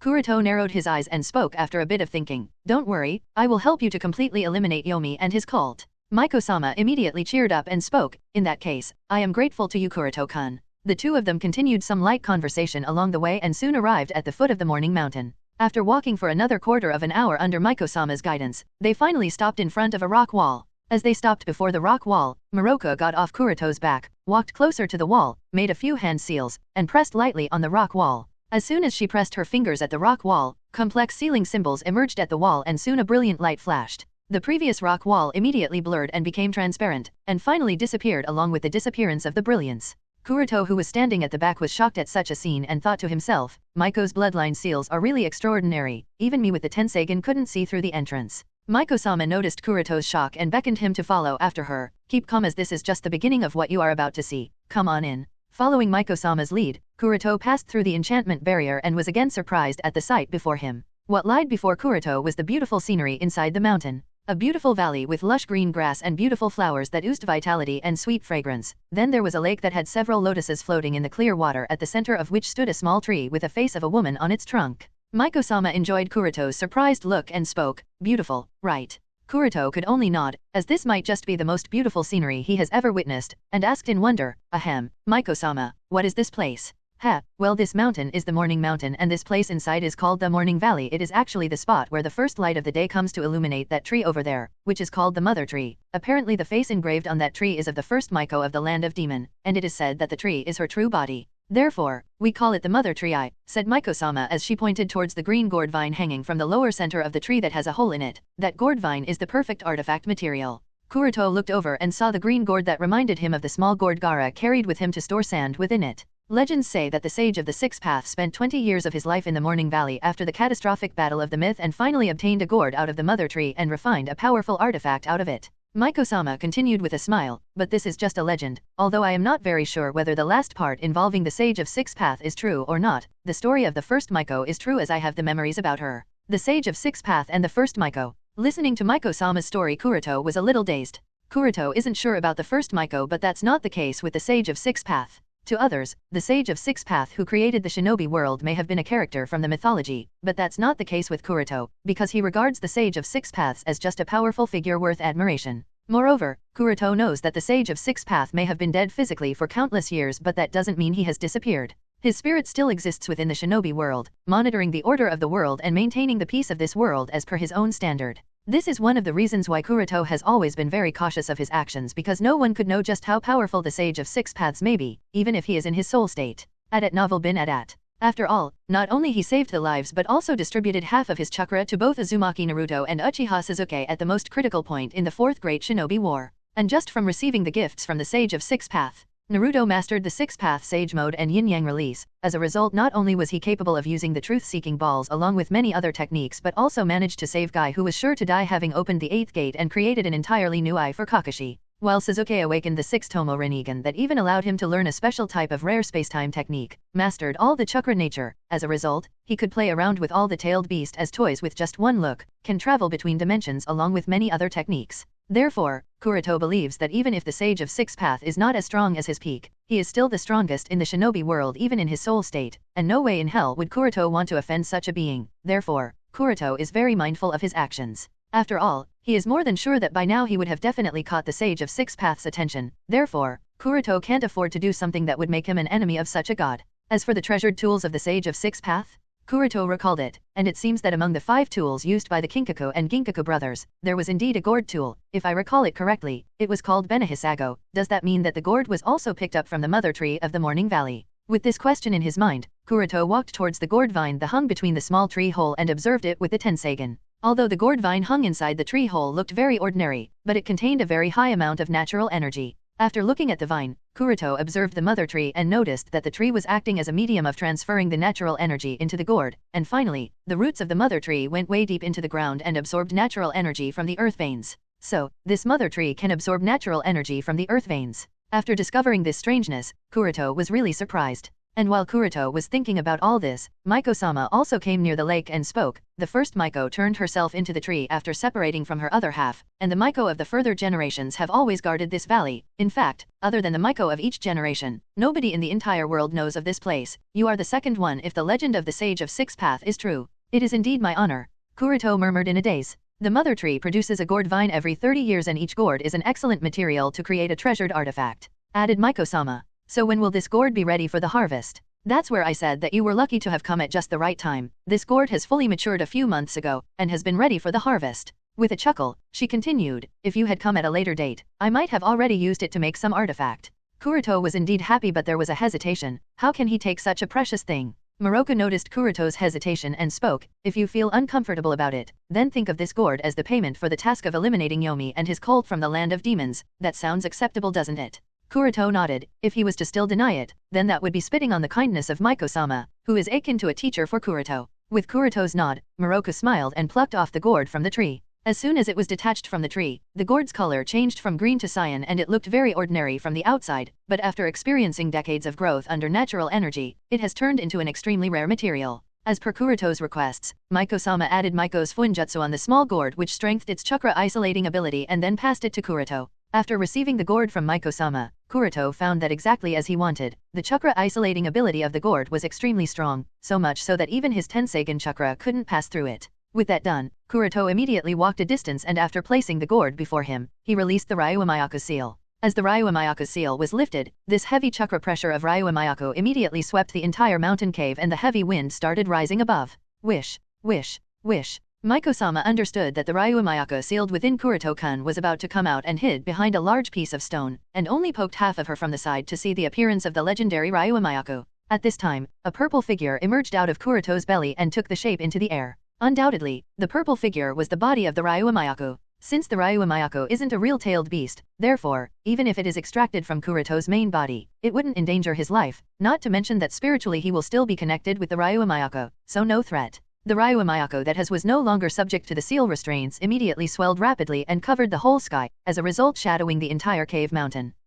Looking at the chubby figure of Ryuumayako floating in the air, the Maiko-sama hiding behind the large rock fell into a dazed state for a second as she was reminded of the Morio, but immediately that feeling went away as there was no maliciousness from this chakra. Moreover, she just couldn't feel scared by the chubby and cute figure of Ryuumayako. She really didn't expect that the legendary Ryuumayako would look like this. From the corner of his eyes, Kuroto looked at Maiko-sama trying to restrain her laughter, and he couldn't help feeling embarrassed about it. Fun. Not wanting to think about it, he hurriedly sealed the Ryuumayako inside the gourd. Thankfully, there was no resistance from the Ryuumayako, so as soon as Kuroto cast the seal, it was sucked into the small gourd. With that completed, Kuroto finally breathed a sigh of relief. After the seal was completed, Maiko-sama came over and asked while staring at the gourd, why does it have that appear dash? Before Maiko-sama could finish her words, Kuroto hurriedly exclaimed, it was an accident, that's all, I didn't design it like that. Maiko-sama chuckled looking at Kuroto's embarrassment. I didn't know that you have such cute interests. If Shin were to see it, she would definitely love it. With no retort left to Maiko-sama's teasing, Kuroto could only lower his head to hide the embarrassment and pretend to check the state of the small gourd. With the Ryuo Mayako sealed within the gourd, as long as Kuroto has the small gourd to his side, he can continue to take chakra from the Ryuo Mayako because of his spiritual connection with the Ryuo Mayako. Therefore, he is still an artificial Jinchuriki. The only problem with the efficiency, because of the extra layer of isolation thanks to the gourd, the efficiency would be decreased to a certain extent. But with no other option available, this is already the best option Kuroto could have asked for at this time, so instead of complaining, he focused on the other issue. And that is the increased danger of the Ryuo Mayako going on a rampage. Since the Ryuo Mayako no longer being sealed within his body, the danger does increase, but thanks to the sealing technique placed by Maiko-sama, this danger is still within the acceptable range, and as long as he doesn't excessively use Ryuo Mayako's chakra or completely release Ryuo Mayako, the probability of Ryuo Mayako running away would be very low. With that out of the way, since the size of the gourd is only about as big as a small water bottle, so Kuroto tied a string around it and wrapped the gourd directly around his waist. With the issue of Ryuo Mayako resolved, Kuroto turned towards Maiko-sama and bowed thankfully. I am again grateful to you for not only helping me but also sharing such valuable information and treasure with me, and I am even more grateful that you see me worthy enough to have your trust. Now, as promised, I will eliminate Yomi and his cult. Please give me all the information that you have so that I can immediately get rid of them. Maiko-sama smiled kindly and nodded, after which she took out a scroll and handed it to Kuroto. Taking the scroll, Kuroto looked over to see the intel mapping the several possible strongholds of Yomi, including the information about the several main leaders under him. Among them, a character was particularly highlighted with red ink, with the name, Yomi. After reading the scroll, Kuroto nodded towards Maiko-sama. Please rest assured, Maiko-sama, I will completely solve your troubles this time. The cult-worshipping Morio that has entrenched the land of demons is not very strong, even its leader Yomi is at most a Jonin class strength, not someone Kuroto has to worry about. Considering his current strength coupled with the information provided by Maiko-sama, eliminating the entire cult would be a spring breeze. The only thing he needs to worry about is to make sure that no fish slip the net in this hunt that would again cause her any trouble. Maiko-sama chuckled. You know, initially, I was actually thinking of entrusting this as an official task to Konohagakure, but with Kuroto-kun promising to help with the matter, I guess I wouldn't have to worry about it. Kuroto nodded, and with that, after he escorted Maiko-sama back to her temple, he immediately rushed towards the cult's strongholds marked on the map. Mount Myaboku. Jiraiya hurriedly spoke. Boss, you summoned me so anxiously. What's the matter? The matter with the Kumigakure hasn't been resolved completely, so I don't have much time in my hands. Sage Fukazaku jumped on Jiraiya's shoulder and banged his head while he said, of course the matter is very important, that is why I brought you here so urgently. Jiraiya listened to Sage Fukazaku's words while rubbing the small bump on his head and asked, what important matter? Fukazaku shook his head and explained, I don't know exactly, but it seems to be about the child of the prophecy. You'll know for yourself when you meet Ajiji-sama. Oh, all right. When it was mentioned that it was about the child of the prophecy, Jiraiya immediately became serious. According to the prophecy of the great Toad Sage, the child of the prophecy will become a ninja that will bring great change to the world of shinobi. Therefore, the child of prophecy is a key figure. Adat novel bin adat. And according to what the great Toad Sage said, that ninja will be Jiraiya's disciple, and the choice will be upon Jiraiya that will determine the direction of the change. For this reason, Jiraiya has always been traveling around the shinobi world. In addition to his natural unwillingness to be unbound, there is also the thought of the child of prophecy mentioned by the great Toad Sage. Although Jiraiya initially believed one of Minato or Nagato to be the child of prophecy, but unfortunately, they weren't. And now that he has been summoned to the land of toads for some reason that involves the child of the prophecy, so he was immediately very serious and followed after Fukazaku to the hall of Great Toad Sage. Arriving before Great Toad Sage, Fukazaku jumped down from Jiraiya's shoulder and spoke, Ajiji-sama, Jiraiya-chan is here. Immediately kneeling before Great Toad Sage, Jiraiya greeted Gamamaru with respect. Great Toad Sage squinted slightly and spoke with a smile, oh, Jiraiya-chan is here. After the greeting, Jiraiya asked urgently, Ajiji-sama, have you found the child of prophecy? Great Toad Sage shook his head. Jiraiya was a little disappointed and asked, then the purpose of summoning me? Hearing Jiraiya's question, Gamamaru seemed to suddenly remember something and said slowly, not long ago, there were some changes in the prophecy. In my dream, I saw a person with royal blue eyes. As soon as he heard this, Jiraiya immediately came back to spirit. Is he the child of the prophecy? Gamamaru shook his head again. Unfortunately, I am not sure. This ninja has never appeared in any of my dreams before. Royal blue eyes. After a pause, Jiraiya frowned and said, Ajiji-sama, are there any other clues? Just relying on the clue of royal blue eyes is very difficult to find. As if he suddenly remembered something, Gamamaru added, he was wearing the forehead protector of your Konohagakure. Hey, you should have said so earlier, now it would be much easier to find. Jiraiya laughed happily and turned around and was about to leave. Fukazaku hurriedly stopped Jiraiya. Wait, Jiraiya-chan, Ajiji-sama hasn't finished yet. Since Great Toad Sage wasn't finished yet, he immediately stopped and sat cross-legged, staring straight at Gamamaru. After a while, the great toad sage spoke. In the subsequent dream, the ninja with the royal blue eyes never appeared again, not once. Jiraiya frowned and had a thoughtful expression on his face. If the ninja with royal blue eyes didn't have some important role that would affect the entire shinobi world, then the great toad sage wouldn't have mentioned him to Jiraiya. Now what's troublesome is that this person stopped coming in any more prophecies. Shima, sitting on the other side of the great toad sage, glanced at him and muttered, Ajaji-sama must be confused. Fukazako immediately scolded him, what the hell are you talking about? Gamamaru just smiled nonchalantly and then said to Jiraiya, there must be interference of some power, this ninja is alive, that I can be sure of, but he must be around something that is disturbing my power of prediction. After thinking a little, Jiraiya asked again, Ajaji-sama, when was it that you first saw him? Gamamaru replied, not long ago. Jiraiya asked helplessly, how long ago was this not long ago? Great Toad Sage replied, maybe half a year ago, maybe a year ago. I am not so sure. The Great Toad Sage has been alive for over a millennium. Time has lost its meaning for him and he isn't much perceptive to the passage of time anymore, therefore it is hard to recall when was it that he exactly saw the ninja with the royal blue eyes in his dream. Shima said, did you see, I said that the senile geezer is confused. At this time, Jiraiya stood up and said, I understand, if he is really the child of the prophecy, I will definitely find him. Initially, Jiraiya thought that Nagato, who had the Rinnegan similar to the Sage of Six Path, is the child of the prophecy, but then he heard of Nagato's death. Later he thought that his other disciple Minato is the child of the prophecy, but then Minato too died.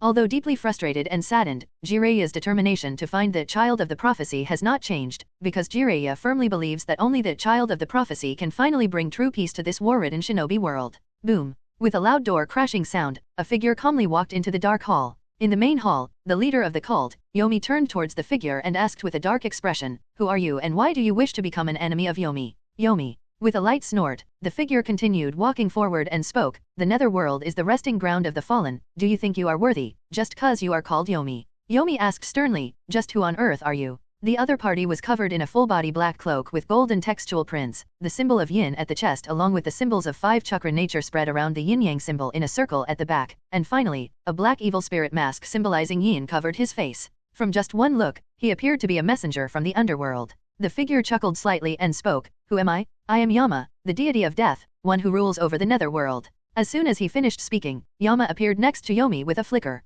Too fast was the only thought that appeared in Yomi's mind, but soon he was confused because a very familiar figure appeared before his eyes. Is that me? How come there are 2 of me? But before he could understand what was happening, his consciousness quickly blurred and fell into darkness. Thud. Accompanied by the muffled sound, the head that was momentarily floating in the air, and the torso that stood there unfazed, both fell to the ground lifelessly. Looking at Yomi, whose head was separated from his body, Yama frowned slightly and muttered to himself, is he dead? Although Yama doesn't take Yomi very seriously, his performance as the leader of this cult that worships Morio has been a bit surprising. Even after they were completely eliminated the last time, but within a short period of around 2 years, they have already developed so much again. Such an accomplishment is kind of difficult to achieve for a simple chinin or low-class jonin. Therefore, Yama was a bit doubtful whether this dead body really belonged to Yomi or not. A body double? No? Then is it some special type of shadow clone? This thought flashed in Yama's mind. The task of elimination of this cult is not a bounty task from the black market but a task that he took upon himself to repay Maiko-sama's favor. Therefore, Yama can't afford to be perfunctory about it and has to take this very seriously. Using the Tenseigan, he observed Yomi's corpse while looking at the information in the scroll in his hands that was given to him by Maiko-sama.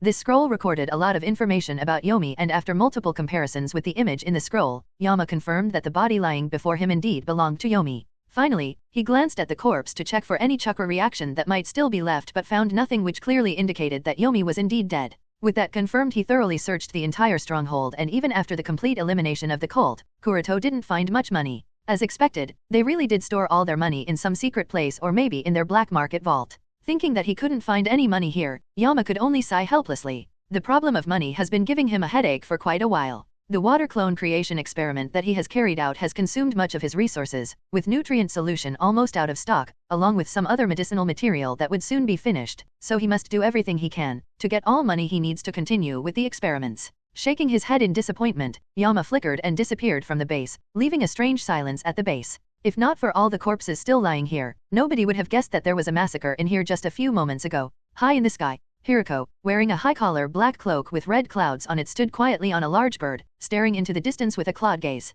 On the side, Shino sat in a cross-legged position wearing a similar high-collar black cloak with red clouds on it and asked calmly, "Did you use that forbidden technique on this summon beast?" The corner of Hiriko's mouth curved and he spoke arrogantly, "What do you think of my masterpiece?" Shino smiled. With this, the traveling has indeed become convenient. Hirako seemed to be happy with Shino's compliment and snorted with a triumphant look. This is a synthetic beast I cultivated using a forbidden technique. Shino's eyes flickered and he nodded in admiration. The forbidden technique you have developed is really amazing.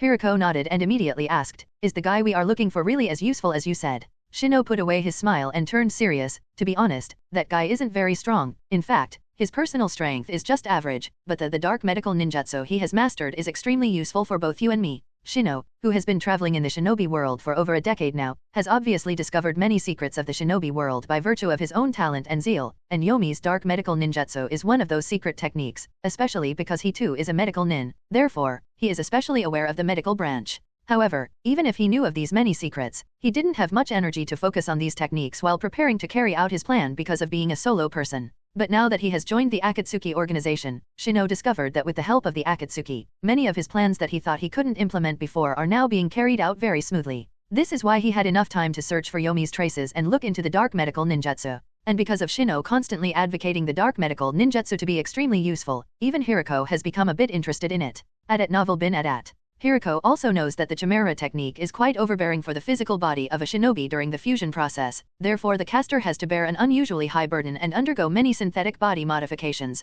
to become suitable for the Chimera technique. This is because, theoretically, a person can't carry the burden of the Chimera technique. Therefore, the dark medical ninjutsu that Shino has explained to Hirako has piqued his interest quite a lot. And here they are in the land of demon, searching for the person who is said to have mastered the dark medical ninjutsu to an unusually high degree. Before long, the flying beast landed in the stronghold where Yomi should be, as per the information they have collected. Jumping off the beast's back, Hirako looked around and said, it appears that we are a step late. From the outside, everything looked normal, but there was a heavy stench of blood permeating the air, clearly telling a tale of some massacre. Shino had a gloomy face. Damn it, who did it? The two nodded to each other and walked inside the cave building. On the way, they could see all the corpses lying all over the place. The more inside they go, the thicker the stench. Not paying much mind to all the corpses, the two observed them and moved on towards the main hall only to find that the said leader of this cult, Yomi too, was lying in cold blood with his head separated from his torso. Hirako checked his state and said, like all the previous ones, cut off by a kunao, clean and neat, no use of any extra moves.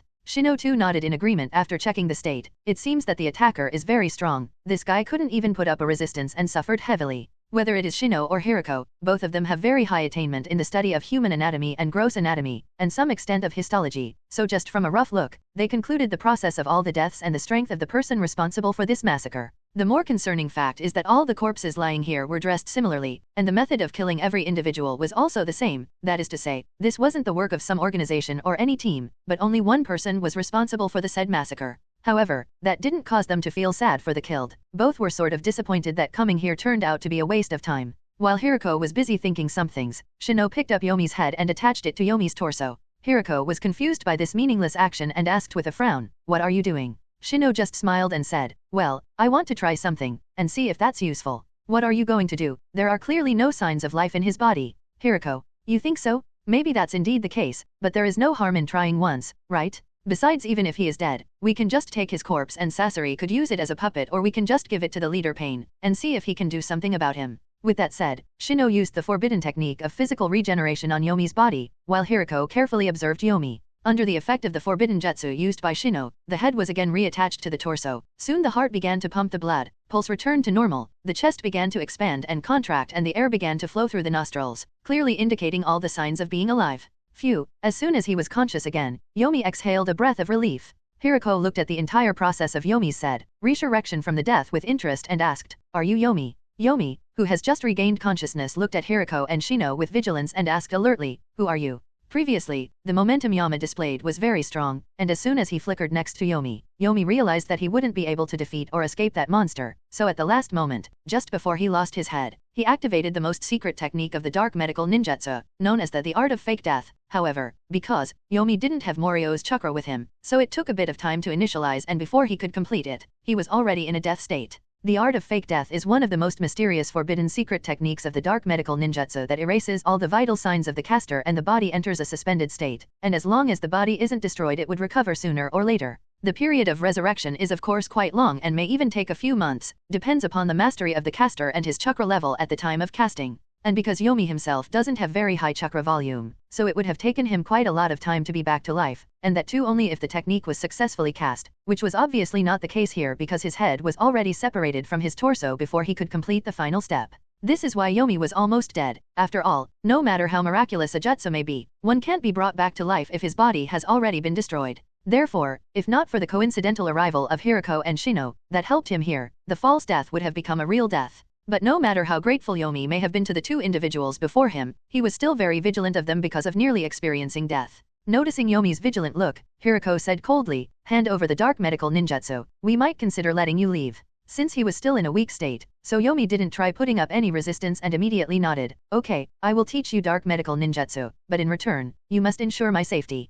Shino asked curiously, who was responsible for the massacre here. When he thought of the figure with the black full-body cloak and a black evil spirit mask, coupled with that cold and indifferent tone, Yomi couldn't help but shudder and said with a panic, He is a demon." Hiriko raised his eyebrow and said condescendingly, "Huh, what demon? Just some guy pretending to be a ghost. Say what is his name? Will he be capable of fighting the god?" Yomi blankly looked at the two and muttered in a low voice, his name is Yama. After completing the task of eliminating Yomi's cult, Kuroto immediately returned to Konoha and directly sneaked into his laboratory. Now that the Ryumayaka has been extracted from his body and sealed into the portable gourd artifact, Kuroto no longer has to worry about the risk of Ryumayaka going on a rampage while he uses the Tenseigan soul descend. Coming to the laboratory, Kuroto looked at the Kaze cage puppet who was standing beside him and thought a little. The security of the laboratory cannot be compromised, no matter what. This laboratory hides most of Kuroto's secrets, and he must ensure that its safety isn't affected. Therefore, Kuroto must see that the Kaze cage puppet remains active even when Kuroto uses the soul descend.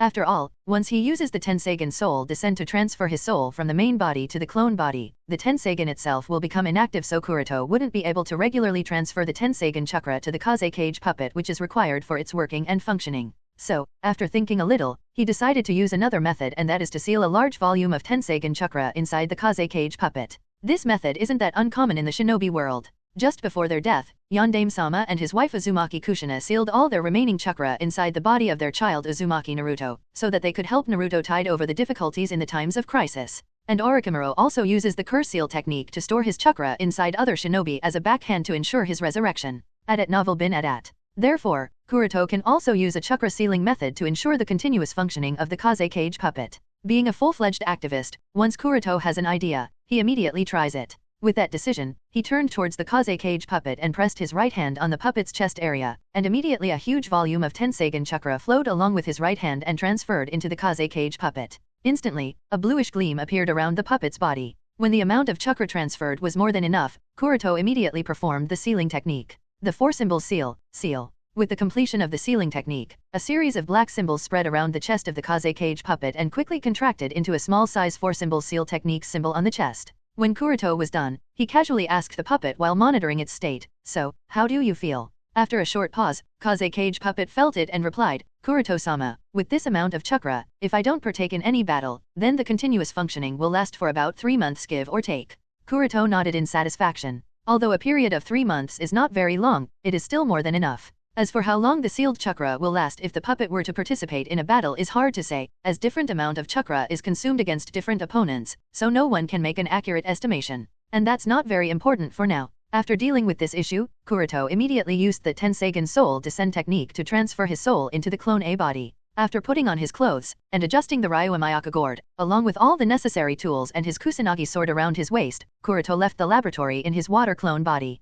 At its current state, the clone A body is obviously far from being perfect to be ready for being used in the Chimera technique as per Kuroto's standards. Firstly, he has to let this clone, which is just an accumulation of the fusion of his and Haku's cells, to adapt to his soul to achieve a yin-yang balance between the strength of soul and body. This step is crucial. If Kuroto doesn't do this, then there wouldn't be any essential difference between the Chimera technique he plans to use and the one Hiriko plans to. Secondly, Kuroto has to further cultivate the water clone to increase its strength, so that its strength is around the same level as his main body. The reason for doing this is to have the same chakra intensity of all 7 natures to achieve a perfect balance when fusing them through the Chimera technique. Now, this is obviously very difficult because the water clone doesn't have the Tenseigan or anything that would help him reach the level as a super kage, but there's no harm in trying. Anyway, he has a lot of time in his hands. Kuroto will eventually find out some method to compensate. Only in this way will he be able to reach a perfect balance of 7 natures, to reach Keki Imora. Walking out of the secret laboratory, Kuroto applied a simple transformation technique upon himself to change the color of Clone's black hair into brown, to avoid dealing with unnecessary troubles, and came to the underground residence where Haku was living temporarily.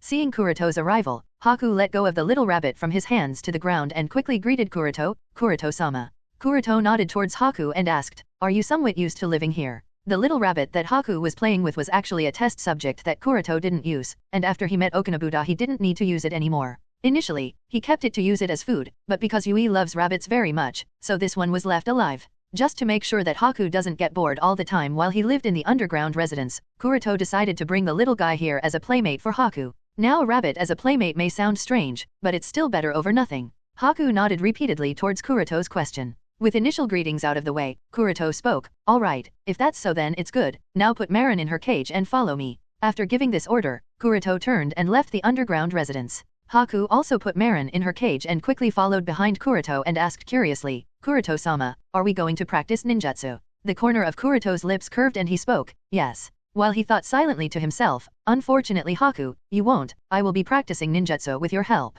A short while later, Kuroto and Haku came near a lake at the lower reaches of the Naka River, far from the village, and way out of the patrol range, a safe place to practice ninjutsu and not attract unwanted attention. Coming by the lakeside, Kuroto looked at the sparkling lake water with some emotions. He was reminded of some of his past. Sighing lightly to not think about it, for now, Kuroto turned towards Haku and spoke, "Haku, at Orochimaru-sama's place, you must have learned some water release techniques, right?" Haku nodded ignorantly. With that confirmation, Kuroto pointed towards the lake and said, "Currently we are near a water body, so you can practice all those ninjutsu to higher proficiency, therefore show me all the water release techniques that you have mastered." Haku was a little doubtful. The last time Kuroto ordered him to practice ice release techniques, but how come today he suddenly ordered for him to show water release technique? However, even if the kid was doubtful, he didn't dare refuse or question Kuroto's orders. Haku is still somewhat afraid of Kuroto because of witnessing the battle with Orochimaru. So, nodding as per Kuroto's orders, Haku walked towards the lake and started printing hand seals to use water release techniques. Tiger, ox, tiger, rat, water release, water bullet technique. As soon as he finished printing, a large amount of chakra needed in Haku's stomach and he expelled a large quantity of water from his mouth in the form of a torrent towards the lake. A Class C ninjutsu. After a nod, he added, "Continue." With Kuroto's order, Haku again started printing hand seals to perform other water release ninjutsu. Dragon, tiger, hare, water release, wild water wave. Dragon, tiger, hare, water release, water trumpet. Ox, monkey, hare, rat, boar, bird, ox, horse, bird, rat, tiger, dog, tiger, snake, ox, ram, snake, boar, ram, rat, yang water, monkey, bird, dragon, bird, ox, horse, ram, tiger, snake, rat, monkey, hare, boar, dragon, ram, rat, ox, monkey, bird, yang water, rat, boar, bird, water release, water dragon bullet technique.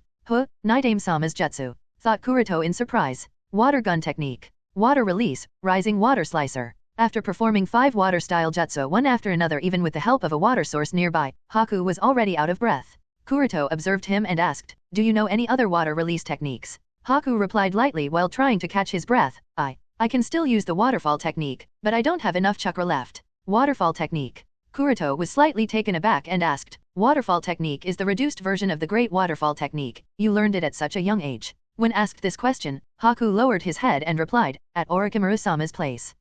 If I can't learn ninjutsu, I don't get to have dinner." Kuroto just smiled at Haku's reply and didn't say much. This isn't strange or anything new, even Anko-chan had to suffer from such punishments back when they were training under Orochimaru. Thankfully Kuroto was a researcher and had to practice the Hyuga-style taijutsu, therefore, he wasn't subject to such punishments, but that wasn't the case with Anko, who would repeatedly complain and badmouth Orochimaru whenever she would meet Yui. And according to Orochimaru, not giving dinner is just a light punishment, but even such light punishment led Haku to master quite a lot of water release techniques in a short time and at such a young age. This shows that Haku's talent is really exceptional. If Haku could become so dangerous and strong with just wandering around as a mercenary under Zabuza's tutelage, then his future achievements will undoubtedly be highly exceptional under Orochimaru's teachings. Putting away the unnecessary thoughts, Kuroto looked towards the lake and started printing hand seals. Tiger, ox, tiger, rat. As Kuroto completed the hand signs, a very large amount of chakra needed in his stomach and he immediately expelled an extremely large quantity of water from his mouth in the form of a torrent towards the lake.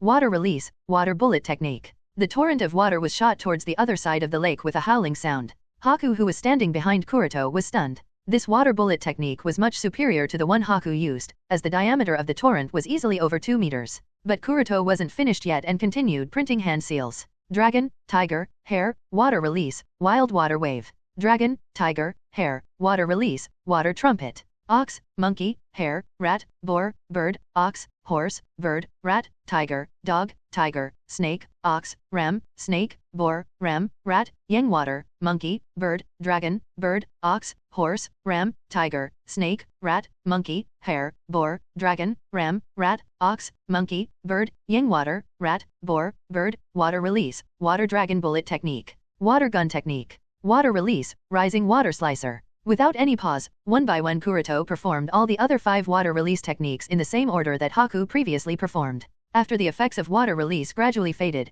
Haku was left speechless as he looked at the still raging water in the lake along with the condensed moisture in the air that turned into the fog. On the other side, Kuroto, who just performed 6 water release ninjutsu, not only didn't look any tired but muttered in disappointment. It looks like it would take some time for the flow of chakra to become smooth enough in this clone body. At this time Haku calmed himself and looked at Kuroto with admiration. Kuroto-sama, I didn't expect that you would be so proficient and powerful in using the water release. Kuroto smiled lightly and spoke, what amazing? I just learned these from watching you. What? Haku was stunned and immediately asked, does that mean, this is the first time you have used water release?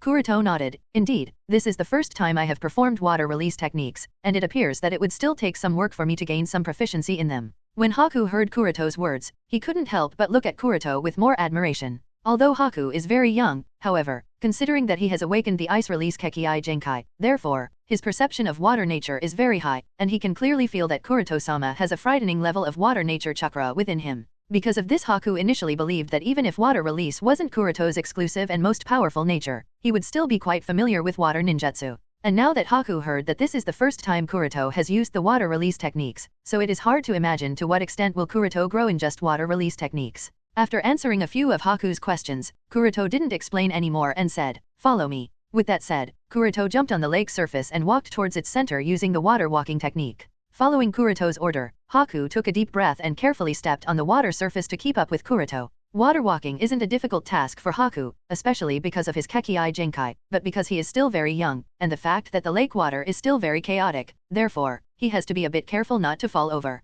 The upper reaches of the Naka River. Uchiha Itachi was walking along the river bank with a small backpack on his back. As he has been growing older, Itachi became more and more aware of the contradiction between the clan and the village. The situation after Uchiha Shinichi's defection has only become very restless, and it seems that there is no room for peace between the two factions. The only one still resolved to work between the two parties for peace is Uchiha Shisui, which has somehow maintained a short-term calm. Perhaps it was because the information about Uchiha Shisui having awakened the Mangekyou was now known to both the faction that both parties are a bit cautious of the other and are hesitating to be the first to make any move, but everyone understands that Shisui wouldn't be able to bridge the rift for forever. Sooner or later, the two sides will have to reach a conclusion. Itachi was thinking and walking while waving the short wooden twig in his hand. It seems as if one side, before Itachi could complete his sentence, a crashing sound echoed from the distance that prompted him to put aside his thoughts for now and focus on the source. Following the direction of the sound, a hazy mist appeared on the horizon in the distant sky and a beautiful rainbow caught his eye under the sunlight. It's beautiful. I wish Izumi could have seen this. Looking at the beautiful rainbow, the depressed Itachi had a rare smile on his face.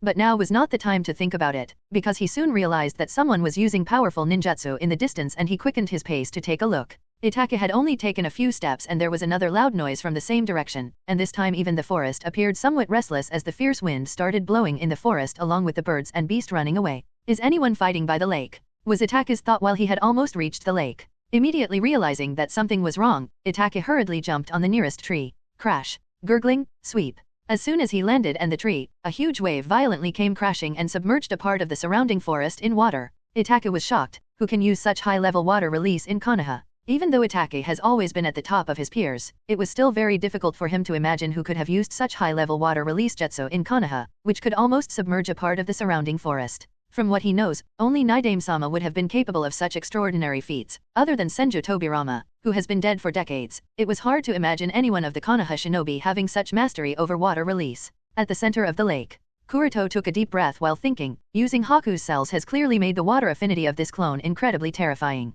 Unlike Kuroto, who was still very calm and analyzing the clone's attributes, Haku on the side had a look of horror as he tried not to keel over, barely supporting himself by clutching the end of Kuroto's robe. He didn't expect that when Kuroto-sama tried his best, the result would be so terrifying. Pitter, patter, at novel bin at. He didn't have much time to calm himself as it started raining heavily. Looking up at the sky, Haku found that the increased moisture in the air condensed into thick clouds covering the previously sunny sky with a gloomy look and rained down heavily. Even Kuroto was slightly embarrassed and scratched the side of his cheek awkwardly. It seems I went a little overboard. Whatever may have been the result, but Kuroto has confirmed that the water affinity of this clone is unparalleled, exactly as he intended. So with the unparalleled water chakra affinity, additionally he had Ryumayaka Gourd to provide continuous chakra support coupled with the presence of many water sources nearby. The power of ninjutsu used by the water clone was in full display and went to the extent that even Kuroto was a little surprised. Now that the water level in the lake has increased so much, Kuroto also realized that it might have attracted some attention. Such movements would obviously be noticed, so without any more delay, Kuroto immediately picked up the dazed Haku and disappeared. As soon as Kuroto's figure disappeared, Itake appeared on the lake. Seeing that the water surface of the lake has increased so much that has caused the surrounding forest to be submerged and the pitter-patter of rain that only hit this area while the other side still had the sun shining brightly changed Itake's expression to a more serious one. While looking around his surroundings to find some clue as to the cause of this commotion, 4 figures that were dressed in Anbu black cloak appeared by the lakeside. Glancing at the young kid on the side, the captain of the squad asked, "Are you the one responsible for this?" Itake shook his head. "No, I just came here." The Anbu captain nodded, and before he could ask any further, Itake hurriedly told him everything he knew. After listening to Itake's narration, the Anbu captain was also a little nervous. Judging from the situation around, it does seem as if a fierce battle took place here not long ago, and the two sides fighting in the battle have to be extremely powerful ninjas. From what he can guess, both the sides would be around the level of a jonin. But the Anbu captain was also a little confused as to why are there no signs of use of any other element. It couldn't have been that both the side only fought using the water release techniques, right? The situation is both weird and dangerous, so it would best be reported to Hokage-sama as soon as possible. The troubled times in Konoha haven't been solved yet, so such unusual movements could be quite disturbing. Reporting it to Hokage-sama as soon as possible is the best course of action. After a light sigh, he spoke, "The opponent may have not gone too far, it is still dangerous here, you should go back to the village quickly." After dropping Haku back to the underground residence, Kuroto returned to his secret laboratory. Although his actions went a little overboard in using the water ninjutsu and attracted some attention, Kuroto was still very satisfied with Clone A's water chakra affinity. While recording data, Kuroto planned the next step. It is quite unclear as to why was the creation of water clone went unexpectedly smooth. Perhaps it could be related to the high fusion compatibility between his and Haku's cells, or maybe somehow related to the stability of the water element. As for why is the affinity of the water clone so high, Kuroto does have a conjecture, and it's probably because of the active genes of his main body, but he can't be sure about it until more test results are obtained, but it is still the most logical explanation. In short, whatever may be the reason, the experiment of water clone creation went better than Kuroto's initial expectations. Now the next thing I have to focus on is the adaptation of soul with the clone body. After recording all the data, Kuroto thoughtfully closed the data scroll in his hand. The process of achieving soul and body balance is a watermilling work. Simply put, it would require Kuroto to stay in the clone body for a long time. Only by spending time in the clone body will the fit be perfect. According to Kuroto's estimation, as long as his soul just resides in the clone body for 3 years, then the clone would become a perfect fit. 3 years is obviously too long. Based on the 3 years calculation, it would take a total of 18 years to obtain a perfect body-soul fit with the 6 different clones of 6 different chakra natures. 18 years doesn't seem too long to become the supreme god of the shinobi world by achieving Keki Imora, but considering that the 4th Great Shinobi War broke out about 14 to 15 years later as per the original timeline, Kuroto obviously doesn't have 18 years in his hand. And taking the butterfly effect into account, Kuroto thinks that he doesn't even have 14 years in his hand. So, speeding up the process is the only option. Holding his chin, Kuroto thought about it a little. In addition to simply spending time in the clone body, participating in battles can also increase the adaptation speed between the body and soul. This is because, during a battle, the body and soul are under constant high-speed rotation, therefore, the speed of adaptation increases several times. And Kuroto knows that the shinobi world may lack anything, but there would never be a shortage of battles. Having made up his mind, Kuroto planned his further actions with this decision. Since the fighting style of the water clone is completely different from the yin body, therefore, Kuroto can't continue to use the Yama disguise while in this body. Therefore, Kuroto spent a lot of time preparing another disguise for the water clone. The base was kept similar to the Yama disguise, a full-body midnight black cloak with the golden pattern over it, which was again complex ceiling symbol Kuroto sewed with gold thread, then a symbol of water element around the chest part, and 5 symbols of the basic chakra element printed in a circle around the yin-yang symbol at the center at the back. Finally, a blue evil spirit mask to symbolize the water element. Of course, the mask again had the complex ceiling symbols on the inner side to interfere with the perception and search type ninjutsu. At novel bin at. Donning the cloak and the mask over his vest, Kuroto looked at his image in the mirror and nodded in appreciation, and finally muttered, "Since this is water clone, then I will need another alias. How about Sujin? The Shinto god of water. Yup, Sujin seems alright. Yosh, Sujin it is." With that decided, Kuroto left a shadow clone in the village and secretly sneaked out of Konoha as Sujin. 1 week later, Sujin kicked the corpse lying before him with a disappointed expression. In order to increase the soul adaptation with the clone body, Sujin took a bounty mission from the black market. The bounty mission clearly stated that the target is a Jonin class missing nin from Kyuzagokur, but the result highly disappointed Sujin. What Jonin? This guy is barely even a Chunin. It took only 2 small moves to solve the target. Puff. While Sujin was cleaning up the battlefield, the familiar figure of Kasai emerged with a puff of white smoke. As soon as the orange cat emerged out of the white smoke, it stretched out its paw and demanded, "Meow, 1000 ryo." Sujin immediately had an annoyed face. "Can't you change the opening sentence?" Kasai hesitated a little and finally nodded with a determined expression as if it had put a great deal of effort to follow his request. "Alright, but you have to increase the money?" Sujin immediately denied. "Forget it, I suddenly found out that I like your opening line very much, you must never change it for the rest of your life." With that said, Sujin passed the money and took the communication scroll, and opened it. The mysterious person the organization has been looking for was never found. Recently, the organization has been eyeing a bounty ninja with the name Yama. That freak Kakazo said that this Yama is very mysterious and very strong, and strangely enough, until now the organization hasn't found any leads on him even after so much investigation. There is simply no trace. Rather than questioning how strong the bounty ninja can be, I tend to think that how can a strong person become a bounty ninja? It's quite strange that this Yama guy is working as a bounty ninja if his strength is as strong as Kakazo says. Don't you think so, boss? Sujin nodded while reading the last sentence. Indeed, as Shinichi spoke, generally strong shinobi wouldn't opt to work as black market bounty hunters. This is very simple because either they don't need to being affiliated to some shinobi villages or they can just establish their own small villages or organization. The reason why he is working as a bounty ninja because his Anbu identity doesn't allow him to take on simple missions, and he will also be under the village's monitoring. Anyway, after sending away the greedy cat, Sujin sealed the corpse in a storage scroll and went to the nearest black market branch. As usual, the branch was hidden with a cover of a bar. Sujin directly went inside, confirmed the password, and placed the corpse before the branch boss, and added, "Bring me the latest edition of your mission book." The branch boss passed over the mission book and got busy with the processing work. After some time, the boss asked tentatively, "Sujin-sama, what is your relationship with Yama-sama?" Because the dress code of both Yama and Sujin is very similar with only slight differences, therefore, the boss was a bit curious. After all, Yama has gained a very high reputation in the black market circle. Sujin didn't look up, just replied casually, "Yama is our leader." As soon as he heard this, the black market boss immediately became more diligent. Even a shinobi village doesn't dare to take a group of organized and powerful ninjas lightly, let alone him, who is just a small man with not much power. What's more, it is believed that Yama's strength is very high, so this Sujin must also be extremely strong if he belongs to the same organization. Therefore, the other party is definitely not someone the black market boss could afford to offend. While the black market boss intended to immediately process the bounty, Sujin, who was flipping through the pages of the mission booklet, suddenly stopped as he perceived a strong chakra signature approaching him.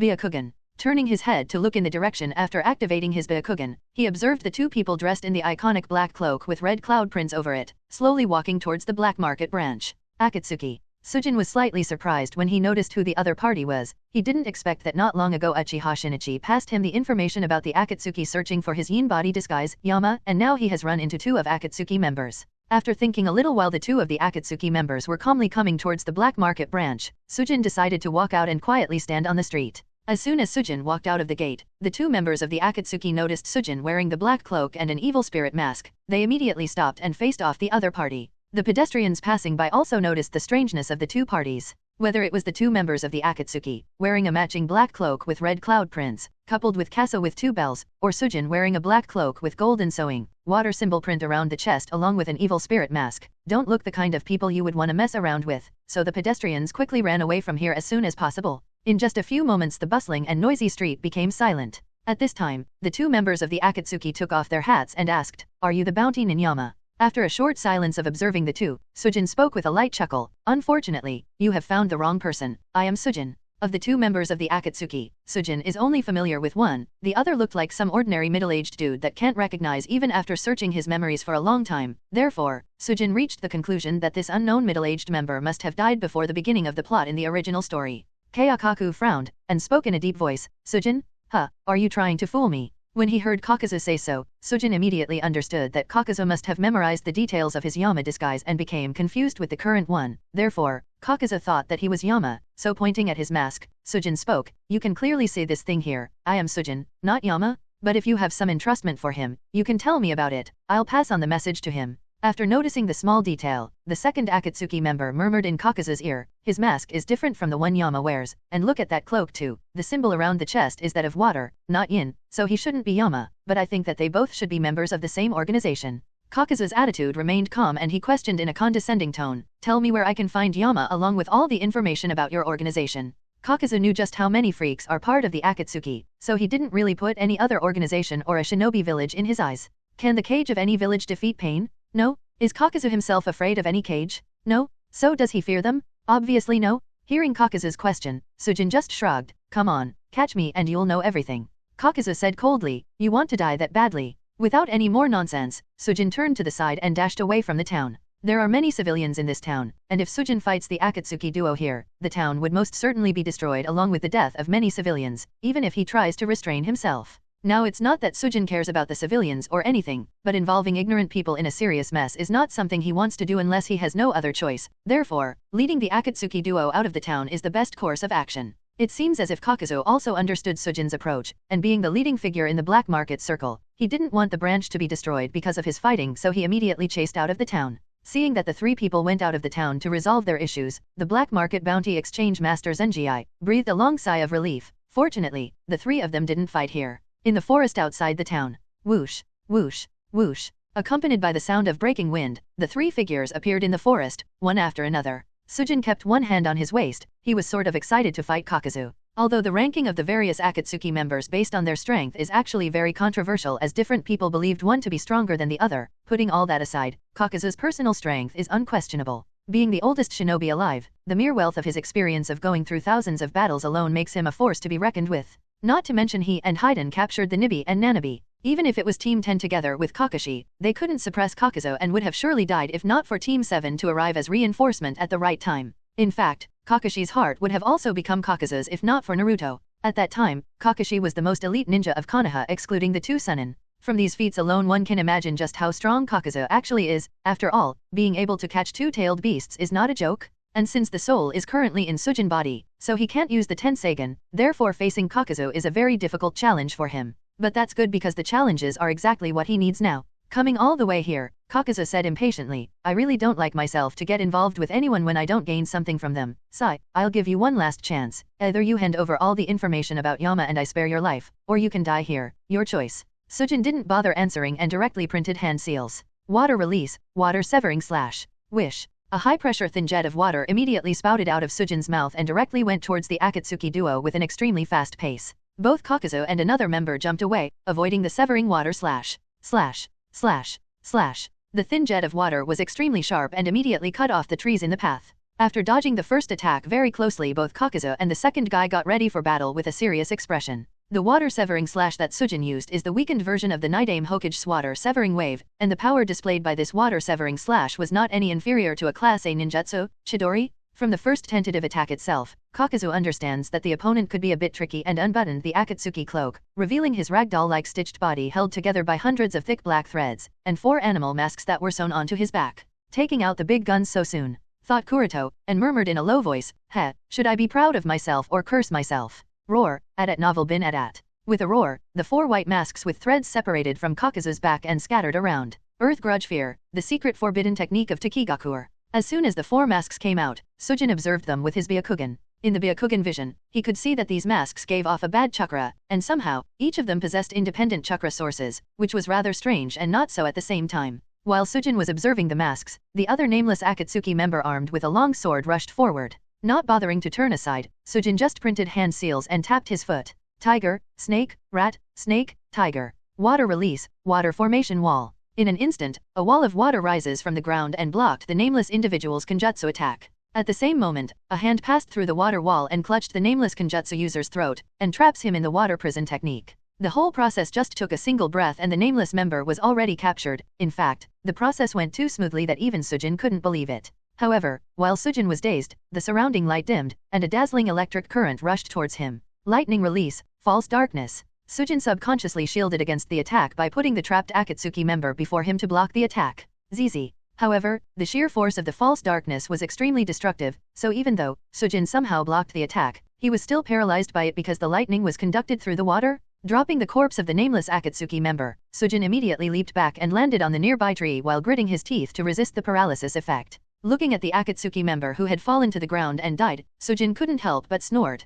Aren't you a bit cruel to your partner? Well, what do I know, it only makes things easier for me. Kakuzu was not affected by Sujin's words and just flashed a Glasgow smile. With the obstruction removed, you will be the next. Listening to Kakuzu's cold words, Sujin was reminded that throughout his time at Akatsuki, Kakuzu did indeed changed several of his partners by killing them in fits of rage, and it wasn't until he was teamed up with Haiden did the duo lasted together for a long while, simply because Kakuzu couldn't get rid of, or kill off Haiden due to the dude being sort of immortal. Thus the two became famous as the zombie combo. This shows that the weak will never be safe, even if one joins the Akatsuki, he/she wouldn't be able to survive if he/she is weak. Sighing deeply, Sujin no longer cared about the nameless Akatsuki member who lied on the ground in cold, instead focused his attention on Kakuzu. The full brunt of the lightning ninjutsu was borne by the Akatsuki member, but Sujin was also affected by the paralyzing effect of the lightning attack, so body movement was a bit difficult. Kakuzu obviously understood Sujin's current situation, so without wasting any time to let the other party recover, he directly closed the distance between the two. At the same time, the four masked monsters also surrounded Sujin from the four sides. Sujin immediately printed hand seals. Tiger, ox, monkey, rabbit, ram, boar, ox, horse, monkey, tiger, dog, tiger, snake, tiger, ox, monkey, rabbit, bird. Water release, great waterfall technique. With the launch of Sujin's ninjutsu attack, a huge amount of water was expelled high into the air from his mouth, and after reaching high enough, it cascaded down towards Kakuzu, in the form of a giant waterfall. At novel bin at. Kakuzu's expression shrank and for the first time in a long while he showed a surprised expression. The power of this great waterfall technique was far beyond what he expected from the other party. Even in a place with no water source nearby, the opponent could perform such a large-scale water-style jutsu. In Kakuzu's experience of over 70 years, not many people can do such a thing. Although Kakuzu was surprised, that didn't delay his reaction. He tapped his foot on the ground. As a result, a high mud wall rose to defend against the great waterfall technique. At this time, the thread monster with the red pattern mask opened its mouth and spewed out a countless barrage of fireballs. Seeing the incoming fireballs, Sujin immediately printed hand seals and shouted, "Water release, multiple water dragon technique." Instantly, multiple small water dragons appeared around Sujin and directly faced off against the fireballs barrage. Boom, boom, boom. The fireballs and the multi-water dragons collided against each other with booming sounds and producing high-pressure steam that covered the forest in a thick mist. It didn't take even a few seconds and a wind release jutsu was fired off by another mask. Wind release, pressure damage. The attack was strong enough to blow away most of the steam covering the area, damaging the leftover water dragons, and also throwing away Sujin by the resultant pressure. The water dragons collapsed and fell to the ground with water crashing sound while Sujin crashed on a tree branch and held himself by the support of his legs. But he didn't have the time to recollect himself as at this moment Kakuzu jumped to the adjacent tree branch and punched Sujin right in the face. While still hanging on the tree upside down, Sujin hurriedly took out a kunai to meet the incoming punch. Ding! The metal kunai couldn't cut through Kakuzu's hand and produced a harsh collision sound.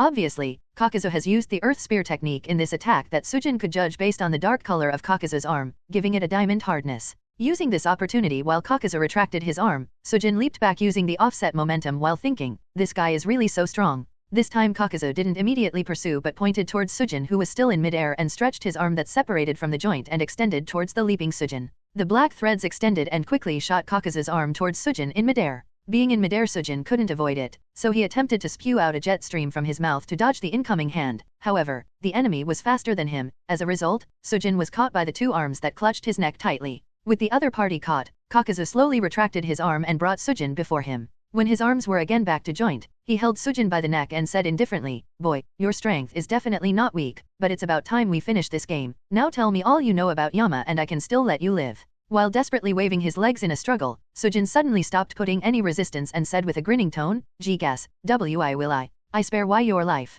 As soon as he comprehended what the other party meant, Kakuzu's expression shrank, "Shit. Boom, boom, boom." Before Kakuzu's words fell, a series of violent explosions occurred centered around Sujin who was held by Kakuzu. Flying out of the range of the explosion with some burns and injuries, Kakuzu coughed violently while looking for the bastard's figure. At this moment, another Sujin came out from behind a tree and said thoughtfully, even such a close-range explosion couldn't hurt you. You really are, as they say, the immortal Kakuzu. I have to say, you aren't half bad either, using an exploding clone to deal with me. It seems that I was underestimating you." The unusual green irides with no pupil or sclerae stared at the masked individual and spoke. "It was when the steam covered the battlefield that you substituted yourself with a clone." Sujin smiled and tilted his head sideways as he in a comical tone, "As expected of someone with your vast experience, you figured it out in an instant." Very well, I want to see to what extent can you keep up. With this sentence, Kakazu's eyes became sharper. At this moment Kakazu understood that from the beginning the other party never got serious, and the act of using the multiple water dragons to face off the fireball barrage was not just to defend but also to obscure his field of vision with the resultant mist and create a clone, to obtain a recovery time. It wouldn't be wrong to say that Kakazu was playing exactly in the hands of his opponent. It is only thankful that he didn't actually deactivate the Earth Spear technique that Kakazu was able to withstand the exploding clone without any damage, but playing into the other's hand is very embarrassing for him. Somewhere near the Land of Fire, Uchiha Shinichi and Baiwajuzo were sitting in front of a bonfire. While stretching his waist, Shinichi complained in annoyance, "Pain wants us to find some mysterious person all over the world, but we don't even know what the mysterious person looks like. Tell me, isn't this a bit ridiculous? For all you know, Yama could be anyone, in fact, some neighbor, and we wouldn't know, 'cause the guy wears a freaking mask. How are we supposed to recognize him when he appears before us without the mask?" Baiwajuzo, sitting on the side, leaned against a rock boulder, unperturbed by Shinichi's ranting. He didn't react to Shinichi's complaining at all, and it seemed as if he was already accustomed to Uchiha Shinichi's daily grumpiness. While the two were sitting, suddenly a thought wave was transmitted to the two people's minds. Immediately Shinichi curled his lips and said, "Now what does the leader want?" Baiwajuzo didn't say much, just made a few hand seals and muttered, "The magic lantern body technique, connect." As soon as the two used the magic lantern body technique, their thought waves were converted into illusionary projection and appeared inside a cave. The cave looked gloomy and dark with the face of a wooden statue that looked very strange with 9 closed eyes and an open mouth that contained a large scroll between its teeth. The illusionary projection appeared on one of the fingers of the statue. Coming back to the familiar sight, Uchiha Shinichi looked around and discovered that in addition to him and Baiwajuzo, the leader of the organization has also brought 2 other Akatsuki members. Pain, who stood on the thumb of the right hand, said,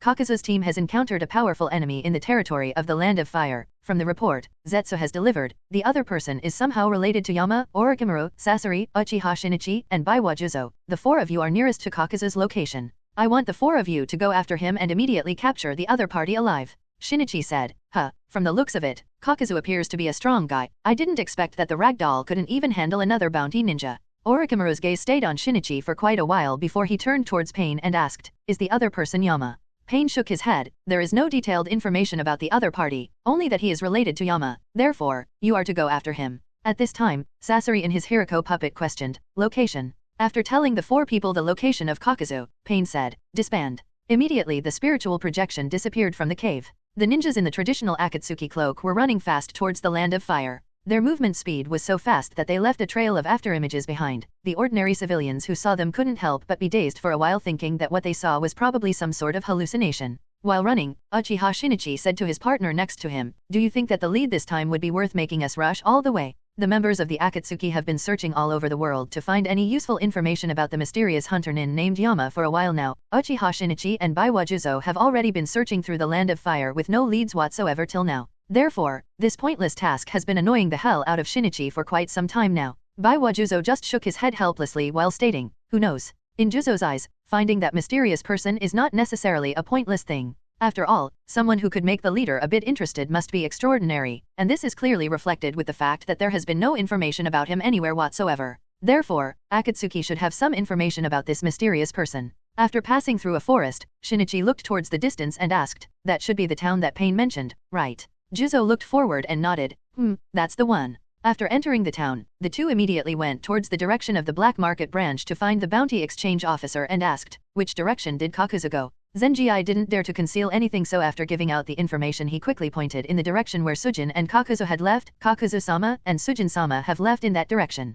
"Sujin." Shinichi frowned, "But doesn't the information states that it should be Yama?" Zenji explained with a wry smile, "It is indeed Sujin-sama, who is fighting against Kakazu-sama, and according to Sujin-sama, Yama is their leader." Zenji understands that whether it is the organization that Kakazu is part of or the organization that Sujin is part of, both doesn't seem easy to provoke, so he only hopes to not get involved any further in the personal issues of these two organizations because his heart wouldn't be able to take it. Listening to Zenji mention the other organization, Shinichi chuckled in intrigue. The other party is also a part of some organization." Juzo said with a serious face, "Come on, let's go." After leaving the town, the two of them went in the direction pointed by the bounty exchange officer and soon found the distant sky covered in black clouds with occasional lightning and thunder sounds.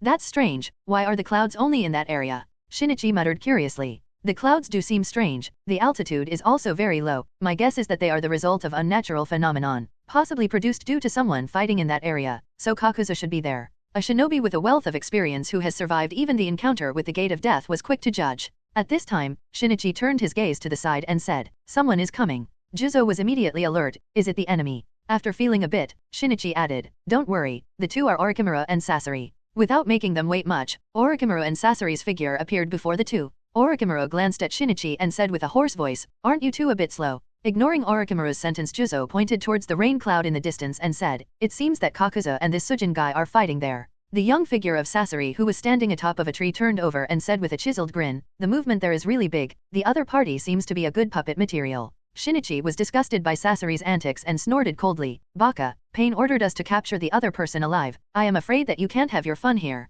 On the battlefield, the steam produced by the continuous collision of water and fire filled the entire surrounding forest in a thick cover of mist and the light drizzle from the rain clouds, giving a hazy look to the battlefield. At this time, Sujin crouched on the ground looking around carefully. At novel bin at. Several of the mud spikes immediately rose from the ground, but before they could reach high enough, a severing slash of water cut through all the spikes around a 360-degree with Sujin at the center. Kakuzu was surprised. The battle between the two has been going on for quite a while now, and yet neither side has been able to gain the upper hand. The more he fights the other party, the more he has realized that the other party has an amazing degree of water nature release mastery. From start to finish, the opposite party hasn't used any chakra nature other than water release. This made Kakuzu conclude that Sujin, as the name suggests, has water chakra as his only nature, but even if he lacks any other element, the degree of water release alone is amazing. While Kakuzu was thinking this, Sujin was also analyzing his situation. After this short confrontation with Kakuzu, Sujin found out that dealing with Kakuzu isn't as easy as he initially thought. This guy is way too cautious and isn't leaving any opportunity for him to destroy those masks.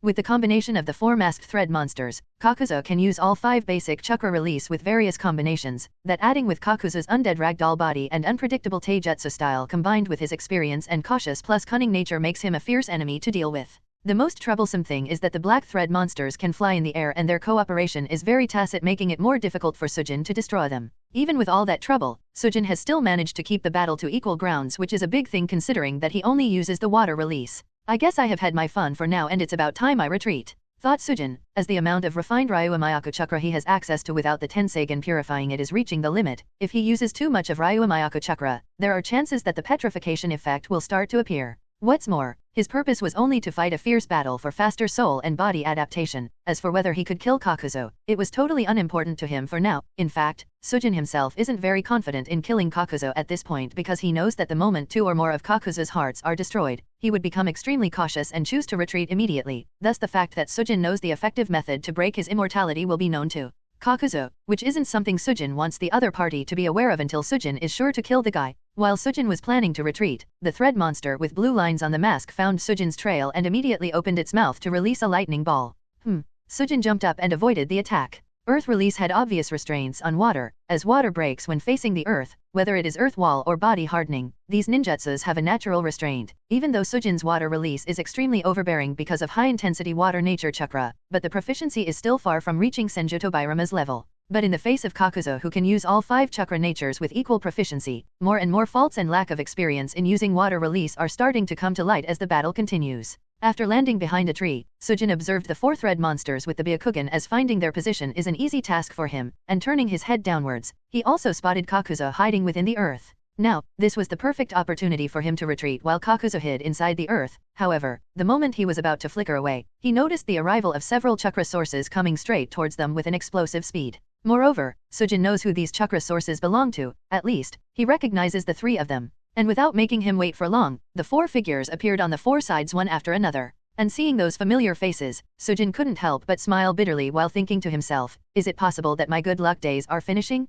How come the Akatsuki teams have come here together? Standing atop a tree, Uchiha Shinichi stood with hands folded around his chest and snorted, Yair, Kakuzu, you can't even clean up such a low-level guy. At this moment Kakuzu appeared out of the ground as if he wasn't exhausted in the slightest and said with an irritated tone of voice, you think this guy is that easy to deal with, then why don't you try? Baiwa Juzo, carrying his loyal Kobikaribasho on his shoulder, commented after observing the battlefield, I would say that not even many shinobi of Kirigakure would have such high-level mastery of water release. Listening to Kakuzu and Juzo's words, Sasori said eagerly, you think? In that case, I will deal with him. I am very interested in him. I want to examine if he a good puppet material. At novel bin at. While the last person, Orochimaru, lazily leaned against a tree, observed Sujin for a while, then lost his interest, and his gaze shifted towards Uchiha Shinichi, as he licked his lips in fascination. Ordinary ninjas, even if they are a bit stronger, don't interest Orochimaru anymore. What he cares more about are those precious Mangekyou Shurinon inside Uchiha Shinichi's eye sockets. As I thought, it's Orochimaru, Shinichi, Sasori, and finally Baiwajuzo, thought Sujin.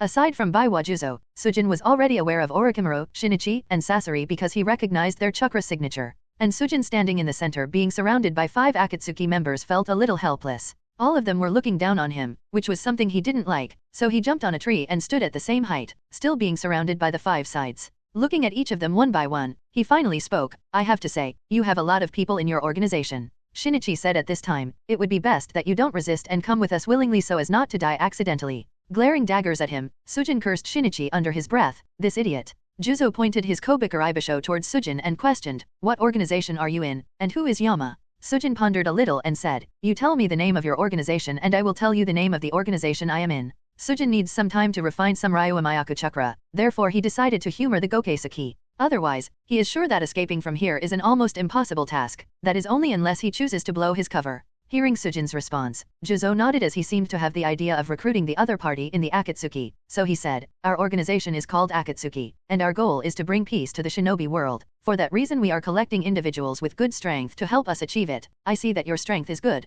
join us, we could use someone like you. Akatsuki? That's such a cliché name, don't you think? With a pause, Sujin continued, but I am not the one to judge, and although I am honored to be invited to join such a high-level organization that seems to hide such monsters from so many villages at once, which makes me wonder the identity of your leader who could reign in you guys. But you'll have to forgive me as I have already sworn my loyalty to the organization I am part of. It's called a Matsukami, and I too think that some of you have good strength and potential. Why not join the organization that I am part of? A Matsukami. Sasori muttered while taking out a scroll from his ninja bag, and you say that Akatsuki is a cliché name. At this time, even Orochimaru was slightly intrigued and paid some attention to Sujin and the clothing that Sujin wore. It wasn't difficult for him to judge the various seals sewn all around that cloak with the golden thread. But what surprised him more was the unfazed temperament the other party displayed when put in such a situation. In Orochimaru's eyes, even those powerful ninjas bearing the title of Kage of the 5 great shinobi villages would sweat heavily and panic when surrounded by the 5 sides. Even Orochimaru dare not say that he would be any different from those Kages. After all, there are 5 near Kage tier ninjas that are surrounding Sujin from the 5 sides. There is no possible escape route,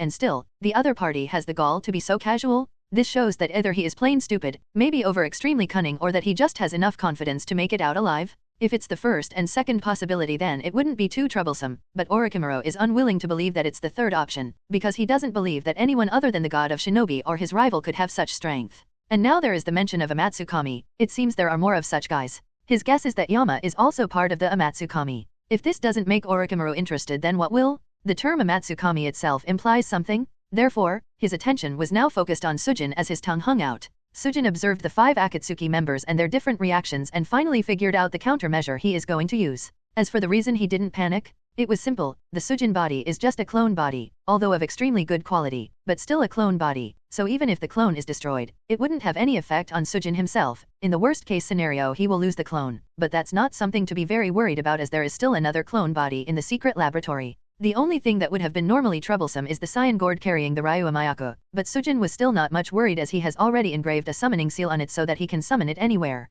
And since his life wasn't in any danger, therefore he wanted to see if he could retreat by still managing to keep the clone body. Even though he can discard this body if need be, but if it is possible where he doesn't have to discard it, then he would rather not. After all, his soul already has a certain degree of resonance with the clone body after the battle with Kakuzu. And that resonance between soul and body is the direct sign of soul-body adaptation. This is why he would try to escape with the clone body if possible. With that decided, Sujin's eyes fixed on Uchiha Shinichi and he decided to carry out his plan of escape. If this plan works, then the percentage of a successful retreat would increase. While Sujin was beginning to start his escape plan, Sasori on the opposite tree unrolled the scroll in his hand with the term ice written on it. Poof. And out came a corpse puppet before everyone with a burst of white smoke. Sujin observed the puppet dressed in the Kirigakure's shinobi vest and forehead protector, implying that the poor ninja belonged to Kirigakure before Sasori laid his hands on the other's body. Moreover, what surprised Sujin was the cold chakra that he could sense from the Kiri puppet, and he thought to himself, could it be that the puppet was a user of ice release Kekii Genkai? Ice release has a natural restraint on water release, so without delaying anymore, Sujin took a deep breath to initiate his plan, escape from Gokei-suki, and shouted after printing a series of hand signs, water release, water colliding wave.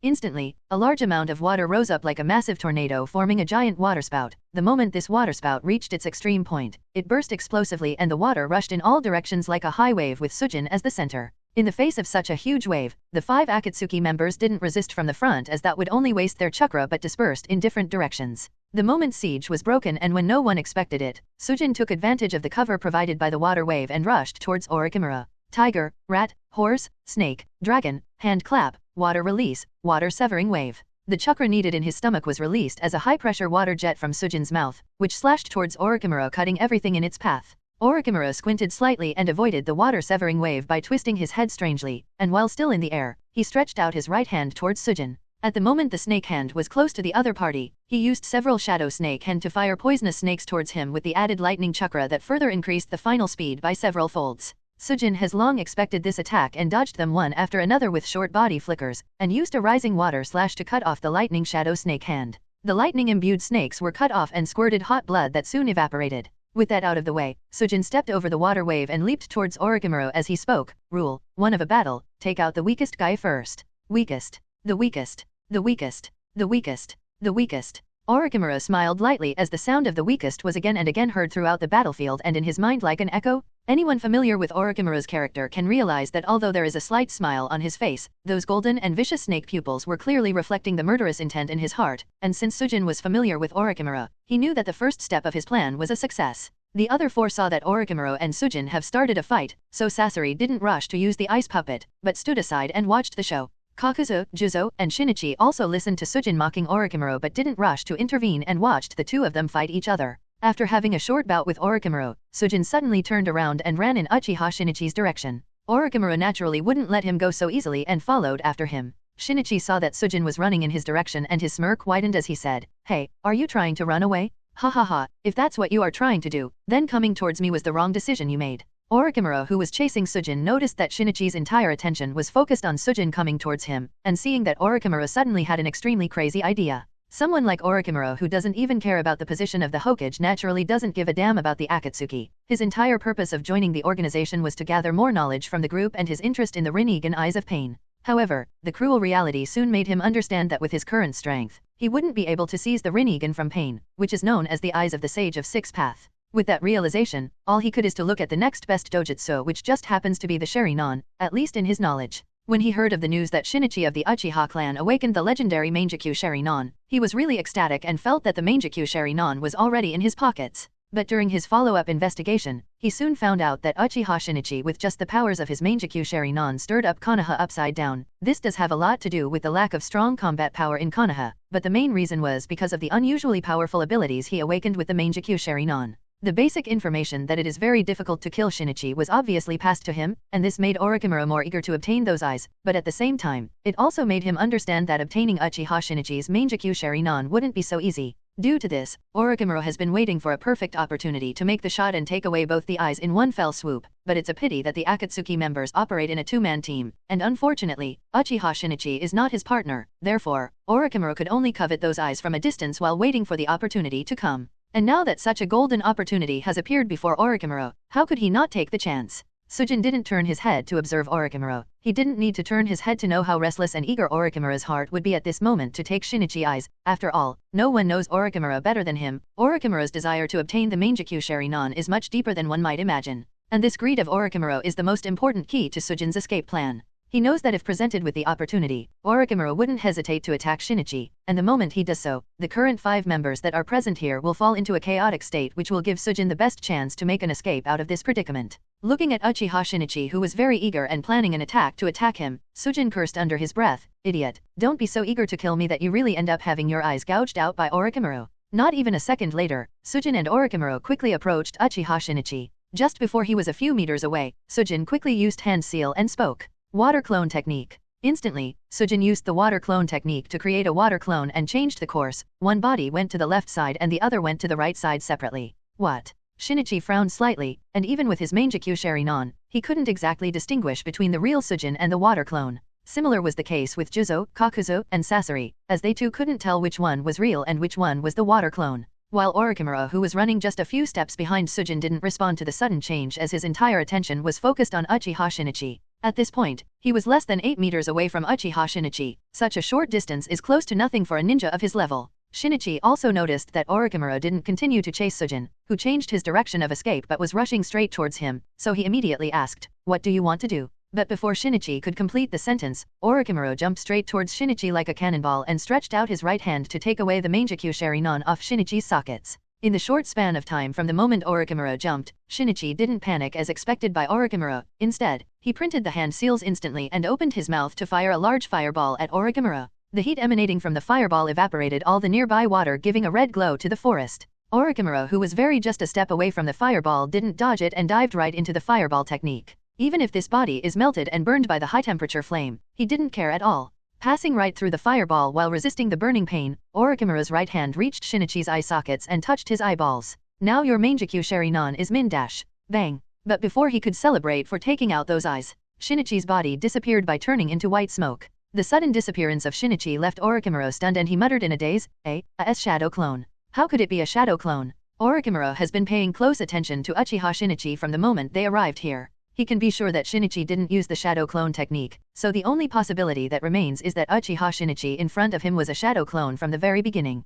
The first person to react to the sudden change was Shinichi's partner Baiwa Juzo. Before Orochimaru could come out of his stupor, Juzo had already rushed towards him with the Kubikurei Basho. Orochimaru, how dare you betray the Akatsuki? Finally regaining his self, Orochimaru spits out the Kusanagi blade to meet Juzo's slash with a sly smirk on his lips. And for some reason, Juzo was increasingly annoyed by that sly smirk. Kakuzu glanced at Orochimaru and Juzo duking it out, then turned to look at two Sujin escaping in the opposite directions and finally said, "Your matter, solve it yourself, I am going to chase after that guy." With that said, Kakuzu along with the 4 red monsters randomly choose one Sujin and chased after him. On the other hand, Sasori deeply stared at Orochimaru, and without saying much, he manipulated the ice puppet and chased after the other Sujin. Since they can't distinguish between the real Sujin and the water clone, so Kakuzu and Sasori separated to chase after each of them individually. Sujin, who made to break out of that siege, also noticed everything that happened with his Byakugan and smirked while thinking of what would Orochimaru be thinking at this moment. He was also happy to see that Shinichi hadn't forgotten the instructions Sujin gave him, and never dropped his guard against the other Akatsuki members, so he was sort of prepared for Orochimaru's sudden attack.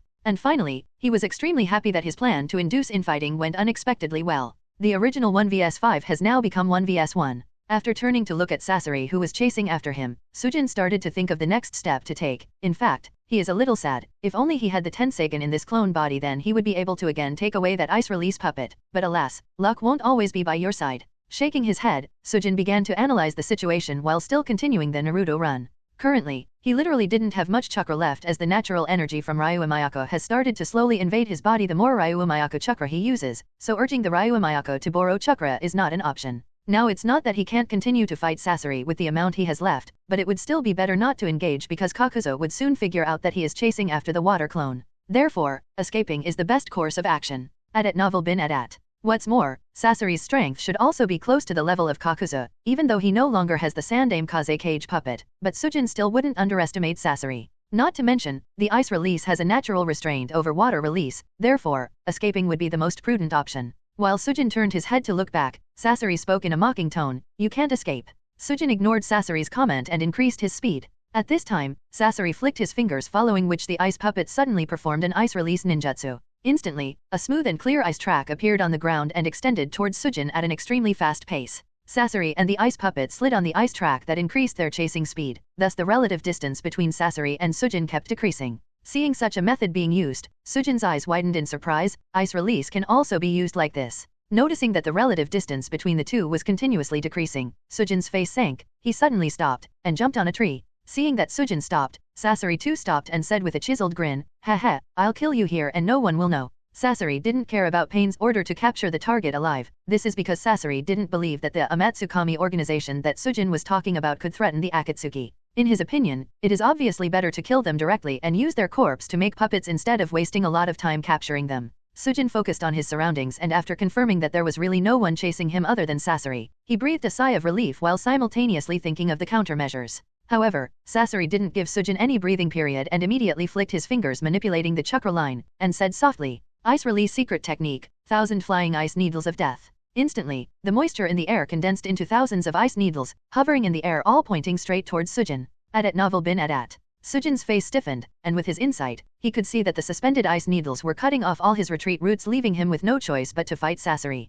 Damn, it seems that I wouldn't be able to escape so easily. Initially thought that provoking internal conflict would give the best chance to retreat, but didn't think that Sasori's mobility would be so high with the ice puppet. It seems that from my previous feats, I started to underestimate the Akatsuki. muttered Sujin with a sigh. Now focusing his mind, Sujin devised a strategy on how to effectively deal with Sasori. Seeing the other person just standing on the opposite tree, Sasori said, "Already lost the fighting spirit? Heh, it's a pity that I still won't capture you alive, so you will only be becoming a part of my collection." Leaving that sentence, Sasori waved his hand fiercely. Swish, swish, swish, swish, swish. Thousands of ice needles suspended in the air rushed straight towards Sujin standing on the tree. Water release, water severing slash. Almost at the same time, Sujin used the water severing slash to cut the tree next to him, then reverse kicked the broken half of the tree trunk towards Sasori. At the same instant, he jumped on the tree trunk that was rushing towards Sasori. Tuck, tuck, tuck, tuck, tuck, tuck, tuck, tuck, tuck, tuck, tuck,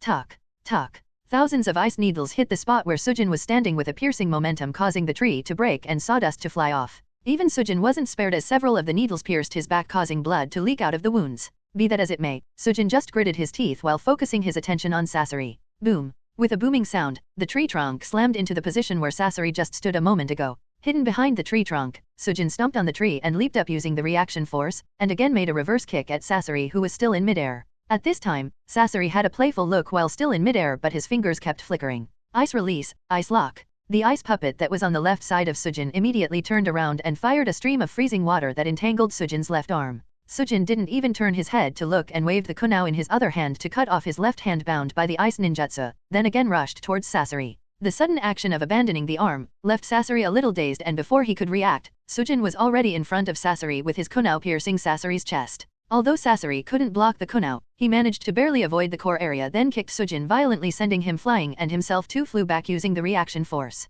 Both flew out on the opposite side, but neither was idle while in midair. Sujin bit his finger and slowly made several hand seals from his only hand and spoke. Kukiyos no jutsu. Bang. With a loud burst of white smoke, a sturdy large wild boar suddenly appeared in the forest. Sujin steadily landed on Okanobuta's back and shouted, "Run." Okanobuta with a large tiger in its mouth was a little confused as to how come he suddenly appeared here. Obviously, he wasn't used to being summoned. However, when he received Sujin's order, he stood up on its hooves and ran wildly with loud thumping sounds. On the other side, Sasori looked at the kunao piercing through his chest with a few detonation charms that made a burning sound, tied to the kunao. Immediately, removing the kunao off his chest, Sasori threw them away while he unfolded a scroll with the other hand. Bang! A salamander-type puppet named Sanshao appeared out of the scroll, and the moment Sasori landed on the ground, he rolled sideways and hid inside Sanshao, which is a defensive puppet created by him. Boom! Boom! Boom! Not even a second passed when Sasori hid inside the puppet and the detonation charms caused a loud explosion. After a while, when silence covered the field, Sasori got out of the damaged puppet with a gloomy expression with a burning anger in his eyes.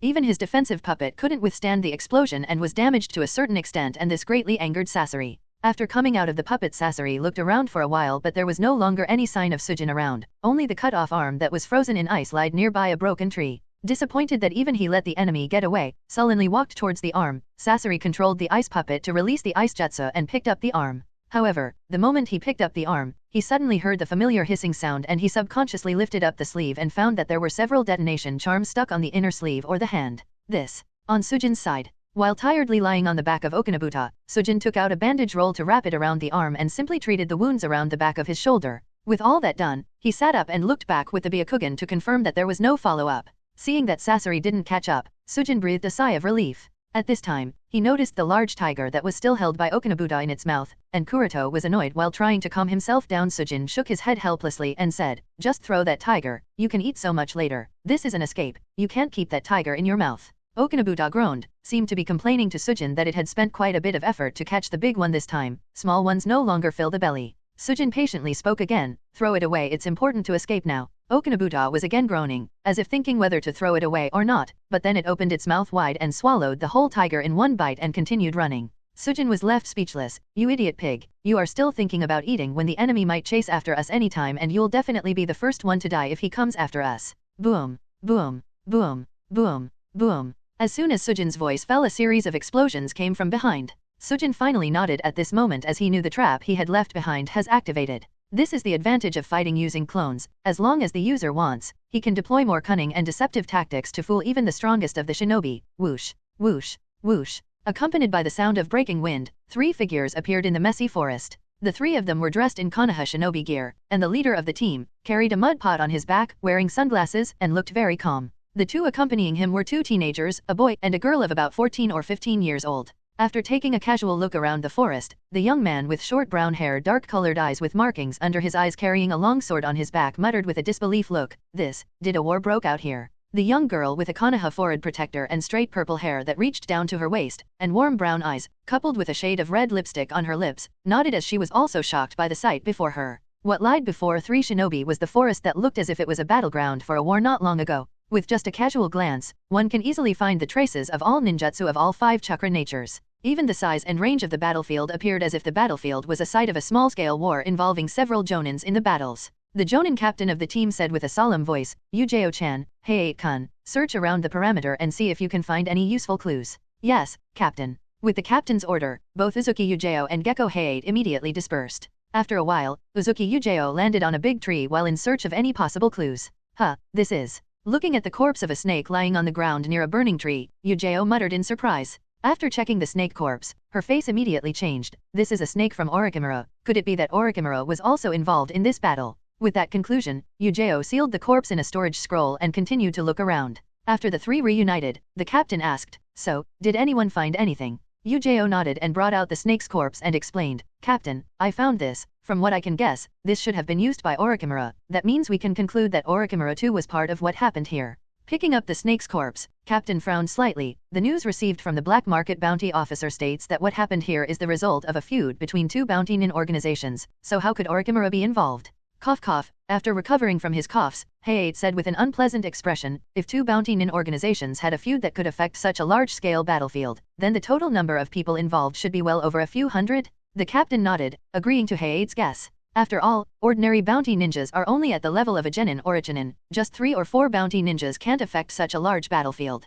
Therefore, the most reasonable analysis points towards the involvement of more than 100 bounty nin here. At this time, the captain states, there is also no smell of blood in the air. This shows that the winning side not only strictly cleaned up the battlefield but also made the corresponding disguise to mask their presence here. But what need did they have to do this? What are they trying to hide? Yujeo asked, Captain, what should we do now? After thinking a little, the jonin captain replied, the movement of bounty nin is quite strange, but there is also the involvement of S-class missing nin Orochimaru. The matter can't be taken casually. It would be prudent to report the situation to Hokage-sama as soon as possible, and then decide on the further course of action as per his orders. Inside a dark cave in the land of rain, under the call of the magic lantern body technique, the spiritual projections of all the Akatsuki members that were part of the capturing mission of Sujin appeared at the top of the fingertips of the Gadu statue.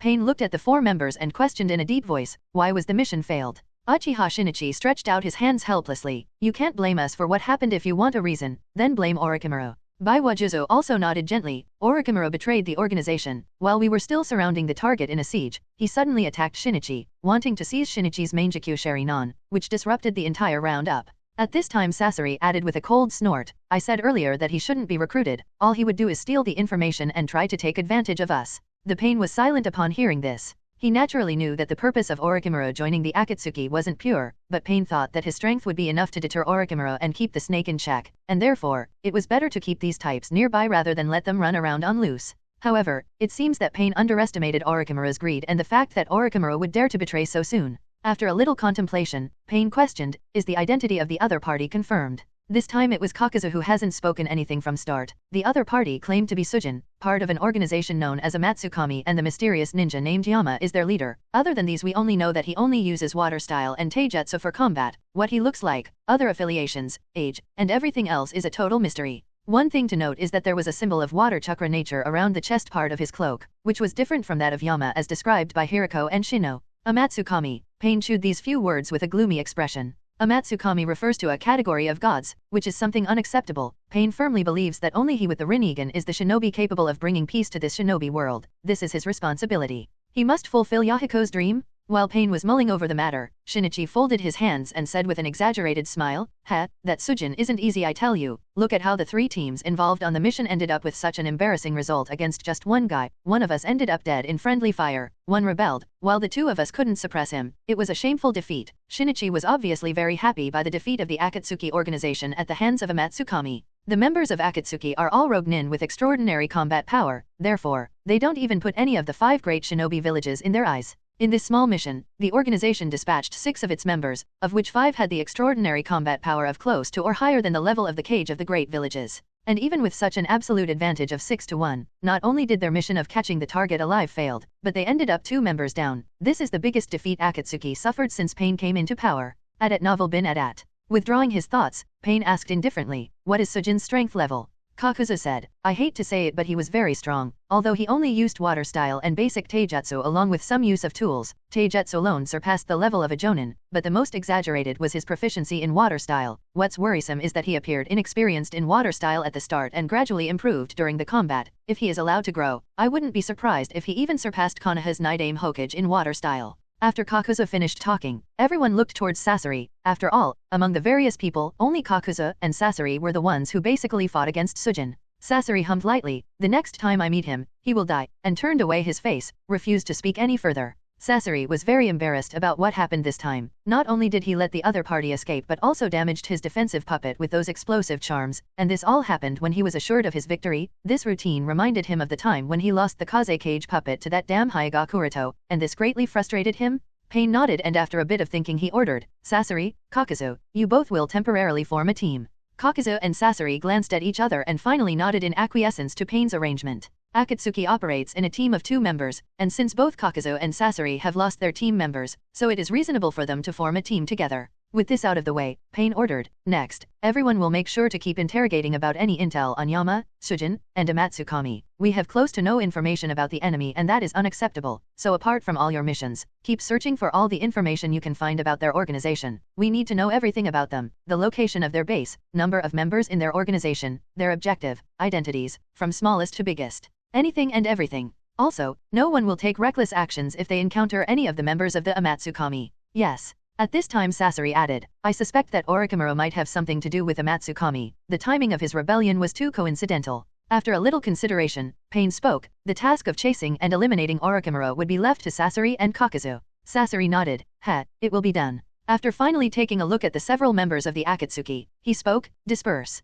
After deactivating the magic lantern body technique, Pain's consciousness appeared back on the tallest tower on the Rain Village. Sitting on the top of the tower in a light drizzle and looking into the distance, Pain had a thoughtful look. The sudden appearance of the Amatsukami gave him a bad premonition, but he still firmly believed that his strength was enough to put down the 5 great powers and control everything. While he was thinking, a spiraling whirl appeared behind him, out of which came the masked man. This person was none other than the mastermind behind the Kyuubi's rebellion and many other problems that Konoha has been facing for a while now, the one who claims to be Uchiha Madara.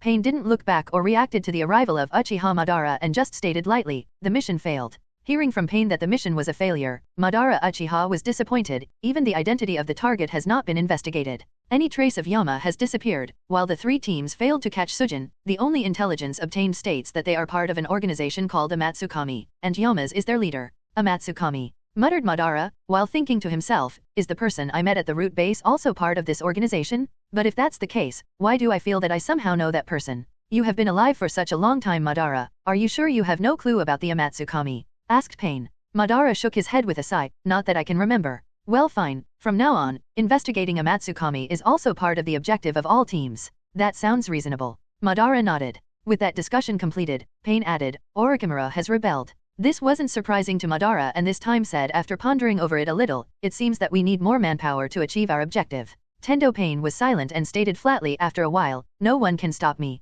Konoha village, at the outskirts of the Death Forest, Hyuga Kuroto's secret laboratory. After escaping from the Gokeisuki's clutches, Sujin sneaked into his laboratory and immediately transferred his soul back to the main body. Sigh, the damage is really too much. Rubbing his chin, Kuroto sighed while looking at the state of Sujin's body. He didn't realize it before due to the adrenaline rush, but now that he was back in his main body, and observed the Clone A's state that was laid on the test bench, he discovered that Clone A was more damaged than he initially thought. The right arm is missing. The muscles at the back are ruptured and frozen solid due to being penetrated by ice needles. Several of the rib bones are also broken. While carefully observing the state of the Clone A, Kuroto recorded the injuries in detail. Initially thought that losing the arm was the most serious damage, but now he realized that frostbite caused by the ice release at the back is the most severe. This is because the muscle damage caused by the ice needles has also damaged chakra veins and acupuncture points. The destructive power of ice release on the human body is much higher than I expected. Although these injuries may not be very eye-catching when all these small injuries were combined, it made the clone unusable anymore. After collecting all the data, Kuroto thought a little and finally destroyed the Clone A, as it has already lost all its function. The encounter with Akatsuki has made Kuroto understand that simply water release wouldn't be enough to deal with the enemies of the level of the members of the Akatsuki. If he wants to ensure his safety of the water clone, he must learn ice release and master it thoroughly. With that thought in mind, Kuroto looked at the clone bee still floating in the nutrition tank, and after nodding to himself he brought out that clone to the test bench. After recording all the basic stats of clone bee, Kuroto again used the Tenseigan soul descend to transfer his soul into the clone bee body. It only took some time to get used to the new body with simple auxiliary movements. While he got used to the clone bee body, Kuroto also discovered that despite what the test data states about clone A and clone B having similar stats, that is actually not true. While his soul is actually present inside the clone bee, he could feel the obvious differences between the two. The major difference is that the intensity of the primary chakra nature of clone A and clone B is different compared to the secondary chakra nature of both the clones, i.e., the water chakra nature of clone A was extremely dominant over wind chakra nature, which is not the case in clone B as the ratio is slightly balanced. This fact did increase the power of water release techniques of clone A significantly superior than what clone B would perform with the same amount of effort, but Kuroto can be sure that this balanced ratio of the chakra nature of clone B will make it easier for him to learn the ice release Kekii Genkai. Regardless of whether clone A or clone B, both of them are the results of the fusion of his and Haku's cells, and since Haku has awakened the ice release Kekii Genkai, therefore, theoretically both the clone bodies should be able to use the ice release Kekii Genkai because the ice release is actually the fusion of water release and wind release. It's not like it is only limited to those with special bloodline inheritance like the Sharingan or the Byakugan, therefore awakening ice release should be possible as it is more dependent on the chakra fusion, so the difference is only the amount of effort it would take. After a while, when Kuroto was used to the clone bee body for a while, he again dressed as Hyuga Kuroto and came to the underground residence where Haku lived. Bringing Haku to a distant forest from Konohagakure, Kuroto ordered him immediately, "This time I want you to use ice release techniques. Take it slowly from how you form ice from the basic level." Haku nodded and gently stretched out his right hand with the palm facing upside, and slowly a snowflake took shape in Haku's hand. Kuroto observed the entire process with his Byakugan and observed the direction and method of chakra flow while Haku formed the small snowflake in his hand. In his field of vision, he could see that when Haku used ice release, the ratio of fusion of water chakra nature and wind chakra nature is 8:2, out of which, the major role is of water chakra, related to the shape transformation, while the wind nature is only added for the nature integration. After recording this data, Kuroto ordered, "Now show me your ice release ninjutsu." Haku asked, "Anno, Kuroto-sama, what kind of ice ninjutsu do you need me to perform?" After a little bit of thinking, Kuroto stated, "The strongest." Haku nodded and after taking a deep breath he shouted, "Ice release secret technique, demonic mirroring ice crystals." Instantly, smooth and clear ice mirrors appeared one after another around the two out of thin air, and a huge ice dome was formed that enclosed Kuroto and Haku inside it. Looking at the ice mirrors around him, Kuroto asked curiously, "Haku, can you control these ice mirrors floating in the air?" Adat novel bin adat. "Yes, Kuroto-sama." Haku nodded and after making a leap, he merged inside one of the mirrors. Immediately afterward, the ice mirrors started circling around Kuroto, giving the dome an optical illusion as if the entire ice dome itself was spinning. Kuroto was surprised, although he could find Haku's true body if he were to use the Tenseigan. However, solely using the Byakugan, it was quite difficult as Haku's chakra was equally distributed through all the mirrors.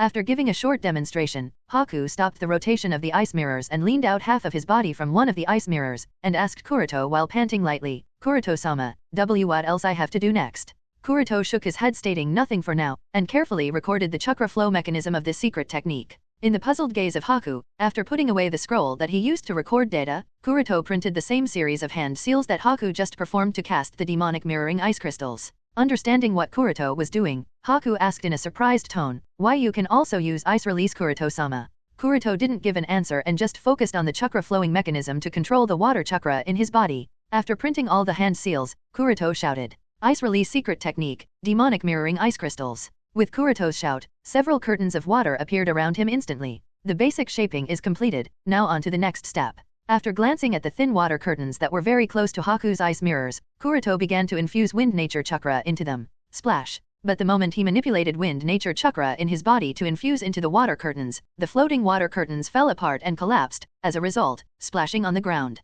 Kuroto had a thoughtful look while looking at the water curtain that splattered on the ground. In the trial just now, Kuroto copied the exact chakra movement as it was when Haku cast the jutsu, from the direction of chakra flow to the volume of chakra used and ratio to be followed. All of them were kept exactly the same as Haku, and yet the result was a complete failure. It seems that this approach wouldn't be the best method to learn Kekii Genkai, even if it is present if the blood, thought Kuroto with his hand on his chin. After all, if learning a Kekii Genkai was so easy then their value wouldn't be so high. Even if ice release is the result of a simple fusion of water and wind chakra nature, it would be far from as simple as it sounds. It seems that the key point is not the chakra flow mechanism, nor is it the perfect ratio, but it is the perfect nature fusion of water and wind nature at the basic level. While Kuroto was thinking and theorizing, Haku released the 2 jutsu as he didn't have enough chakra to maintain them any longer because of his young age. But seeing that Kuroto-sama was busy thinking something important, Haku didn't dare to disturb Kuroto and obediently stood at the side. Even after storming out his brain to figure out a method, Kuroto couldn't think of any approach for a short while, so he decided to use the next best option. Turning towards Haku, he asked, "Haku, when you use ice release, do you feel anything different?" Different. Haku was a bit ignorant and couldn't understand what Kuroto was asking. What does it mean by some different feeling? Understanding this, Kuroto changed his question. Remember, what is the difference between ice release and water release when you use them? Anything out of the ordinary that you would say characterizes and differentiate the 2 styles? After a bit of thinking, Haku replied, "Well, there are indeed some differences, it's just that." Kuroto asked hurriedly, "Just what?" Turning his head downwards, Haku spoke slowly, "It's just that. I can feel the differences, but I don't know how to word them." Kuroto patted Haku's hair and gently urged the kid, "Don't worry, think about it for a while and then speak. Try to explain as clearly as possible. There's no hurry, so take your time." After calming down a little and thinking about it, Haku said, "I think that the biggest difference is that when I use water release, I only need to print the hand seals and guide chakra flow and the ninjutsu would work, but when I use ice release, it doesn't work with only hand seals. I can't be distracted even a little bit or else the ninjutsu would fail." After explaining this, Haku looked at Kuroto wondering if he was satisfied by the explanation. Kuroto frowned slightly, "So is it focus?"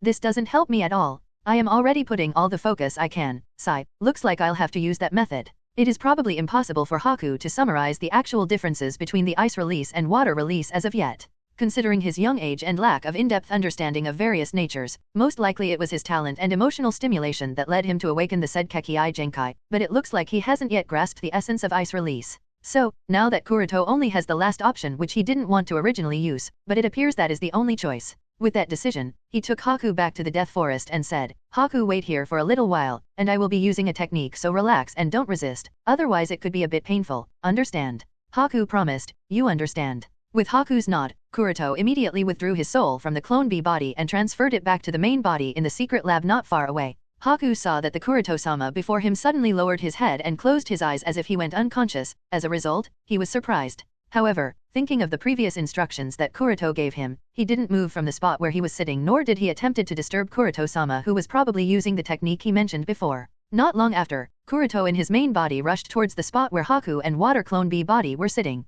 Since the Tenseigan soul transfer instantly returns the soul to the main body, therefore he brought Haku near his secret laboratory so that he could rush here as soon as he can. Hiding behind a tree not very far away, Kuroto stared at Haku, who was looking around and glancing at the clone body from time to time. Activating the Tenseigan, Kuroto again used the Tenseigan soul descend to transfer his soul, but the target this time wasn't the clone body nor was it the puppet body, but it was Haku, who sat in a cross-legged position on a small rock boulder in front of the water clone bee body. As if affected by a genjutsu, Haku suddenly felt very sleepy. At this time, Kuroto's voice suddenly sounded in his mind, "Haku, concentrate." He was shocked suddenly, and the sleepiness disappeared. Looking around in surprise, he checked the Kuroto-sama before him, but it seemed as if he was still unconscious. At novel bin at. In a confusion, he asked in a low voice, "Ano, Kuroto-sama, were you the one who spoke to me just now?" "Yes, it was me. Don't care about all this. Now demonstrate an ice release technique to me," Kuroto urged eagerly. He didn't want to spend much time inside Haku, as this is the first time he has transferred his soul inside an alive person, so maintaining will be a bit troublesome. Besides, it's not like he wants to take over the body control.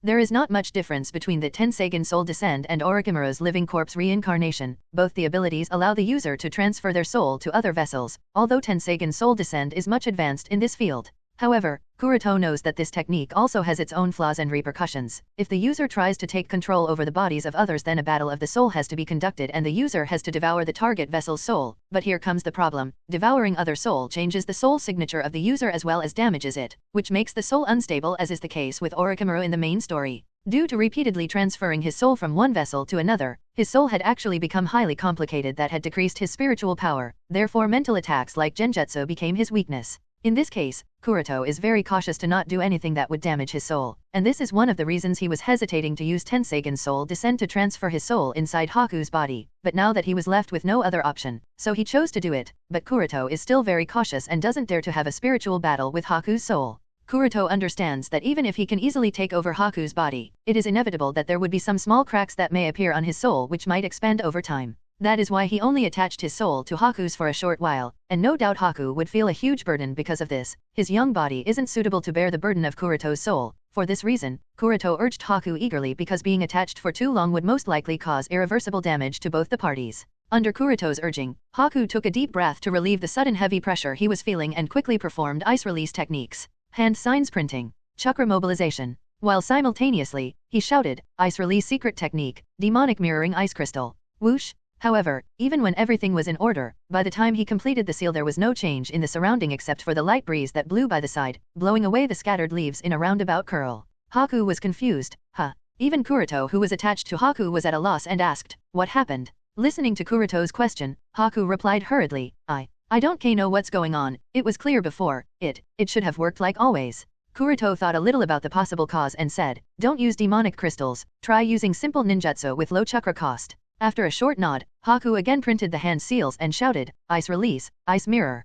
This time finally the ninjutsu didn't fail and a transparent ice mirror appeared in front of Haku instantly. Because Kuroto's soul is attached to Haku's body while he performed the technique, Kuroto also had a clear feeling as if he has himself performed the ice release jutsu. This kind of personally experiencing the entire casting process of the jutsu is undoubtedly the best learning method. After experiencing this, Kuroto again ordered Haku to perform other ice release techniques to gain more understanding of the Kekkai Genkai. And when he was satisfied, he decisively pulled back his soul to the main body. The moment Kuroto was back to his own body, Haku lost consciousness, and Kuroto separated a shadow clone to send him back to the underground residence and himself returned to the secret laboratory with the water clone B body. Kuroto was confident that now that he has personally experienced the entire casting process of the ice release, it wouldn't take him much time or effort to learn ice release Kekkai Genkai. Code names. Dog, Hey Take Kakashi Anbu code. Eagle, Hyuga Kuroto Anbu code. Monkey, Might Guy Anbu code. Cat, Uchiha Shisui Anbu code. Now Kuroto understood that he had initially misunderstood ice release Kekkai Genkai.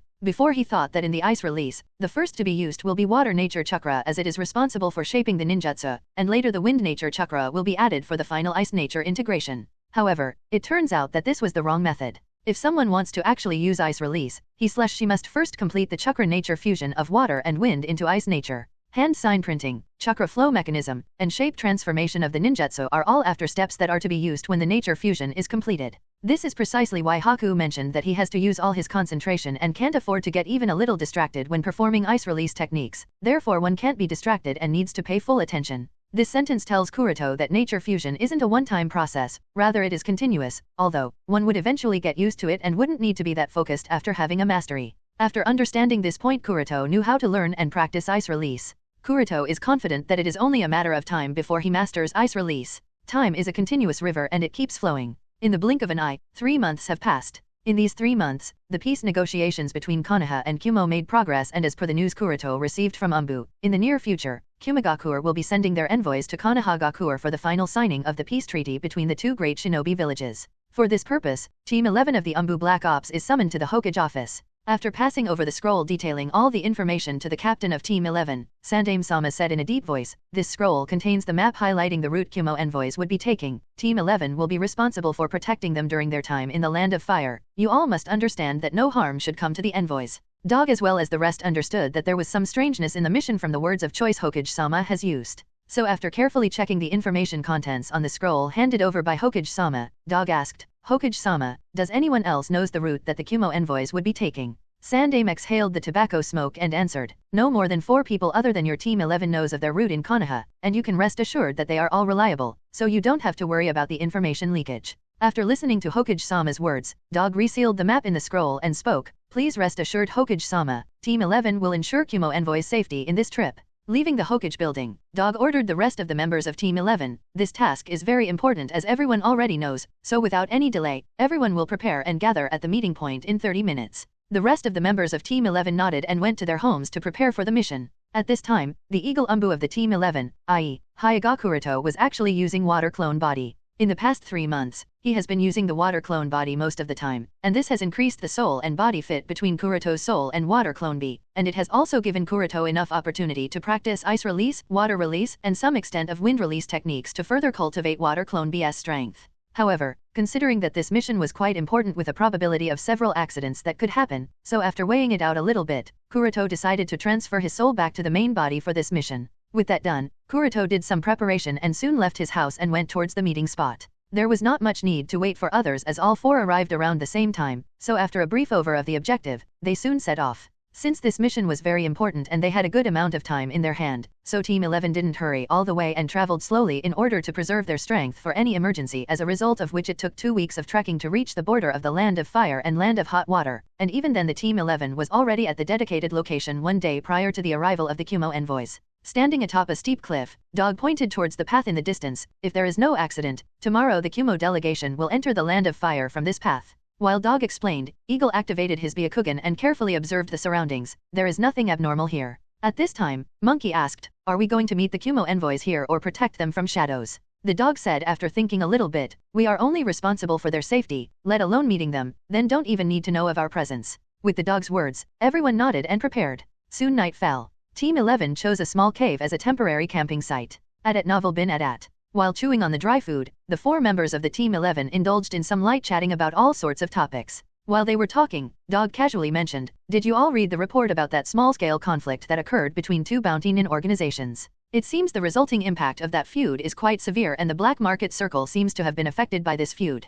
Cat also added with an annoyed tone, "Yes, the bounty ninjas are really causing too much trouble. The most annoying is that they dare to resolve their conflict in the territory of our Land of Fire. The Uchiha clan has increased its effort to collect the information of the happening of the shinobi world to search the whereabouts of Uchiha Shinichi and the most powerful of the Uchiha clan, at least officially. Cat is naturally aware of most of the information. Therefore, he was really not happy that just 2 small bounty nin organizations dared to cause trouble in the Land of Fire. At the time, Monkey asked, "We won't be encountering bounty nin in the mission, right?" Dog's face sank upon hearing Monkey's question. Even the cat was also silent. Konoha's control of the Land of Fire has been affected due to their internal and external issues, and the fact that Land of Fire is a really big nation with most of it is covered in thick and dense forest. Therefore, it is difficult to guarantee whether the Land of Fire could be considered completely safe. As such, it is more difficult to say whether any bounty nin wouldn't dare to attack if they heard of the news. That is the reason for Dog and Cat's worry. After all, the battle between Konoha and Kumo has already consumed too much manpower and material resources, making Konoha a little overwhelmed when it was recovering post-Third Shinobi War and Kyuubi's rebellion, and in such case, if the peace treaty isn't successfully signed due to some unlikely accident, then the burden of Team 11 will be too much.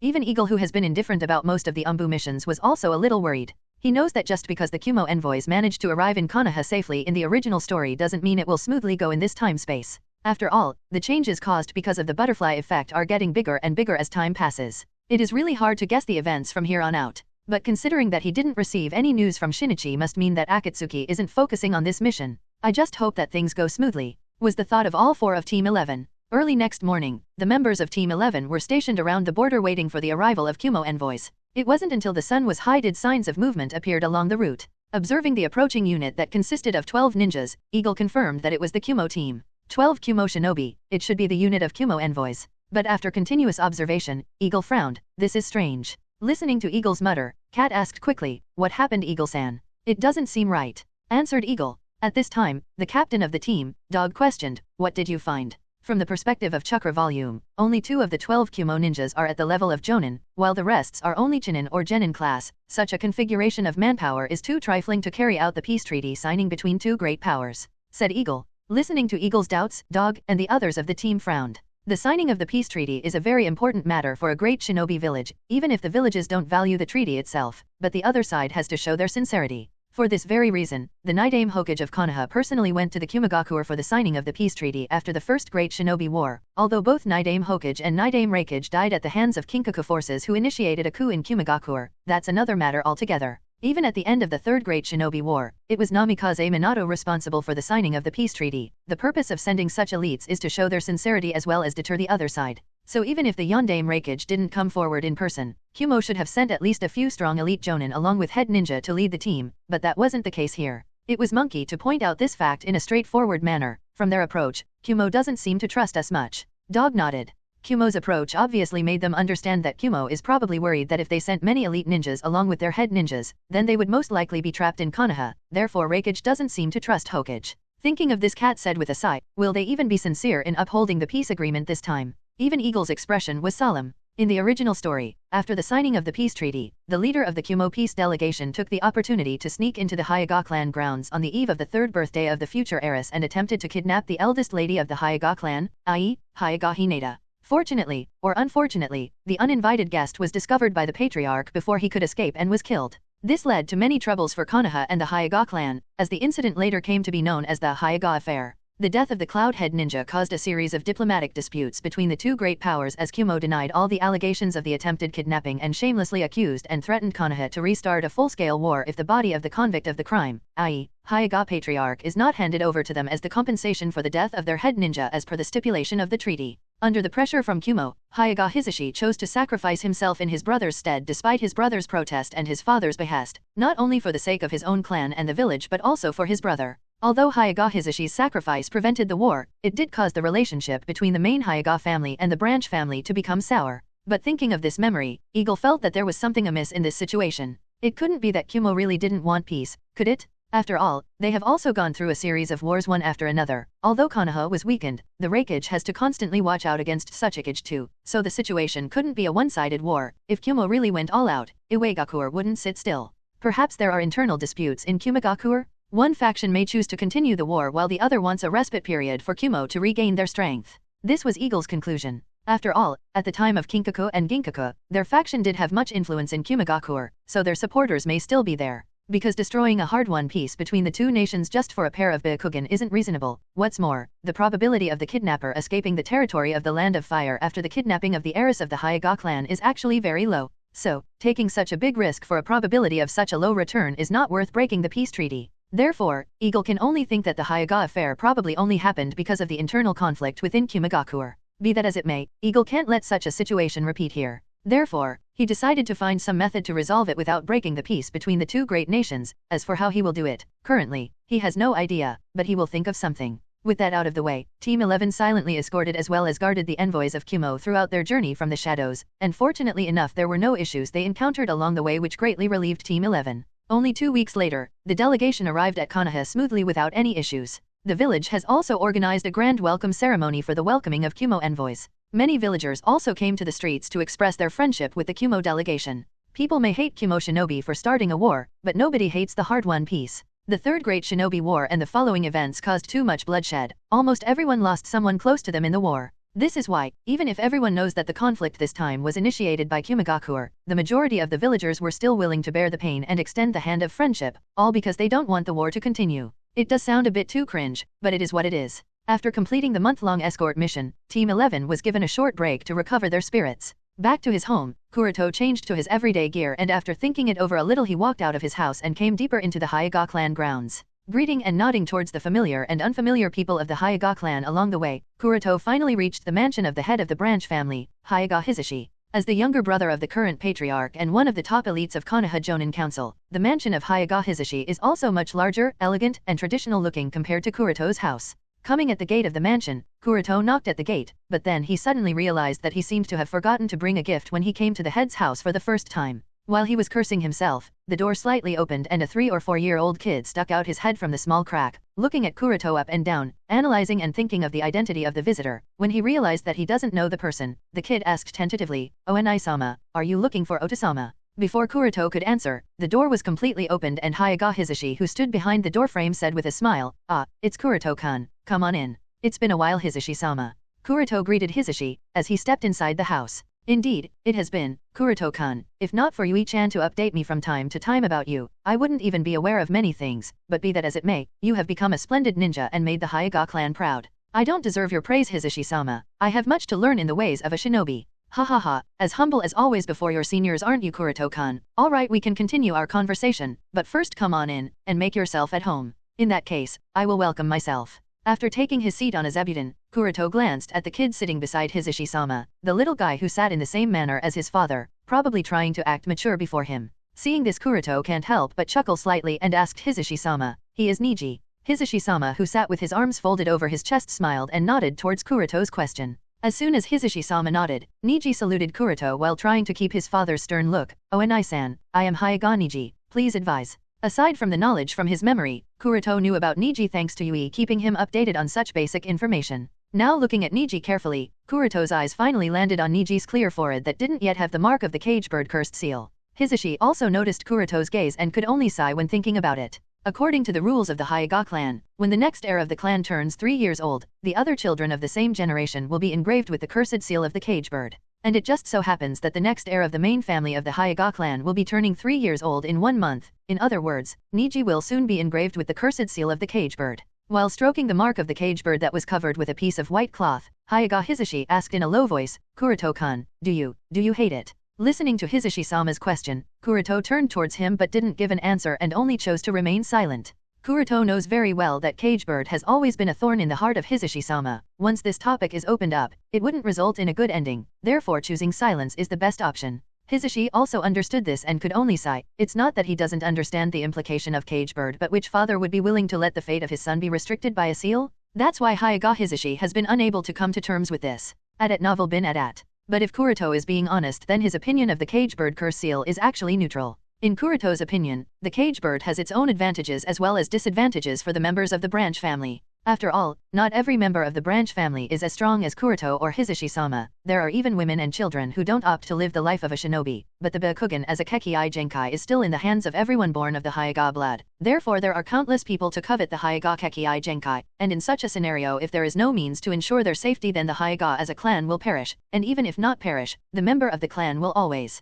live in a panic. So, the cage bird curse seal is also a protection for the weak of the Hyuga clan. The geniuses of the Hyuga clan may resent the cage bird for losing control of their fate from their grasp, but the mediocre people of the Hyuga branch family are still grateful of the security that the cage bird provide them from the fate of being gouged out of their eyes. Unfortunately enough, Kuroto too was part of the mediocre group not until a few years ago, therefore, his feeling for the cage bird curse seal is quite different. In fact, he even used the cage bird seal mark on his forehead as a means of protection against the enemy. So, it wouldn't be a lie to say that the cage bird, in fact, saved his life quite a few times during the Third Great Shinobi War. At this time, Hisashi looked at Niji sitting next to him and said with sadness in his tone, Niji's talent is unquestionably the best among his peers, but it's a pity that he was born in the branch family. Looking at his father's sad face, Niji asked hurriedly, Otosama, why are you sad? Taking a deep breath to calm himself, Hisashi just shook his head with a loving smile and ruffled Niji's hair. It seems as if he didn't seem to want to tell Niji what the cage bird means, at least not now. Regarding the mention of Niji's talent, even Kuroto agrees that Niji's talent was evident from his tender age. There is also the mention of him being the most talented Hyuga to have ever existed. Not only was the kid able to learn the secret advanced techniques of the main family without any formal guidance, but he, in fact, graduated from the academy at the top of his class and was the first of the Konoha 11 to become a jonin.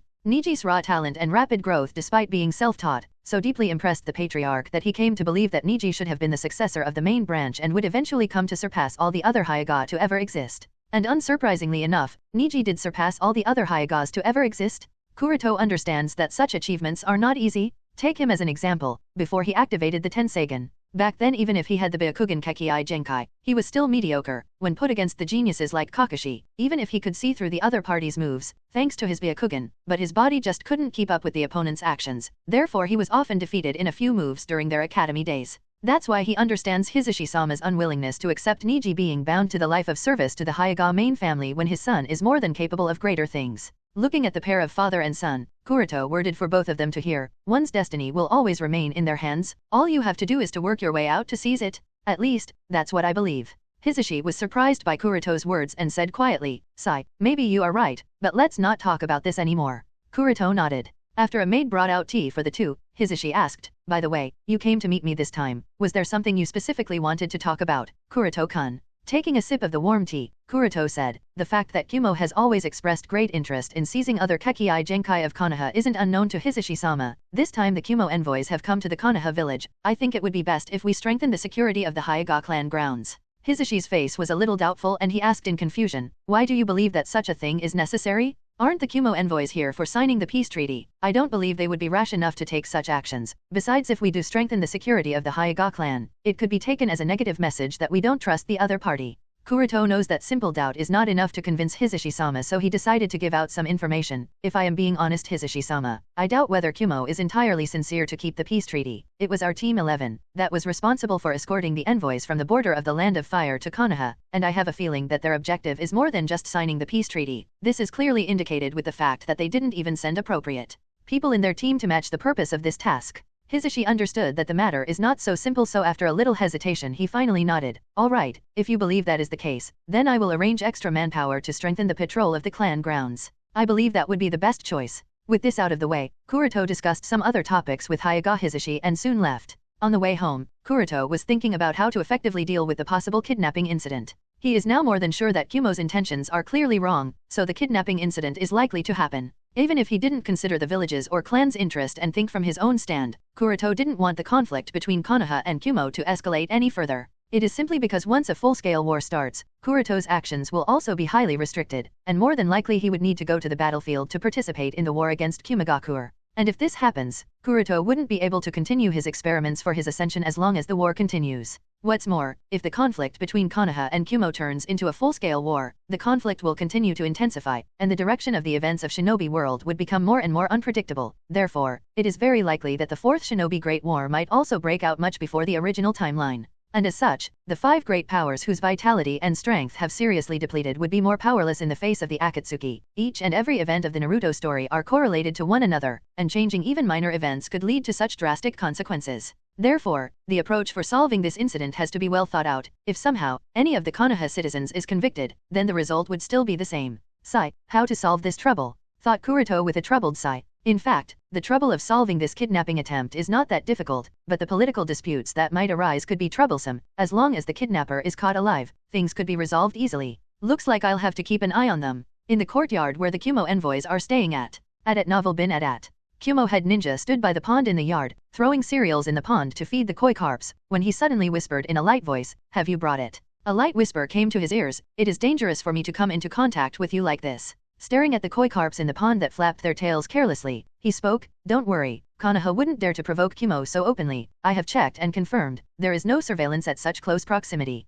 After a short silence, the whisper was again heard, "Have you decided?" "Yes. In that case, you should be aware of the consequences." After a short pause, the whisper continued, "No matter whether you succeed in the plan or not, you can't go back alive." His face returned to calmness, "Do not question my determination, I am prepared to die." "Is that so?" The whisper. He didn't continue talking about it anymore and directly spoke, "Give it to me." As he spoke, there was a silence on the other side, then a scroll floated upwards from the pond. The scroll was picked up by him and hidden in the pants of his kimono. Finally, the whisper returned, "I don't think I need to remind you to destroy it after reading the information. Make sure that it doesn't fall in the hands of Konoha, otherwise there is a possibility that my identity will be exposed." With a solemn face, he nodded and said, "You can provide me with such important information. I am really curious about your true identity." "I am just a ghost who hasn't died yet," said the voice as it disappeared. The yard returned to silence, while the head ninja continued feeding the koi carps in the pond as if nothing happened. Uchiha clan grounds. Patriarch Uchiha Fugaku quietly sat by the courtyard in a meditative state.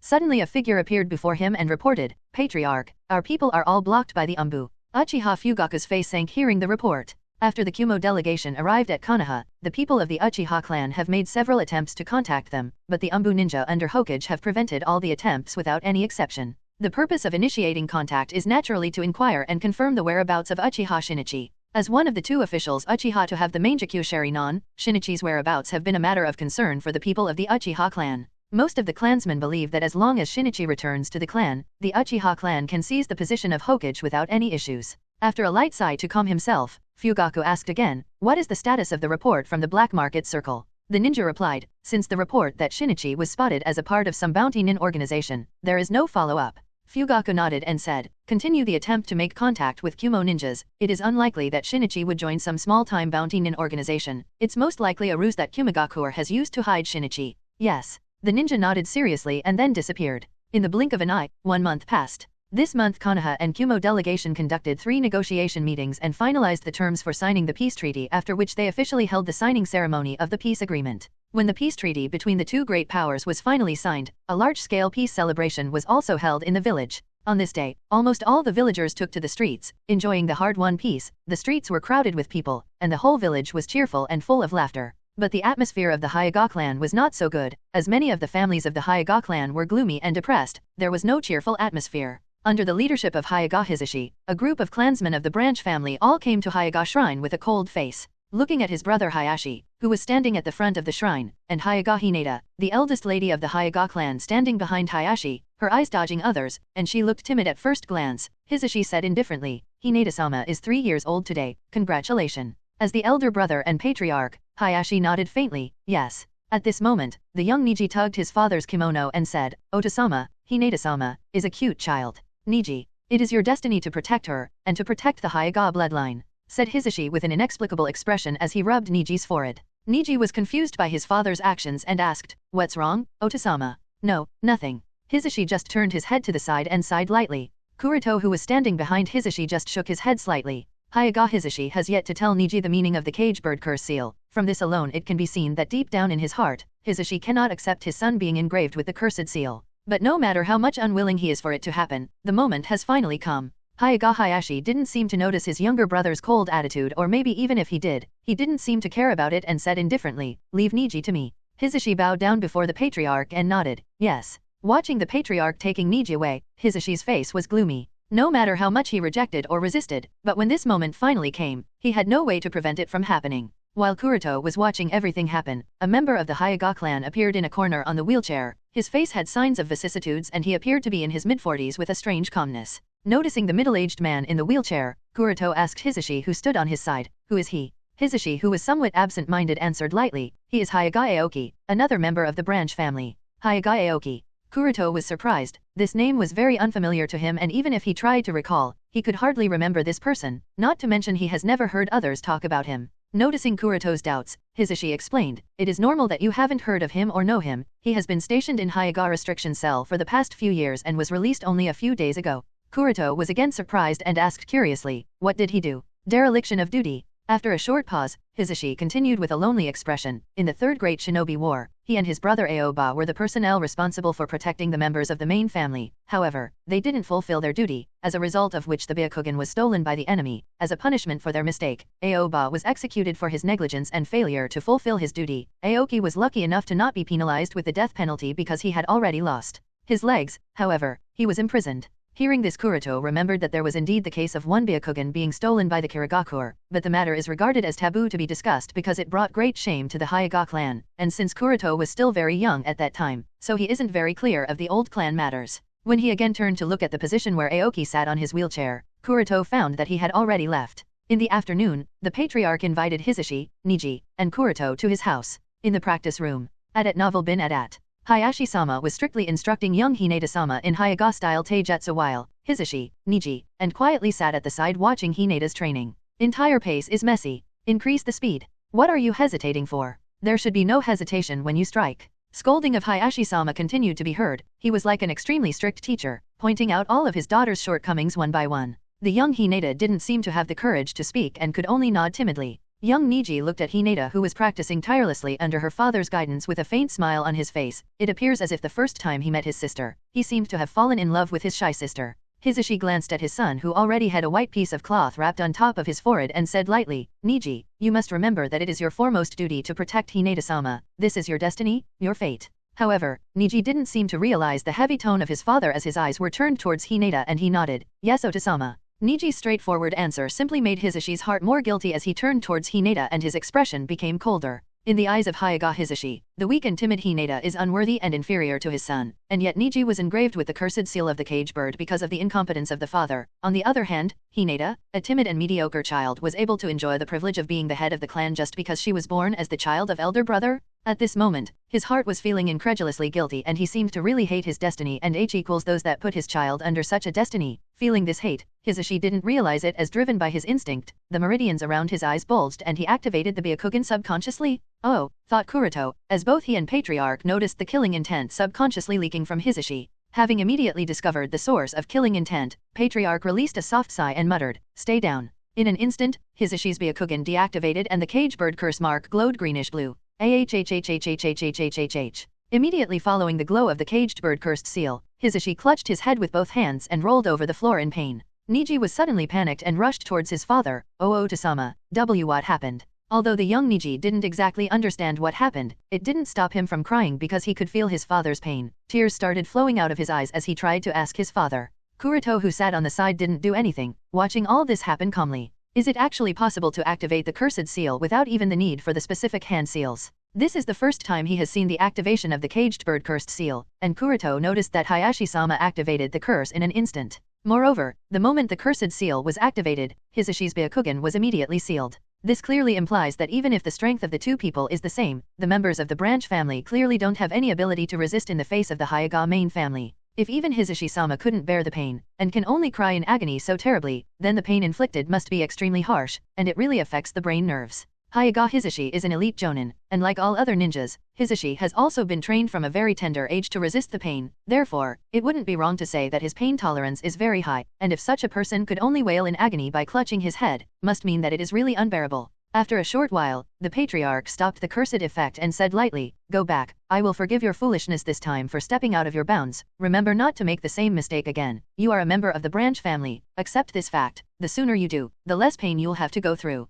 Leaving these words, Hayashi-sama led the panicked Hinata and left the training room. While walking on the road to home, the pale-faced Hyuga Hisashi said to Kuroto, "I showed you a disappointing sight this time." Kuroto just shook his head slightly and said, "Sigh, it's alright Hisashi-sama." Even though watching Hisashi-sama suffer wasn't a very good sight, but Kuroto couldn't have done anything about it. Besides, he also got to see the caged bird in action, which could, in fact, be considered a new insight. It's just a pity that Kuroto didn't have his Byakugan activated at the scene. Otherwise, he could have made a clear observation of the chakra flow in the meridians of Hisashi-sama, who cast the curse. There was a long silence as the father and son duo, as well as Kuroto, walked side by side. At this time, Hisashi finally broke the silence. "Kuroto-kun, there is a favor I want to ask of you." "A favor? What's the matter?" asked Kuroto in confusion. Taking a glance at Niji, Hisashi finally made up his mind and said, "I hope that you can accept Niji as your disciple." Kuroto just smiled and waved his hand. "Ha ha ha, you are kidding Hisashi-sama, right?" However, contrary to what Kuroto expected, Hisashi shook his head and said with a solemn expression, "No, Kuroto-kun, I am perfectly serious. From what I understand about you, I believe you are the only person who could guide Niji to be a great shinobi, a shinobi that the Hyuga clan can be proud of." Kuroto's eyes widened in surprise, but after calming himself down, he asked with a serious expression, "But why, Hisashi-sama? No matter how you look at it, you are more proficient in Hyuga Taijutsu than I am, as such your teachings will be much better for Niji." While the two were talking, Niji looked at his father then looked at Kuroto, with a feeling of a little loss. Hisashi stroked Niji's head lightly and continued with a sigh, "What happened today made me understand my lack of strength and calmness, especially the calmness you showed is what I lack. My actions, although subconscious and driven by emotions, were shameful nonetheless. However, you were calm Kuroto-kun." Kuroto smiled lightly and said, "I wasn't calm at all, Hisashi-sama." "No, Kuroto-kun." Hisashi directly stared into Kuroto's eyes and said in a deep voice, "You can't hide it from me Kuroto-kun. Unlike others who try to gloss over the fears in their heart with a calm facade, your calmness is not a pretense, Kuroto-kun. Although I don't understand how you could be so calm in the face of the cursed seal, your calmness makes me understand what I lack. I don't wish for Niji to be like me. If bound by the fear of his heart, Niji wouldn't be able to develop into what he is truly capable of. Therefore, I have come to believe that your guidance will be crucial for him on his path as a shinobi."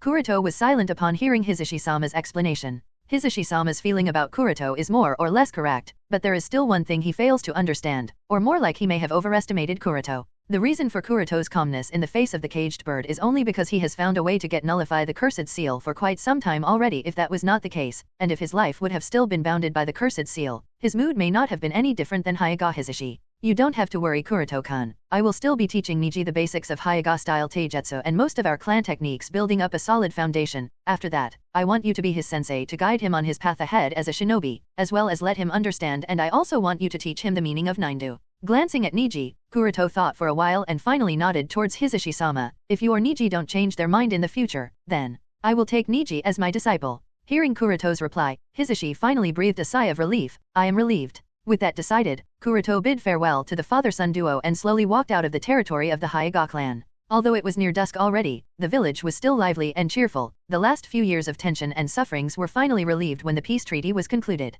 All the izakaya, barbecue stalls, ramen shops were filled with the energetic and celebrating crowd. Walking on the brightly lit street as he watched people drinking, beating, bickering, and laughing, Kuroto thought to himself, "It seems that everyone is really tired of wars." While passing by the street, there was suddenly a call from the second floor of an izakaya in the distance. "Ah, Kuroto, here, this way." Kuroto turned to look upwards and found that guy was calling him while energetically waving his hands back and forth from the window pane, and beside him stood Gecko Hayate and Mitarashi Anko. Kuroto responded by waving his hand and walked over to the second floor of the said izakaya. Taking his seat at the said izakaya, Kuroto noticed that it wasn't only Guy, Anko-chan, and Hayate, but there were also Kurone-chan, Kakashi, Genma, Ebisu, Marino, and others of the same generation. Guy said, "Kuroto, I went to check at your house, but didn't find you there. Where did you go?" Yeah, even Yui-chan wasn't at her home. See, could it be possible that you two were out on a DDD date?" Anko teased from the side. As soon as Anko's sentence was completed, some of the people blushed, imagining the scene of Kuroto and Yui on a date.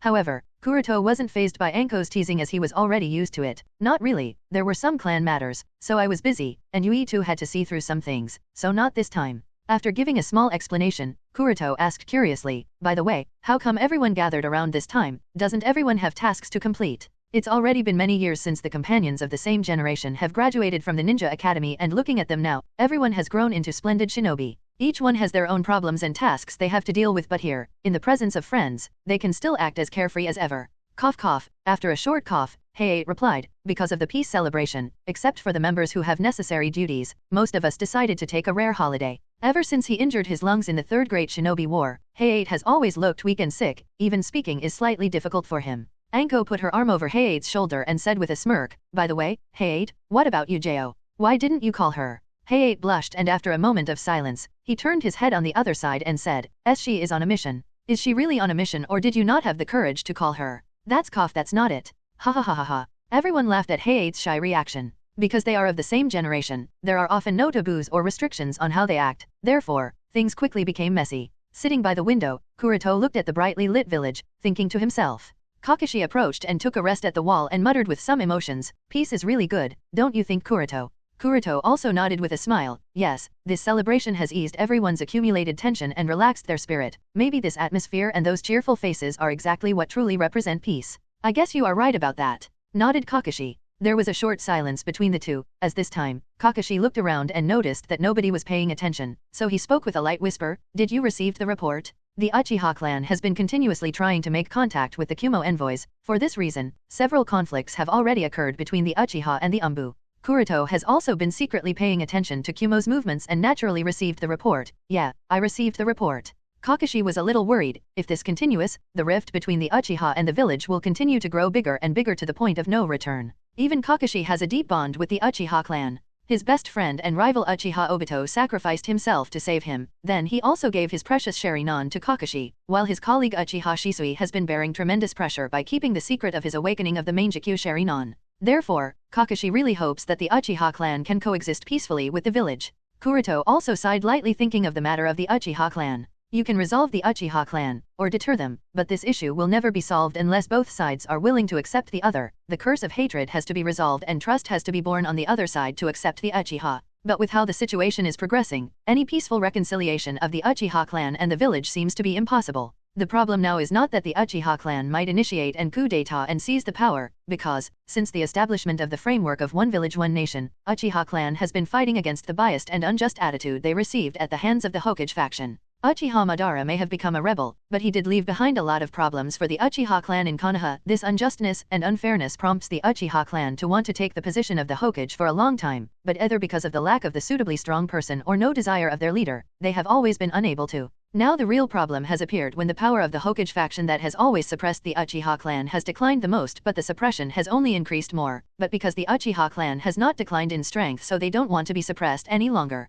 The previous attitude where they could only sigh and try to coexist peacefully in the village has become unacceptable. Therefore, there are only two solutions possible from a broader perspective. Either strengthen the power of the Hokage faction so that the Uchiha clan, like previous few decades, dare not act rashly, or weaken the Uchiha clan, don't give them enough strength to realize any of their ambitions. But the Uchiha clan right now is like a nuclear. If village tries to take any action against the Uchiha clan to weaken them, the nuclear will explode and burn the entire village in its fury. And if such a thing happens, then either village will exist without the Uchiha clan or the Uchiha clan will take over the village. Of course, it is possible that both the village and the Uchiha clan cease to exist. While Kuroto was thinking, the drunk Anko came towards him and started beating his chest. Kuroto, I want to challenge you. Looking at her, Kuroto shook his head and said lightly, don't make trouble, Anko-chan, you have drunk too much. Heek. I am not de-drunk, heek. Loudly banging the table with the sake bottle, Anko continued, why you come with me, heek, to the practice ground where we used to train. I want, heek, to challenge you.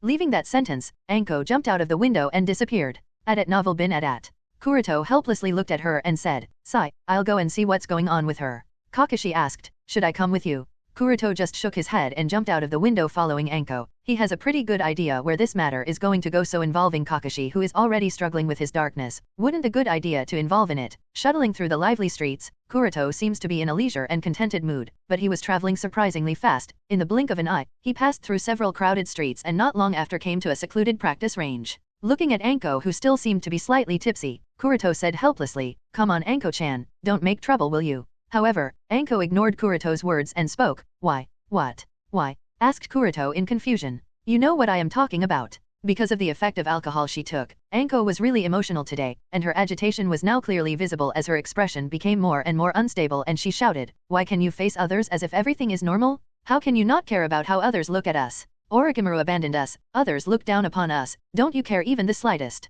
Kuroto sighed when Anko mentioned these things, as he knew full well that Anko can't get over the fact that she was abandoned by Orochimaru. And unlike other contemporaries of the same generation, Kuroto and Anko have been labeled as Orochimaru's former subordinates, so it is inevitable that they will be pointed out with some sort of distrust by others. After all, their Jonin sensei became a rebel? However, the difference between Kuroto and Anko is that Anko has been silently enduring the criticism for a few years now. However, that's not the case with Kuroto because he simply doesn't care what others think. Moreover, he has been so very busy with his project and all sorts of Anbu mission, that he doesn't even have time to focus on meaningless things. With a light sigh, Kuroto said, "Anko-chan, why do you really care what others think?" Anko was a little puzzled. I don't know, how about you, how can you not care?" Kuroto shook his head with a bitter smile and silently thought to himself, "In a way, they aren't wrong. After all, I was Orochimaru's spy when he left the village, so when people point their fingers towards me, they aren't wrong, although my relationship with Orochimaru has changed from subordinate to a partner." Seeing Kuroto's silence, Anko took out 2 kunao from her bag and said, "I want to challenge you, Kuroto, accept it."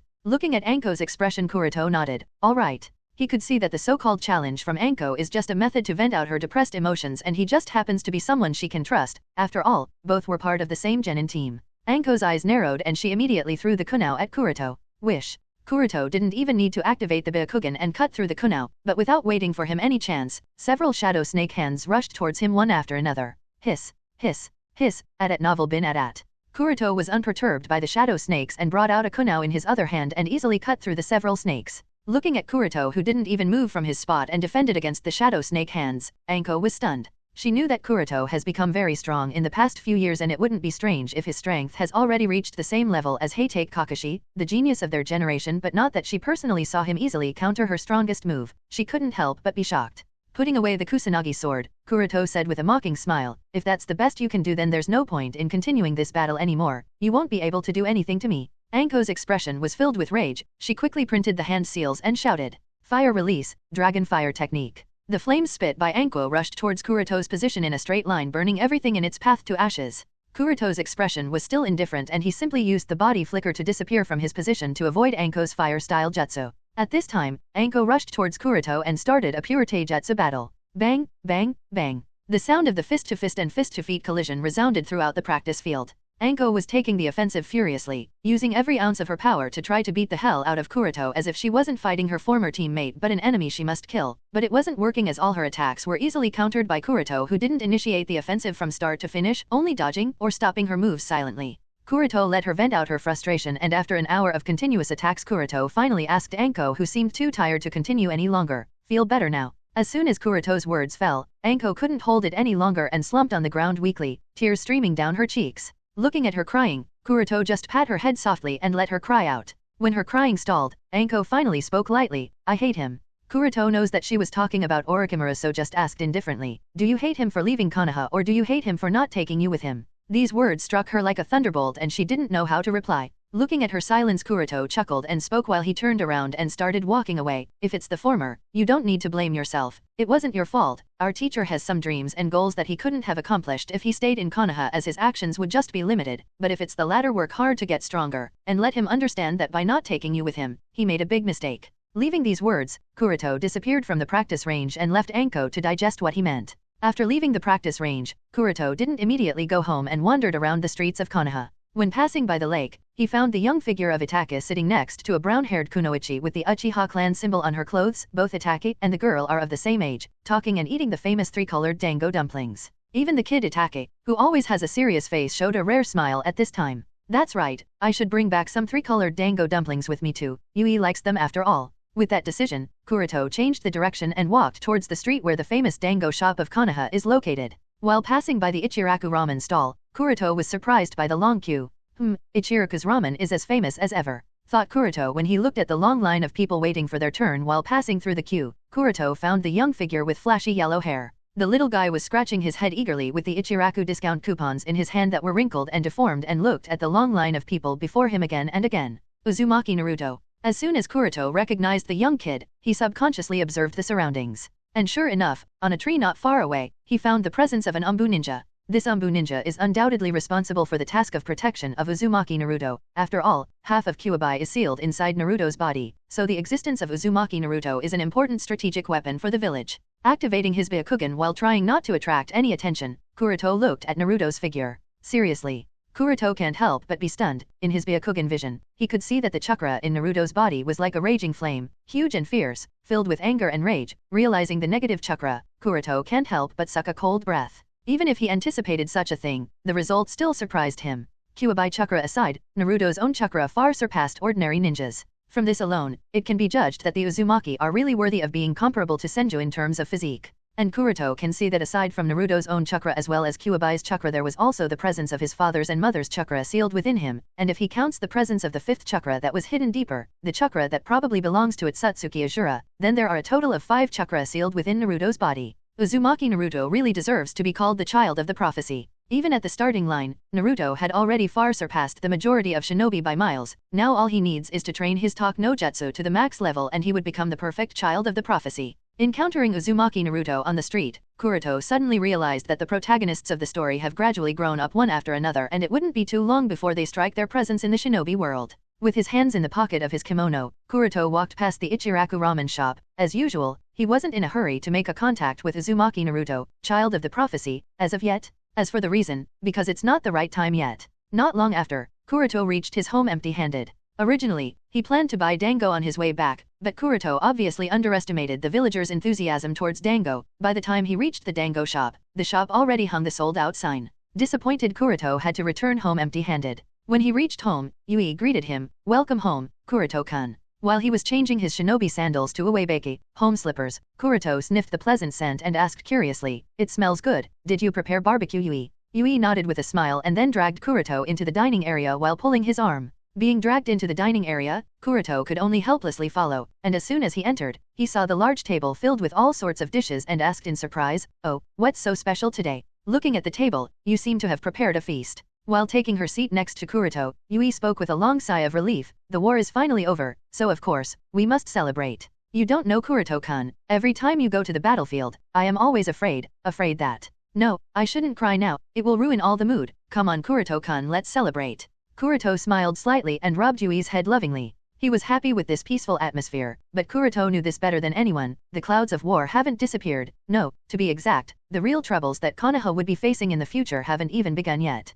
But be that as it may, Kuroto felt that as long as there are people around him for whom he cares and who cares about him, Kuroto is sure to work his way towards a better future. A few days later, Anbu Team 11 was responsible for protecting the Kumo envoys during their stay in Konoha. Kuroto was satisfied by the mission arranged by Sandaime-sama. Now he could openly monitor Kumo envoys. But there was one thing that surprised many. Contrary to what most expected, Kumo envoys didn't immediately leave Konohagakure to return to Kumogakure after the signing of the peace treaty. Instead, they chose to temporarily stay in Konoha. During this period, the head ninja of Kumo was like an active tourist, traveling and sightseeing the streets of Konoha. It can be said that he traveled throughout the village except for the restricted areas. And unfortunately, enough, since he is the head of the Kumo envoys, Konoha can't actively stop or restrict his movements as that would leave a bad impression, so Team 11 could only follow him all around to make sure that he doesn't cause any trouble. Although most are doubtful about his activism, Kuroto is certain that this guy is not just sightseeing, but probably mapping out the village. It is now confirmed that he must be planning something. However, whether it is the same as in the original series or not is unclear. After all, too many changes have occurred in the story, so Kuroto can't be sure what sort of effect will it have here. At the same time, Kuroto is also not sure of the identity of the Kumo spy hidden in Konoha, so Kuroto can't rule out the possibility that this head ninja is moving around the village, probably to make contact with that spy. This routine continued for a few days, but then one day, the head ninja didn't run around the village and choose to quietly stay in the assigned mansion. As the sun was setting, the night was getting darker. Outside the assigned mansion, Eagle and Cat sat on a tree chatting about the movements of Kumo envoys for the past few days. When suddenly, Cat's expression changed and pointed towards the mansion where the Kumo envoys were staying. "Eagle-san, look at that." Eagle nodded. "Yeah, I see it." At this moment, wearing dark gear, a figure sneaked out from the mansion. Byakugan. Immediately activating Byakugan, Eagle recognized that it wasn't someone else but the head ninja of Kumo, who was in charge of the signing of the peace treaty. Realizing the identity of the person, Eagle informed Cat, "It's Kumo's head ninja." Listening to Eagle's information, Cat wasn't too surprised and spoke with a knowing expression. "I knew this guy was wrong." However, Eagle continued observing the figure and finally spoke with a frown. "His chakra is a bit strange. It looks like it's a shadow clone."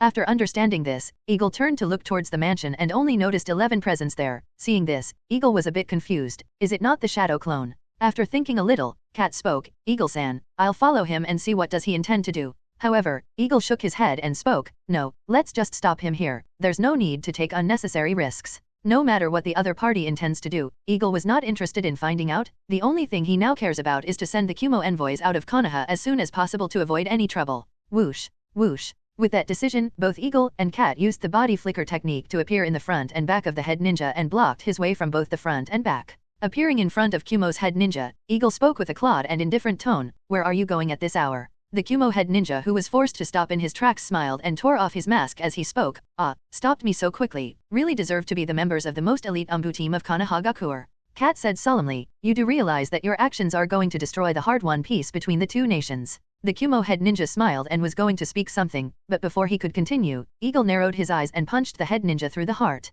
Cat was shocked that Eagle-san made such a rash move and spoke, Eagle-san you, wait, what? Poof. But before he could complete his sentence, Cat was shocked to find that the figure of the head ninja whose chest was pierced by Eagle-san's hand exploded into white smoke. Noticing this, Cat's expression changed, a shadow clone. Eagle's face also changed and he spoke, who was responsible for monitoring them during the day. Team 11 can't monitor them for 24 hours a day, so the mission was assigned to many teams combined and they take their turns in multiple shifts. Therefore, the head ninja probably used this loophole and used the shadow clone technique. Cat recalled a little and answered, it seems to be Team 5. Eagle knew that it wasn't time to blame others and said, follow me. After that, his figure flashed and hurried towards the territory of the Hyuga clan. Cat also understood the seriousness of the matter and followed quickly. Both Eagle and Cat are excellent in terms of physical skills and their speed is also extremely fast, so it didn't take very long and they arrived at the territory grounds of the Hyuga clan. Arriving at the Hyuga clan territory, Eagle immediately approached the patrolling Hyuga ninja and said, I am Eagle, of the Team 11 of the Anbu Black Ops under Hokage-sama. It is very important and concerns the safety of village. Did you notice any suspicious person in the Hyuga clan grounds?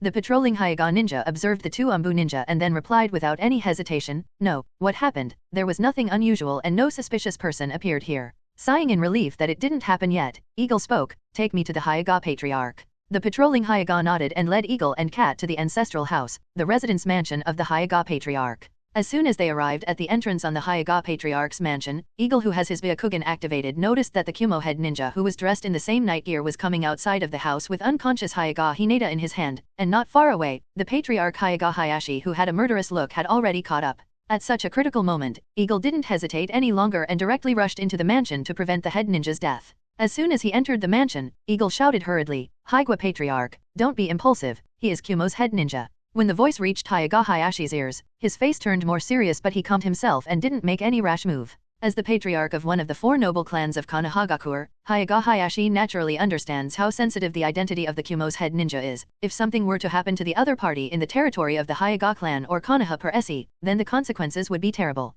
Seeing that both the parties stopped and didn't make any moves, Cat shouted in anger at this time, Watanabe, what do you think you are doing? Do you intend to cause another war between the two nations? Cat didn't expect that Watanabe, the head ninja of Kumogakure responsible for the signing of the peace treaty would dare to sneak inside the territory of the Hyuga clan and also try to kidnap the princess of the Hyuga clan. Watanabe was unperturbed by Cat's question and just took out a kunao and put it against Hinata's throat. The young Hinata who was unconscious didn't know anything about the events but when the sharp kunao was placed against her throat, the immature face did show signs of pain she felt because of the kunao's sharp edge. Seeing the kunao almost piercing his daughter's neck, the Hyuga Patriarch hurriedly shouted, stop. Watanabe didn't take immediate action but said with a chiseled grin, I didn't expect to get noticed so early, I guess that's what you would expect from the elite Anbu of Konoha. Eagle's face was solemn as he noticed Watanabe's calmness given the situation he was in. He was already caught red-handed while attempting to kidnap the heir of the Hyuga clan. This should have made him panic at the very least. And yet the dude had the calmness to talk in the presence of the Hyuga Patriarch, two elite Anbu as well as many Hyuga clan guards that were present around the mansion. This greatly puzzled Eagle and gave him a faint sense of uneasiness.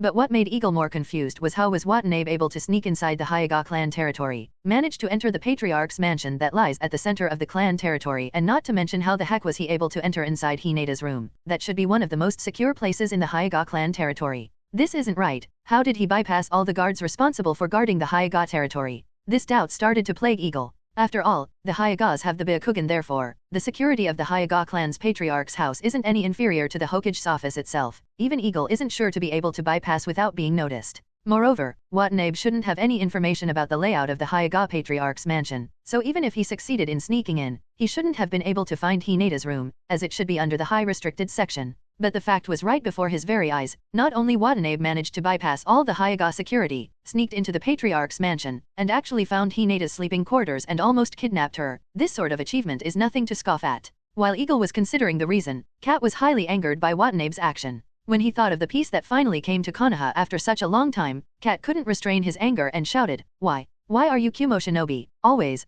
so eager for war? Don't you people care about the lives of your people?" "Shut up, Kumo isn't eager for war, never has been," growled Watanabe in anger. "If that's the case then why are you doing this?" asked Eagle coldly, and then said with a chuckle, "Is it just for a pair of Byakugan? Don't tell me the great Kumigakuer would stoop so low as to kidnap a 3-year-old girl so they could finally obtain a Kekii Genkai. You think I care about the Byakugan? Humph, in my eyes, you Kekii Genkai heirs don't hold any meaning considering the big picture," Watanabe said as he put more pressure on the kunao against Hineda's throat, and the kunao's sharp blade cut through her skin causing the blood to flow out. However, nobody had the right mindset to focus on the blood as Watanabe's words confused everybody. Cat was the one to ask in doubt, "If your purpose isn't the Byakugan, then why did you sneak into the Hyuga clan territory? And why try to kidnap the young lady of the Hyuga clan?" When questioned by Cat, Watanabe's expression gradually turned cold and he stated with indifferent calmness, "You malignant tumors of the shinobi world wouldn't understand." Seeing Watanabe busy in explanation, Hyuga Hayashi activated his Byakugan looking for a chance to rescue his daughter. After pondering a little, Eagle said tentatively, "You let the young lady of the Hyuga clan go. We promise to ignore your actions and treat it as if nothing happened."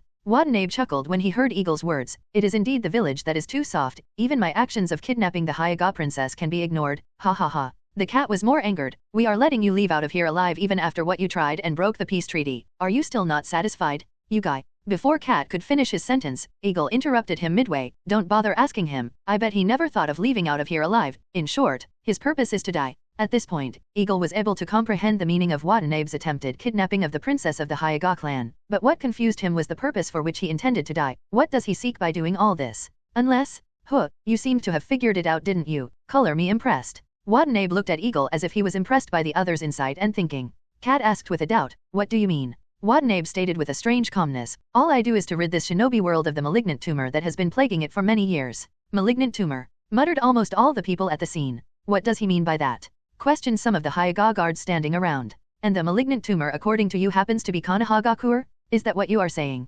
Watanabe answered frankly, "You can't deny it, can you? Isn't it Konoha that has been maintaining the shinobi village system? If Konoha isn't the cancer of the shinobi world then who is it? Your Shadame Hokage obviously had the power to unify the entire shinobi world, but no, he just had to design the framework of one village and one nation and sit back and watch as other villages took root in other countries and developed a hostility towards each other. Wasn't it Konoha the source of all war? Because most of the resources are located in the land of fire." The cat was speechless, but that. He didn't expect Watanabe to mention such a thing. "Shut up, don't interrupt while I am talking. Your Shadame Hokage, he was and is still hailed as the god of shinobi, the strongest shinobi to ever exist. Why did he not unify the world of shinobi and completely eliminate the war?" After a short pause, Watanabe continued, "Why to build a war machine like shinobi villages that don't hesitate to send their young children, elderly, and even their disabled to the battlefield to die?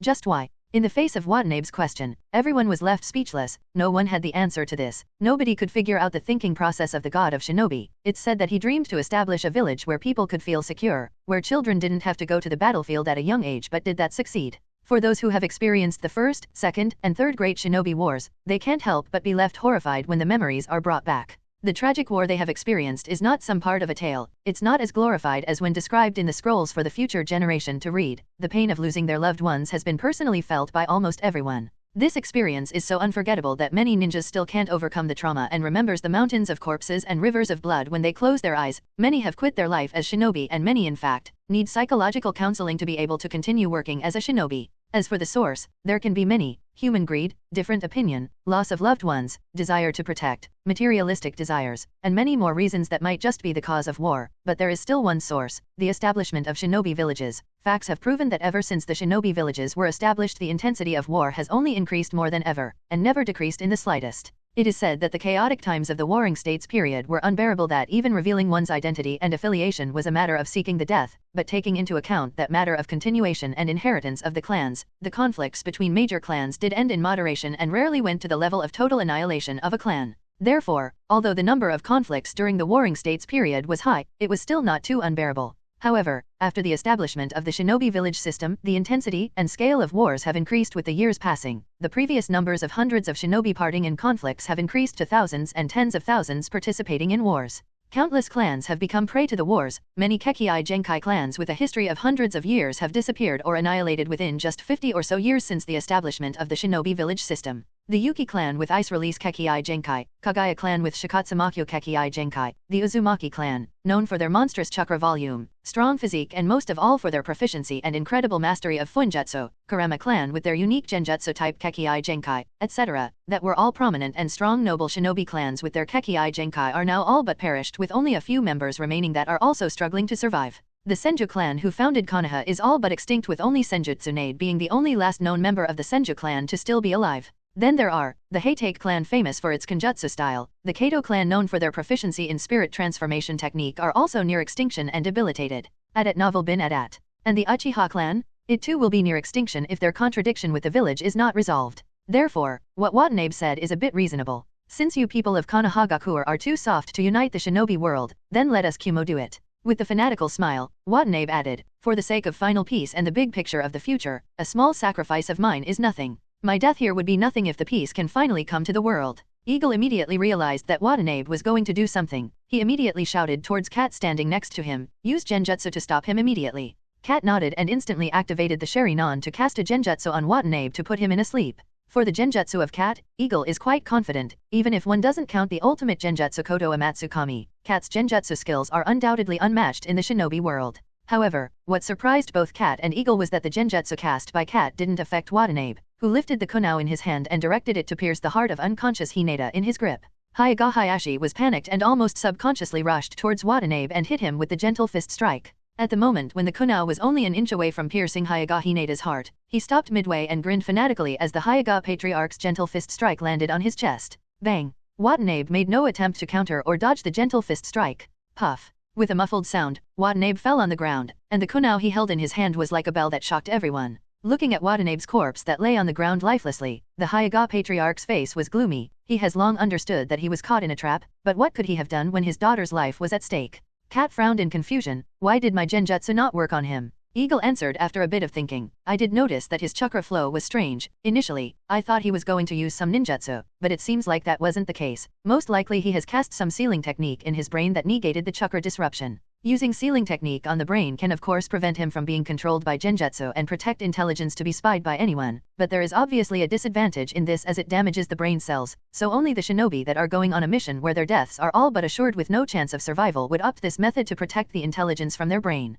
And considering that Watanabe dared to do such a thing, it means that he didn't intend to leave out of here alive. While the Hyuga Patriarch picked up his daughter from the ground, loud noises started to come from the other side of the village. The harsh noise was like a drop of a metal pin in a silent hall and resounded throughout the quiet village in the night. Cat looked in the direction of the noise and said solemnly, the noise is coming from the Kumo mansion where the Kumo delegation is staying. Eagle wasn't surprised by this and nodded. They should have been prepared to cause a fiasco, so it's only natural. Watanabe deliberately touched the porcelain this time, so it is only natural that the Kumo delegation cooperates, otherwise, wouldn't his death be meaningless? Eagle now walked towards the Hyuga Patriarch. Hyuga Hayashi anxiously said, this time, I am afraid the situation has gotten so troublesome. Eagle nodded. From the beginning, Watanabe's purpose has been very clear, to die in the Hyuga compound, and it is best to die in the hands of the Patriarch of the Hyuga clan, so Kumo can use his death and excuse to attack Konoha. In the face of this situation, Konoha only has two options, either hand over the body of the Hyuga Patriarch as compensation for the death of Kumo's head ninja or choose an all-out war. If Konoha chooses the former and surrenders the body of the Hyuga Patriarch, then it would be equal to the Hokage betraying and offending Hyuga. That on a larger scale would mean that the senior management of Konoha would offend both Hyuga and Uchiha clan at the same time. If such a thing happens, then Kumo only needs to sit on their Thunder Mountain and watch the internal struggle and chaos of Konoha to look for a better opportunity to land a perfect blow. And if Konoha chooses the latter, goes for an all-out war, and refuses to hand over the body of the Hyuga Patriarch, then the radicals of Kumo can use this excuse to persuade the conservatives of Kumogakure to start a full-scale war that would not only involve Konoha but also the other shinobi villages who wouldn't hesitate to dirty their hands in the muddy water. Therefore, no matter the option Konoha choose, the radicals of Kumogakure would always be in a win-win situation as their objective would be accomplished. Understanding this, Eagle was more doubtful. Such a comprehensive plan is not something just anyone could make, and the person must have a comprehensive understanding of Konoha's current situation. The person must understand the conflict between the village and the Uchiha clan. At the same time, he/she must also understand that Uchiha alone isn't enough to fight Konoha. Therefore, dragging the Hyuga into this matter at such a sensitive time is definitely a smart move to induce infighting in Konoha. This also cleared another one of Eagle's doubts about how the Hyuga Patriarch easily killed Watanabe in the original story. Hyuga Hayashi's strength as the Hyuga Patriarch is naturally very high, but she shouldn't be strong enough to kill Watanabe, who is also a head ninja with just a single strike who should have been defensive. Now this is explainable if Watanabe intended to die from the beginning. But one thing confused him: the Kumo spy could have an understanding of the situation of Konohagakure, but how could he know the layout of the Hyuga Patriarch's mansion? However, there was no time to consider this, as the distant noise was gradually getting closer and closer as the seconds passed. So withdrawing all his thoughts, Eagle solemnly said to Hyuga Patriarch, who held his daughter, "The other party came intending to die here. The purpose was not the Byakugan but to induce internal conflict." Hayashi nodded in silence. At novel bin at. Now Hayashi understood that the other party's death was impossible to prevent, because even if Hayashi didn't personally kill him, he would have just committed suicide at the right opportunity to put the blame on the Hyuga Patriarch. Stopping his death was close to impossible, as Watanabe was just a ticking time bomb who needed the best opportunity to explode to cause the maximum damage. Unfortunately enough, his movements couldn't be restricted because of being the head of the peace delegation sent by Kumagakure. At this time, Kat, who jumped on the eaves, looking into the distance, spoke. "A lot of people are coming here." Hayashi's face was gloomy and he said with a sigh, "Both of you go. I will be responsible for resolving things here." "I am sorry, but that isn't going to happen. Hyuga Patriarch, please forgive me for overstepping my bounds, but considering the seriousness of the matter, as an Anbu under Hokage-sama, I order you to make sure that all of the Hyuga clansmen who witnessed anything here will not disclose it to anyone, no matter the case," said Eagle while he brought out a storage scroll and stored Watanabe's corpse. Hayashi nodded and then asked worriedly, "What are you going to do?" After making sure that the seal was completed, Eagle spoke seriously. "Hyuga Patriarch, you needn't know anything from here on. You haven't seen anything, didn't witness anyone's death. If anyone asks anything, just tell them that since your daughter was feeling a bit restless, so you were out on a walk with her, to help her calm down, and since she fell asleep midway, so you were only bringing her back. Is that understood?" Hayashi nodded and didn't speak anything more. With Hyuga Patriarch's nod, Eagle and Kat nodded towards each other and disappeared, leaving no trace of either their or Watanabe's presence in the surroundings. With the disappearance of the three, the Hyuga Patriarch breathed a sigh of relief and then quickly instructed everyone around him, "Restore everything as the original state. The patrol teams will be back to their designated spots, and as mentioned by the Anbu, nobody is allowed to talk anything they witnessed here. Is that clear?" "Yes, Hayashi-sama." With that said, all the Hyuga dispersed. Not long after, the Kumo ninja under the escort of Konoha Anbu rushed to the Hyuga clan. Another jonin who was part of the team said with anger, "I saw the ninja wearing the crest of your Hyuga clan kidnap our leader Watanabe-san." Hyuga Hayashi frowned and after handing over Hinata to the maid, he asked, "What do you mean? Don't try to act innocent. Your Hyuga clan ninja kidnapped our leader. Tell us, where is he?" said the jonin impatiently. Hayashi's face turned cold, but he still said calmly, "I haven't seen your leader, and why do you think the Hyuga would do something so ridiculous as to kidnap the leader of the peace envoys?" The Kumo jonin sneered, "Don't speak nonsense. I personally witnessed that it was a Hyuga. Are you trying to protect the criminal?" The Konoha Anbu who followed the Kumo ninjas looked back and forth between the two parties and silently asked if Hayashi-sama really ordered the kidnapping of Watanabe. In the original story, Hyuga Hayashi regarded it as an act of self-defense, so he didn't dispose of Watanabe's body in time. As a result, he suffered at the hands of Kumo's shamelessness by being caught in a dilemma. But now that Watanabe's body has been taken away by Eagle and Kat, so there was no panic, and he calmly spoke, "I suggest that you pay attention to your wordings and remember who you are speaking to. The ninja of the Hyuga clan has no reason to partake in such a meaningless and shameful action of kidnapping or harming the leader of the peace delegation. It would be better that you reprocess your memory and try to remember whether it was really a Hyuga." Seeing that the Hyuga Patriarch didn't intend to budge, Kumo jonin's face turned dark and he stated coldly, "I want to search your Hyuga clan territory." Kumo jonin's request made the Anbu squad captain who followed him embarrassed. On one side is the Kumo jonin, who is the second most senior member of the peace delegation, while the other is Hyuga Hayashi, the patriarch of the Hyuga clan. Either party can't be offended, therefore the Anbu has no idea what to do. While the Anbu squad captain was silent, Hayashi shook his head and coldly stated, "It's impossible." Although Watanabe's corpse was taken away by the two Anbu ninja by the code of Eagle and Kat, therefore even if the search is conducted, nothing is to be found, but that still doesn't mean that Hyuga Patriarch would allow the Kumo ninja to search the entire Hyuga clan territory. Because this matter involves the honor of the Hyuga clan, if the Hyuga Patriarch were to easily give in to the Kumo's request, it will not only directly reduce the prestige of the noble Hyuga clan but also expose some flaws in the eyes of discerning people. Therefore, Hyuga Hayashi wouldn't easily budge here, especially since the other party had actually planned this all out. Following Hyuga Patriarch's denial, the captain of the Anbu squad tried to persuade the Kumo Jonin, let's go search the other places. As Hyuga Patriarch stated, the shinobi of the Hyuga clan has no reason to attack or kidnap the head of the peace delegation. There might have been some sort of misunderstanding.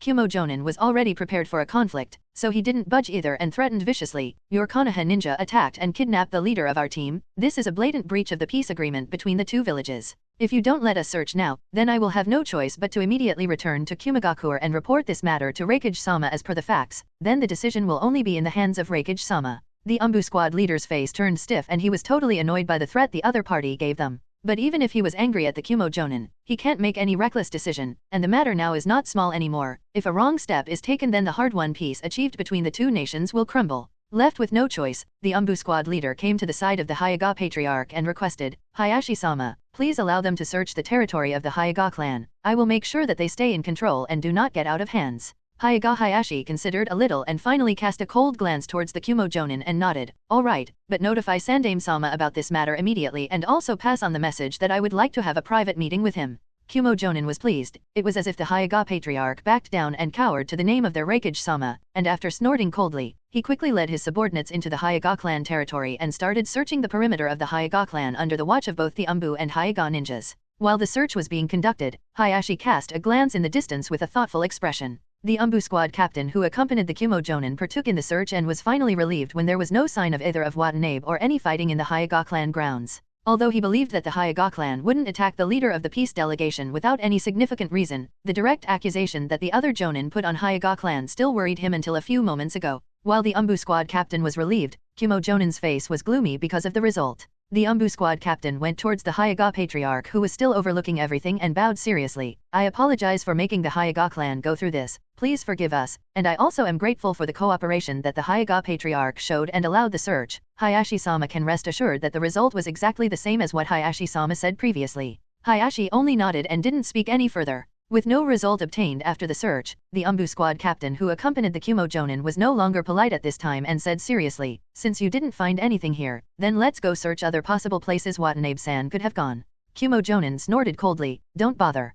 With that said, he made a few hand seals, sensed a little, and soon cast his gaze into the distance with a confused expression. The Anbu squad captain questioned immediately, what did you find? Eagle and Cat, who had the corpse of Watanabe stored in a storage scroll, were running towards the edge of the village. Eagle has yet to figure out how to deal with the corpse of Watanabe, but it must be taken away from the territory of the Hyuga clan. Silent on the entire route, Cat couldn't hold it any longer and asked, Eagle-san, what do you think what Watanabe said? Was it right or wrong? Without a doubt, the words of Watanabe before his death had a great impact on Cat, causing him to have doubts about the peace he has believed so far, but he didn't know whether Eagle also thought the same or not. Eagle just sighed lightly and said, some of the things he said were indeed correct. Eagle partly agrees with the views of Watanabe. It has only been a little over 5 decades since the establishment of Konohagakure and the other great shinobi villages. In other words, the framework of one nation one village has only come into existence a little over 5 decades ago. However, the peace only lasted for the first few years while the Shodaime-sama was alive. But after his death, the situation of the shinobi world immediately changed. If the first decade of Shodaime-sama's term of power is ignored, then in the past 4 decades, 3 shinobi wars have broken out, each one being more terrifying than the previous. That is to say, on an average basis, a terrifying war broke out in the shinobi world after every 13 years. And since every war will cause the death of an entire generation of shinobi, this implies that after a recuperation of every 13 years, an entirely new generation would partake in the cruel war and will be lost. This cycle has already taken place thrice. Cat asked, does that mean Shodaime-sama was wrong? Eagle shook his head. Shodaime-sama indeed missed the best period of unifying the shinobi world, but it doesn't give us any reason to blame him. Senju Hashirama experienced the chaos of the Warring States period and wanted to bring a change upon the catastrophic shinobi world. Therefore he created the shinobi village system with his friend and rival, Uchiha Madara. In this matter nobody can say with certainty that Senju Hashirama did something wrong or foolish. Criticizing the actions of predecessors based on the current situation is unfair. No one could say with certainty that the war would have disappeared even after the unification of the shinobi world. After all, Senju Hashirama was only a mortal, he would die sooner or later. Since no one can tell the future clearly, so blaming the actions of predecessors is actually a sign of the incompetence of the successors. Eagle believes that, if anything Shodaime-sama shouldn't have done, then it was the distribution of the tailed beasts to the great villages. The intentions of Shodaime-sama may have been noble, and he did this to balance the combat power of each village so that they can all restrain each other, to maintain a frail balance. But the balance was indeed frail and ended up counterproductive. The distribution of tailed beasts actually intensified the degree of wars, as a result of which Konoha suffered the most. Even taking the current situation for analysis, if Kumo didn't have two perfect Jinchuriki of Hakubi and Nibi, then would they dare to have the confidence of starting a war? Obviously, no. Kat thought for a while and asked again, then do you think that what the Kumo is trying to do now is the right approach? What Kumo intends to do? With a cold smirk, Eagle said disdainfully, Kumogakure may have the desire to unify the shinobi world, but unfortunately for them, they don't have even half the strength needed to accomplish this feat. Desire is indeed important, but if there is no corresponding strength to match, then all that desire is just an empty talk. If Eagle was to compare the strength of Konoha with other villages, then without a doubt, Konoha is still much stronger than any of the great village. At novel bin at. The only problem is that Konoha has to guard against all four nations at the same time. If that wasn't the case, then Konoha can still unilaterally crush the entire Kumogakure. After all, if worst comes to worst, there's Sandaime-sama himself. Then there are people like Shimura Danzo, Midokado Homura, Yudiden Kohara, Jiraiya, Tsunade, Uchiha Fugaku, Hyuga brothers, Inoshikacho trio, as well as the patriarchs of other clans. Aside from this, there are also a large number of secret and forbidden techniques left by Nidaime-sama, that if used, can cause devastating damage to other villages. If Konoha unites, then Kumogakure would disappear from the face of the shinobi world. But given the current situation, such a thing happening is very unlikely. Konoha's major problem is that in every war, the single village has to face the combined threat of all the other great villages. So, in the face of Kumo's provocation, Konoha has to not only guard against other shinobi villages that would be waiting for the perfect opportunity to take the advantage of the fire, as well as guard against the Uchiha clan. Therefore, Konoha appears to be so weak currently. Kat thoughtfully muttered, is Kumogakure really not strong enough? Eagle didn't reply directly and said quietly, the waters of the shinobi world are much deeper than we think. In the shinobi world, countless individuals have achieved little power and jumped out impatiently believing that they are the epitome of everything and will be the ones to unify the shinobi world. There is no shortage of examples like Sime, the founder of the village of artisans, Hiriko, the creator of Chimera technique, Shino, the creator of Ribi, Yomi and Morio the demon, the four council members of the Hojiki castle of Kusagakure who believed in the box of ultimate bliss, Mukid, who tried to steal the Ryumayako, Heido, who tried to take control of the Stone of Galil, and so on. But what was the result in the end? All these people without exception became clown figures and died. The shinobi world has never been as simple as it may seem on the surface. After the death of Senju Hashirama, Uchiha Madara, who rewrote the fate of his death using Izanagi, was almost invincible in the shinobi world, but the proud and arrogant Madara stayed dormant in a gloomy cave for decades to come, and even until his death, he did not show his face to the shinobi world, just silently controlling things from the dark, and when he finally had both the chess pieces as he intended, in the form of Obito and Nagato, he died with the plan of being revived in the shinobi world in his prime form. Uchiha Obito awakened the Kamui, a technique that made him undefeatable in the shinobi world, and yet he stayed hidden and controlled the things from the shadows. It wasn't until almost the entire Akatsuki was defeated that he chose to reveal himself to the shinobi world. Another example is Nagato, who has awakened and got used to the transplanted Rinnegan. With the formation of the 6 paths of pain, Nagato is almost invincible, but he still stays silent in a Megakure and silently controlling things. Even in the original story, it was only after most of the Akatsuki members were dead that he attacked Konoha to capture the Kyuubi. Then there are the Otsutsuki descendants on the moon. Even when they have the giant Tenseigan that is comparable to the ultimate treasure of the shinobi world, and have the power to easily destroy the shinobi world if they so much as desire, and yet they lay dormant on the moon, silently spying on the events of the shinobi world, seeking the perfect opportunity. Each of the big 3 unexplored sage regions, the legendary places that house the senjutsu knowledge of over a millennium, has the strength no less than any great shinobi village, but they are shrouded with mystery, forbidden to be stepped in, and don't easily interfere in the matters of the shinobi world. The evil god Jashin, who bestowed the immortal body to Haiden, giving Haiden the ability and strength to fight against combat powers to the level of Sarutobi Asuma and Yujito Nii. The strength of the so-called evil god is also nothing to scoff at, and yet there was close to nothing Konoha found about Jashinism even after several investigations, because the teachings of Jashin were so secretly followed and spread that no signs were left, leaving Konoha to initially believe that Jashinism was created by Haiden. Why do such strong people stay dormant and silently control things, waiting for the perfect opportunity? It's because they understand that their own strength is not yet enough to sweep everything in one wave. They will only choose to take action when they know that now they can accomplish what they desire. Otherwise, once they make a move with an uncertainty of the chances of success, the result would be unpredictable. So staying dormant is the safest choice until they are all absolutely sure. The same is true for Hyuga Kuroto, even if he doesn't take the Sage of 6 Path who observes the events of the shinobi world in the soul form into account. Kuroto is neither confident enough to deal with the Otsutsuki clan on the moon, nor is he confident enough to kill the current Nagato. It must be known that when Jiraiya summoned the 2 great sage toads and entered into the senjutsu mode, he has already surpassed the level of a high-tier Kage class powerhouses, and yet he was easily killed by the 6 paths of pain.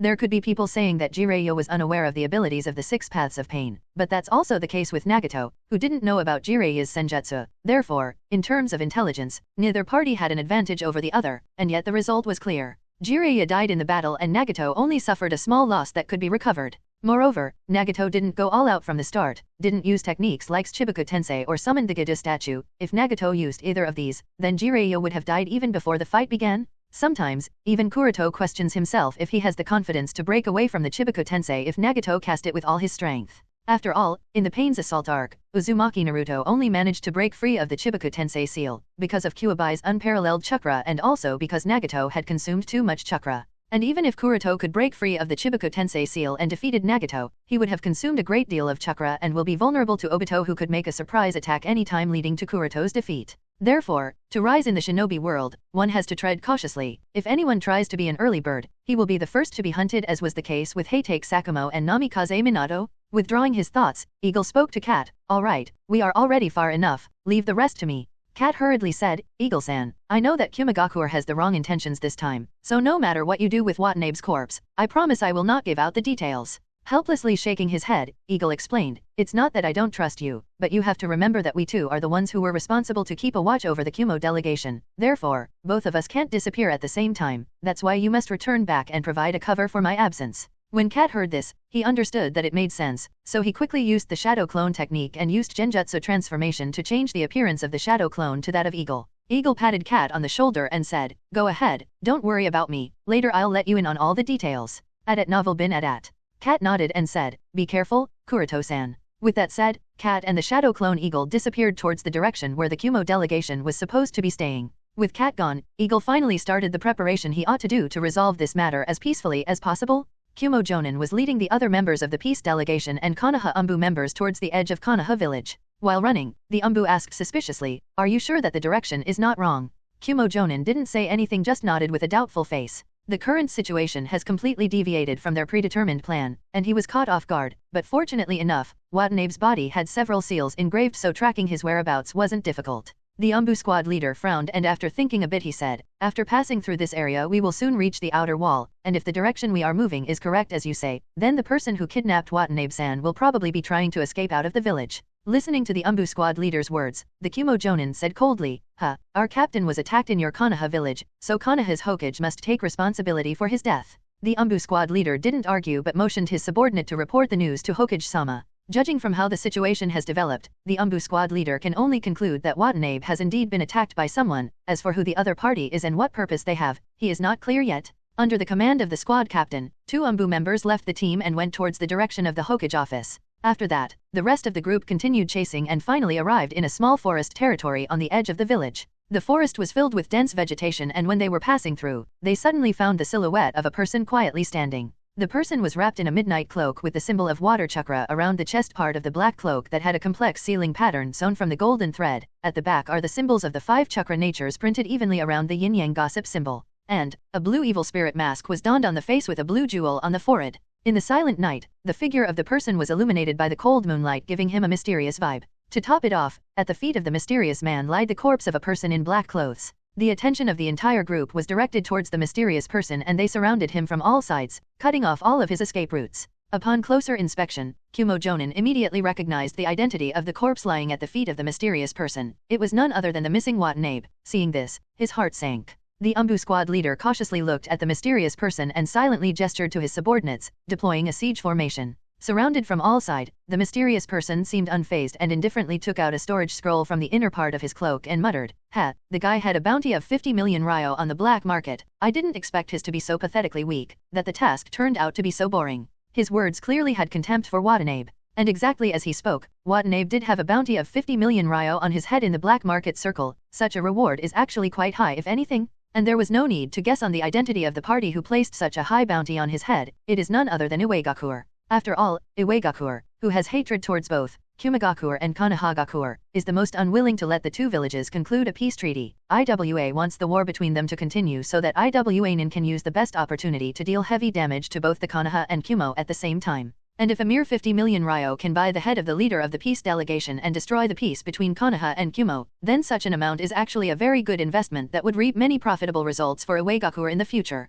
The fact that Watanabe is dead is hard to change. Even if Kuroto controls Watanabe's corpse with the Tenseigan soul descend or with the puppet technique, it would still be impossible to fool the Kumo delegation members, as they might have arranged a secret code for the identification, which is something Kuroto doesn't know. Therefore, Kuroto gave up that plan. After all, Kumo ninjas aren't idiots, given that there are countless methods to manipulate the dead in the shinobi world, therefore they too can figure out that the corpse is being controlled. So instead of wasting time taking such a huge risk, it is better to divert the most blame towards a third party and resolve the contradiction between Konoha and Kumo with a need of forced cooperation irrespective of their choice. Anyway, as long as Watanabe didn't die in the Hyuga grounds and the person responsible for his death wasn't a Konoha shinobi, Kumo's conspiracy would be a failure. When he heard the mysterious person mention the bounty on Watanabe's head, Kumo Jonin's heart tightened. The Anbu squad captain on the side shouted furiously, "Damn it, you bastard, dare to sneak into Konoha." The leader of Kumo envoys was killed in Konoha. Even if the deed wasn't done by a Konoha shinobi, Konoha still has to be somewhat responsible for Watanabe's death, and now that Watanabe's death has been confirmed at the hands of a bounty hunter, the Anbu squad captain's heart was filled with indignation. Looking at those fierce eyes under the hawk Anbu mask, Sujin lips curved and said playfully, "Who told Iwagakuer to put such high bounty on his head? If you want to complain, do it to the Tsuchikage." As soon as Sujin said this, Kumo ninjas gritted their teeth in anger. Iwagakuer. Kumo's hatred towards IWA is completely unmasked. After all, Kumo was betrayed by IWA, as a result of which the Sandaime Reikage died in the hands of 10,000 IWA shinobi. The Anbu squad leader didn't hesitate anymore. What he cared about now was to kill the mysterious man and recapture Watanabe's body. The leader of the Kumo peace delegation was killed in Konoha. Once this news is spread out, although Konoha's reputation would be affected, this kind of thing is still inevitable given the situation. But if even the culprit responsible is not killed and the corpse isn't recovered, then Konoha would completely lose its face. Therefore, the Anbu squad leader silently signaled his colleague through routine gestures in order to kill the target. Immediately, the two Anbu used the body flicker technique and rushed towards Sujin from both sides. Sujin just smiled lightly as he could easily make out every attack because he has already activated his Byakugan long ago. At the same time, the Anbu squad leader with the hawk Anbu mask threw 7 kunao in a series. If one was to observe very carefully, he would be able to notice that each of the kunao was tied with a specially treated metal wire. These metal wire not only have a very high tensile strength but also doesn't reflect any light, making it very difficult for any normal shinobi to find them. Oh, so they are using formation 324 AZ12. Sujin is also an Anbu, therefore, he knows almost all these sets of coordinated attack formations. After all, he too has practiced these attack formations many times, while conducting Anbu training, so he also knows how to break through them. Sujin instantly threw several shurikens that accurately hit the incoming kunao while he simultaneously used the body flicker technique to meet the incoming attack of the Anbu coming from the right. The Anbu on the right was wielding a sword and waved it harshly. This attack is just a feint, the purpose of which is to force Sujin back to his original place, i.e., the siege circle. Sujin chuckled lightly, and neither did he backed off nor dodged or hide or met the attack, just accelerated further. The Anbu who waved his sword was surprised. After all, who would rush straight towards an oncoming sword slash? But before he could recover and make a follow-up offensive, bang, he flew out with a muffled sound by being heavily punched on the cheek that even broke the panda Anbu mask he wore, knocking him out in just one blow. At novel bin at. With the panda knocked out, Sujin didn't stay there any longer and used the inertia of momentum that his body was in and directly exerted force on his toes and made a big jump to make a leap out of the encirclement and ran towards Konoha outer wall. While all this happened in a very short moment, the hawk Anbu's face under the mask sank. After again instructing his subordinates to call for reinforcements and pass on the latest news to Hokage-sama, he hurriedly took the other colleagues and chased after Sujin. The other party was able to break through the Konoha Anbu's collective attack formation as if it was a piece of cake. This shows that either the other party is very familiar with the Anbu formations or is an exceptionally strong shinobi. In either of the case, he can't be allowed to live anymore. By now the situation is already far beyond what an Anbu squad leader can handle. He could only report the latest news to the Sandaime-sama and wait for the reinforcements from the village. Escaping out of the Anbu siege circle, Sujin came near the outer wall, after some ups and downs. The guards on duty immediately spotted Sujin and identified him as a suspicious individual based on the outfit he was wearing. The shinobi team responsible for guarding this section of the outer wall is also a 4-man team, consisting of 2 Chunin and 2 Genins. But what Sujin didn't expect was that of the 2 Chunin, one turned out to be Hyuga Yui, his fiancée. Recognizing her, he couldn't help think silently, what should I do now? Yui didn't recognize the identity of the mysterious person, immediately took on the gentle fist stance, and asked in a clear voice while the meridians around her eyes bulged, "Who are you?" Sujin didn't answer but thought to himself, can't let her get involved in this. In the first place, Yui is responsible for the internal Hyuga matters, so she shouldn't even be present here. Although Sujin was thinking this, that didn't stop his movements, and within a few moments, he appeared near the 2 Genins and knocked them out cold with furious fist strikes in the gut, then immediately went towards the other Chunin and knocked him out cold similarly. In just a few short moments, the 3 other ninjas were lying unconscious. Yui was shocked at the speed and strength the suspicious person displayed here and immediately rushed towards him. As a member of the Hyuga clan, Yui is naturally very apt in gentle fist-style taijutsu, so she tried to stall the other party.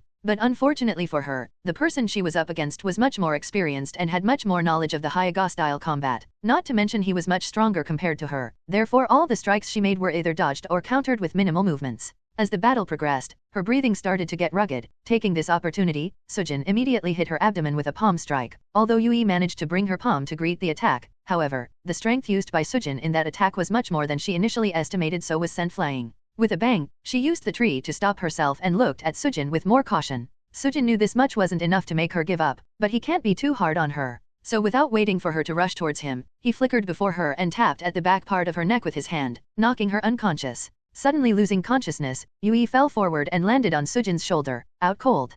Picking her up lightly, Sujin gently laid her on the ground with her back resting on the tree trunk and muttered slowly, "Please forgive me, Yui, if I hadn't done that, you wouldn't have given up." Being done with that, he glanced at the increasingly noisy village and then jumped past the Konoha outer wall without looking back and moved outside the village. At the bottom of his heart, he has already made up his mind. After this matter was over, he has to find a way to increase Yui's strength. Although Yui has an innocent and kind nature, the shinobi world is very cruel and doesn't care about innocent and kind people. Yui has the potential to reach the elite Jonin level, but this isn't enough. Her strength has to be much higher. While Sujin was still thinking about Yui's matters, suddenly two figures stopped in front of him. Both of them were dressed in Konoha's Anbu gear, and Sujin was incredibly familiar with the two of them as they both were none other than the dog and monkey of the Team 11 he is part of. Heitake Kakashi, wearing the dog mask, took a closer look at the other party wearing a mysterious outfit and said coldly, "It's time you stop running. You won't be going any further from here." Mangekyou, wearing the monkey mask, also said loudly, "You who wants to ruin the hard-won peace between the two nations, I will never allow you to extinguish the flames of youth of Konoha's future." With a depressed mood, Shisui, wearing his cat Anbu mask, led the shadow clone that changed into the appearance of Hyuga Kuroto's eagle Anbu guise and quietly returned to the mansion where the Kumo delegation was officially staying at. Currently, only 2 Kumo ninjas were left here while the rest followed Kumo's Jonin searching for Watanabe. Sigh, I was a step late. Cat frowned, noticing that both dog and monkey were no longer in their position, implying that they too went in search for Watanabe. Since it was a team task, and considering that the mansion Kumo envoys were staying in is pretty large, so Team 11 was divided into 2 teams, with Eagle and Cat in one team and Dog and Monkey in the other. And since both Dog and Monkey are now gone, it could only mean that they went to search for Watanabe. Shaking his head helplessly, Cat sighed, "I hope Kuroto-san wouldn't be blocked by the Captain Kakashi and Gai-san." In the forest beyond the outer wall of Konohagakure, Sujin, who was stopped by Dog and Monkey Anbu, folded his hands over his chest and chuckled, "You two, are you really confident that just the 2 of you can stop me?" Being provoked by Sujin's words, Monkey couldn't stomach his desire to fight. "Calm down." But before he could move, Dog blocked him halfway while his eyes remained on Sujin. The dog didn't rush to start the battle but first asked tentatively, "Who are you and why to kill Kumo's head ninja?" "Heh, doesn't Konohagakure claims to be the strongest of the 5 great shinobi villages, so figure it out and find the details about me yourself." Dog wanted to speak something but was interrupted midway by Sujin, who spoke after a pause with a soft chuckle, "You know it is useless to stall time and wait for the reinforcements to arrive because the result isn't going to change any better."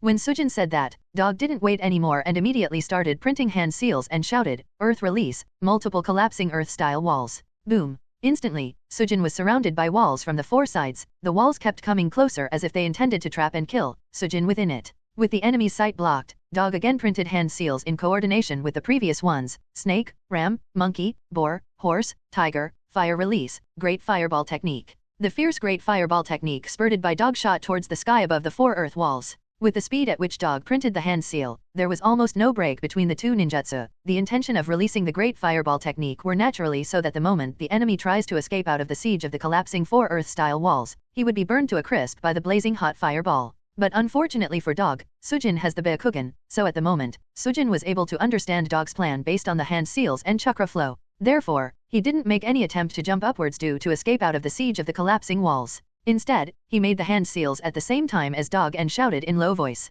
"Water release, water severing wave." Splash! A thin high-speed jet of water was sprayed out of Sujin's mouth and like a sharp knife, it easily cut through all the collapsing walls in small boulders. At this moment, the sound of flicker echoed, and instantly Sujin ducked sideways to avoid the incoming kick from Monkey. Boom! The heavy kick Monkey made was avoided by Sujin, and since the kick was avoided, so Monkey rapidly kicked the rock boulders towards Sujin. Between the incoming flying rock boulders towards him, Sujin's figure flickered and flashed across multiple points, dodging the rock pieces. The speed was so fast that it almost left multiple after images behind as he rushed out of the thrashed walls. Sujin didn't choose to entangle with Monkey in close combat. The reason for this is simple. His water clone body is not as proficient in taijutsu that it could compare with Might Guy, whose keenness in close quarter taijutsu is so high that it's almost inexplicable. Sometimes it makes him wonders whether Might Guy has some special ability that gives him insight comparable to that of a fully matured Sharingan, which is almost unreasonable. With the embedded Sharingan in his left eye, Dog saw that Sujin rushed towards him, and he made no pauses. After just a few hand signs, dazzling lightning flickered with a piercing sound. Chi-ee-ee-ee erp. The sharp sound of thousands of birds singing echoed throughout the forest as Dog also rushed towards Sujin. Almost at the same time, the two figures rushed towards each other, their speed so fast that it seemed that they were teleporting. Drip. After the two figures passed each other, Sujin looked down and found that his arm was lightly rubbed by Dog's chidori, as a result of which, his sleeve was cut and a light trail of blood dripped down to the ground along the cuff. On the other side, Dog staggered a few footsteps and half-kneeled on the ground as he coughed out blood from his mouth. Monkey noticed that Dog was injured and instantly rushed towards him and asked with concern, "Are you okay?" Dog nodded, but his left hand was still tightly clutched over his abdomen while the right hand had some blood over his fingers. At this time Sujin turned around and looked down at Dog and Monkey and said with an impressed voice, "Unexpectedly, you were able to hurt me. At novel bin at." Gritting his teeth, Dog stood up and once again repeated, "I said previously, you won't be able to escape. Are you sure about that? It looks to me as if you are quite hurt a lot internally. You may try to cover it by putting on a tough guy act, but these water fists are quite damaging," said Sujin as he lifted his hand to show the water present over his hand. Sujin's attack was a bit similar to how Slug Sun in Senjutsu Nade's chakra enhanced power works. However, it's also quite different from her style, as instead of pure chakra that causes overall damage, Sujin uses high-pressure water that revolves around his fist directly inflicts internal injury when using it with conjunction to the Byakugan's prowess. "It doesn't matter, my injury is nothing. With the two of us here, you have no way of getting past us," said Dog, as he drew out his kunao and took the fighting stance. "You said it, my friend, this is the way to go. We will not let the likes of you people let the youth of Konoha be wasted. Now it's time for us to go full throttle and show them what Konoha shinobi are capable of," shouted Monkey as he drew out the nunchucks. Looking at the two figures before him who were ready to fight to the death here, Hyuga Kuroto in his Sujin disguise was in a trance and suddenly remembered his ninja academy days. Hyuga Patriarch's mansion, in the Hyuga clan grounds. Hyuga Hayashi was sitting on a zabuton and leisurely sipping tea while he was busy with some thoughts. After hearing about what happened, the shocked Hyuga Hisashi hurried to his brother's mansion and noticed that the elder brother was calmly sitting, sipping on tea and busy in some thoughts. Seeing this, Hisashi was a little relieved and asked hurriedly, "What happened? Why did Kumo delegation search through our clan grounds?" Upon being broken out of his thoughts, Hayashi sighed lightly and said, "Sit down, and have tea first." Hisashi curtly sat down and poured himself some tea and took a sip. But before Hayashi could begin explaining, a shinobi of the Hyuga clan appeared outside the room and said, "Patriarch Sama, I have received the news that the Kumo delegation and leading Anbu Black Ops found the leader in a forest zone near the eastern outer wall. The news states that the Kumo head ninja Watanabe was attacked by a mysterious man." Hayashi nodded and ordered, "Continue investigating." "Yes." With that said, the ninja disappeared. However, Hisashi, who sat on the side, was shocked, since Hayashi had ordered for any information about the even to not be spoken. Nobody dared to explain to Hisashi. Therefore, the younger sibling was clueless and spoke hurriedly. "What? The leader of Kumo delegation was attacked by someone in the village?" Again, before Hayashi could begin explaining, another member of the Hyuga clan appeared outside the room with the latest report. "Patriarch, the latest news, chasing Anbu failed to capture the mysterious man, and the other party seemed to have escaped past the outer wall." "All right, continue." Hayashi nodded. Hearing this news, Hayashi sighed in relief and thought silently. Fortunately, Kuroto-kun took care of the matter, otherwise, things would have become very problematic. If the body of Watanabe was to be found within the Hyuga clan territory, then the consequences would have been unimaginable, and the Hyuga clan might have got involved in the disaster. However, Hisashi didn't know the story behind and he stood up hurriedly and stated, "Damn it, I'll go after him." Hayashi, who had just taken a sip of tea, lifted his cup and stopped Hisashi, and at this time another Hyuga ninja appeared outside the room with the report. "Hayashi-sama, Hokage-sama, himself has gone to hunt down the mysterious man responsible for attacking and killing Kumo head ninja."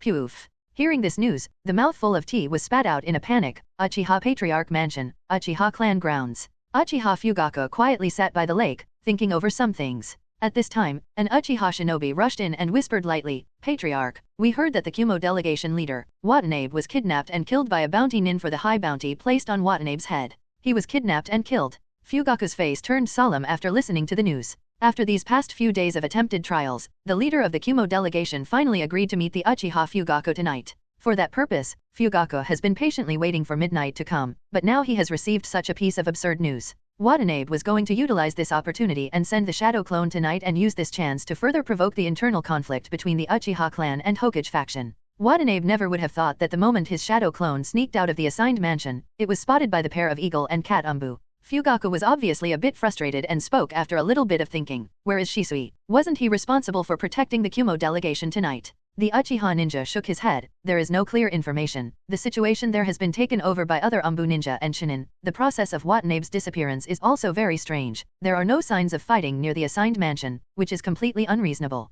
Hearing this, Fugaku also frowned slightly and finally ordered, "Find Shisui and get the details about what happened exactly. I want every detail." "Yes." The Uchiha ninja nodded respectfully and disappeared. At this time, Fugaku looked towards the full moon in the distant sky, his face filled with hesitation and confusion. After some evaluation, Fugaku has confirmed that Uchiha Shisui is leaning on the side of the Hokage faction. For this reason, the Uchiha clan has been continuously failing in their attempt to make a contact with the Kumo delegation. Otherwise, if Shisui was on the side of the Uchiha clan, then using his identity, making a contact with the Kumo delegation was a piece of cake. Shisui's attitude has further strengthened the Uchiha Patriarch's determination to bring Shinichi back to the Uchiha clan. In his plan, once Shinichi comes back to the Uchiha clan, and the Uchiha clan attempts to launch a coup d'etat, then the Konoha Elder Council will no longer trust Shisui and distance him from the Hokage faction. Left with no choice, Shisui would have to come back to the family he belongs to and apologize to all the Uchiha whose trust he has been breaking. For this reason, Fugaku has never confronted Shisui about his intentions, nor has he thought of fighting Shisui. Because for Fugaku, Shisui is not only very precious combat personnel of the Uchiha clan, but the kid is also akin to his nephew, and which parent wouldn't forgive his child if they make a mistake? Therefore, Fugaku is willing to let Shisui understand that only Uchiha clan is where he would truly belong. And Fugaku also knows that once both Shisui and Shinichi return to the Uchiha clan, then with the combined power of 3 Mangekyou Sharingan users, coupled with all the elite Jonin and other top Uchiha combat personnel, the Uchiha clan will be able to completely defeat the Hokage faction and take over the position of the Hokage without any trouble that the Uchiha has desired for so many years. But is that really what he wants? Fugaku is unsure. After all, he too loves his village. If there is a chance, he wouldn't want to take over the position forcefully. Therefore, there is doubt and hesitation in his eyes, and it will only manifest when he is alone. A moment later Fugaku sensed the presence of another Uchiha ninja rushing towards him and his face returned back to the usual. The Uchiha ninja arrived with the latest report. "We have discovered that the Sandaime himself took a large number of Anbu ninja to hunt down the bounty nin responsible for killing Kumo head ninja." Fugaku wasn't surprised by this and immediately got up and ordered, "Assemble the Konoha police force with Jonin-level members." The Uchiha ninja was stunned and asked, "Patriarch, are we also going to be involved in the roundup?"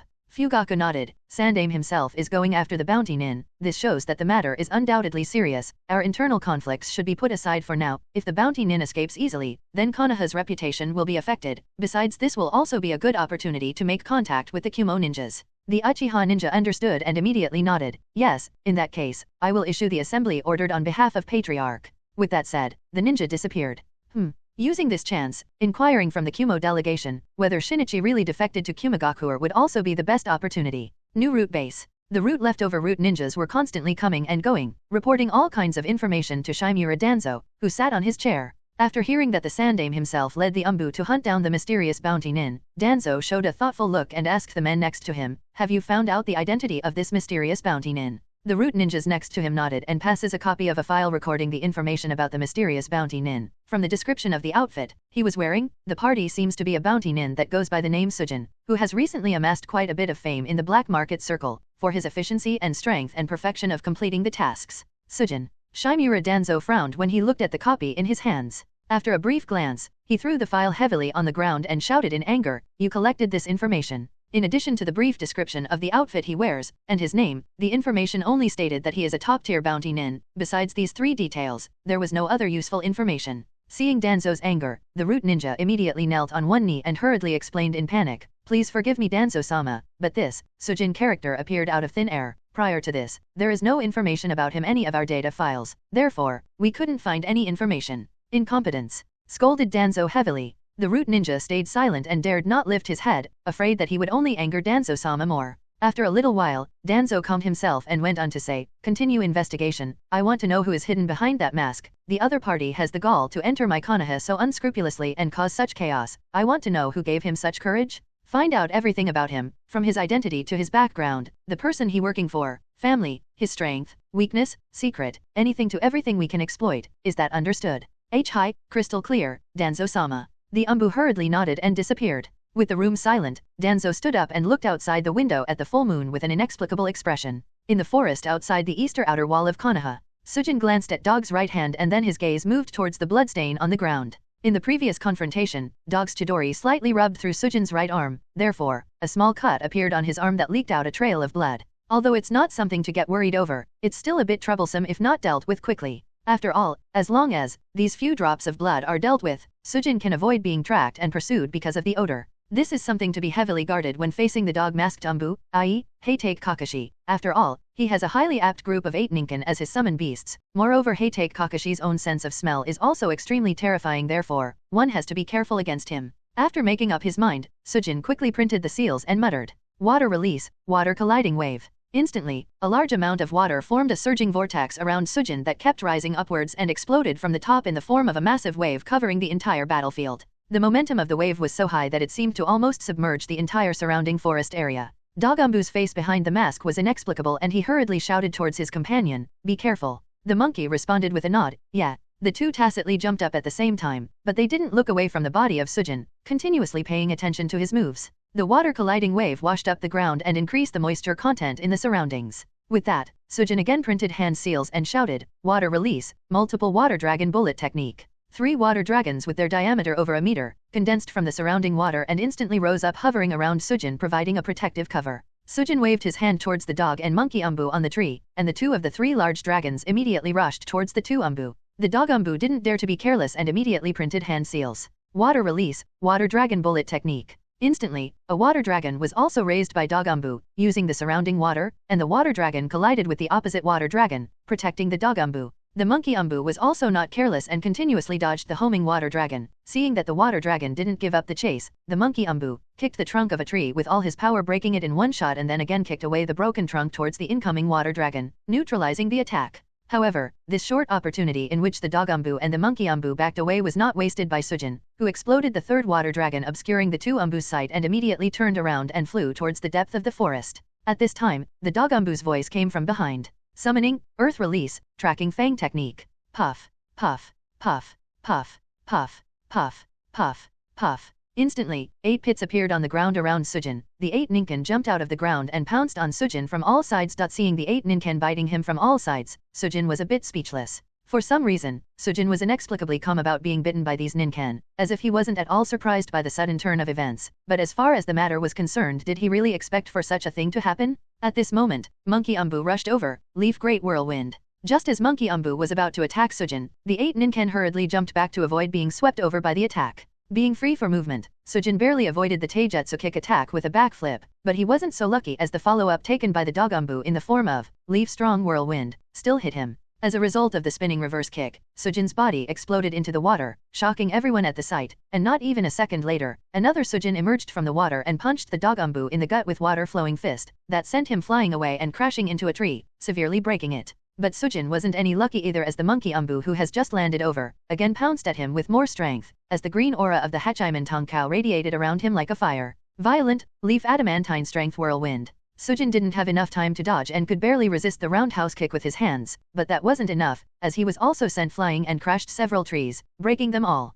Cough cough. Cough cough. Both dog Anbu and Sujin spurted out blood from their mouths as they made all their attempt to stand up again. Both of them recovered almost at the same time and stood up while wiping away the blood. At this moment, Sujin was surrounded from the 3 sides, with the dog mask Anbu on the left, the 8 ninken on the right, and the monkey mask Anbu on the front. The 2 Anbu and the 8 ninken were ready to continue the next wave of offensive. Seeing this scene, Sujin thought to himself, the 8 ninken have already smelled my odor, so using the usual methods of escaping can't be used to get rid of the pursuit of Kakashi and Guy. However, he didn't have time to consider anything as his expression turned serious. Because at this moment, Sujin noticed several chakra signs emerge in Byakugan's vision. This implied that a large number of ninjas were rushing here. Damn, are all the elites coming here? In a flash, Sujin reached this conclusion. Because the inside of the water nature clone's Byakugan is not as high as that of the main body, therefore, by the time Sujin noticed their presence, they were already here. Whoosh, whoosh, whoosh, whoosh, whoosh, whoosh, whoosh, whoosh, whoosh. Amidst the sound of breaking through the wind, a series of silhouettes using the body flicker technique appeared around Sujin, surrounding him at the center.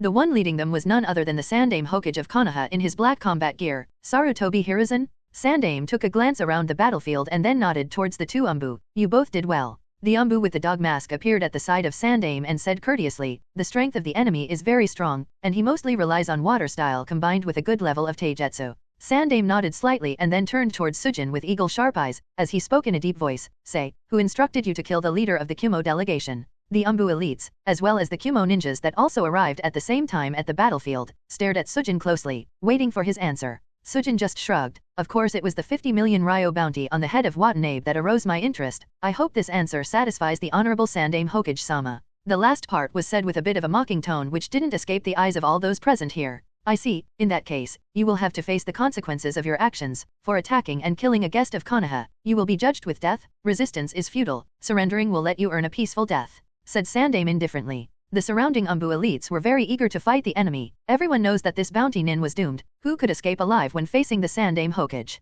After all, Sarutobi Hiruzen is not entitled to the epithet God of Shinobi for nothing. However, Kumo Jonin frowned. He has a feeling that something has been amiss in the situation, but he hasn't been able to figure out what that is. Contrary to what most expected, Sujin put one hand on his waist and said with a leisure smile, "I didn't expect that even the Hokage Dano will personally come here. I am afraid I am shaking down to my boots." "Really? I, however, cannot see any trace of fear from the calmness that you exude," Sandaime said with a solemn face. "Ha, that's because you have no way of stopping me," said Sujin with a smirk as he started printing hand seals, and shouted, "Ice release secret technique, straight demonic mirroring ice crystals." With an icy chill, the moisture present in the air condensed into a crystal clear ice mirror before everyone. What? Ice release Keki Genkai. Everyone, including the Sandaime Hokage, was shocked when they saw the ice mirrors floating in the air. It stands to reason that the Yuki clan has been annihilated by the Kirigakuer. Therefore, ice release Keki Genkai should have disappeared from the face of the shinobi world, but unexpectedly, the mysterious bounty nin could use the ice release. Does that mean he is one of the survivors of the Yuki clan?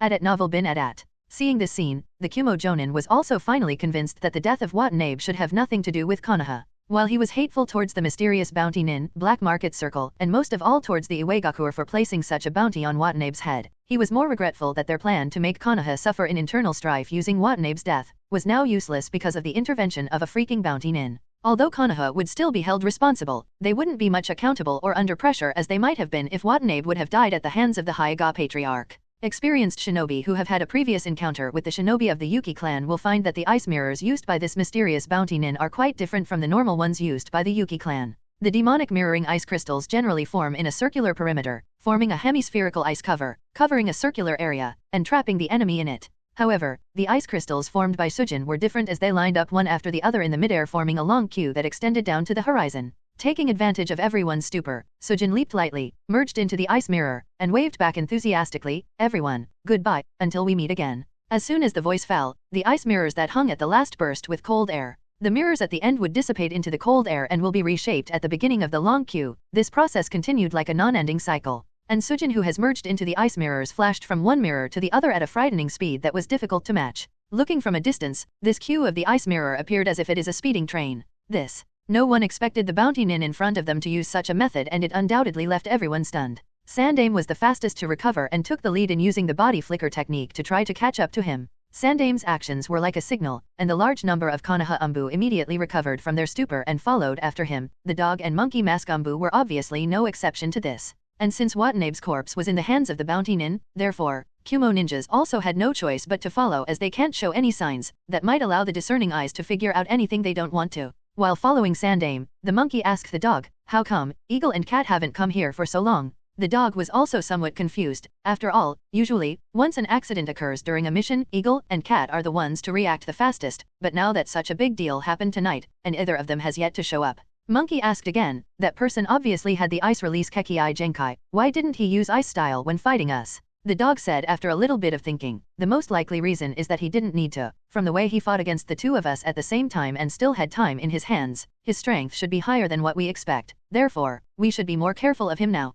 Monkey looked at the back of Sandaime at the front of the team and said with laughter, "Hokage-sama himself is present here. There is nothing for us to worry about." In the quiet night, a long curtain of light illuminated by the full moon in the sky flew over the dense forest, making the entire sky dreamy and illusory, giving off a surreal feeling, if not for a large number of shinobi in the dark gear chasing after the curtain of light that gave off a chilling cold air. Upon closer look, one can find that the light curtain leaping over the forest was in fact a long queue of ice mirrors that made the surrounding forest extremely cold. And the moonlight from the full moon was responsible for giving this queue of ice mirrors a fairy tale vibe. This queue of moving ice mirrors was obviously the Sujin-specific ice release secret technique, straight demonic mirroring ice crystals. After months of practice and training, Sujin has finally able to fuse the water nature chakra and wind nature chakra and finally mastered the ice release Kekki Genkai. Of course, the main reason why he managed to do so is the Tenseigan soul descent technique. If not for that, Kuroto wouldn't have been able to personally experience the entire process of using the ice release, so learning ice release was majorly thanks to the Tenseigan technique. After finally attaining the fusion of water release and wind release into ice release, he spent a lot of time and effort studying the mechanisms of the various ice release jutsu over the course of the past few months.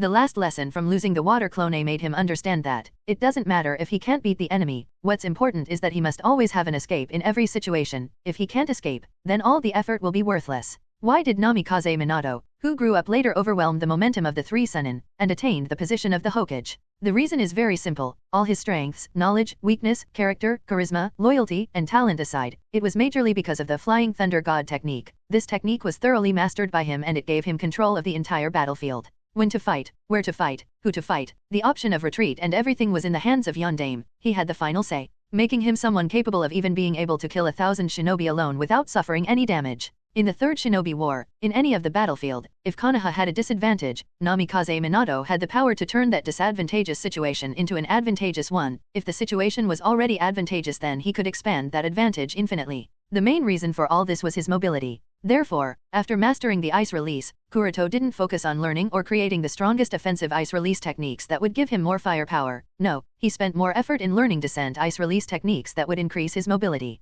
In the last battle against Sasori, Sasori's ice release puppet used the ice release technique to make a path and smoothly moved on that track and therefore, easily caught up with him. Although this type of use of ice release can also increase a ninja's mobility, the user would still be restricted by the terrain, as treading on a complex terrain with the same mobility could be a bit difficult. And among the enemy he faced up to now or might be facing in the future, Obito has the ultimate technique Kamui, grading him as much mobility as he needs. Zetsu can travel through the earth, Pain can summon and unsummon himself, Konan can fly and hide using her paper style, Kakuzu can also fly to a certain extent using the thread monsters. There will be Deidara in the future who might also join the Akatsuki. He can fly using his art. So the mere ice track can't keep up with the likes of S-class shinobi. Therefore, Sujin needed another technique. His Yama form can use the Tenseigan chakra mode to hover and fly. Hyuga Kuroto form can use the Ryuamayaku chakra mode that he has been trying to master, to fly. So, how can the Sujin form be left without a unique technique that would grant him high mobility? Therefore, he developed a new variant of the demonic mirroring ice crystals, changing it from a certain kill technique to a technique granting Sujin very high mobility.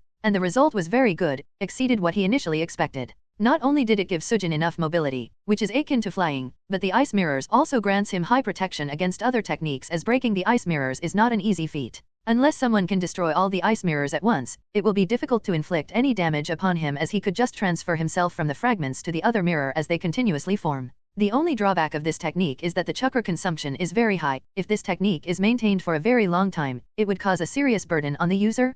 But that's not a trouble for me. After all, the ice affinity of the water clone B body is very high, and adding the Ryuamayaku chakra that he has access to, even such a large volume of chakra consumption is not a big deal for him, making it a cheat ability that is difficult to match. Sandaime, who was unable to catch up with the disappearing sight of the bounty nin, had a gloomy face. As the Hokage, Hiruzen has to consider much more than any average Konoha shinobi. Tonight's events must be dealt with extreme caution, otherwise, it would again lead to more trouble for Konoha. The biggest doubt at the moment was, how did he get inside the village without alerting anyone? He couldn't have used this similar ice technique to sneak inside Konoha, as that would have alerted the barrier. The other question is whether his purpose is really the bounty on Watanabe's head as he says, or something else, because something leads me to believe that's not the entire story. And the final question is, where did he fight and kill Watanabe? Or better yet, how did he get past Team 11? Sandaime's mind was filled with so many questions. From the report he has received up to now, there were no signs of fighting in and around the mansion where the Kumo delegation was staying, which means Watanabe wasn't attacked there. This also shows that Watanabe, who should have stayed at the assigned mansion, somehow managed to sneak out of there, getting past the Anbu, and there are also no signs of the presence of Cat and Eagle.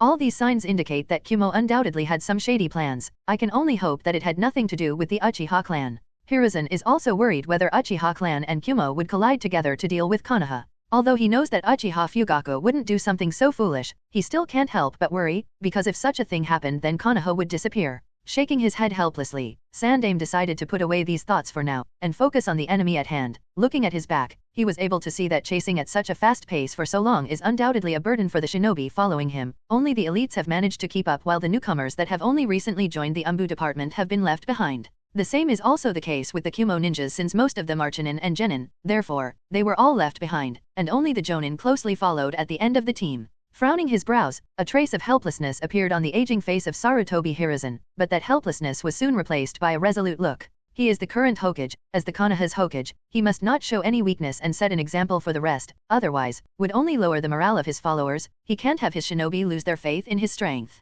With that resolute look, Sandaime muttered, "Can't drag any longer." Biting his finger, Hiruzen performed the hand seals and shouted, "Ninpo, Kukiyos. Appear, Monkey God King Inma." Puff. With a puff of white smoke out came the Monkey God King, Inma. After a few ups and downs, the sturdy ape caught up with Sandaime, who didn't stop for even a second, and asked, "Sarutobi, who is the opponent?" Sandaime pointed at the queue of ice mirrors in the air and said, "The enemy is hidden within those ice mirrors, he can't be allowed to escape, transform into the adamantine staff." The Monkey King nodded and immediately shouted, "Transformation, adamantine staff." With another puff of white smoke, the Monkey King disappeared. Almost at the same time, Inma performed the transformation technique. Sandaime leaped high in the sky, it was as if he flew up momentarily. When the body of Sarutobi Hiruzen was midair, the adamantine staff elongated rapidly as it penetrated the white smoke, reached the feet of Sandaime, and extended further at the lightning speed. The speed of elongation was far beyond the imagination of anyone, and in just a few breaths, Sandaime caught up with the flying queue of the ice mirrors. Is that also how it works? Sujin saw that Sandaime used the adamantine staff and almost caught up with him, and he was taken aback. Without waiting for Sujin to recover, Sandaime, who was just behind the ice mirrors, printed some hand seals at a fast pace, took a deep breath, his chest bulging to the limit, and then shouted, "Fire release, fire dragon flame bullet." Whoosh! The moment Sandaime spit out the hot billowing fire jutsu, the red-hot bellowing fire swallowed the long line of ice mirrors floating in the air. However, Sujin had already reacted before. The moment Sandaime's seals were completed, he had already used the water clone technique and his Sujin body had already escaped under the fluorescent cover of the demonic mirroring ice crystals in the moonlight. Therefore, although the ice mirrors were damaged, because the jutsu used by Sandaime was very powerful even though it is just a B-class fire jutsu, Sujin still wasn't swallowed by the flames. Gently landing on a tree in the forest, Sujin raised his head to see the flames that illuminated the dark forest with orange translucent light and muttered, "The old bones have not deteriorated yet." Sandaime also landed on a big tree on the opposite side not far away, holding the shrunken adamantine staff, and stared coldly at Sujin. Seeing the cold look he was getting, Sujin chuckled, "Hokage-sama is really very experienced. Surprisingly, he forced me to come out of the ice mirrors. It appears that you still haven't gotten old. Sarutobi Hiruzen Dano." Sandaime coldly glared at Sujin and said, "You dare to enter my Konoha and cause such chaos, no matter your identity and affiliation, you will not escape today." Looking at the murderous intent of Sandaime, Sujin smirked and decided to play with him for a bit. "Don't be so sure, Sarutobi Hiruzen, the person responsible for the Kyuubi's chaos, and the death of Konohagakure's beloved Yondaime Hokage and his wife is still on the loose, your words don't hold much weight." "What, you are?" Before Sarutobi could ask anything, Soorajin interrupted him, "Ha ha ha, does that shock you? You want to know more about it, don't you? Too bad Hokage, 'cause I ain't giving out any more." Frankly speaking, Kuroto has never liked Sandaime Hokage. Sarutobi Hiruzen is unworthy of the epithet, God of Shinobi. After all, his strength is too weak compared to Shodaime-sama. How many people are capable of defeating Senjo Hashirama in the history of the shinobi world, even if the Otsutsuki of the mythical era are taken into account? The answer may not be clear, but one thing is clear, it is that Sarutobi Hiruzen is not among them. Not to mention, Sandaime acts like an amiable old grandpa, but in actuality, he is a hypocritical old coot, who just silently let Konoha deteriorate, in the name of his personal kindness? Where was that kindness, when Uzumaki Naruto had to bear the hatred of the entire village? Where was that kindness, when Uchiha Itachi had to bear the burden of killing his entire clan, hatred of the only brother he loved so much, and the fate of death as a rogue nin? Sarutobi Hiruzen isn't kind? If he was, then he couldn't have let such cruelty befall the citizens of his village? He is just an old coot, who is hesitant to get rid of the tumor plaguing and deteriorating Konoha internally because he believes that the tumor is still necessary for the stability of the village. Whether in terms of personal strength or character, he is unworthy of being a Hokage. Calming himself down, Sujin focused at the front, because no matter how weak compared to the Shodaime Hokage, Sarutobi Hiruzen is still not someone to be taken lightly. After all, his teacher Orochimaru also suffered so miserably at the hands of Sandaime in the main story, and currently the geezer is a decade younger, not someone Sujin can casually ignore. With the current strength of Sujin body, just the fire-style jutsu overhead clearly indicates that Sandaime has an immense chakra pool. Coupled with being hailed as the professor because of his proficiency and mastery of all the ninjutsu Konoha has to offer, be that bokehutsu, ninjutsu, taijutsu, fuinjutsu, kinjutsu, juinjutsu, and more, anyone with a non-overwhelming strength will feel a headache when dealing with him. Thinking of this, Sujin suddenly thought, I don't know when will Shisui arrive. Since he didn't want Sandaime to take the opportunity, so making up his mind, Sujin started printing hand seals, water release, great waterfall technique. Sujin expelled a large volume of water high in the air from his mouth, that cascaded down like a giant waterfall at Sandaime. Sandame's expression remained unchanged and he easily avoided the attack by leaping back using the adamantine staff. Sujin naturally expected such a thing to happen and didn't expect the Great Waterfall technique to cause any harm to the professor. The only reason he used this technique was that he needed a huge amount of water vapor that would be produced because of the heat left by the previous fire release jutsu used by Sandame. At novel bin at. Without waiting for a moment, Soorajin printed the hand seals and stumped heavily on the ground with his right leg. Water release, water formation wall. As soon as his feet landed, a wall of water rose from the ground and shot high, but Sujin wasn't finished yet, as he put his palm against the high-pressure water wall and shouted, "Ice release, ice condensation." Under the action of the ice nature chakra, the high wall of water was instantly frozen into an ice wall. On the other side of the wall, Sandame stared at Sujin's action with a shocked and doubtful expression. He was really shocked at the volume of the chakra the other party was using in all of his techniques, but he was doubtful as to why would he make an ice wall between the two of them? It couldn't be that he thinks that just a mere wall of ice will give him the opportunity to escape, right? However, without giving him much time to wait, feeling the sudden drop in the temperature because of the cold ice wall, Sandame looked at the sudden darkened sky that hid the full moon behind a layer of dark clouds. With a thinking expression, Sandame analyzed, the fire dragon flame bullet I used heated the air too much, the great waterfall technique he used increased the moisture in the surroundings creating hot vapor, and finally the ice wall he used cooled down the rising vapor leading to the formation of rain clouds above us, that will rain at any moment. Oh no. The clouds were blocking the moonlight and Sandame immediately guessed the intention of the enemy, but it was already too late to stop him. Pitter-patter. Without making them wait too much, it soon began to rain. Sujin hiding on the other side of the ice wall laughed loudly. Will the one entitled as the god of shinobi be able to resist the power of nature? At this time, a lot of the Anbu appeared at the side of Sandame. Looking at the huge ice wall before them, everyone had a solemn expression. The arrival of the Anbu made Sujin frown and immediately said, Hokage Dano, I suggest that you better send away these miscellaneous fishes. Or, Sujin didn't need to speak any further, as he knew Sarutobi Hiruzen was wise enough to understand what could be the consequences if not. Sujin doesn't want to kill the Anbu ninjas. After all, everything he is doing is to make sure that the damage Konoha suffers is the least, and if he himself was to kill the Anbu shinobi, then there would be no point in doing everything. Besides, Sujin is already tired of keeping his strength on the same level as Sandame. He isn't sure whether he would be able to control his strength to the level that he doesn't hurt the Anbu members. Sandame also knew what it means to fight an ice-style shinobi on a rainy day, and understands that the Anbu wouldn't able to do much in this level of battle. Therefore, he told them, step back. Some of the Anbu tried to retort. Hokage-sama, please let us fight him. Yes, Hokage-sama, it is our duty to protect Konoha from the likes of him. We will not let the will of fire we inherited from our predecessors to be trampled upon, nor will we let some bounty nin disrupt the peace that so many of our own died for. Sandame shook his head. It truly warms this old man's heart that each of the Konoha shinobi inherits the will of fire in their hearts, but let your Hokage protect you this time. The enemy is not someone to be taken lightly. I do not wish for my people to die before me, therefore, you will all spread around to make sure he doesn't escape, while I will personally deal with him. This is an order. The majestic momentum displayed by Sandame left everyone in awe, and they subconsciously couldn't refute Hokage-sama's command. All the Anbu members, including the Hokage guards, spread far away in a huge circle, enclosing both Sandame-sama and Sujin within it. Although everyone was far away, each one was at the battle-ready state. If there was even a single moment where the fight turned against the favor of Sandame-sama, they wouldn't hesitate to kill the enemy. At this moment, Sandame turned towards Sujin and said, I guess I am grateful towards you for not killing any of my shinobi. As a sign of my thanks I will give you a chance to surrender yourself peacefully. You will not be killed, that I can assure you. Sujin shook his head. Thanks but no thanks, I am fine as I am. With a sigh, Hiruzen's gaze hardened as he said, in that case, this old man will finally have to move his old bones to bring you down for disrupting the hard-won peace that so many of my shinobi died to bring. But the question is, can you? Sujin asked. You will know soon enough. Sandame said. I guess, I will. With that said, Sujin nodded and printed the hand seals. Be careful Sandame Hokage Dano. Humph. Sandame coldly snorted, while holding the adamantine staff at the back. Sujin completed the hand seals as an icy cold chakra swept the entire battlefield. Ice release, the all-killing rain. The icy cold chakra violently exploded with Sujin at the center. All the raindrops falling from the sky momentarily halted in their path and turned into countless sharp senbons.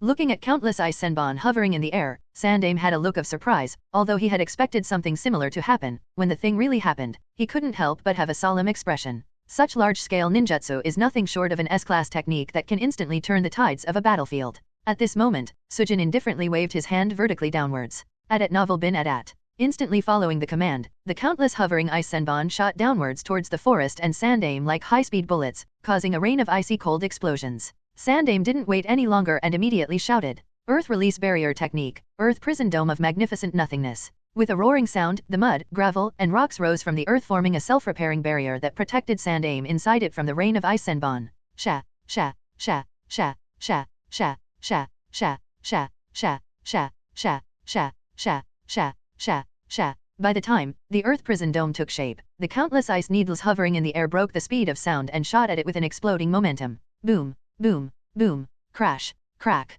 break, whoosh, freeze. Wherever the senbons hit, the deep hits will be left on the grounds. The trees were broken into small wood chunks. The Earth dome itself continued collapsing and repairing. Although the senbons themselves aren't very strong, when they hit their target at the speed of breaking the sound barrier, then there isn't much that can be sustained in the face of such an attack. The Earth Dome however kept breaking and repairing at an astonishing speed. Sandaime, who was hidden inside the Earth Dome prison, pressed his hands on the dungeon wall and actively poured his chakra with everything he had to maintain the barrier. But it was getting difficult as each senbon will burst with chilling cold air, freezing the surrounding area. The surrounding Anbu looked at the battlefield from a distance with horrified expressions. They all had a gloomy look under their masks. Only now did they understand that why Sandaime-sama ordered them to not intervene in the battle. If they had to resist such a barrage of countless ice senbon, they would undoubtedly die. Even the Kumo ninja's gaze flickered. Similar to the Konoha Anbu around him, he really didn't expect the strength of the bounty nin to be so high that even the Sandaime Hokage, known as the god of shinobi, was having trouble dealing with him. The identity of this bounty ninja is not ordinary. This matter must be reported to Raikage-sama as soon as possible.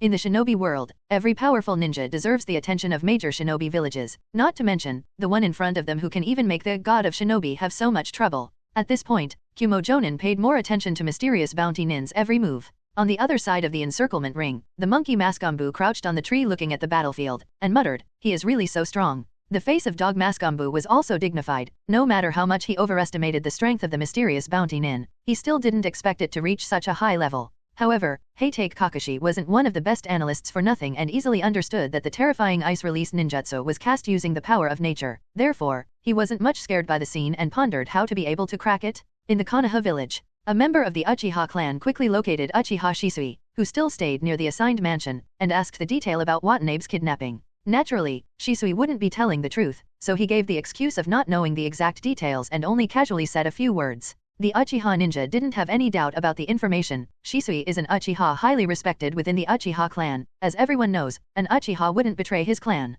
So, he said casually, the patriarch has summoned the police force, and is about to hunt down the bounty nin who attacked the Kumo head ninja. Shisui was startled, as most wouldn't expect the Uchiha clan to help out in the internal matters, given the situation they have been put into.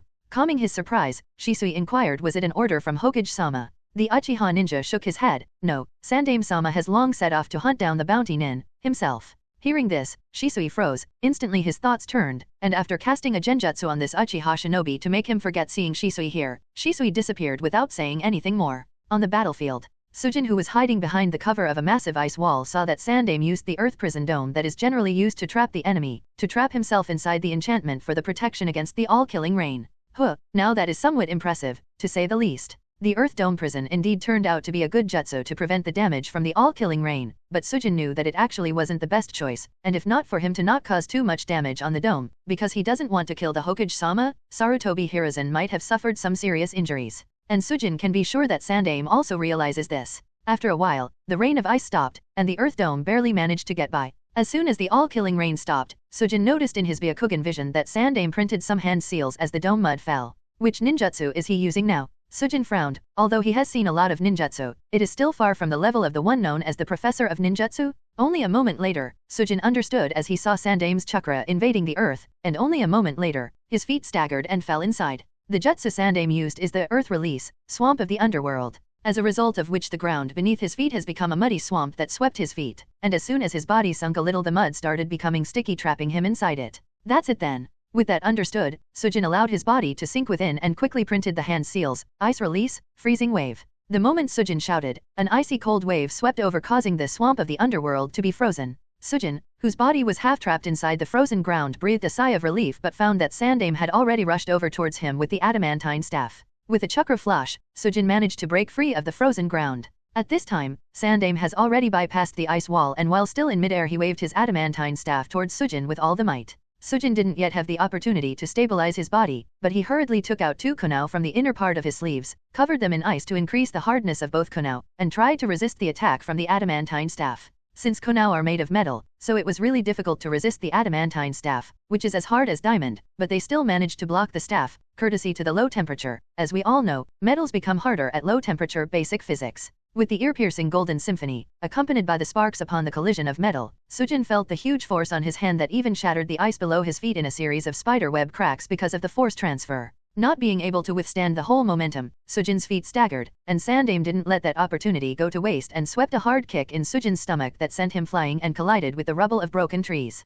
Cough cough cough. Such strength makes me wonder just how monstrous is Shodaime-sama's physical strength, thought Sujin while wiping the blood as he still felt the numbness in his both hands because of resisting that blow. At this moment, Sujin also understood that Sandaime may look thin and old, but his physical strength is really no joke, coupled with adamantine staff, and the high-level mastery of Taijutsu and Bukihutsu. The character description of him being similar to the Sun Wukong fits quite accurately, especially with that adamantine staff, that is an imitation of the Ruijing Gubang. With the Sujin disguise, it is difficult for him to overwhelm the Sandaime in close quarters. Sandaime didn't give Sujin enough time to recover his bearings and shot several shurikens along with printing the hand seals immediately after throwing the shurikens, shuriken shadow clone technique. In the blink of an eye, the several shurikens became hundreds and continually increased. Sujin didn't dare to be careless and quickly printed ice release secret technique, straight demonic mirroring ice crystals. Looking at a large number of shuriken shot towards him, Sujin's heart was a little worried. Although he knows that the demonic ice mirrors are extremely sturdy, he still can't help but worry. After all, the shuriken shot by Sandaime isn't an ordinary one but the giant Fuma shuriken.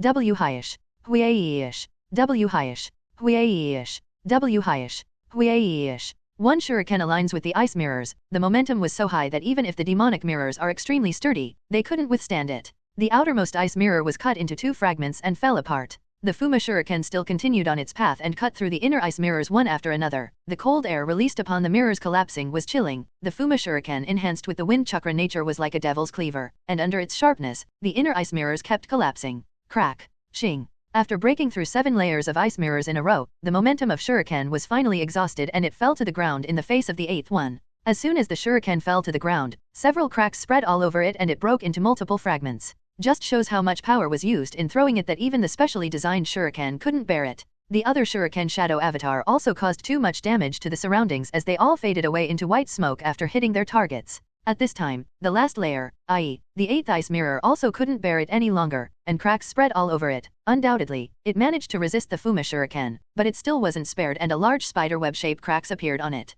Sujin, who was hidden inside this ice mirror, breathed a sigh of relief. Thank goodness, it was finally blocked. However, he didn't seem to have enough time to be relieved, as the last ice mirror was shattered into countless fragments with a crisp sound by the adamantine staff. Sujin fell out of the ice mirror and spurted out blood. At the same time, Sandaime didn't give the enemy any opportunity and pressed his hands on the ground after printing some hand seals. Sarutobi Hiruzen's chakra flooded the mud, and under his command, the mud was like a snake that rose up rapidly and wrapped around Sujin's body in its grip, trapping him instantly, and restricting his movements. Sandaime still wasn't finished, as he extended the adamantine staff and the Monkey King Inma's arm, which appeared out of the front end, caught Sujin by the throat, giving him no chance to breathe.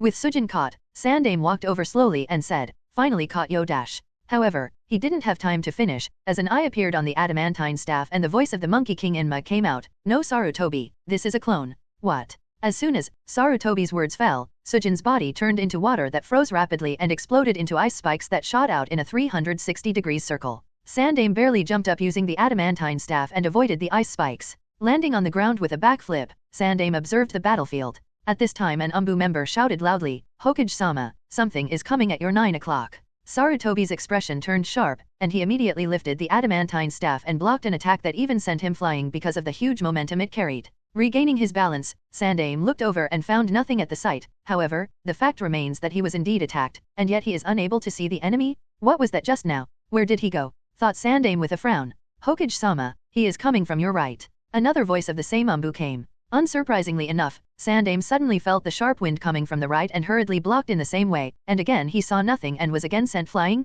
Most of the Anbu ninjas watching this were shocked. It's like something invisible is attacking Sandaime. The same thing kept happening. The same Anbu ninja kept giving directions, and Sandaime kept trying to defend himself, yet it seemed as if no one was able to understand what was happening. Sandaime, who tried again and again but failed to defend, thought at this moment, it's as if he has gone invisible dash. Wait, invisible? That's it, but how did he become invisible, and why is Dog able to see his tracks? Does he possess another jutsu to turn himself invisible? Muttered Sarutobi, as he was sent flying to the other side of the battlefield and heavily collapsed in the rubble. The Anbu ninja had cold sweat on their foreheads, couldn't fathom just what in God's name was happening here. Sandaime came out of the collapsed rubble while wiping away the blood from the corner of his mouth and looked at the battlefield with sharp eyes. At this time, a sound resounded on the battlefield. What do you say, Sandaime Hokage Dano? Would you like to continue? Or shall we put an end to this farce? I have understood the principle of the technique you have been using, said Sandaime as he rotated the staff in his right hand. Oh, do enlighten me, came out Sujin's curious voice. It is simple actually when one calmly thinks about it. Somehow, you are able to change the characteristics of your body from opaque to translucent and then lower the refractive index of your body to that of the surrounding air. This way, no light is reflected or refracted from your body, making you invisible. Isn't that right? Ho ho ho, as you'd expect from the one known as the professor, your analysis ability is really beyond incredible, Sujin said as if he was genuinely impressed. At novel bin at. This also explains why only one Anbu is able to see and understand what is going on. You can make yourself invisible, but you can't hide from dojutsu that can see chakra itself, can you? Sigh, unfortunately, I am unable to, but I still have a huge advantage over you, as you don't have either of the two dojutsu Konoha is famous for, said Sujin with a mocking tone. These words greatly irked Sarutobi Hiruzen. Indeed he doesn't have them, and yet never felt the need, never thought that he would be facing an opponent that only someone with dojutsu will be able to deal with. So, what do you say, Hokage Dano? Would you like to continue or shall we put an end to this farce? This old man has just warmed up, I can keep going, said Sandaime with a confident smile. Seeing that smile, Sujin's face darkened. As early as he used the ice mirrors to defend against the barrage of Shuriken Shadow Clone, Sujin used that opportunity to cast Water Clone technique, and it was the Water Clone that hid inside the ice mirror, while he himself changed the opacity of his body to make it translucent ice and then lowered the refractive index to match that of air. This requires a great deal of chakra. Sujin was inspired to create this technique from the other similar techniques like Gecko Hei's transparent escape technique, Dustless Bewildering Cover of Night Aimed Tsuchikage Mu, and other similar camouflage techniques. Anyway, after using the ice camouflage, Sujin hid away and waited for the attack of Shuriken Shadow Clone technique to end. Since he didn't actually want to kill or injure Sandaime, he had to be careful with his attacks. Initially thought that once Sandaime realizes the severity of the situation, he would end this farce, but Sujin was expecting too much. It appears that as a Hokage, Sarutobi Hiruzen can't afford to back off in front of his shinobi, as that would lower their morale. Honestly, he wants to retreat, but Sandaime isn't giving him enough opportunity. Thinking of this, Sujin deactivated the ice camouflage technique and appeared before Sandaime, waving an ice staff that appeared to be similar to that of Sandaime's adamantine staff. Looking up, Sujin saw that although the clouds were no longer there, the night still appeared gloomy. Just how much more troublesome this matter will become, thought Sujin with a soft sigh. Sujin calmed his mind and thought of the ways to retreat. At this time, Uchiha Shisui, in his cat Anbu gear, kept running towards the direction where the battle between the said mysterious bounty nin and the Sandaime-sama was taking place. With his fast speed, Cat encountered many Anbu colleagues who were also rushing towards the site of the battle. Through some casual inquiry from those Anbu members, his doubts not only didn't disappear but were further increased. A bounty nin with ice release Kekii Genkai? But it was Kuroto-san who took away Watanabe's body, he thought doubtfully. Initially, he thought that Kuroto-san himself was being hunted down by Hokage-sama and the Anbu elites, so he hurried over, although he knows that with Kuroto-san's strength, even if he fought against the combined might of the entire Anbu force, he wouldn't be defeated. But Shisui also knows that Kuroto-san can't go all out against the shinobi of his own Konohagakure. Therefore, Shisui was incredibly worried and hurried over. And now that he heard the Anbu shinobi mentioning an ice release user, he was increasingly confused, because Shisui doesn't think that Kuroto-san uses ice release, does he? Does that mean this bounty nin is someone else helping us out? But if that's the case, then where is Kuroto-san? Regardless of who this person is, as long as he isn't an enemy, I have to hurry and help him out. With this thought, Shisui used the body flicker technique and his speed became so fast that not even an afterimage was left behind. The other Anbu looking at the disappearance was also amazed. Who was he? After a while, he finally arrived on the battlefield. However, Shisui didn't actively venture on the battlefield, nor did he reveal his presence to the other Anbu shinobi guarding the periphery. Instead, he hid in the canopy of a tree far away and looked at the battlefield carefully. On the battlefield, at this time, Sujin and Sandaime were engaged in battle. Because Sujin had used all sorts of water-style and ice-style jutsu, therefore, the entire battlefield was filled with mist, water, and ice. Seeing this scene, Shisui muttered, "Sure enough, Sandaime is fighting a bounty nin who has the ice release Kekii Genkai." After conforming to this, Shisui hesitated whether he should intervene, and if he should, then which side should he help out. It stands to reason that as a Konoha shinobi, Shisui should assist Sandaime to capture the bounty nin, but if the bounty nin was entrusted by Kuroto-san to help in dealing with Watanabe's corpse, then Shisui isn't sure.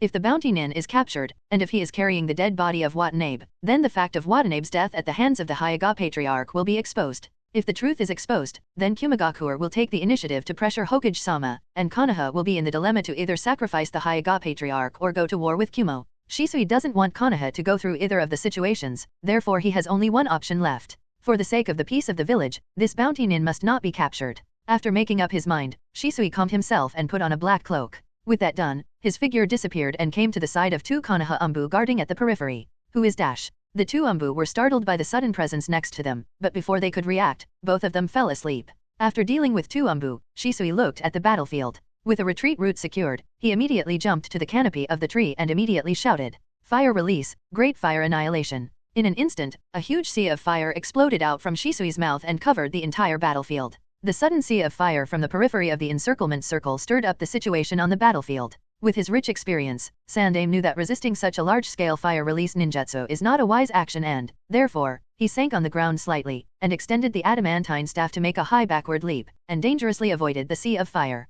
Sujin on the other hand smirked and made a few hand seals, his chest expanded to the limit, and shouted, "Water release, great waterfall technique." The sea of fire collided with the huge waves of water that led to the formation of water vapors, and the entire battlefield was instantly covered by mist. Sujin could instantly make this move was because, in his Byakugan vision, Sujin noticed Shisui's arrival the moment two Anbu ninjas were put to sleep. Therefore, the moment Shisui used the fire-style jutsu, Sujin used that opportunity and covered the entire battlefield in water vapors. At novel bin at. The dense cover of mist didn't hinder his Byakugan vision, and after disappearing from his spot, Sujin immediately flickered next to Shisui and whispered lightly, "Come on, let's go." Shisui, however, put a knife at the throat of Sujin, and asked in a deep voice with his Mangekyou Sharingan spinning and chakra brewing in those eyes, "Who are you?" Sujin was left speechless and flicked Shisui's forehead in annoyance, "Is that how you are going to talk to me now?" Shisui was confused, and then as if realizing something he asked carefully, "Are you Kuroto-san?" "Well, yeah," nodded Sujin, and added, "Don't be in a daze, if the old man catches us, let alone us, even the Hyuga and the Uchiha clan will be in great peril."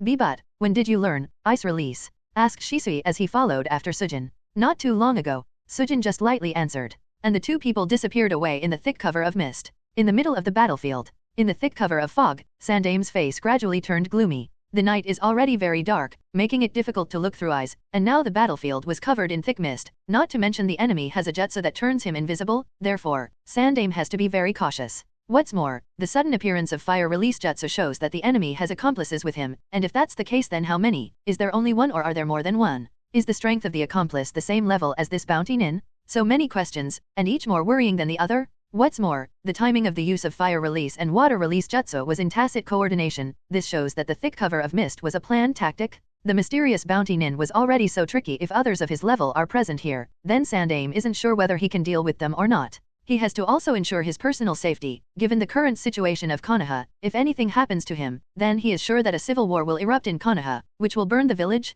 The Anbu ninja noticed such a change in the battlefield, and now that there were signs of another enemy, they couldn't watch it anymore and broke into the battlefield one after another. In the thick cover of mist, the members of the Hokage guard platoons shouted, "Hokage-sama, where are you?" Now that the Anbu members have entered the battlefield, Sandaime immediately instructed, "Everybody stand still, nobody will move from their position." The Anbu shinobi is also no novice, they understand that the enemy wouldn't hesitate to take the advantage of the cover of thick mist and attack them, so following Sandaime's orders, they all stood at their spot. At this time, Sandaime who was observing his surroundings vigilantly formed hand seals. Wind release, passing typhoon. When Sandaime finished the seal, an extremely powerful gust of wind blew away the mist, and in a short while, the view of the battlefield cleared up. With the disappearance of the aerosol, Konoha Anbu recovered the vision of the battlefield, soon discovered the position of Sandaime-sama, and gathered around him. Sandaime looked around and frowned slightly when there was no presence of the enemy around. Sandaime turned towards the Anbu with the dog mask who shook his head indicating that the enemy was no longer present here. The previous use of fire and water release jutsu was a very tacit one and the enemy was easily able to get rid of the siege. "Did anyone see the person who used the fire ninjutsu?" questioned Sandaime. The two Anbu who were previously put under genjutsu by Shisui hurriedly stood up and reported, "Please forgive us Hokage-sama, it was our incompetence that led to this situation. An enemy suddenly appeared next to us, he was wearing a mask and used a genjutsu on us." Genjutsu. When Sarutobi heard this, his frowned expression deepened. In the crowd, the Anbu ninja with the dog mask also thought about what that implies. The Anbu present here are all elites, even the weakest are Haichin in class at the very least, and if the opponent can use genjutsu to subdue two Anbu ninja in an instant, then the opponent has to have an incredible mastery of genjutsu. Although no one said it, everyone had only one word in their mouth, Uchiha. At this time someone asked, was it a visual genjutsu? The Anbu captain approached Sandaime and lightly whispered, "Hokage-sama, maybe an Uchiha." Sandaime glared at him and sternly said, "Don't make a random guess without any solid evidence." Although the identity of the attacker is unclear, even if it is an Uchiha shinobi, this kind of matter cannot be spoken in the presence of Kumo ninjas. The Anbu captain immediately apologized, "Please forgive me."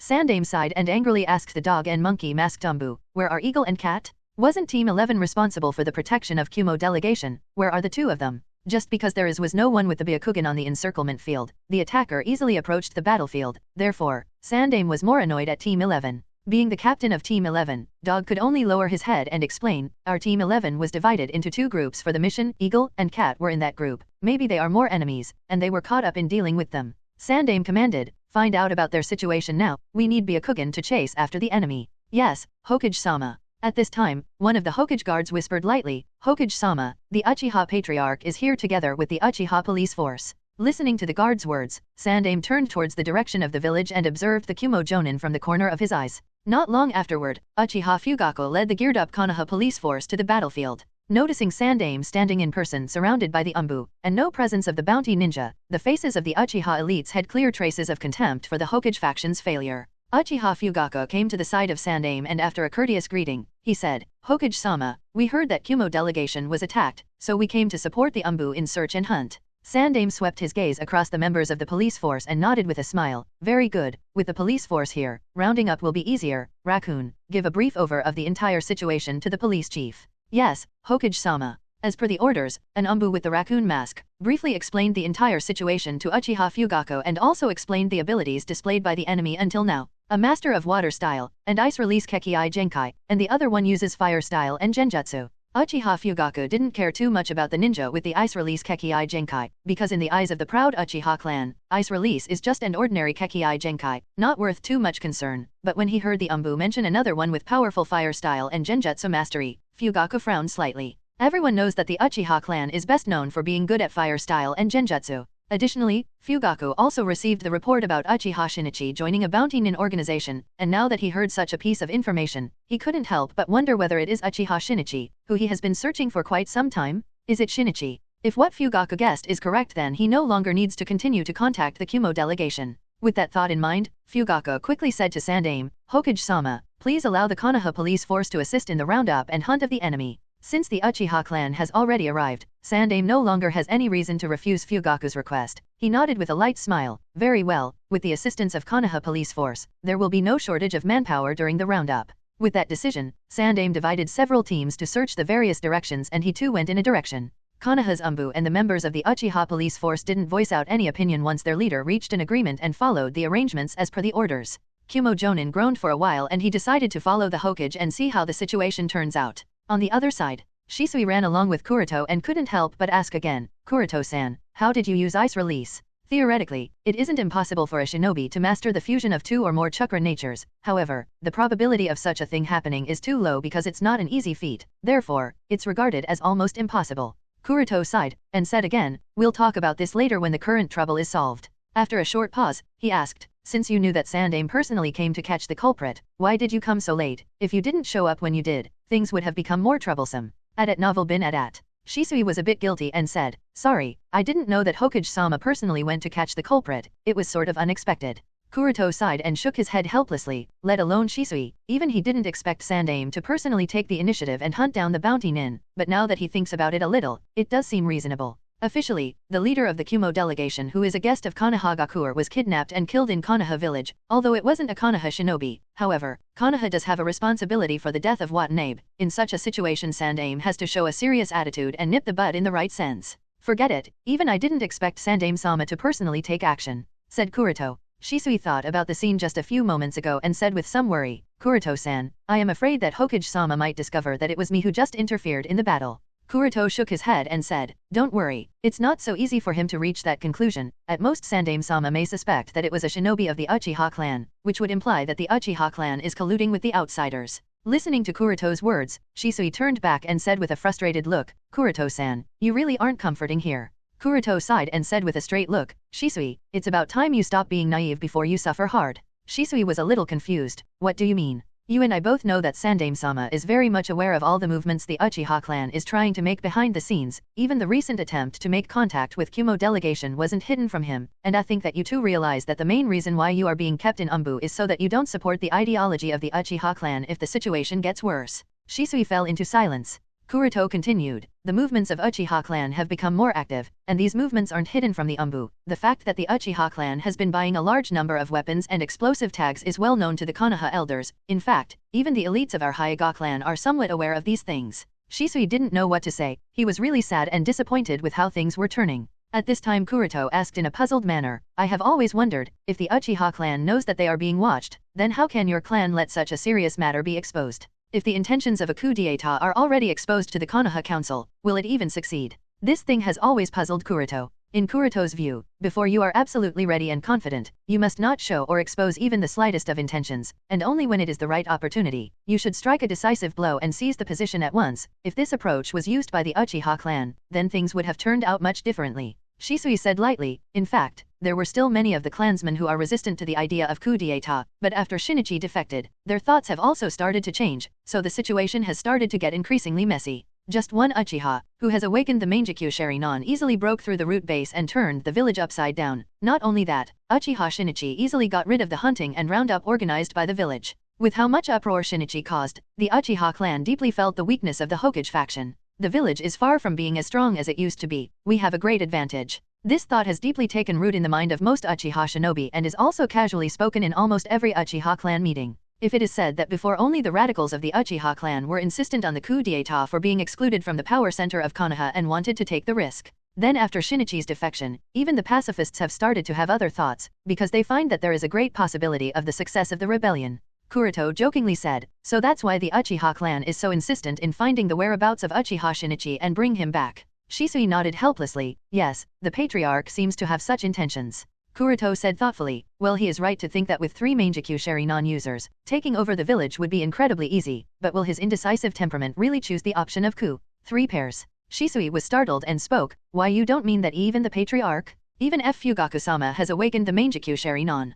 Kuroto nodded, it isn't surprising, he should have awakened the Mangekyou Sharingan long ago. After all, he too is a legendary shinobi. The Wicked Eye Fugaku is no inferior to the Yellow Flash, it's just that his credit in the war was curbed. Otherwise, he was an equally strong candidate for the seat of the Yondaime Hokage. And since the higher UPS of the village were always distrustful of the Uchiha clan, so he chose to not reveal his Mangekyou Sharingan. After all, Uchiha Madara left deep shadows in the heart of all. At that time, Fugaku faced a situation where the Yondaime couple was alive, 2 of the 3 Sunin were also present in Konoha, and finally, Sandaime, as well as Danzo, were also in the village. Therefore, it was best to not reveal his Mangekyou Sharingan. But now the situation is entirely different. Yondaime couple is dead, Orochimaru defected, Jiraiya is hardly ever present in the village. Moreover, there are also Shisui and Shinichi of the Uchiha clan who have awakened the Mangekyou Sharingan, so stopping the momentum of the Uchiha clan is hardly possible for the village. The difference in the overall strength is eminent. Shisui was at a loss at this moment, all he could see was the sight of the Uchiha clan rebelling. Shaking his head to shut the horrifying thought, Shisui quickly said, Kuroto-san, you promised that you would help me out, right? Kuroto nodded and took out a storage scroll from the inner pockets of his cloak, and passed it to Shisui. Receiving the scroll, Shisui took out the contents, only to find a midnight black cloak with various designs on it. It looked very similar to what Kuroto-san was wearing, with the only difference being the center of the chest part. There was a symbol of fire chakra nature, instead of the water chakra nature. Then there was an evil spirit mask with flame patterns. Looking at the articles he received, Shisui looked at Kuroto in a confused manner. Kuroto said, put this on. From now on, you are an official member of Amatsukami and your alias will be Homusubi, the god of fire. Shisui was more confused. Amatsukami? Homusubi? What do you mean, Kuroto-san?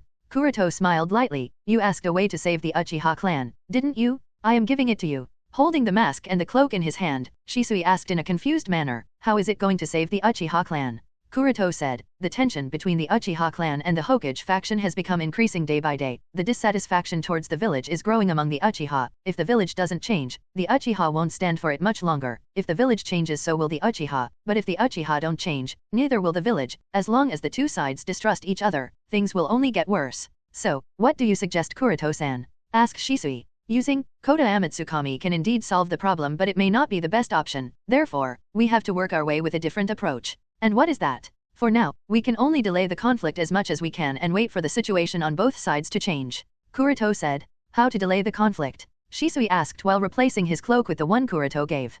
Kuroto pointed at the mask and said, find them a common enemy. Looking at the mask in his hand, Shisui muttered doubtfully, you mean the Amatsukami? Kuroto said, the alias for this disguise I am wearing is Sujin, a member of Amatsukami, already famed in the black market circle. Tell me, if the bounty nin named Sujin changed the body of Watanabe with the bounty on his head in the black market circle, what do you think the Konoha Council will do about it? Shisui replied immediately, if you really manage to do it despite the hunt and round organized by Hokage-sama, then the village's reputation will be deeply affected, and if that happens, Konoha would put all their effort to hunt you down. Yes, the village will put all their effort, from putting a heavy bounty on Sujins to sending Hunter Nin, just to kill the culprit responsible for the death of Watanabe. After a short pause, Kuroto continued with a smile, that's it, come on, let's completely offend the leaders of the strongest shinobi village. And then, asked Shisui with a frown.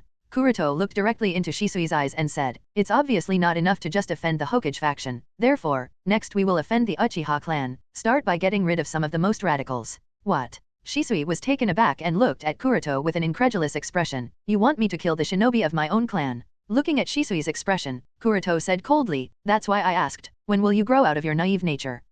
Shisui opened his mouth but no words came to him, being unable to retort Kuroto's words he could only lower his head. Using force to stop the rebellion of the Uchiha clan is taboo for Shisui, for that very reason he hasn't yet used Kota Amatsukami because it would mean a betrayal if such a day comes, he will undoubtedly use but he would rather not want to retort to such measures. And Kuroto's words directly pierced the taboo in his heart, and Shisui has to face it, as no other option seems possible to curb the rebellion. Looking at Shisui, who seems hesitant, Kuroto said, if you don't make up your mind only annihilation awaits the Uchiha clan. Shisui argued, Hokage-sama wouldn't do it. Kuroto shook his head, you are wrong Shisui, Sandaime-sama wouldn't want to do it. Kuroto continued after a short pause, but if the Uchiha clan makes the first move, Sandaime wouldn't be merciful, let alone the Uchiha shinobi, even the elderly, women, and children will all be killed without a second thought. If the clan rebelled, no matter which shinobi village, they wouldn't be merciful. Even in the rebellion of the Kagaya clan, the authorities of Kirigakura weren't any merciful and wiped away the entire clan, only leaving one kid who was taken away by Orochimaru, before they could deal with him. Shisui understands that with just Fugaku and the Uchiha elites, the coup will never succeed. He doesn't know what are Shinichi's intentions, but he knows that he doesn't support the idea of coup d'etat. Moreover, even if he supports the Uchiha, Shisui knows that even the combined might of the Uchiha clan will not be able to face Kuroto-san. Obviously, the strength displayed by Kuroto for only a few seconds during their mission to destroy the Kumogakure warehouse in the Land of Lightning has been deeply engraved in Shisui's mind. Therefore, compared to the idea of the entire clan being wiped out, Shisui seemed more acceptable to clean out the most radicals. After some hesitation, Shisui finally sighed and asked, then, how many people do you suggest be killed? Kuroto thought a little and said, kill until the entire Uchiha clan is madly pointing their weapons at Amatsukami. Kuroto's idea is straight and simple. Slap the face of the top authorities of the village, ridicule and anger the Uchiha clan, therefore attracting resentment from both sides to Amatsukami. Anyway, the so-called Amatsukami is just an empty shell organization that Kuroto made up, therefore it's most suitable to attract the hatred of both parties. Adat novel bin adat. Shisui held his head in distress, but I can't do it, how can I kill my own clansmen? If you are worried about that, then you have to think of it in the manner that it is not Uchiha Shisui who is doing such a thing but Amatsukami's home Uzubi. Kuroto continued after a short pause, if you are still reluctant to be the one killing them, then let me take care of that part. Every Uchiha shinobi with a fully mature Sharingan is valuable. One will generally find the Uchiha with the fully mature Sharingan to be the extremist and radicals. After all, if one doesn't even have the necessary strength, then how can they voice out their opinion actively? And since these radicals are harmful to both the village and the Uchiha clan, so torturing them should not be a problem, right? Shisui was silent after what Kuroto said. Finally making up his mind, he asked, will this method really save the Uchiha clan? Kuroto nodded without any hesitation, that is something I can guarantee. After all, this method is tried and tested. Even in the original story, when the 5 great villages were pushed to a desperate state by the Akatsuki organization, the 5 villages were left with no choice but to put their individual hatred aside and form a coalition in the name of Shinobi Alliance to fight the threat. Therefore, this method has been tested and can obviously be used here. Getting a positive reply from Kuroto, Shisui grit his teeth and finally put on the Homusubi mask. With Shisui's acknowledgement of his new secret identity, Kuroto smiled and patted his shoulder. Don't worry, I assure you that you would never regret this decision. I hope so, Kuroto-san, said Shisui. One thing to keep in note, never call the other member by their original name when you are wearing this disguise, so currently you are Homusubi of the fire chakra nature or better yet, god of fire, and I am Sujin, of the water chakra nature or better yet, god of water also, San, Chan, Kun, Sama, Dano, etc. will not be used, just simple and straightforward alias, understood? Kuroto, understood, Sujin, said Homusubi. Alright, now that's clear, we will be going to the black market bounty exchange shop, said Sujin. Homusubi nodded and the both of them disappeared from their spot. Sujin thought of something and said, when we start with the radicals of the Uchiha clan, make sure to pick out pair of siblings as the priority target. Why? Yubi asked in confusion. Sujin thought about it a little and didn't reveal the real reason and said casually, eliminating sibling pair should have a much greater impact. His real purpose is obviously to torture out the siblings with fully mature Sharingan to see if the both of them awaken the Mangekyou Sharingan, and if they do awaken, then obtain a pair of eternal Mangekyou Sharingan. Since the probability of such a thing happening is too low, therefore, Sujin didn't explain it. But after the idea was born, Sujin felt that it was worth trying. Throughout the story of Naruto, Uchiha Madara and Uchiha Sasuke were the only two people shown to have ever awakened the eternal Mangekyou Sharingan, so the probability is extremely low. But it's not a bad idea to try it. After all, an eternal Mangekyou Sharingan, although not comparable to his Tenseigan and the Rinnegan, is still worth it. Rushing all the way for the entire night, Sujin and Yubi soon arrived at the nearest black market bounty exchange branch. The bounty exchange branch is a large stone house with a wooden pier. The pier looks very dilapidated with only a few fishing boats around. It seems as if the place has been abandoned for a long time. Standing at the gate of the black market branch, Yubi hesitated for a while and asked Sujin, do you really want to exchange Watanabe's body for the bounty on his head? Are we not going a bit too far? Sujin just calmly stated, we are enacting a show here so we should not leave it halfway. But, Yubi was a bit worried. Sujin glanced at Yubi and questioned, hey, you don't happen to think that I care about the 50 million Ryo bounty on his head, do you? Of course not.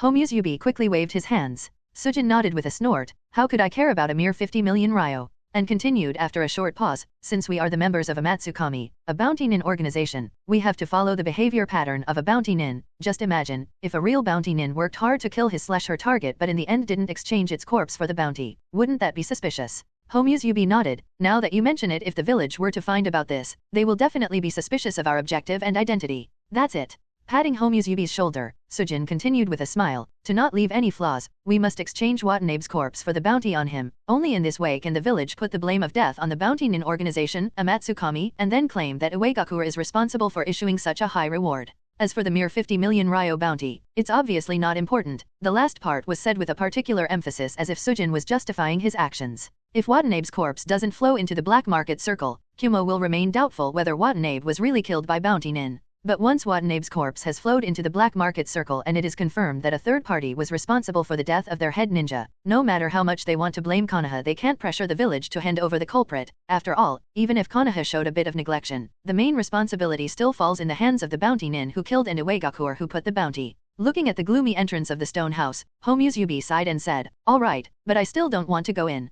Sujin didn't care and said, that fine, so you can stay outside and keep watch, I will come as soon as I finish the exchange. On a small boat not far from the pier, Sasori of the Red Sand, wearing the Akatsuki traditional black cloak with red clouds print, glanced at the corpse placed on the corner of his foot and said with a frowned expression, can't you put this corpse in a sealing scroll? It's almost rotting. Kakuzu replied with a gruff tone, why bother, we will be there soon enough. Humph, I must change the partner after dealing with Orochimaru. Sasori snorted and turned to the side. Sasori feels upset when he looks at Kakuzu, who has absolutely no understanding of art and doesn't care about anything aside from money. The more he has been traveling with Kakuzu, the more annoyed he has been getting. In Sasori's view, any corpse is a great puppet material, so when he watches the corpse before him gradually rotting and smelling, it makes him feel displeased. Kakuzu didn't care about Sasori's complaint and was looking at the bingo book in his hand to decide on the next target he will be eliminating. Suddenly Sasori sitting on the boat stood up and looked in the distance with a cold expression oozing out killing intent. This didn't go unnoticed by Kakuzu, and turning to look in the direction Sasori was looking, he found a figure wearing a very similar outfit he remembers very well. Inside the stone house, Sujin took out Watanabe's corpse from the storage scroll and placed it on the autopsy table. If it isn't Sujin-sama, what are your gains this time? The bounty master of the exchange office greeted Sujin with a respectful smile. The name of a Matsukami has become very famous in the black market circle ever since Sujin's last face-off against the members of the Akatsuki organization. Everyone knows that a Matsukami is a very strong organization, and it would be wise to not offend them. Sujin curled his lips and said, how about you see it for yourself? How can the bounty master dare to disobey? He quickly took out the bounty book and matched the identity of the corpse with the one on the reward page. With just one glance, the bounty exchange master was stunned. He is the leader of the Kumo delegation responsible for the signing of the peace treaty between Konohagakuer and Kumogakuer. The huge reward of 50 million Ryo is not a common occurrence even in the black market. Therefore, for people like Watanabe to have such a high bounty, almost every bounty exchange master knows about him. Noticing the bounty master's shocked face, Sujin said lightly, sigh, in order to bring him, I had to actually fight the Sandaime Hokage of Konohagakuer. It was a really troublesome job. You are really, have no, the bounty master wanted to say no scruples, but didn't dare to. After all, this person dared to kill and cause trouble for 2 of the great shinobi villages at the same time, who can be more foolish than him? Seeing that the other party was left speechless, Sujin urged, hurry up with the verification and process the payment. Coming out of his stupor, the bounty exchange master nodded and quickly verified the identity of the corpse. Not long after, he said cautiously, Sujin-sama, according to the regulation, 10% of the reward will be charged as the processing fees, you see. However, before he could continue, Sujin interrupted him midway, don't waste my time talking this nonsense, just process the amount after taking your cut, I have better things to do than to entertain you here. Yes, I will immediately complete the processing. Understanding that Sujin has no intentions of breaking the black market circle rules, the bounty master breathed a sigh of relief and got busy with the work. Although there is a descriptive code of conduct of the black market circle, the really strong individuals often tend to ignore these rules. And since Sujin didn't have any intentions of breaking the code of conduct, the bounty master was undoubtedly relieved. Soon after, he brought out a wooden box carrying the processed amount in cash. Receiving the box, Sujin coldly said, in the last payment I received, many bills were worn out and damaged, this time it won't happen, right? Bounty master shook his head quickly and said, there will no such problems, you can check it out to make sure. Sujin activated the Byakugan and carefully scanned the box, and found that the bills were indeed fresh this time. Giving a nod, Sujin prepared to leave. However, at this time, he suddenly sensed the presence of 2 huge chakra sources that came outside the stone house. At the gate, seeing the 2 ninjas in similar outfits aggressively coming towards him, Homusubi asked carefully, who are you 2? Sasori sneered, it isn't the Sujin we were looking for. Although Homusubi didn't know the previous grievances between the Akatsuki and Amatsukami, the open hostility expressed by the opposite 2 was obvious to him, so again asked, what do you 2 want to do?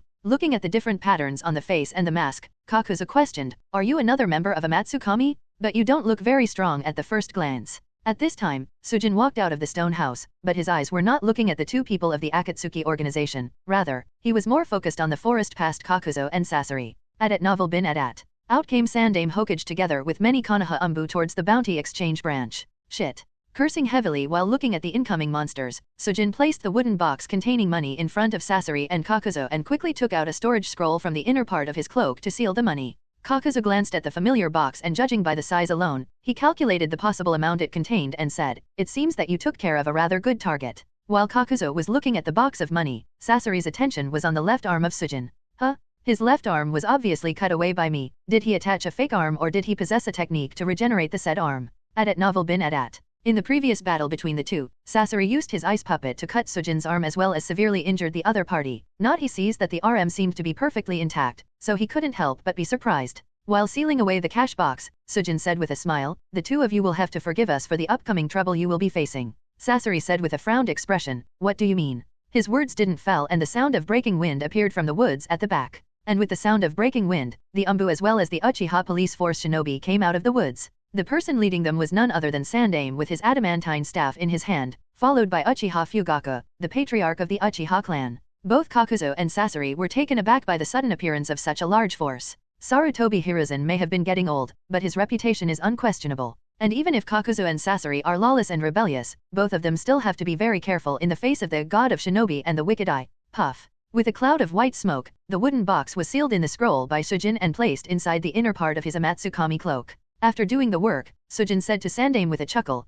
Hokage Dano, I advise you to be careful before you make any move. All 4 of us are here arcade-level shinobi. It would be better that you think this through. Hearing Sujin's warning, Sandame observed the 2 and instantly the identities of the 2 flashed were confirmed, Kakuzu, S-class missing nin from Takigakur, and Sasori of the Red Sand, S-class missing nin of Tsunagakur. Kakuzu has been alive and working as a bounty nin for decades already, so his information is not that hard to find, and has been recorded in the archives of Konoha, and Sasori is the famous genius puppet master of the Tsunagakur puppet brigade, so Sandame easily recognized the both of them. While Sandame was observing the 2 members of the Akatsuki, Uchiha Fugaku's eyes fell of Homusubi. Being watched by the patriarch, Uchiha Shisui, who was wearing the Homusubi disguise was very guilty and nervous, his heart almost came out of his throat. He didn't expect that not only would Sandame chase, but even the Uchiha police force would catch up so quickly. Neither Kakuzu nor Sasori are idiots and understood that the 2 members of Amatsukami have probably offended and caused some big trouble that even led the Sandame Hokage to personally chase after them. At the same time, they were also thinking about how to make their way out of this trouble as staying here would be rather troublesome.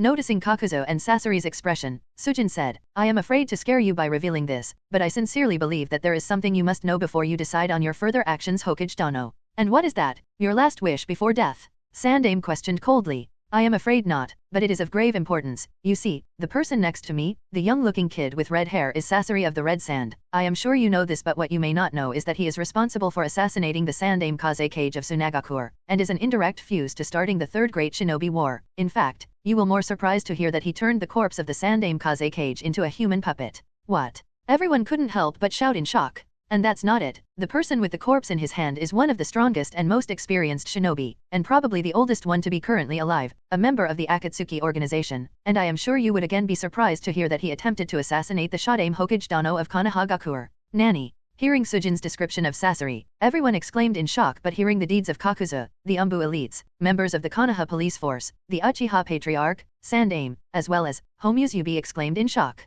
As the elites of Konoha, they have more or less heard the names of the two S-class missing nin, but the fact that one is responsible for the death of the strongest Kazekage and the other attempted to assassinate the Shodaime Hokage, this is the first time they heard such a piece of serious information. Not to mention, Anbu and police force, even Sandaime and the Uchiha patriarch were highly surprised. The inexplicable disappearance of Sandaime Kazekage has been a mystery for a few years now, and it was the disappearance of the strongest Kazekage that Suna blamed Konoha and declared war in the name of revenge. Hearing such critical information, even Uchiha Fugaku has to pay attention to Sasori and Kakuzu. Sujin suddenly held his forehead and said with a fake tone of guilt, I am sorry, I forgot that Konoha and Suna are allies, it seems that I shouldn't have leaked such important information. Konoha has already been under pressure from Kumo, now they can't afford to let go of their ally i.e., Tsunagakure. Therefore, Sandaime must catch the culprit responsible for the death of the allies' missing Kazekage, because if he doesn't it would be difficult to explain this to the Yondaime Kazekage and seek assistance from Tsunagakure in the future. With every word that came out of Sujin's mouth, Kakuzu and Sasori's expression turned gloomier. When Sujin mentioned them killing Sandaime Kazekage and attempting the assassination of Shodaime Hokage, both of them were very surprised and suspicious. They understood that Sujin knows the information about their shadows but couldn't figure out how he knows that. Sandaime observed the four and finally made up his mind. One side is the combination of the two missing nin who attempted the assassination of Shodaime Hokage Sama and killed the Sandaime Kazekage of the allied village, while the other side is the combination of two unknown individuals who dealt with just a mere head ninja of Kumagakure. Now that he has encountered such a choice, Sandaime will obviously not allow the first party to escape. There is not even a matter of consideration and the choice is clear. With that decided, Sandaime took a deep breath and shouted, "Don't let the two of them escape." With Sandaime's order, the opposite side rushed here. Sujin turned towards the two Akatsuki members who were fuming at him and said with a chuckle, "I am grateful for the two of you acting as decoys for us and hope that you two make it through alive." "You bastard!" cursed Kakuzu and Sasori. Sujin raised his hand to say thank you and then flickered at the side of Homuzubi and whispered lightly, "Let's go." Instantly, Sujin and Homuzubi ran in one direction. Uchiha Fugaku's attention was on Homuzubi from the start to end. He obviously thought that it was Uchiha Shinichi wearing that disguise, although he couldn't understand how come Shinichi has been acting so quiet. Whatever may be the case, as soon as Sujin and Homuzubi broke out in one direction, he led the Konoha police force and chased after them. Seeing that the Uchiha patriarch went after the two, Sandaime led the Anbu members towards Sasori and Kakuzu. Sasori and Kuroto glanced at each other, and after nodding to each other, both of them turned around and fled in the opposite direction. Even the corpse Kakuzu was carrying was discarded and thrown aside. Homuzubi glanced back and noticed Uchiha Fugaku at the tail and questioned in a panic, "Sujin, what should we do next?" Sujin noticed that Sandaime-sama led the Anbu members to chase after Kakuzu and Sasori, and sighed in relief, "Don't worry, let's just introduce a Matsukami to the prideful and arrogant Uchiha clan." Homuzubi nodded but with a great amount of guilt. Although he has made up his mind to take action against the extreme radicals of the Uchiha clan, when the time really came, he still had hesitation in his heart. Sighing heavily, he made up his mind inwardly, the one doing this is not Uchiha Shisui, but Homuzubi, the member of a Matsukami. Repeating this sentence several times in his mind, he finally hardened his eyes. With that decision, two battle circles gradually opened up. The two members of a Matsukami were in the middle of the dense forest, while the two members of the Akatsuki fled downstream along the river. With Sandaime too far away, Sujin immediately said to Homuzubi, "We can start." After immediately turning around, Sujin printed several hand seals and shouted, "Water release, great waterfall technique." Homuzubi also flickered, stepped on the great waterfall, and directly pounced on Uchiha Fugaku. Ding! A piercing sound of metal clash echoed. Homuzubi leaped backward and landed on a tree. He noticed that a large part of the kunao blade was missing and several cracks on the metal extended up to the handle. Turning his head to look in the opponent's direction, Homuzubi noticed that the short knife in Fugaku's hand was undamaged, meaning that the sword is of a high grade, which is not strange considering that Uchiha Fugaku is the patriarch of the Uchiha clan. At this time, Fugaku, who was holding the short knife, looked up as his eyes turned red with three black tomo spinning in them. The brief confrontation just now was a loss of Homuzubi, but Homuzubi didn't suffer any damage because of the timely retreat. All the Uchiha clan members who have awakened the fully matured Sharingan are generally masters of taijutsu, good with almost all kinds of weapon, as Sharingan allows the user to easily replicate any kind of technique with perfection as long as the physique of the user is up to it. At this time, Sujin printed the hand seals and pressed his hands on the flowing water waves, and shouted, "Ice release, freezing wave." Huieish. Instantly under the influence of cold ice nature chakra, the water of the great waterfall previously used by him instantly froze, turning the surrounding forest into a cold field. Sujin can obviously create such an effect by directly using the ice release, but he has found that by first using the water style to create a large source of water and then use ice style to freeze the said water consumes less chakra than the direct use of ice release with the similar effect, which is why using a water technique to fill the surrounding battlefield in water has become a sort of habit for him. The Uchiha shinobi all leaped away from the encasing cold ice, and looking at the giant field of ice, not only were they not afraid or shocked but more excited and more zealous to fight. Patriarch, you don't have to action, let us be the ones to deal with these two. Yes, just 2 bounty ninjas, this would be a perfect exercise. Sandaime has really started to get old, he couldn't even solve 2 bounty ninjas. The geared-up elites of the Konoha police force either had one hand over their waists or crossed over their chest, each one more confident than the other. The Patriarch Uchiha Fugaku had a frowned expression. He clearly felt signs of Uchiha's fighting skills in the short clash just now with Homusubi. Although the other party tried his best to cover it, Fugaku was able to see through courtesy of his experience. Listening to the unscrupulous taunting and teasing from the elites of the Konoha police force, Sujin sneered, "Any, Homusubi, we have a lot of Uchiha here, it's a good opportunity to gouge out some of their Sharingan, don't you think? The best method of offending the Uchiha is by trampling over their pride, the Sharingan is the pride of the Uchiha clan, so speaking about gauging out their Sharingan is the most effective." Homusubi knew that Sujin was deliberately angering the Uchiha clansmen but still felt a bit uncomfortable by the straight-off approach. Sighing lightly at his helplessness, he nodded nonetheless. On the opposite side, the faces of the Uchiha elites changed as if they had been cursed. In normal times, Uchiha may have not been so offended as they are now, but with how they are being treated in the village, their anger was instantly raging and fuming. "You want to die so badly. Scumbags, you dare aang the Sharingan of the Uchiha clan. That's it, you both will die here." Even Sandaime will not say anything. Fugaku ignored the clansman's shout, stepping forward to look at Homusubi. He questioned, "Who are you, people? Might it be that the Uchiha Patriarch is interested in who 2 meager bounty nin are? I think we should be proud of such an achievement, and as a sign of gratefulness I would definitely like to introduce, I am Sujin, and he is Homusubi of the Amatsukami. We are what you may refer to as bounty nin/mercenary, as long as it is for money, we are willing to do anything, would you like to give us some task?" replied Sujin. Uchiha Fugaku pondered for a moment and asked tentatively from Homusubi, "Are you Shinichi?" Homusubi was a bit surprised that Fugaku mistook him for Shinichi but shook his head. Sujin said, "I am afraid that you are mistaking us for someone else. Uchiha Patriarch. No one with the name Uchiha Shinichi is part of our organization." Fugaku had a thoughtful expression upon hearing the reply, although he is still not sure whether both of them are speaking the truth or not. The Konoha policeman couldn't hold back anymore because of the constant disrespectful tone of the other side, said, "Patriarch, since that person is not Shinichi, then there is no further need for hesitation. After mocking the great Uchiha clan, they can never be forgiven and must be dealt with the appropriate measure." Uchiha Fugaku suppressed his doubt as his eyes turned cold and he nodded silently. That was the signal the Uchiha elites needed and suddenly took action one after another. Adat novel bin adat. Fire release, fireball technique. Fire release, dragon fire technique. Fire style, phoenix sage fire technique. The 3 leading Uchiha elites were divided into 3 sides. The one in the middle used the fireball technique, the one on the left used the dragon fire technique, while the one on the right used the phoenix fire technique. The 3 fire style jutsus were released instantly, rushing towards Sujin. Sujin obviously didn't dare to be careless and immediately sealed. Water release, water formation wall. A tall wall of water immediately rose from the grounds that covered Sujin and Homusubi, protecting the 2 from the 3 fire jutsu. Boom, boom, boom. The 3 fire ninjutsu collided with the water wall, creating the roaring sound of water vapors that enveloped the field. The thick layer of mist again covered the battlefield. With the Byakugan activated, Sujin warned Homusubi, "Be ready, they are coming." Homusubi nodded. He knew better than anyone that these elites are nothing to be taken lightly. Huieish. Huieish, huieish. Both of them were ready. Suddenly the sound of shuriken cutting through the wind reached Sujin's ears. Sujin did a backflip and caught 6 of the shuriken with extremely perfect ease while still in midair and shot them back the moment he landed back on the ground. Almost the same moment Sujin landed on the ground, 2 figures jumped out of the mist and rushed towards him, one with a large broadsword while the other that wrapped thin metal chains over his knuckles. Sujin had already noticed their arrival and tapped his foot on the ground as an ice wall rose to momentarily block the incoming Uchiha with the chains. Sujin then created an ice adamantine staff which wasn't as strong as the real adamantine staff but was useful nonetheless and used it to block the incoming sword slash from the sword carried by the other Uchiha. Blocking him midway, the 2 started a battle of Kenjutsu vs Bokihutsu. The opponent is a proficient Kenjutsu user and Sujin was able to keep up with his movements courtesy to the Byakugan, which allowed him to see the flow of chakra of the other party. At this time, there was a red light that flashed a glimmer of scorching heat coming from the side and the rising mist. Sujin understood that the enemy's plan.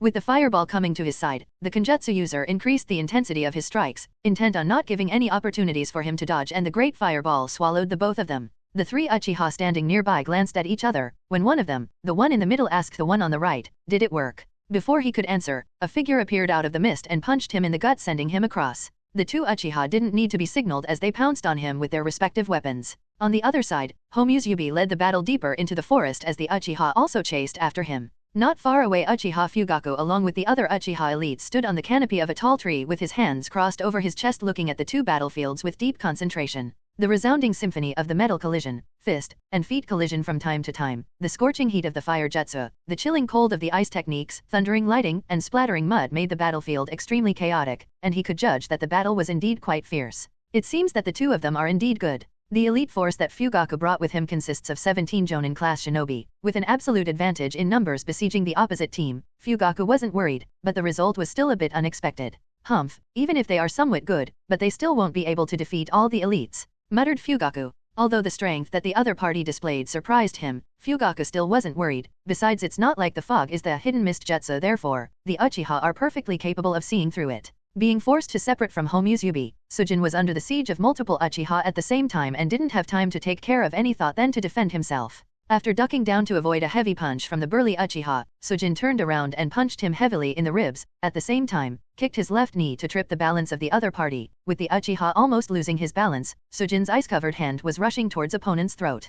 Huieish. But before he could pierce through, the sound of kunao cutting through wind sounded and Sujin had to lean back to safely avoid the attack. Although Sujin leaned back, he was able to see the thin metal wire tied to the kunao. Immediately afterward, the metal wire was slammed backward, entangled the burly Uchiha restrained by Sujin, and pulled him out of the direct attack range. TCH. Annoyed for being letting the prey escape, Sujin clicked his tongue and printed the hand seals and shouted, "Ice release, demonic mirroring ice crystals." Accompanied by the freezing sound, the crystal clear ice mirrors started appearing on the battlefield one after another. This time, Sujin used the conventional technique, so the ice mirrors appeared in a hemispherical shape. The sheer number of mirrors was so high that it covered a large part of the battlefield inside. Every ice mirror is an extension of his chakra, therefore, he was able to sense everything within the territory, giving a subtle yet not so similar effect as that of the Byakugan perception. While Sujin was able to cope up with the situation quite well, Yubi was having a hard time. The teachings he has been indoctrinated with from his childhood are restraining him from lifting his blade against fellow villagers and clansmen, so when fighting against the fellow villagers, he was only able to use about 30 to 40% of his strength, and that too only for parrying and dodging.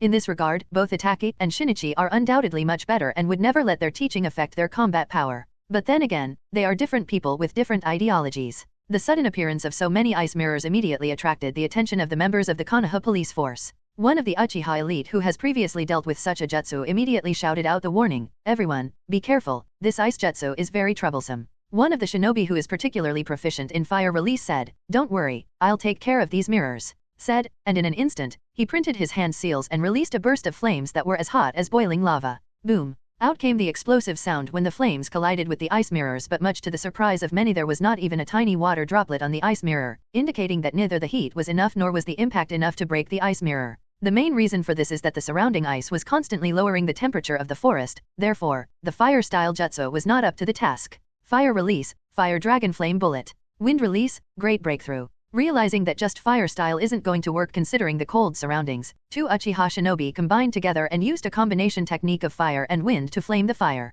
With the added boost from the wind style jutsu, the fire dragon was really gigantic and fiercely pounced on the ice mirrors, easily smashing through them in one fell swoop. Just when the Uchiha elites were trying to break free of the ice mirror's siege, Sujin hiding inside them was not idle. He traveled from one mirror to the other like a ghost and swapped out, knocking out one individual after another. It is said that the speed of traveling from one mirror to the other is instantaneous, or better yet, light speed, which is obviously not true, otherwise the Sharingan wouldn't able to capture the movement. But even if his movements were being captured by the Sharingan, Sujin was still able to knock out the members of the police force one after another. Although he had to endure some injuries, nothing too serious. At this time, Uchiha Fugaku, who hasn't yet moved from his position and was standing outside the demonic ice mirrors formation, frowned. The muffled sound of people falling one after another made him realize the seriousness. Now he even started to doubt that the two bounty nin could escape from Sandaime-sama, perhaps not just because of luck.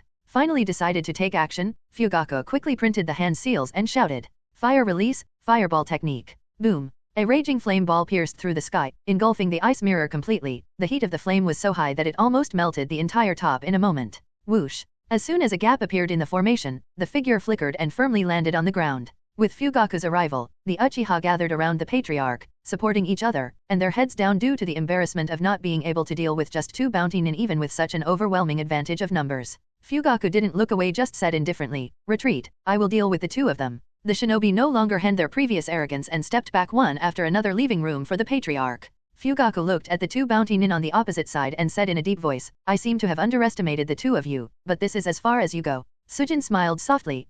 He was about to say something. At novel bin at. However, before he realized the surrounding became black and white, everything disappeared, and even the demonic mirror formation that was an extension of his perception was cut off. All he could see was just a combination of black and white. Genjutsu was his only thought. There are very few times when Sujin had to deal with genjutsu. The first was a simple demonstration by the teacher in the ninja academy. The second was by genjutsu pill used by Orochimaru to give him certain experience. Other than these times, nobody bothered to use genjutsu to deal with small-time shinin. Later he awakened the Tenseigan, therefore, ordinary genjutsu became meaningless. Therefore, Sujin doesn't have much experience in dealing with complex genjutsu. The moment Sujin understood that he has been hit by genjutsu, the first thing to do was cut off his thinking. This could be any type of genjutsu, and since Sujin didn't know its mechanism, therefore, it was best to not think anything, it might give away some information he doesn't want to leak. And Sujin isn't much worried. There is also Homusubi with him, who is actually Uchiha Shisui. And who is Uchiha Shisui? Uchiha Shisui is someone who awakened Kota Amatsukami, and his genjutsu shouldn't be any inferior to Uchiha Fugaku and is unlikely to be subdued to Fugaku with just a genjutsu.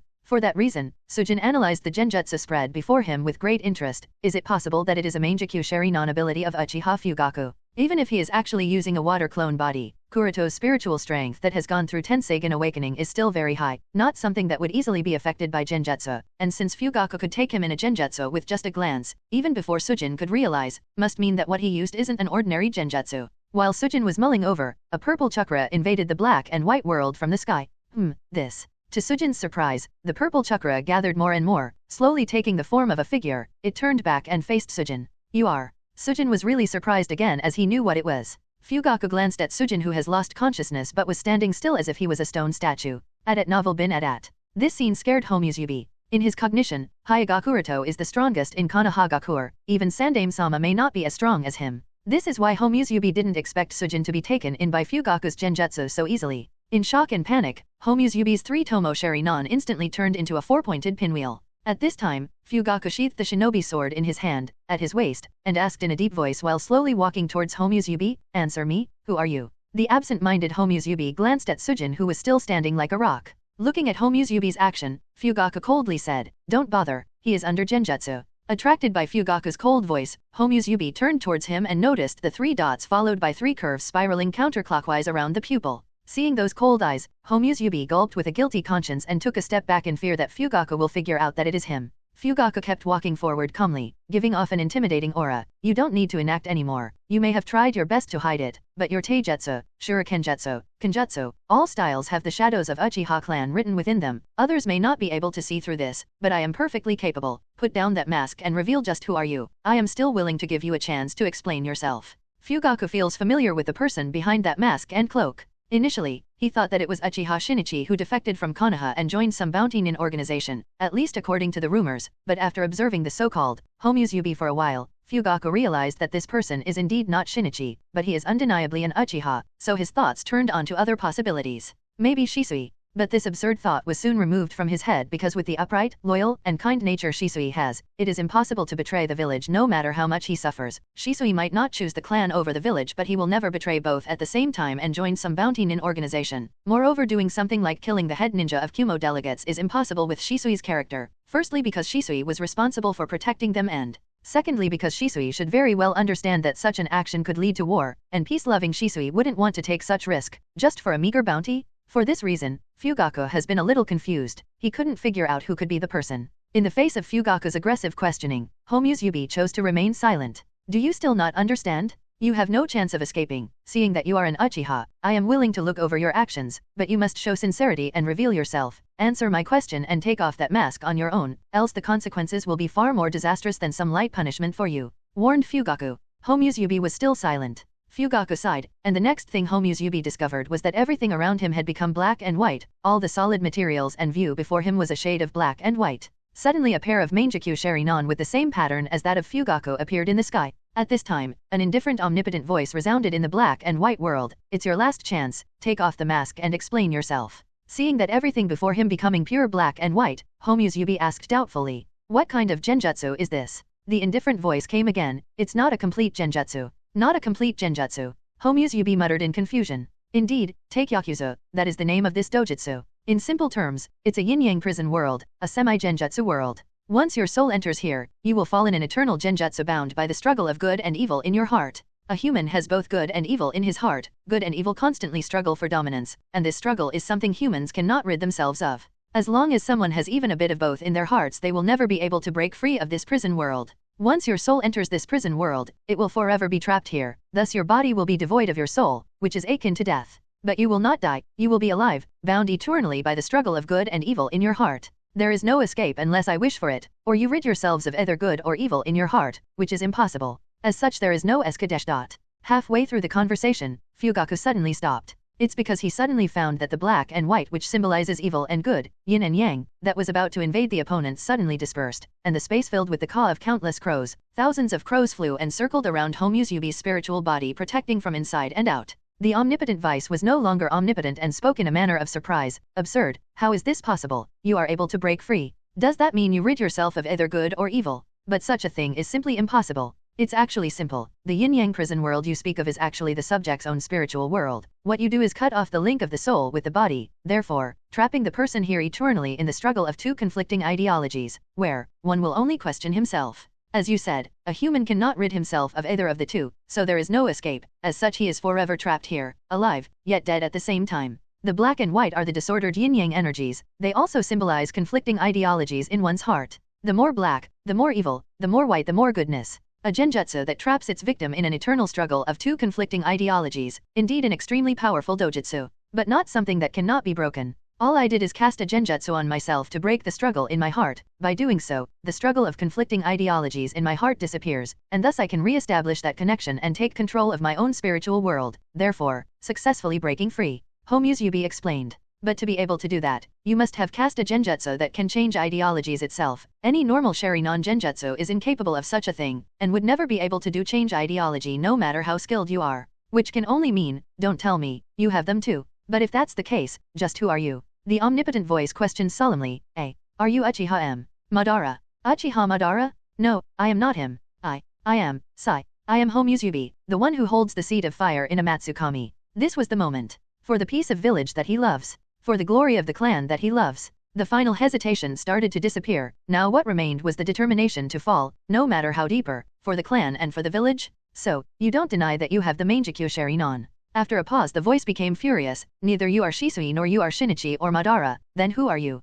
Why do you have Mangekyou Sharingan? Answer my question, was it you who attacked Konoha and released the Kyuubi? Are you the person behind that disaster? Are you the one responsible for the death of Yondaime? It is not just a rumor that Kyuubi was being controlled by the Sharingan on the night of the Kyuubi's attack. Fugaku himself knows that it was true as he witnessed the scarlet three-tomo ring in Kyuubi's eyes, which signified that Kyuubi was indeed being controlled by someone of the Uchiha clan. And Fugaku knows that anything remotely below the Mangekyou Sharingan is incapable of controlling a Baijuyu. Therefore, he has always suspected that there might be an Uchiha with Mangekyou Sharingan, possibly hidden inside the village or maybe outside the village. There exists a shinobi who bears the name Uchiha and harbors deep hatred towards the clan and the village, at the same time, possess necessary power to be able to cause chaos. The first guess is obviously Uchiha Madara? Why did Fugaku conclude it to be Madara who is supposed to be dead? Obviously, because Fugaku knows of the existence of Izanagi, therefore, he cannot deny the possibility that Uchiha Madara may still be alive, and only Madara possesses enough hatred and necessary power to control Kyuubi and destroy Konoha. And now that there stands a person before him who has the Mangekyou Sharingan, with the visual prowess superior to him must mean that it is him. But from the behavior of the other party, Fugaku doesn't think that he is Madara. This is because Fugaku's father had told him about what kind of man Madara was or is. And if this person is neither Madara, nor Shisui, or Shinichi, then who is he? Fugaku was now seriously angry. It is only because of this damn Homusubi of Amatsukami that the Uchiha clan has been suffering from all the blame. In anger, Fugaku put more strength in the genjutsu. The other party must not be allowed to live anymore. One might be able to temporarily fool himself out of his ideological struggle, but this fooling can never be forever. Within the human heart lingers these struggles, he just has to incite it. With Fugaku's urging, the pair of Mangekyou Sharinon in the sky started circling along their central axis. As a result, the entire space again started to turn black and white, the white endless ground and the black endless sky, no sign of the horizon as the two seemed to never intersect. There were also countless white and black kanji characters floating above the ground and in the sky. This is Taikyaku's dimension, the eternal yin-yang prison, a prison that eternally restricts you. At the same time, Homusubi's Mangekyou Sharinon under his mask also started rotating as a trail of blood flowed from his two eye sockets, resisting the eternal prison. As a result, a tug of war started between the two of the strongest Uchiha, downstream along the river. Tap, tap, tap. Amidst the sound of water stepping, a group of shinobi flew across the river. While running, Sasori turned his head and glanced back at the Konoha shinobi following him, as well as the kunao and shuriken tied with exploding tags as well as other throwing ninja tools being shot towards him. While continuously running, Sasori didn't stop flicking his fingers that had the chakra strings tied to them and controlled the puppet in red robes. Ding, ding, ding. The puppet waved the sword as per Sasori's directions and all the kunao shuriken etc. were sent off the track so that they would not harm him. At the same time, the fingers of his other hand flicked. The other puppets controlled by him suddenly opened their mouth and shot out countless senbon at the pursuers. Sandame's face sank seeing this, and he hurriedly used the adamantine staff in his hand to block the senbon's shot towards them. The Konoha Anbu officers were also not behind. Some simply dodged, some used defensive ninjutsu to block, while the other countered with kenjutsu or bokehutsu, and other suitable methods. Pierce. Suddenly an Anbu shinobi who wasn't able to defend against all the senbon and was pierced by a senbon that managed to get past his defense fell head-on into the river. The Anbu next to him didn't wait and immediately helped him only to find that his skin had turned purple, indicating the symptoms of poisoning. Having some knowledge of poison, he tried extracting the poison while also warned, "Everyone, be careful of the poison." Sandame shouted at this time, "The Hokage platoon will stay with me, while the rest will chase after Kakuzu." "Yes, Hokage-sama." The Anbu members responded, and chased after Kakuzu. Kakuzu, who was gradually moving away from Sasori, saw the large number of Anbu rushing towards him and cursed inwardly at the two bastards. Sighing lightly, he increased his speed and dived into the forest on the opposite bank of the river. In the forest on the other side of the river bank, more than a dozen after-images flickered and flashed from one position to another under the cold moonlight, and from time to time the source of these after-images would collide together, producing the sharp sound of metal clashing as the golden sparks flew around that illuminated the forest for minute intervals and then suddenly dispersed into darkness. Boom. Kicking away a Konoha Anbu, Kakuzu hadn't had time to catch his breath when another Anbu rushed towards him. Humph. Kakuzu snorted in disdain and jumped on the tree. The slight breeze was blowing, and Kakuzu standing on the canopy of the tree had a cold look. The Akatsuki cloak he wore swayed in the cold night wind. Anbu used this opportunity to readjust their formation and formed a siege array, surrounding Kakuzu. Kakuzu glanced around and confirmed that the number of Anbu besieging him is a total of 16, and he really felt troubled. Not to say that he was afraid or anything, but this battle is a complete disaster for him. The day was originally supposed to be similar to all and he was just going to exchange the corpse for the bounty. Suddenly encountered two members of a Matsukami, although there were slight murderous intentions, not to the extent that the matter would become so much troublesome. But unexpectedly Sandame Hokage and Uchiha Fugaku arrived leading their combat forces. Those bastards from a Matsukami revealed such information, and lo and behold, he is in such a situation. Boom. At this moment there was a roar from the far side of the river where Sandame Hokage was fighting Sasori. Kakuzu and the Anbu all looked over and they see the traces of ice and fire. Seeing the scene, Kakuzu thought, has Sasori already taken out the ice puppet? As the teammate with Sasori for the past few months, Kakuzu also knows that Sasori wouldn't use the human puppet so easily. Once the human puppet was used, it would mean that the battle will be extremely fierce, and here it doesn't seem unreasonable, given that he is fighting the Hokage. As for the Konoha Anbu, they were all a little worried. Seeing the traces of ice release on the battlefield by the river, they all thought that Sujin with an extraordinary strong water release and ice release was also there and couldn't help but be worried about Sandame. One of the Anbu quickly said, "Solve him and support Hokage-sama as quickly as possible." The other Anbu members nodded one after another and launched a flurry of attacks at once. Kakuzu leaped high avoiding a howling wind-style jutsu, but before he could land on the ground, he was hit by several kunao tied with explosive tags and was drowned in a series of explosions. Looking at the smoke and dust in the sky, one of the Anbu said, "Did that kill him?" Another Anbu answered, "I saw him being pierced by a kunao. I am afraid he shouldn't have any method to avoid the damage at such a short distance, besides the explosive tags should have killed him." At this moment when the two Anbu relaxed their vigilance, two arms penetrated through the cover of charred smoke, grabbed the throat of the two of them and dragged them inside in the blink of an eye. Ah! Only the screaming of two people could be heard. By the time smoke gradually disappeared, everyone found out that the necks of the two Anbu held by Kakuzu were twisted at an impossible angle. Their bodies were thrown aside as if just a piece of trash, while Kakuzu spoke with a grim tone, "Coming after me was the greatest mistake you all could have ever made. Suddenly the piercing sound of the chirping of thousands of birds was heard, and in the next moment, an Anbu appeared behind him, arm flashing with lightning immediately pierced through the chest, successfully destroying the heart from behind. Cough cough, it can't be, you snuck behind me. Coughing a mouthful of blood, Kakuzu turned his head with some difficulty and found out that the person who attacked him was an Anbu with wearing a dog mask and silver white hair swaying in the wind.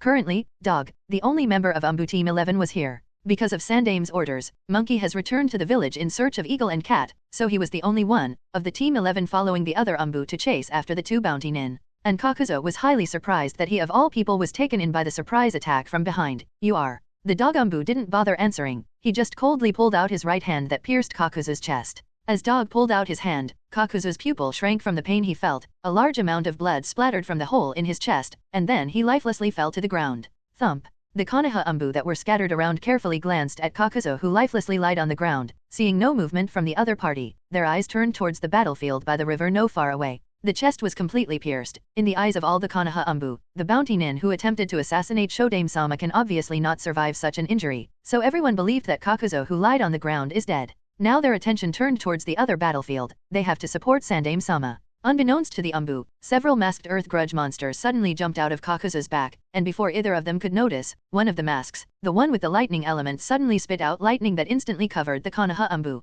In Sujin's spiritual world under the effect of Taikyakuzo, the yin-yang eternal prison. Seeing that the black and white was slowly fading away, Sujin, who was trapped inside Uchiha Fugaku's genjutsu space, immediately reacted, and asked the chubby Ryumayako dragon lightly floating in the air, "Hey, how come it took so long to react? Your response was a bit slow. If anything, it would have come a bit difficult for me to solve it, and only with Tenseigan, something would have happened, and that would have become a bit troublesome." At novel bin at. It took some time to get past the barriers, spoke Ryumayako in a childish tone.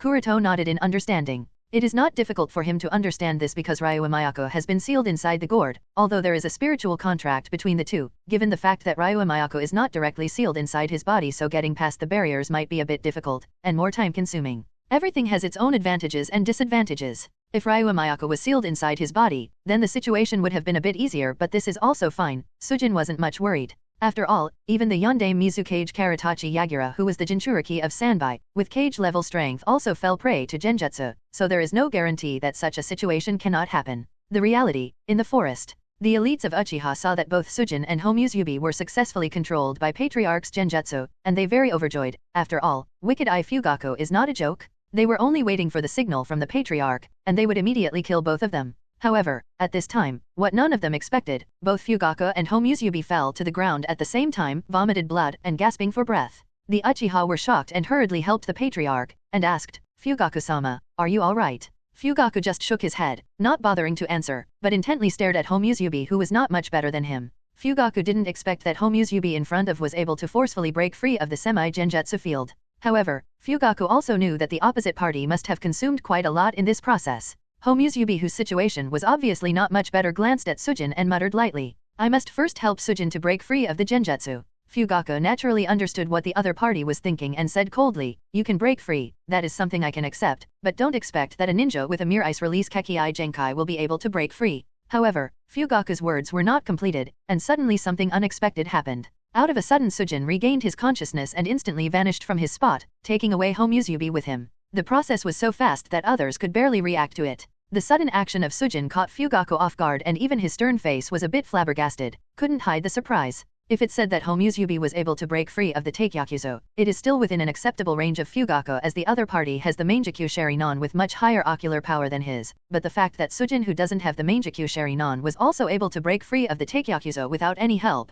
greatly surprised him. It was beyond his expectations. Moreover, that purple creature is also something incomprehensible. What exactly was that? Thought Fugaku with a frown. Seeing that two members of Amatsukami ran away, the members of the Konoha military police force wanted to stop them. At novel bin at. But Fugaku stretched out his hand to stop them and said seriously, "Let them go. Patriarch, why not chase? They humiliated the Uchiha clan. Do you just want to let the two of them escape? They are trying to step over the Uchiha clan and the village." The members of the Konoha military police force were puzzled and looked towards the Patriarch with confusion. Fugaku just shook his head and said with a gloomy tone, that Homuzubi is an Uchiha, and he has a pair of Mangekyou Sharinon. Hearing Fugaku's words, everyone was startled. One of Uchiha couldn't help but ask, "Patriarch, is he Shinichi?" As far as the Uchiha are aware, only Shinichi and Shisui have awakened the Mangekyou Sharinon, so that person has to be Shinichi. Everyone knows of Shisui's straight and honest personality, so they excluded him to be Homusubi. And since there isn't anyone else with the Mangekyou Sharinon, then it can only be Shinichi, who defected from Konoha and joined some bounty organization if the rumors are correct.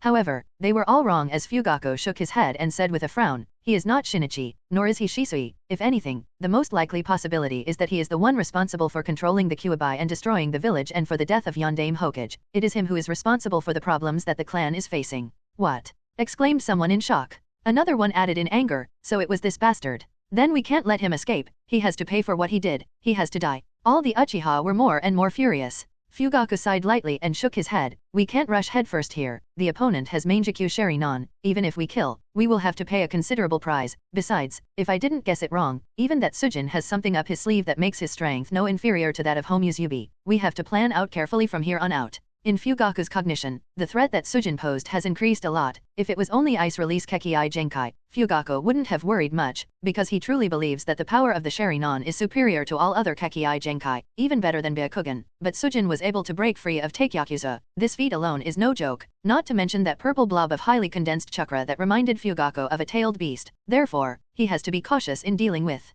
the enemy. The other Uchiha also understood the seriousness of the matter and asked, then Patriarch, what should we do? After thinking a little, he said, let's first meet up with Sandaime, and see how the situation turns out. While running, Sujin and Homusubi glanced back occasionally to see if they were being chased by the Konoha military police force. After confirming that they weren't being followed, both of them breathed a sigh of relief. Homusubi spoke, it seems that Patriarch isn't following us. Sujin nodded after a bit of thinking. It seems us breaking free of his Mangekyou Sharinon dojutsu startled him a little, making him consider us a real threat. Therefore we were able to bluff our way out. Fugaku's dojutsu affected both Sujin and Homusubi, and the technique was obviously Mangekyou specific. Sujin was able to break free and not much affected because his spiritual power is that of Tenseigan, which is why his soul wasn't much affected by whatever that was, and thanks to Ryo Mayako acting as a guide, he was able to successfully break free, which obviously surprised Fugaku, making him more cautious. Even Sujin would be the same if he was in Fugaku's place if someone easily broke free of an ability he had absolute confidence in. It's just that Fugaku doesn't know that the current situation of the two is not much better. After all, first Sujin fought against Sandaime for such a long time, even if he has an artificial biju at his side to provide him with chakra, the refining does tire him out. So firstly fighting with Sandaime then so many Uchiha at the same time, and finally dealing with Fugaku, Sujin is quite tired. Although Homusubi's situation is better, Homusubi still can't openly use techniques like Susanoo and body flicker that are his main strength as that would easily expose his true identity. So, his actions are also a bit limited. Moreover, Homusubi also got some injuries due to hesitation to deal with the Uchiha clan. Therefore, if Fugaku really chased them, the direction of the outcome of the battle would be a bit uncertain and in fact, the balance would be a bit tilted towards Fugaku, meaning that the two members of Amatsukami would be at a disadvantage. At this time Homusubi said with a bitter smile, it was as you said, Patriarch really has the Mangekyou Sharinon. Fugaku deliberately concealed his Mangekyou Sharinon. This shows that even he didn't have much trust in the Hokage faction, but he isn't wrong to do so. After all, the impact that Uchiha Madara caused with his Mangekyou Sharinon was too much for the senior to forget. Therefore, it is unknown what actions they might have taken. Besides, Shisui really doesn't have much say in it. After all, when he revealed his Mangekyou Sharinon, he also caused too much trouble for the Uchiha clan, so the Patriarch's actions are understandable. Sighing lightly, Homusubi asked, so what should we do next? Sujin smiled. And he was about to say something, but suddenly, the presence of two strong chakra signs appeared in his field of vision of his Byakugan. Sujin instantly warned, stop here, we have company. Homusubi asked, who is it? Sujin didn't reply immediately but there was a light chuckle. Homusubi was confused, if it is the enemy, then why would Sujin chuckle? So, asked again, Sujin, who did you see? Sujin just replied casually, don't worry too much, it's the two guys from the Akatsuki organization, let's go greet them. Homusubi nodded and the two walked in that direction, and after a while, the two sides met. Looking at the figure of Sasori and Kakuzu on the opposite side, Sujin couldn't help but laugh inwardly. Both Kakuzu and Sasori's appearance is really laughable. The traditional Akatsuki cloak Kakuzu was wearing has been mostly torn apart, leaving only a part attached to the collar and half sleeve, giving the both of them a miserable look.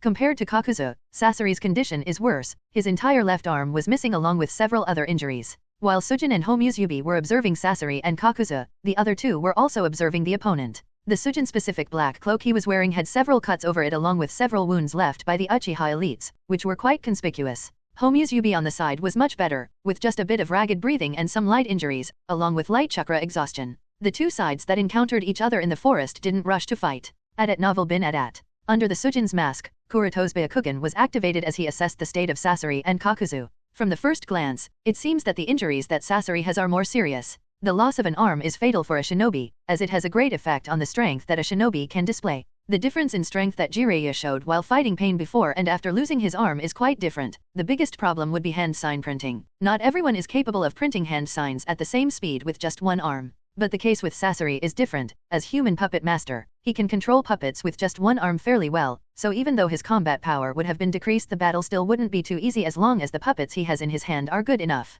Moving his gaze towards Kakuzu, Shujin found that the chakra reaction he perceived from Kakuzu was much weaker compared to before. The Earth Grudge Fear is a really strange technique that has probably altered his body to such a degree that he is no longer dependent on his normal chakra circulatory system. Therefore, in his Byakugan, Shujin isn't seeing any normal chakra veins in Kakuzu's body like that of other shinobi. What he sees is a complex network of black threads that are chakra carriers and are connected to the 4 cores, which are the 4 masks hidden in Kakuzu's body. However, he has still not understood the essence of the 4 masked thread monsters. Therefore, how much injury Kakuzu has incurred is difficult to estimate. According to the rough estimate, he roughly has only about 30% of his chakra. It's either because he has consumed much of it in the previous battle, or he has lost some of his hearts. I would bet on the second possibility. This guess wasn't without any basis. It's because Shujin also found that the chakra reaction of the cores was somewhat strange. To be more exact, the chakra reaction of the chest and right abdomen was significantly weaker than the other places, which means that 2 of his hearts were damaged, which means only 3 of his hearts were left. While Shujin was in a bit of a bind, thinking about whether to take the advantage of the opportunity and get rid of Sasori and Kakuzu for good, Sasori spoke in a cold tone, "You bastards, you dare to appear before us." As soon as he spoke, he can't help but cough out some blood. It seems his injuries are much severe. Shujin raised his hands up and said with a smirk, "Hey, don't blame me. The 2 of you have done such things that would prompt others to hunt you down. I just encouraged Konohagakure to fasten that process. After all, the sooner the S-class missing nin are disposed of, the better, don't you think so? But I have to say, you were able to escape from the chase of Sandaime Hokage. Your skills aren't bad, to say the least." Sasori just snorted. "I will not forget this account." At this time Kakuzu said, "You have been meddling with us. I see that you have the potential, so I am giving you a fair warning. It would be wise of you to not make an enemy of the Akatsuki organization. You will regret it in the future." "You don't say? Thanks for the heads up. I'll keep that in mind." Shujin nodded gratefully. "You better do." Kakuzu said, "Most certainly, but I don't like to owe others a favor, so I am also giving you a heads up. It's only fair if both sides know each other, right? Therefore, it's best that you know that Amatsukami is not afraid of Akatsuki, so we will be having quite a lot of meetings in the future, I tell ya," Shujin said. Hearing Shujin's words, Sasori took out a scroll and spoke, "You wanna die, don't you?" Shujin shook his head, and said, No, not right now. Don't you see, there are still a large number of Konoha shinobi around. I don't think I need to explain any further." Kakuzu nodded. "That is a wise choice. If we fight here, it will only make it easier for Konoha to get their hands on all 4 of us." Homusubi nodded. Sasori closed the scroll in his hand. "All right, you get to live this time." "Well, now that we have an agreement, we'll move on our respective paths," Shujin said. With that decision, Shujin and Homusubi gave way to one side, while Sasori and Kakuzu gave way to the other. Shujin and Homusubi moved towards the village and Sasori and Kakuzu towards the opposite side of the village. Passing by each other, the 2 groups slowed down. Just at the moment the both of them crossed each other, Shujin quickly formed the hand seals and leaped into the air. Ice release, 1,000 flying needles of death. Ice release secret technique, demonic mirroring ice crystals. Homusubi did a backflip while printing the hand seals and threw a few shurikens and released fire. Fire release, great fireball technique. On the other side, Sasori also immediately took out the puppet from the scroll, attached it with chakra strings, and shouted, "Dead bone pulse, dance of the seedling fern." And Kakuzu was also not behind as the 2 thread monsters jumped out of his body. Fire release, intelligent hard work. Wind release, pressure damage. 2 shinobi on each side, 4 in total, attacked at the exact instant. Boom, boom, boom. Instantly the small forest mountain that they were on shook by the collision of the ninjutsu on the 2 sides. Compared to the small-scale ninjutsu used by Shujin and Homusubi, the attack used by Sasori and Kakuzu was undoubtedly much fiercer. It's because they were boiling with anger inside. Especially Sasori, he even didn't hesitate in using the dance of the seedling fern with the Kagaya clan puppet.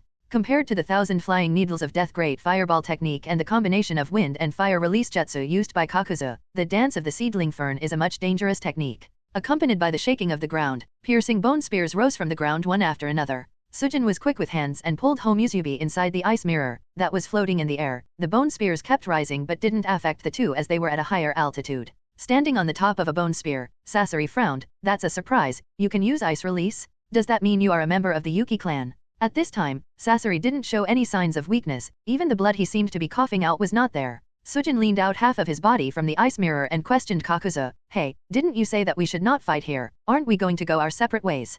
Sasori hummed lightly, it seemed that you were the one who made the move first. Sujin has already noticed that Kakuzu is hidden behind a thick bone spear, and the two thread monsters were speared around. He seemed ready to attack any moment. Understanding that both of them still retained quite a lot of combat power, Sujin did some light speed calculations in his brain and said with an embarrassed laugh, while scratching the back of his head awkwardly, Sandaime Hokage and Wicked Eye Fugaku are still around, so let's continue on our separate ways, okay? When Sujin mentioned Sandaime, Sasori thought a little and said, alright, it seems that the attack just now was only a misunderstanding. Sujin nodded, yes, it appears that all four of us had a bit of a misunderstanding. With that said, Sujin didn't deactivate the ice mirrors, just lined them up in a queue and flew away. Whoosh, whoosh. Sasori and Kakuzu also didn't wait any longer and flickered and disappeared from the forest of bones. Whoosh, whoosh, whoosh, whoosh, whoosh, whoosh. Not long after the four shinobi disappeared, Sandaime still carrying his adamantine staff led the Anbu members and arrived at the forest of bone. Looking at the endless number of bone spears, Sandaime had a solemn look on his face, and muttered, this is dead bone pulse, Kekii Genkai of the Kagaya clan. While the Anbu spread around searching for the traces of the two members of Akatsuki, Uchiha Fugaku led the members of the Konoha military police force and arrived. Fugaku was surprised when he noticed that even Sandaime seemed to have failed in capturing or killing either of the two members of Akatsuki, which, at this moment, whether it was the god of shinobi or the Wicked Eye, both of them had an embarrassed face. The silence and the aho crow made the atmosphere quite awkward. Sandaime said with some emotion, these bounty ninjas are not easy. Fugaku nodded repeatedly, yes, they can't be taken lightly. Looking at the forest of piercing high bones, whether it was Sandaime Hokage or Uchiha Patriarch, both of them had a gloomy expression. In their eyes, or better yet in the eyes of great shinobi villages, the bounty ninjas are just some small-time shinobi not worth putting attention to, unless they try sticking their nose where they shouldn't. Therefore, the presence of bounty nin are generally ignored. But the series of events and the battles that took place today has changed this perception. These two groups of bounty nin cannot be ignored. Unexpectedly, there are still so many strong shinobi hidden in the shadows of the shinobi world. Sandaime thought with a solemn expression while looking at the cold moonlight of the full moon. The increasing rift between the Uchiha clan and the village has already caused too much headache for Sandaime. Now he doesn't even know what will happen to the peace treaty that was signed with Kumigakure. Everything has been becoming messy. Sandaime really feels exhausted. If only Minato was alive, everything would have been gone smoothly, muttered Hiruzen helplessly. Today Sandaime didn't go all out in the battle. This is something even the Hokage guard platoon could see. The reason for this is very simple. Sandaime is worried that if something were to happen to him, the Uchiha clan will no longer have any scruples and the village will fall into civil strife, and the other village wouldn't let such a chance go to waste. The result, not only would Konoha be destroyed but even the land of fire will be plunged into the biggest war ever seen. But now Sandaime feels that he was a bit too conservative. If even the enemy is not captured, then aside from losing the faith of his subordinates, even obtaining the required intelligence of the two bounty nin organization will become quite difficult. Even Fugaku had a solemn look when he thought of Homuzubi of Amatsukami. The sudden appearance of an Uchiha with the Mangekyou Sharingan is not a joke. Moreover, the person in question seems to have negative intentions towards the clan and the village, and if it was really him who controlled the Kyuubi during the Kyuubi rebellion, and indirectly killed Yondaime Hokage, then that means he will not stop until he achieves his objective of destroying the clan and the village. It's unforgivable. Fugaku made up his mind. He must find out the true identity of Homuzubi and then kill him, for the sake of the clan, and for the village. Unlike Fugaku, who was worried, the elites of the Uchiha clan were embarrassed because they failed to eliminate only two bounty nin. Before they were being overly aggressive, arrogant, and overconfident, and now not only was each one of them injured to some degree but even their faces also had disappointed looks. Even after they were injured or more, they achieved nothing. Uchiha Fugaku is still considering whether to reveal the fact that Homuzubi of Amatsukami has Mangekyou Sharingan to Hokage-sama. After all, in his opinion, Homuzubi must die, but the pair of Mangekyou Sharingan he has can be used by the Uchiha clan. However, another problem lies here. Will the Hokage faction allow the Uchiha clan to take back that pair of Mangekyou Sharingan? Or will it lead to a more severe conflict? Allowing Heitake Kakashi to keep the Sharingan is already the biggest compromise the Uchiha clan has made, and it was solely done because of the fact that Uchiha Obito willingly passed it on to Heitake Kakashi. Otherwise Uchiha clan wouldn't have allowed Kakashi to keep the Sharingan. So, this issue is a bit troublesome. On the other side,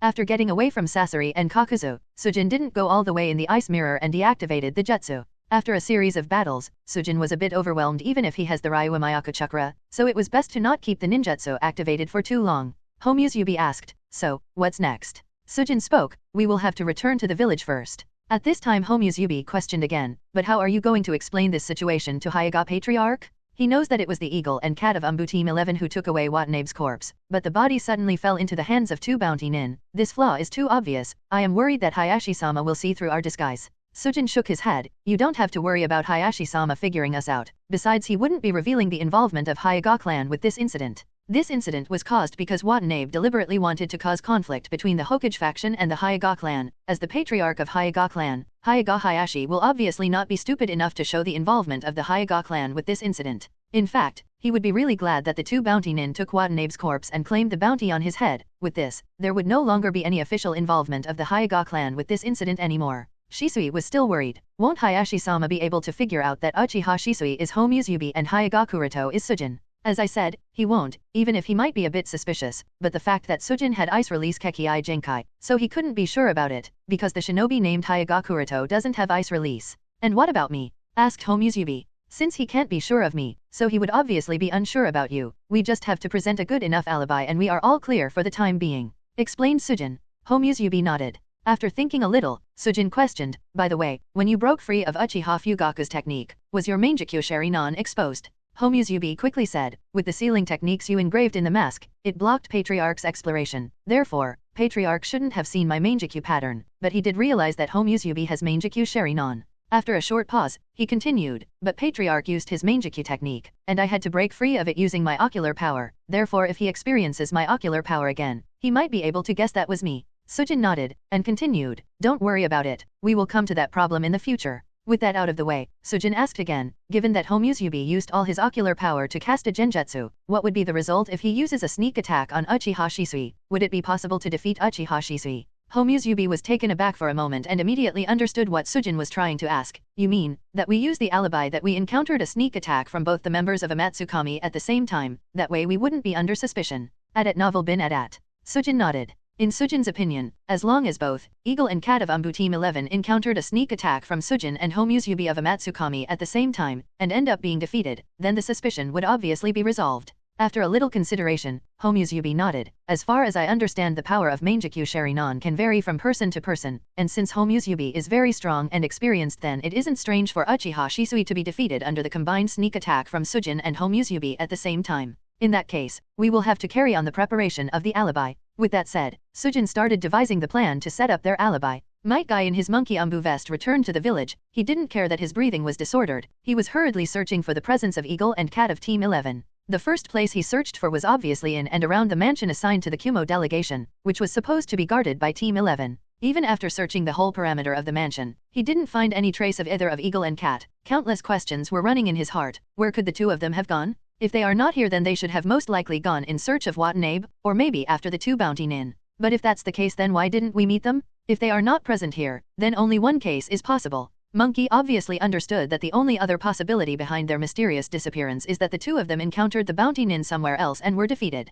However, he has been trying to avoid thinking of this possibility, because this entails the possibility of something he doesn't want to think about or accept. But the current situation gives him no other choice, so he returned to the point where Cat and Eagle were stationed, and estimated the possible directions they could have gone. He also ordered some of the Anbu to search for Cat and Eagle. After a long while of searching, along all the possible routes, the team arrived at the woods past the outer walls. Dog and I intercepted the enemy ninja more than a few dozen miles ahead. According to the path that the bounty nin have taken, he should have passed this forest area first. Search the entire forest in this area. Yes. With that said, the Anbu got busy in their search. Monkey himself was not free and continued the search. Not too long after, he received a message from one of the Anbu teams. Arriving at their spot, he felt that the temperature of the surroundings was quite lower compared to other forest areas. This caused him to doubt and he quickened his pace. Arriving at the spot, Monkey found an ice tree that was covered in some sort of genjutsu enchantment, which was wearing off as it was being cracked by the sealing masters. As soon as the genjutsu enchantment wore off, a hollow ice tree was revealed, and in the hollow part of the ice tree, he found Hyuga Kuroto in his Anbu gear, unconscious and tied up with several wounds.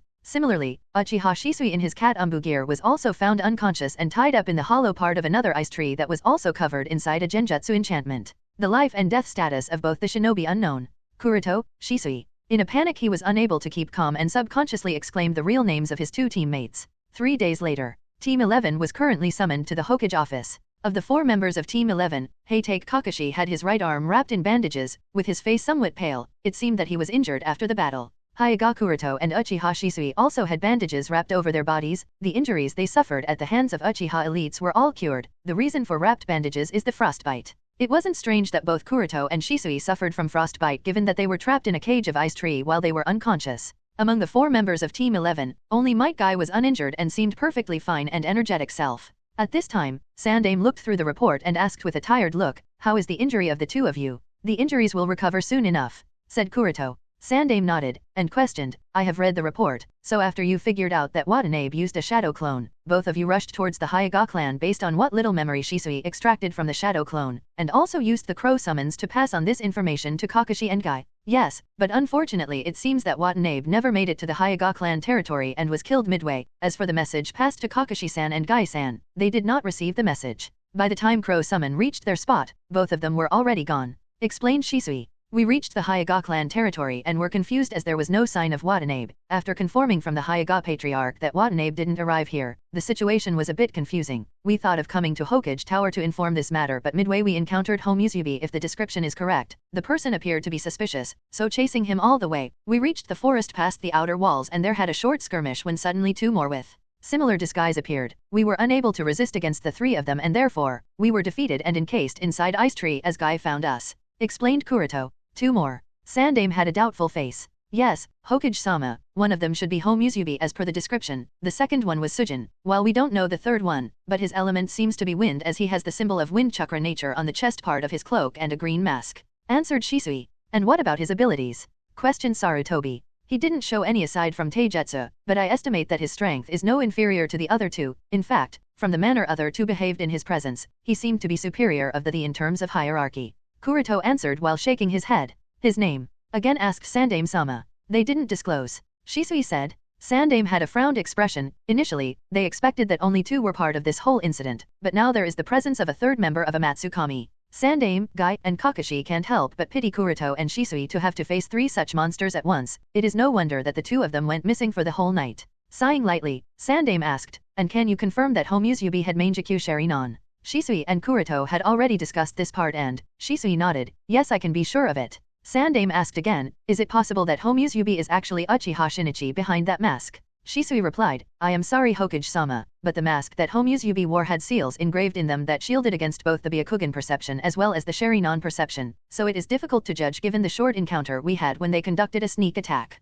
Sandaime nodded and said nothing more. Taking a puff of smoke, Sandaime thought, Watanabe wanted to cause war, but before he could complete what he planned, he was assassinated by the three bounty nin who have Hokage tier strength. Sarutobi Hiruzen didn't know whether he should be happy or angry. He is certainly glad that Watanabe's scheme failed, but he is also angry over the matter that Kumigaku dared to plan such a move against Konoha, and yet Sandaime can't do anything to them. He is also sad over the matter that there are such strong individuals who don't have any scruples of sneaking into Konoha and cause such chaos. Yet he is also happy that the trouble Konoha would be facing because of bounty nin would be much less than what Watanabe planned. At the same time, he is also helpless that he couldn't do anything to either of the three parties. Sandaime didn't doubt Shisui and Kuroto's report, because facing three such strong individuals is obviously no joke. The entire Anbu unit combined with Uchiha couldn't deal with just two members of Amatsukami. What would just two members be able to do in the face of three members of Amatsukami? The only thing that worries Hiruzen is the reaction of the Uchiha clan. From Hiruzen's perspective, the most likely possibility is that Homusubi is Uchiha Shinichi, yet Fugaku didn't describe this in the report, and based on what the Uchiha clan has been doing in the past few months, the patriarch seems to be dead set on bringing Uchiha Shinichi back. Uchiha Shinichi has actually betrayed Konoha and killed so many root shinobi. Hiruzen can't help but be worried. While Sandaime was busy in thoughts, Kakashi said, Hokage-sama, I can't help but notice one thing. Sandaime turned towards Kakashi and motioned for him to continue. Recollecting his thoughts, Kakashi said, the three bounty nin of the Amatsukami, only killed Watanabe during the whole fiasco. Aside from Watanabe, they didn't kill even a single other shinobi. Even both Kuroto and Shisui were only left unconscious and tied up, encased in ice trees, but not killed. It's strange from the general behavior of a bounty nin. Sandaime also had a thoughtful look. He did notice this detail, but he also can't seem to understand this pattern of behavior. Kuroto is okay while listening to this. His face was natural to the situation, and had a frowned expression that also displayed confusion. Shisui also had a frown, but that frown was for another reason. Meanwhile, his heart was beating very fast. Kakashi continued, and the same bounty nin, the missing nin of Tsunagakur and Takigakur, killed 5 of our Anbu in just one encounter. Sujin, Homusubi, and the third one, sneaked all the way into the village, broke free of several encirclements, went past so many battles, encountered many teams. During the whole fiasco, they didn't kill even a single one of the shinobi aside from Watanabe. There has to be something wrong with this kind of behavior pattern that completely differs from how normal bounty nin behave. Kuroto can't help but look at Kakashi with a helpless expression. You are needlessly creating trouble for me, Kakashi. Kuroto knew that this detail would be noticed sooner or later, and he is really helpless about it. Obviously, he can't kill the shinobi of his own village if there is no reason to. Moreover, if he was to chop down Konoha shinobi like vegetables, then there would hardly be any combat power left in the village. At novel bin at. Even Sandaime felt too weird about this behavior pattern, and couldn't help thinking, was the goal of Amatsukami really the bounty on Watanabe's head? Or was it just to transfer the blame of Watanabe's death to themselves so that war and needless bloodshed could be avoided? Or is it that they work in the sort of a fashion where they don't take even a single extra life aside from their intended target? After all, Kakuzu and Sasori had no scruples killing. Thinking of this, Sandaime made up his mind to conduct an investigation on all the missions the members of Amatsukami have completed through the Black Market Circle to check their behavior pattern, whether they use the same sort of method and don't take even a single extra life, or is it quite the opposite. With that decided, Sandaime carried out some more discussion about the possible identities of the three and then dismissed the Team 11. After leaving the Hokage office, Kuroto and Shisui bid farewell to Kakashi and Guy. After walking at a distance, Kuroto said to Shisui, "Select the target as soon as possible." Shisui was obviously surprised, so urgently. "Yes, we don't have many options." Sandaime is suspicious. Although we have built a deterrence of Amatsukami, our actions were still suspicious to him. As soon as we cause some trouble like typical bounty nin, his suspicions should be lightened, so eliminating a few Uchiha would be the best option. After a short pause he continued, "Remember to choose a sibling pair as the first target." To be honest, Kuroto is not worried whether Sandaime-sama will figure out that it was he and Shisui who disguised as Sujin and Homusubi just based on their abnormal behavior. After all, no one knows what kind of personality traits does the two members of Amatsukami have. What he cared about was the reaction Sandaime-sama would have once he hears that Homusubi has the Mangekyou Sharingan. From the doubtful look that Sandaime had when he read the report, Kuroto guessed that the Uchiha Patriarch concealed this part of information about Homusubi. Honestly, has Uchiha Fugaku finally gone mad? Why not use this opportunity to blame Homusubi for the Kuwabai's attack? Kuroto was really confused by Uchiha Fugaku's actions. In Kuroto's opinion, this was an excellent opportunity. As long as the blame for Kuwabai's attack is transferred to Homusubi, the hostility that the village leaders have towards the Uchiha clan will decrease, and slowly and steadily the two sides can mend their relationship. But Uchiha Fugaku concealed this from Sandaime-sama. By doing this, not only did they miss the perfect opportunity to solve their problems, but it also increased the distrust between the two factions. Kuroto couldn't help but shake his head in disappointment. Uchiha Fugaku also expressed his true intentions by doing so, and it really disappointed Kuroto. Taking a look back at the Hokage building, Kuroto withdrew his thoughts. Following the rules, if a ninja performing the task fails to complete it, like in the case with Team 11 where they were unable to protect the Kumo delegation, he will be severely punished, so accordingly, Team 11 must receive serious punishment. But the fact that even Sandaime himself was not able to capture or kill the bounty nin responsible, and returned without any success, so no one mentioned the matter of punishment. Therefore, Team 11 not only did not get punished but in fact, they received 1 week-long vacation to perfectly recover from all the injuries that the team suffered. Therefore, the first thing that he did was to go to the Konoha hospital. Their injuries were all treated by the Anbu medical unit in the past 3 days, but a careful check has to be conducted at the hospital. At the Konoha hospital, after checking the injuries on Kuroto's body, the medic nin on duty nodded and said, "The frostbite you suffered has been cured and all that's left are just some skin wounds. Nothing to worry about. Take enough rest and you will recover soon enough. There is no need to use Iryo ninjutsu." Kuroto nodded and said with an embarrassed look, "I have to start with some serious training, so it would be really helpful if Furofuki-sensei heals these injuries." The medic nin Furofuki-sensei shook her head helplessly and used Iryo ninjutsu to heal all the skin injuries. After the treatment was finished, Kuroto removed the bandages wrapped over his body and quietly left the hospital. The purpose of him coming to the Konoha hospital and getting his injuries healed was just an excuse. Because next he is going to be meeting the Hyuga Patriarch, and since the water clone body doesn't have the curse of caged bird, so he obviously can't use this clone body to meet the Patriarch. After all, Hayashi-sama must have his ways of sensing the curse seal. Therefore, Kuroto can't risk it. He must be in his main body when meeting the Patriarch. But there was a problem. His water body had suffered several injuries, and he was to take the main body that does not have any injuries. Then it would be hard to explain, so he came to Konoha Hospital to get his wounds healed to get rid of loopholes. With that out of the way, Kuroto, who had changed his body, came to the Hyuga clan territory. Hyuga Hayashi was obviously restless for the past 3 days, so as soon as he received the news that Kuroto came to see him, he immediately asked the maid to bring him in. Under the escort of a maid, Kuroto came to the study of Hyuga Hayashi. After the maid was done pouring tea for the two, she withdrew from the study, leaving Kuroto and Hayashi. The Hyuga Patriarch couldn't take it anymore. "I heard about everything that took place. Who were the two bounty nin?" Kuroto just shook his head and apologized. "Please forgive me, Hayashi-sama, it would be best for you to not know the details of all the event, as we have been ordered by Hokage-sama to not reveal them. What I can tell you is that I and the other Anbu were ambushed and Watanabe's corpse was taken away by the two bounty nin. Their reason seems to be the bounty on his head." Hayashi nodded. If Hokage-sama has restricted them to not reveal this matter, then Hayashi wasn't going to pressure Kuroto, but he worried nonetheless. I heard that even Sandaime-sama and the patriarch of the Uchiha clan failed to stop them, and some of the Anbu also died. Hayashi obviously didn't suspect that Kuroto was one of those bounty nin. For one, the bounty nin seems to be the user of ice release, and secondly, the strength displayed by the bounty nin. Hyuga Kuroto is undoubtedly very strong. Hayashi knows this, but he doesn't believe that Hyuga Kuroto would be strong enough to go toe-to-toe against Hokage-sama. What Hayashi considered was the possibility of a cooperative relationship between Kuroto and those bounty nin, therefore, he asked about that bounty nin. Now that Kuroto has confirmed that he didn't know the two, Hayashi has mixed feelings. Hayashi is relieved that Kuroto didn't collude with shinobi of unknown origin, but he is also worried that the bounty nin took away Watanabe's corpse, which means that they now know the true cause of his death. If they openly publicized this matter, whether Kuroto, Hayashi, or the rest of the Hyuga clan, the implication would ultimately land upon them, and I am afraid that the follow-up trouble would be worrisome. Kuroto seems to realize Hayashi's worries and said, Patriarch, you don't have to worry too much. Firstly, no one would believe the words of a bounty nin over the words of a loyal shinobi, and the possibility of Hokage-sama suspecting the Hyuga clan just based on the rumors is very less. Besides, even if he suspects the Hyuga clan, he wouldn't make any move without any solid evidence. The same case applies to Kumigakure.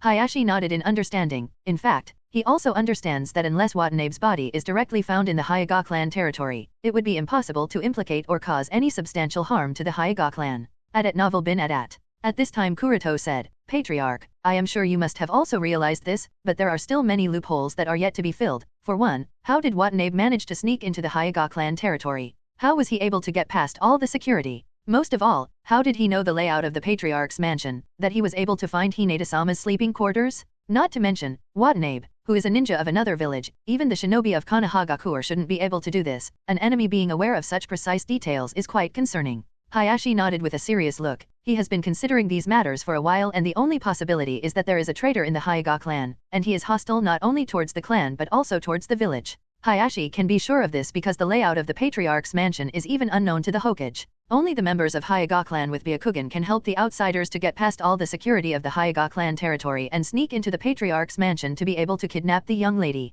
It is impossible for others to do so. With a light sigh, Hayashi said, I did a preliminary investigation in the past 3 days, but I have yet to find anything or any sign that would give away any clue. Even Kuroto pondered a little. Who could it be? Initially, Kuroto thought that it might be Shimura Danzo, but then he quickly eliminated that possibility. For one thing, Kuroto can be sure that Shimura Danzo is not aware of the layout of the Hyuga Patriarch's mansion. Secondly, Shimura Danzo has no reason to do so. Danzo may have some hostility towards Kuroto, and certain dissatisfaction towards the Hyuga clan for not allowing him to recruit any Hyuga shinobi en route, but Danzo wouldn't be foolish enough to do anything against the Hyuga clan before he destroys the Uchiha clan. Because if he takes any action against the Hyuga clan before that, then the Hyuga would be offended and forced to ally themselves with the Uchiha, and since the Hyuga shinobi are the most amicable in the village, so they would obviously get support from the other major shinobi clans. Overall, Danzo would be offending pretty much all the clans if he takes any action against Hyuga. Besides, Kuroto doesn't think Danzo would collude with the shinobi of an enemy village and let him harm Konoha, at least not until he can be sure of his position.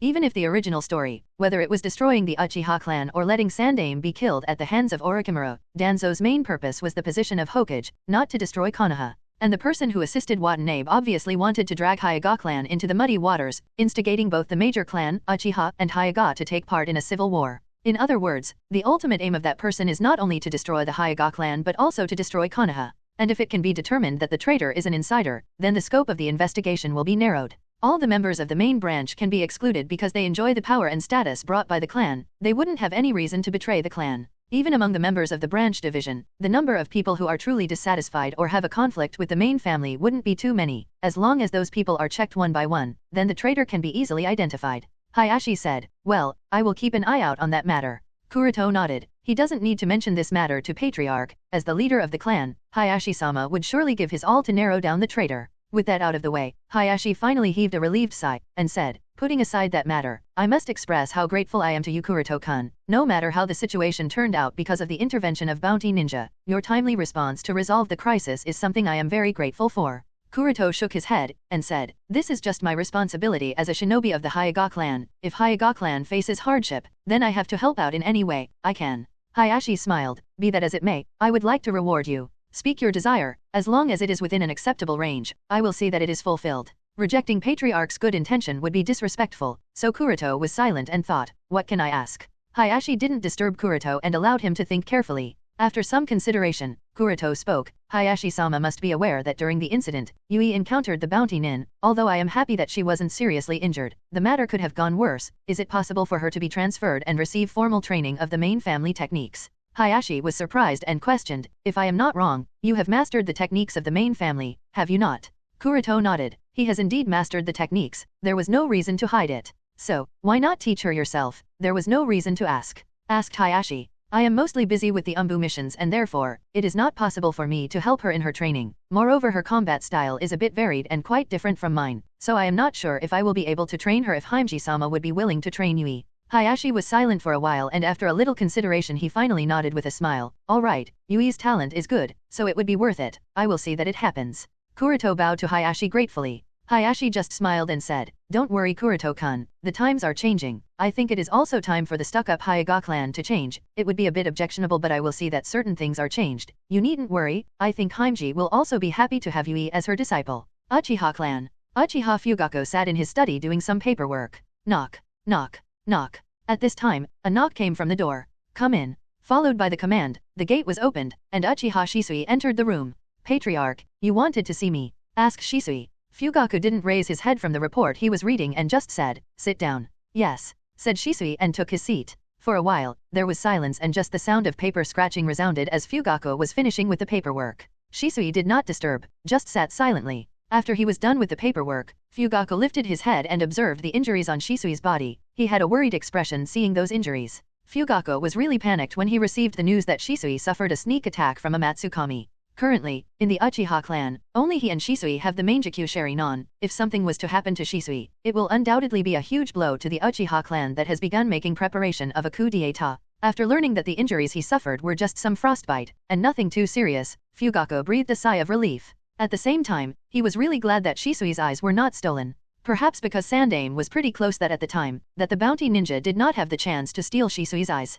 Thought Fugaku as that could be the only reason he thinks of. As for the real reason, that is obviously different. For one, the ambush part is just made up, but even if it was real, Shisui isn't much worried, as he has a seal placed on both of his eyes, according to which, if his eyes are removed without deactivating the seal then his eyes would be destroyed. With this even if someone does manage to steal his Mangekyou Sharingan, they wouldn't be able to use it. Shisui took Kuroto's help in putting this seal after much consideration. Koto Amatsukami is a very dangerous technique, therefore, Shisui doesn't want it to go into the hands of someone who could harm Konoha and the Uchiha clan. And only Kuroto and Shisui are aware of this information, not even Kakashi and Guy are aware of this. Noticing Fugaku's silence, Shisui asked, Fugaku-sama. Upon Shisui's beckoning, Fugaku put aside his thoughts and questioned, describe the events that took place, and how did you end up encased in an ice tree? Hearing Fugaku's questioning, Shisui didn't hesitate and reveal the same information as they have revealed to Sandaime-sama, and finally, he said, I didn't expect that all three of them would be so strong and was caught off guard when Homusubi used Mangekyou Sharingan.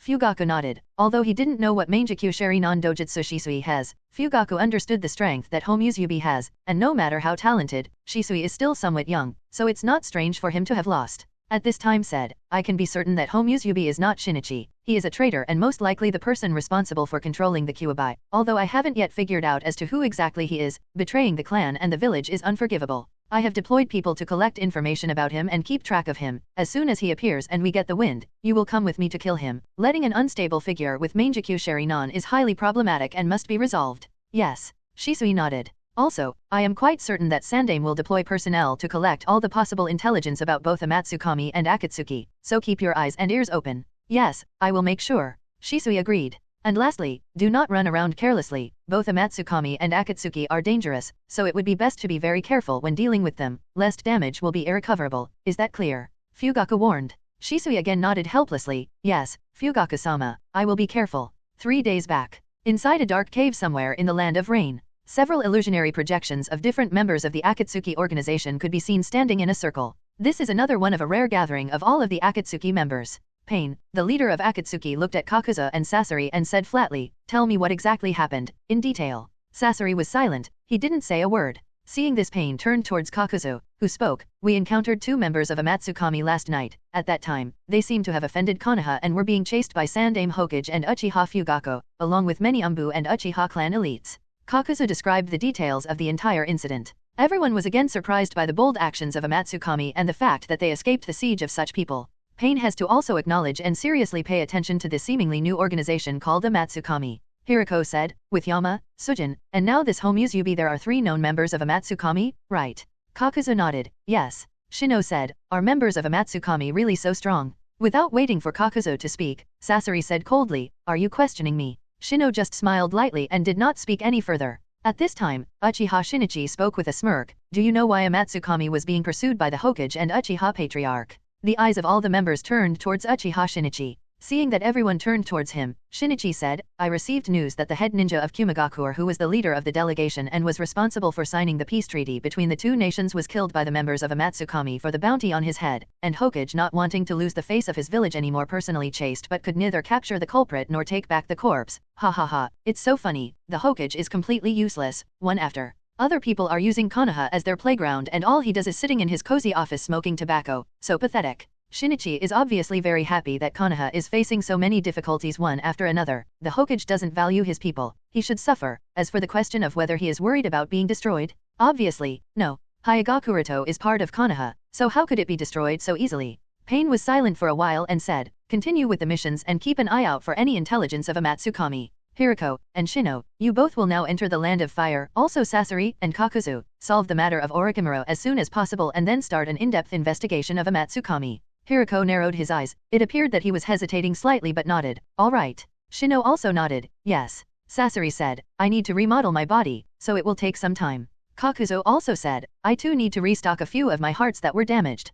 Pain knew that Sasori and Kakuzu's combat power would be affected otherwise so nodded, acceptable. One thing I want to warn everyone, I don't care if you all take it seriously or not, but the members of a Matsukami are very cunning and vicious, as seen in both the encounters we had with them, so it would be best to be careful of this, said Kakuzu. Everyone had a different reaction to this but nobody voiced their opinion. At novel bin at. With that out of the way, one by one the holographic projections of the magic lantern body technique disappeared one after another, and the view of the eternal reign of a Mangekyou came into the view. Taking a look at the clouds, Tendo Pain sitting on the tongue of the stone statue stood up and walked inside the room. Inside, Uchiha Madara wearing the orange mask stood leaning on the side wall. As Pain walked in, he questions, so, Tendo Pain didn't turn to look at Madara, just relayed all the information and said, perhaps we have to pay some attention to a Matsukami. In Pain's view, just 2 members, who aren't even leaders of that organization played around with Konoha, one of the great shinobi villages, like tools in their hands. The entire pursuing force returned empty-handed, moreover Kakuzu and Sasori were involved in the fiasco against their will.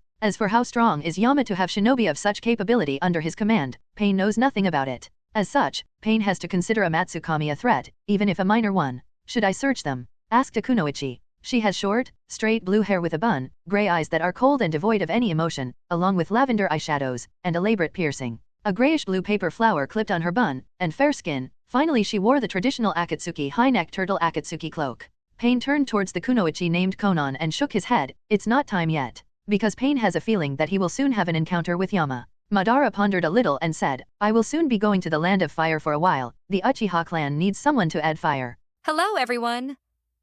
As we wrap up this video, I want to share a quick note. I have a Patreon account.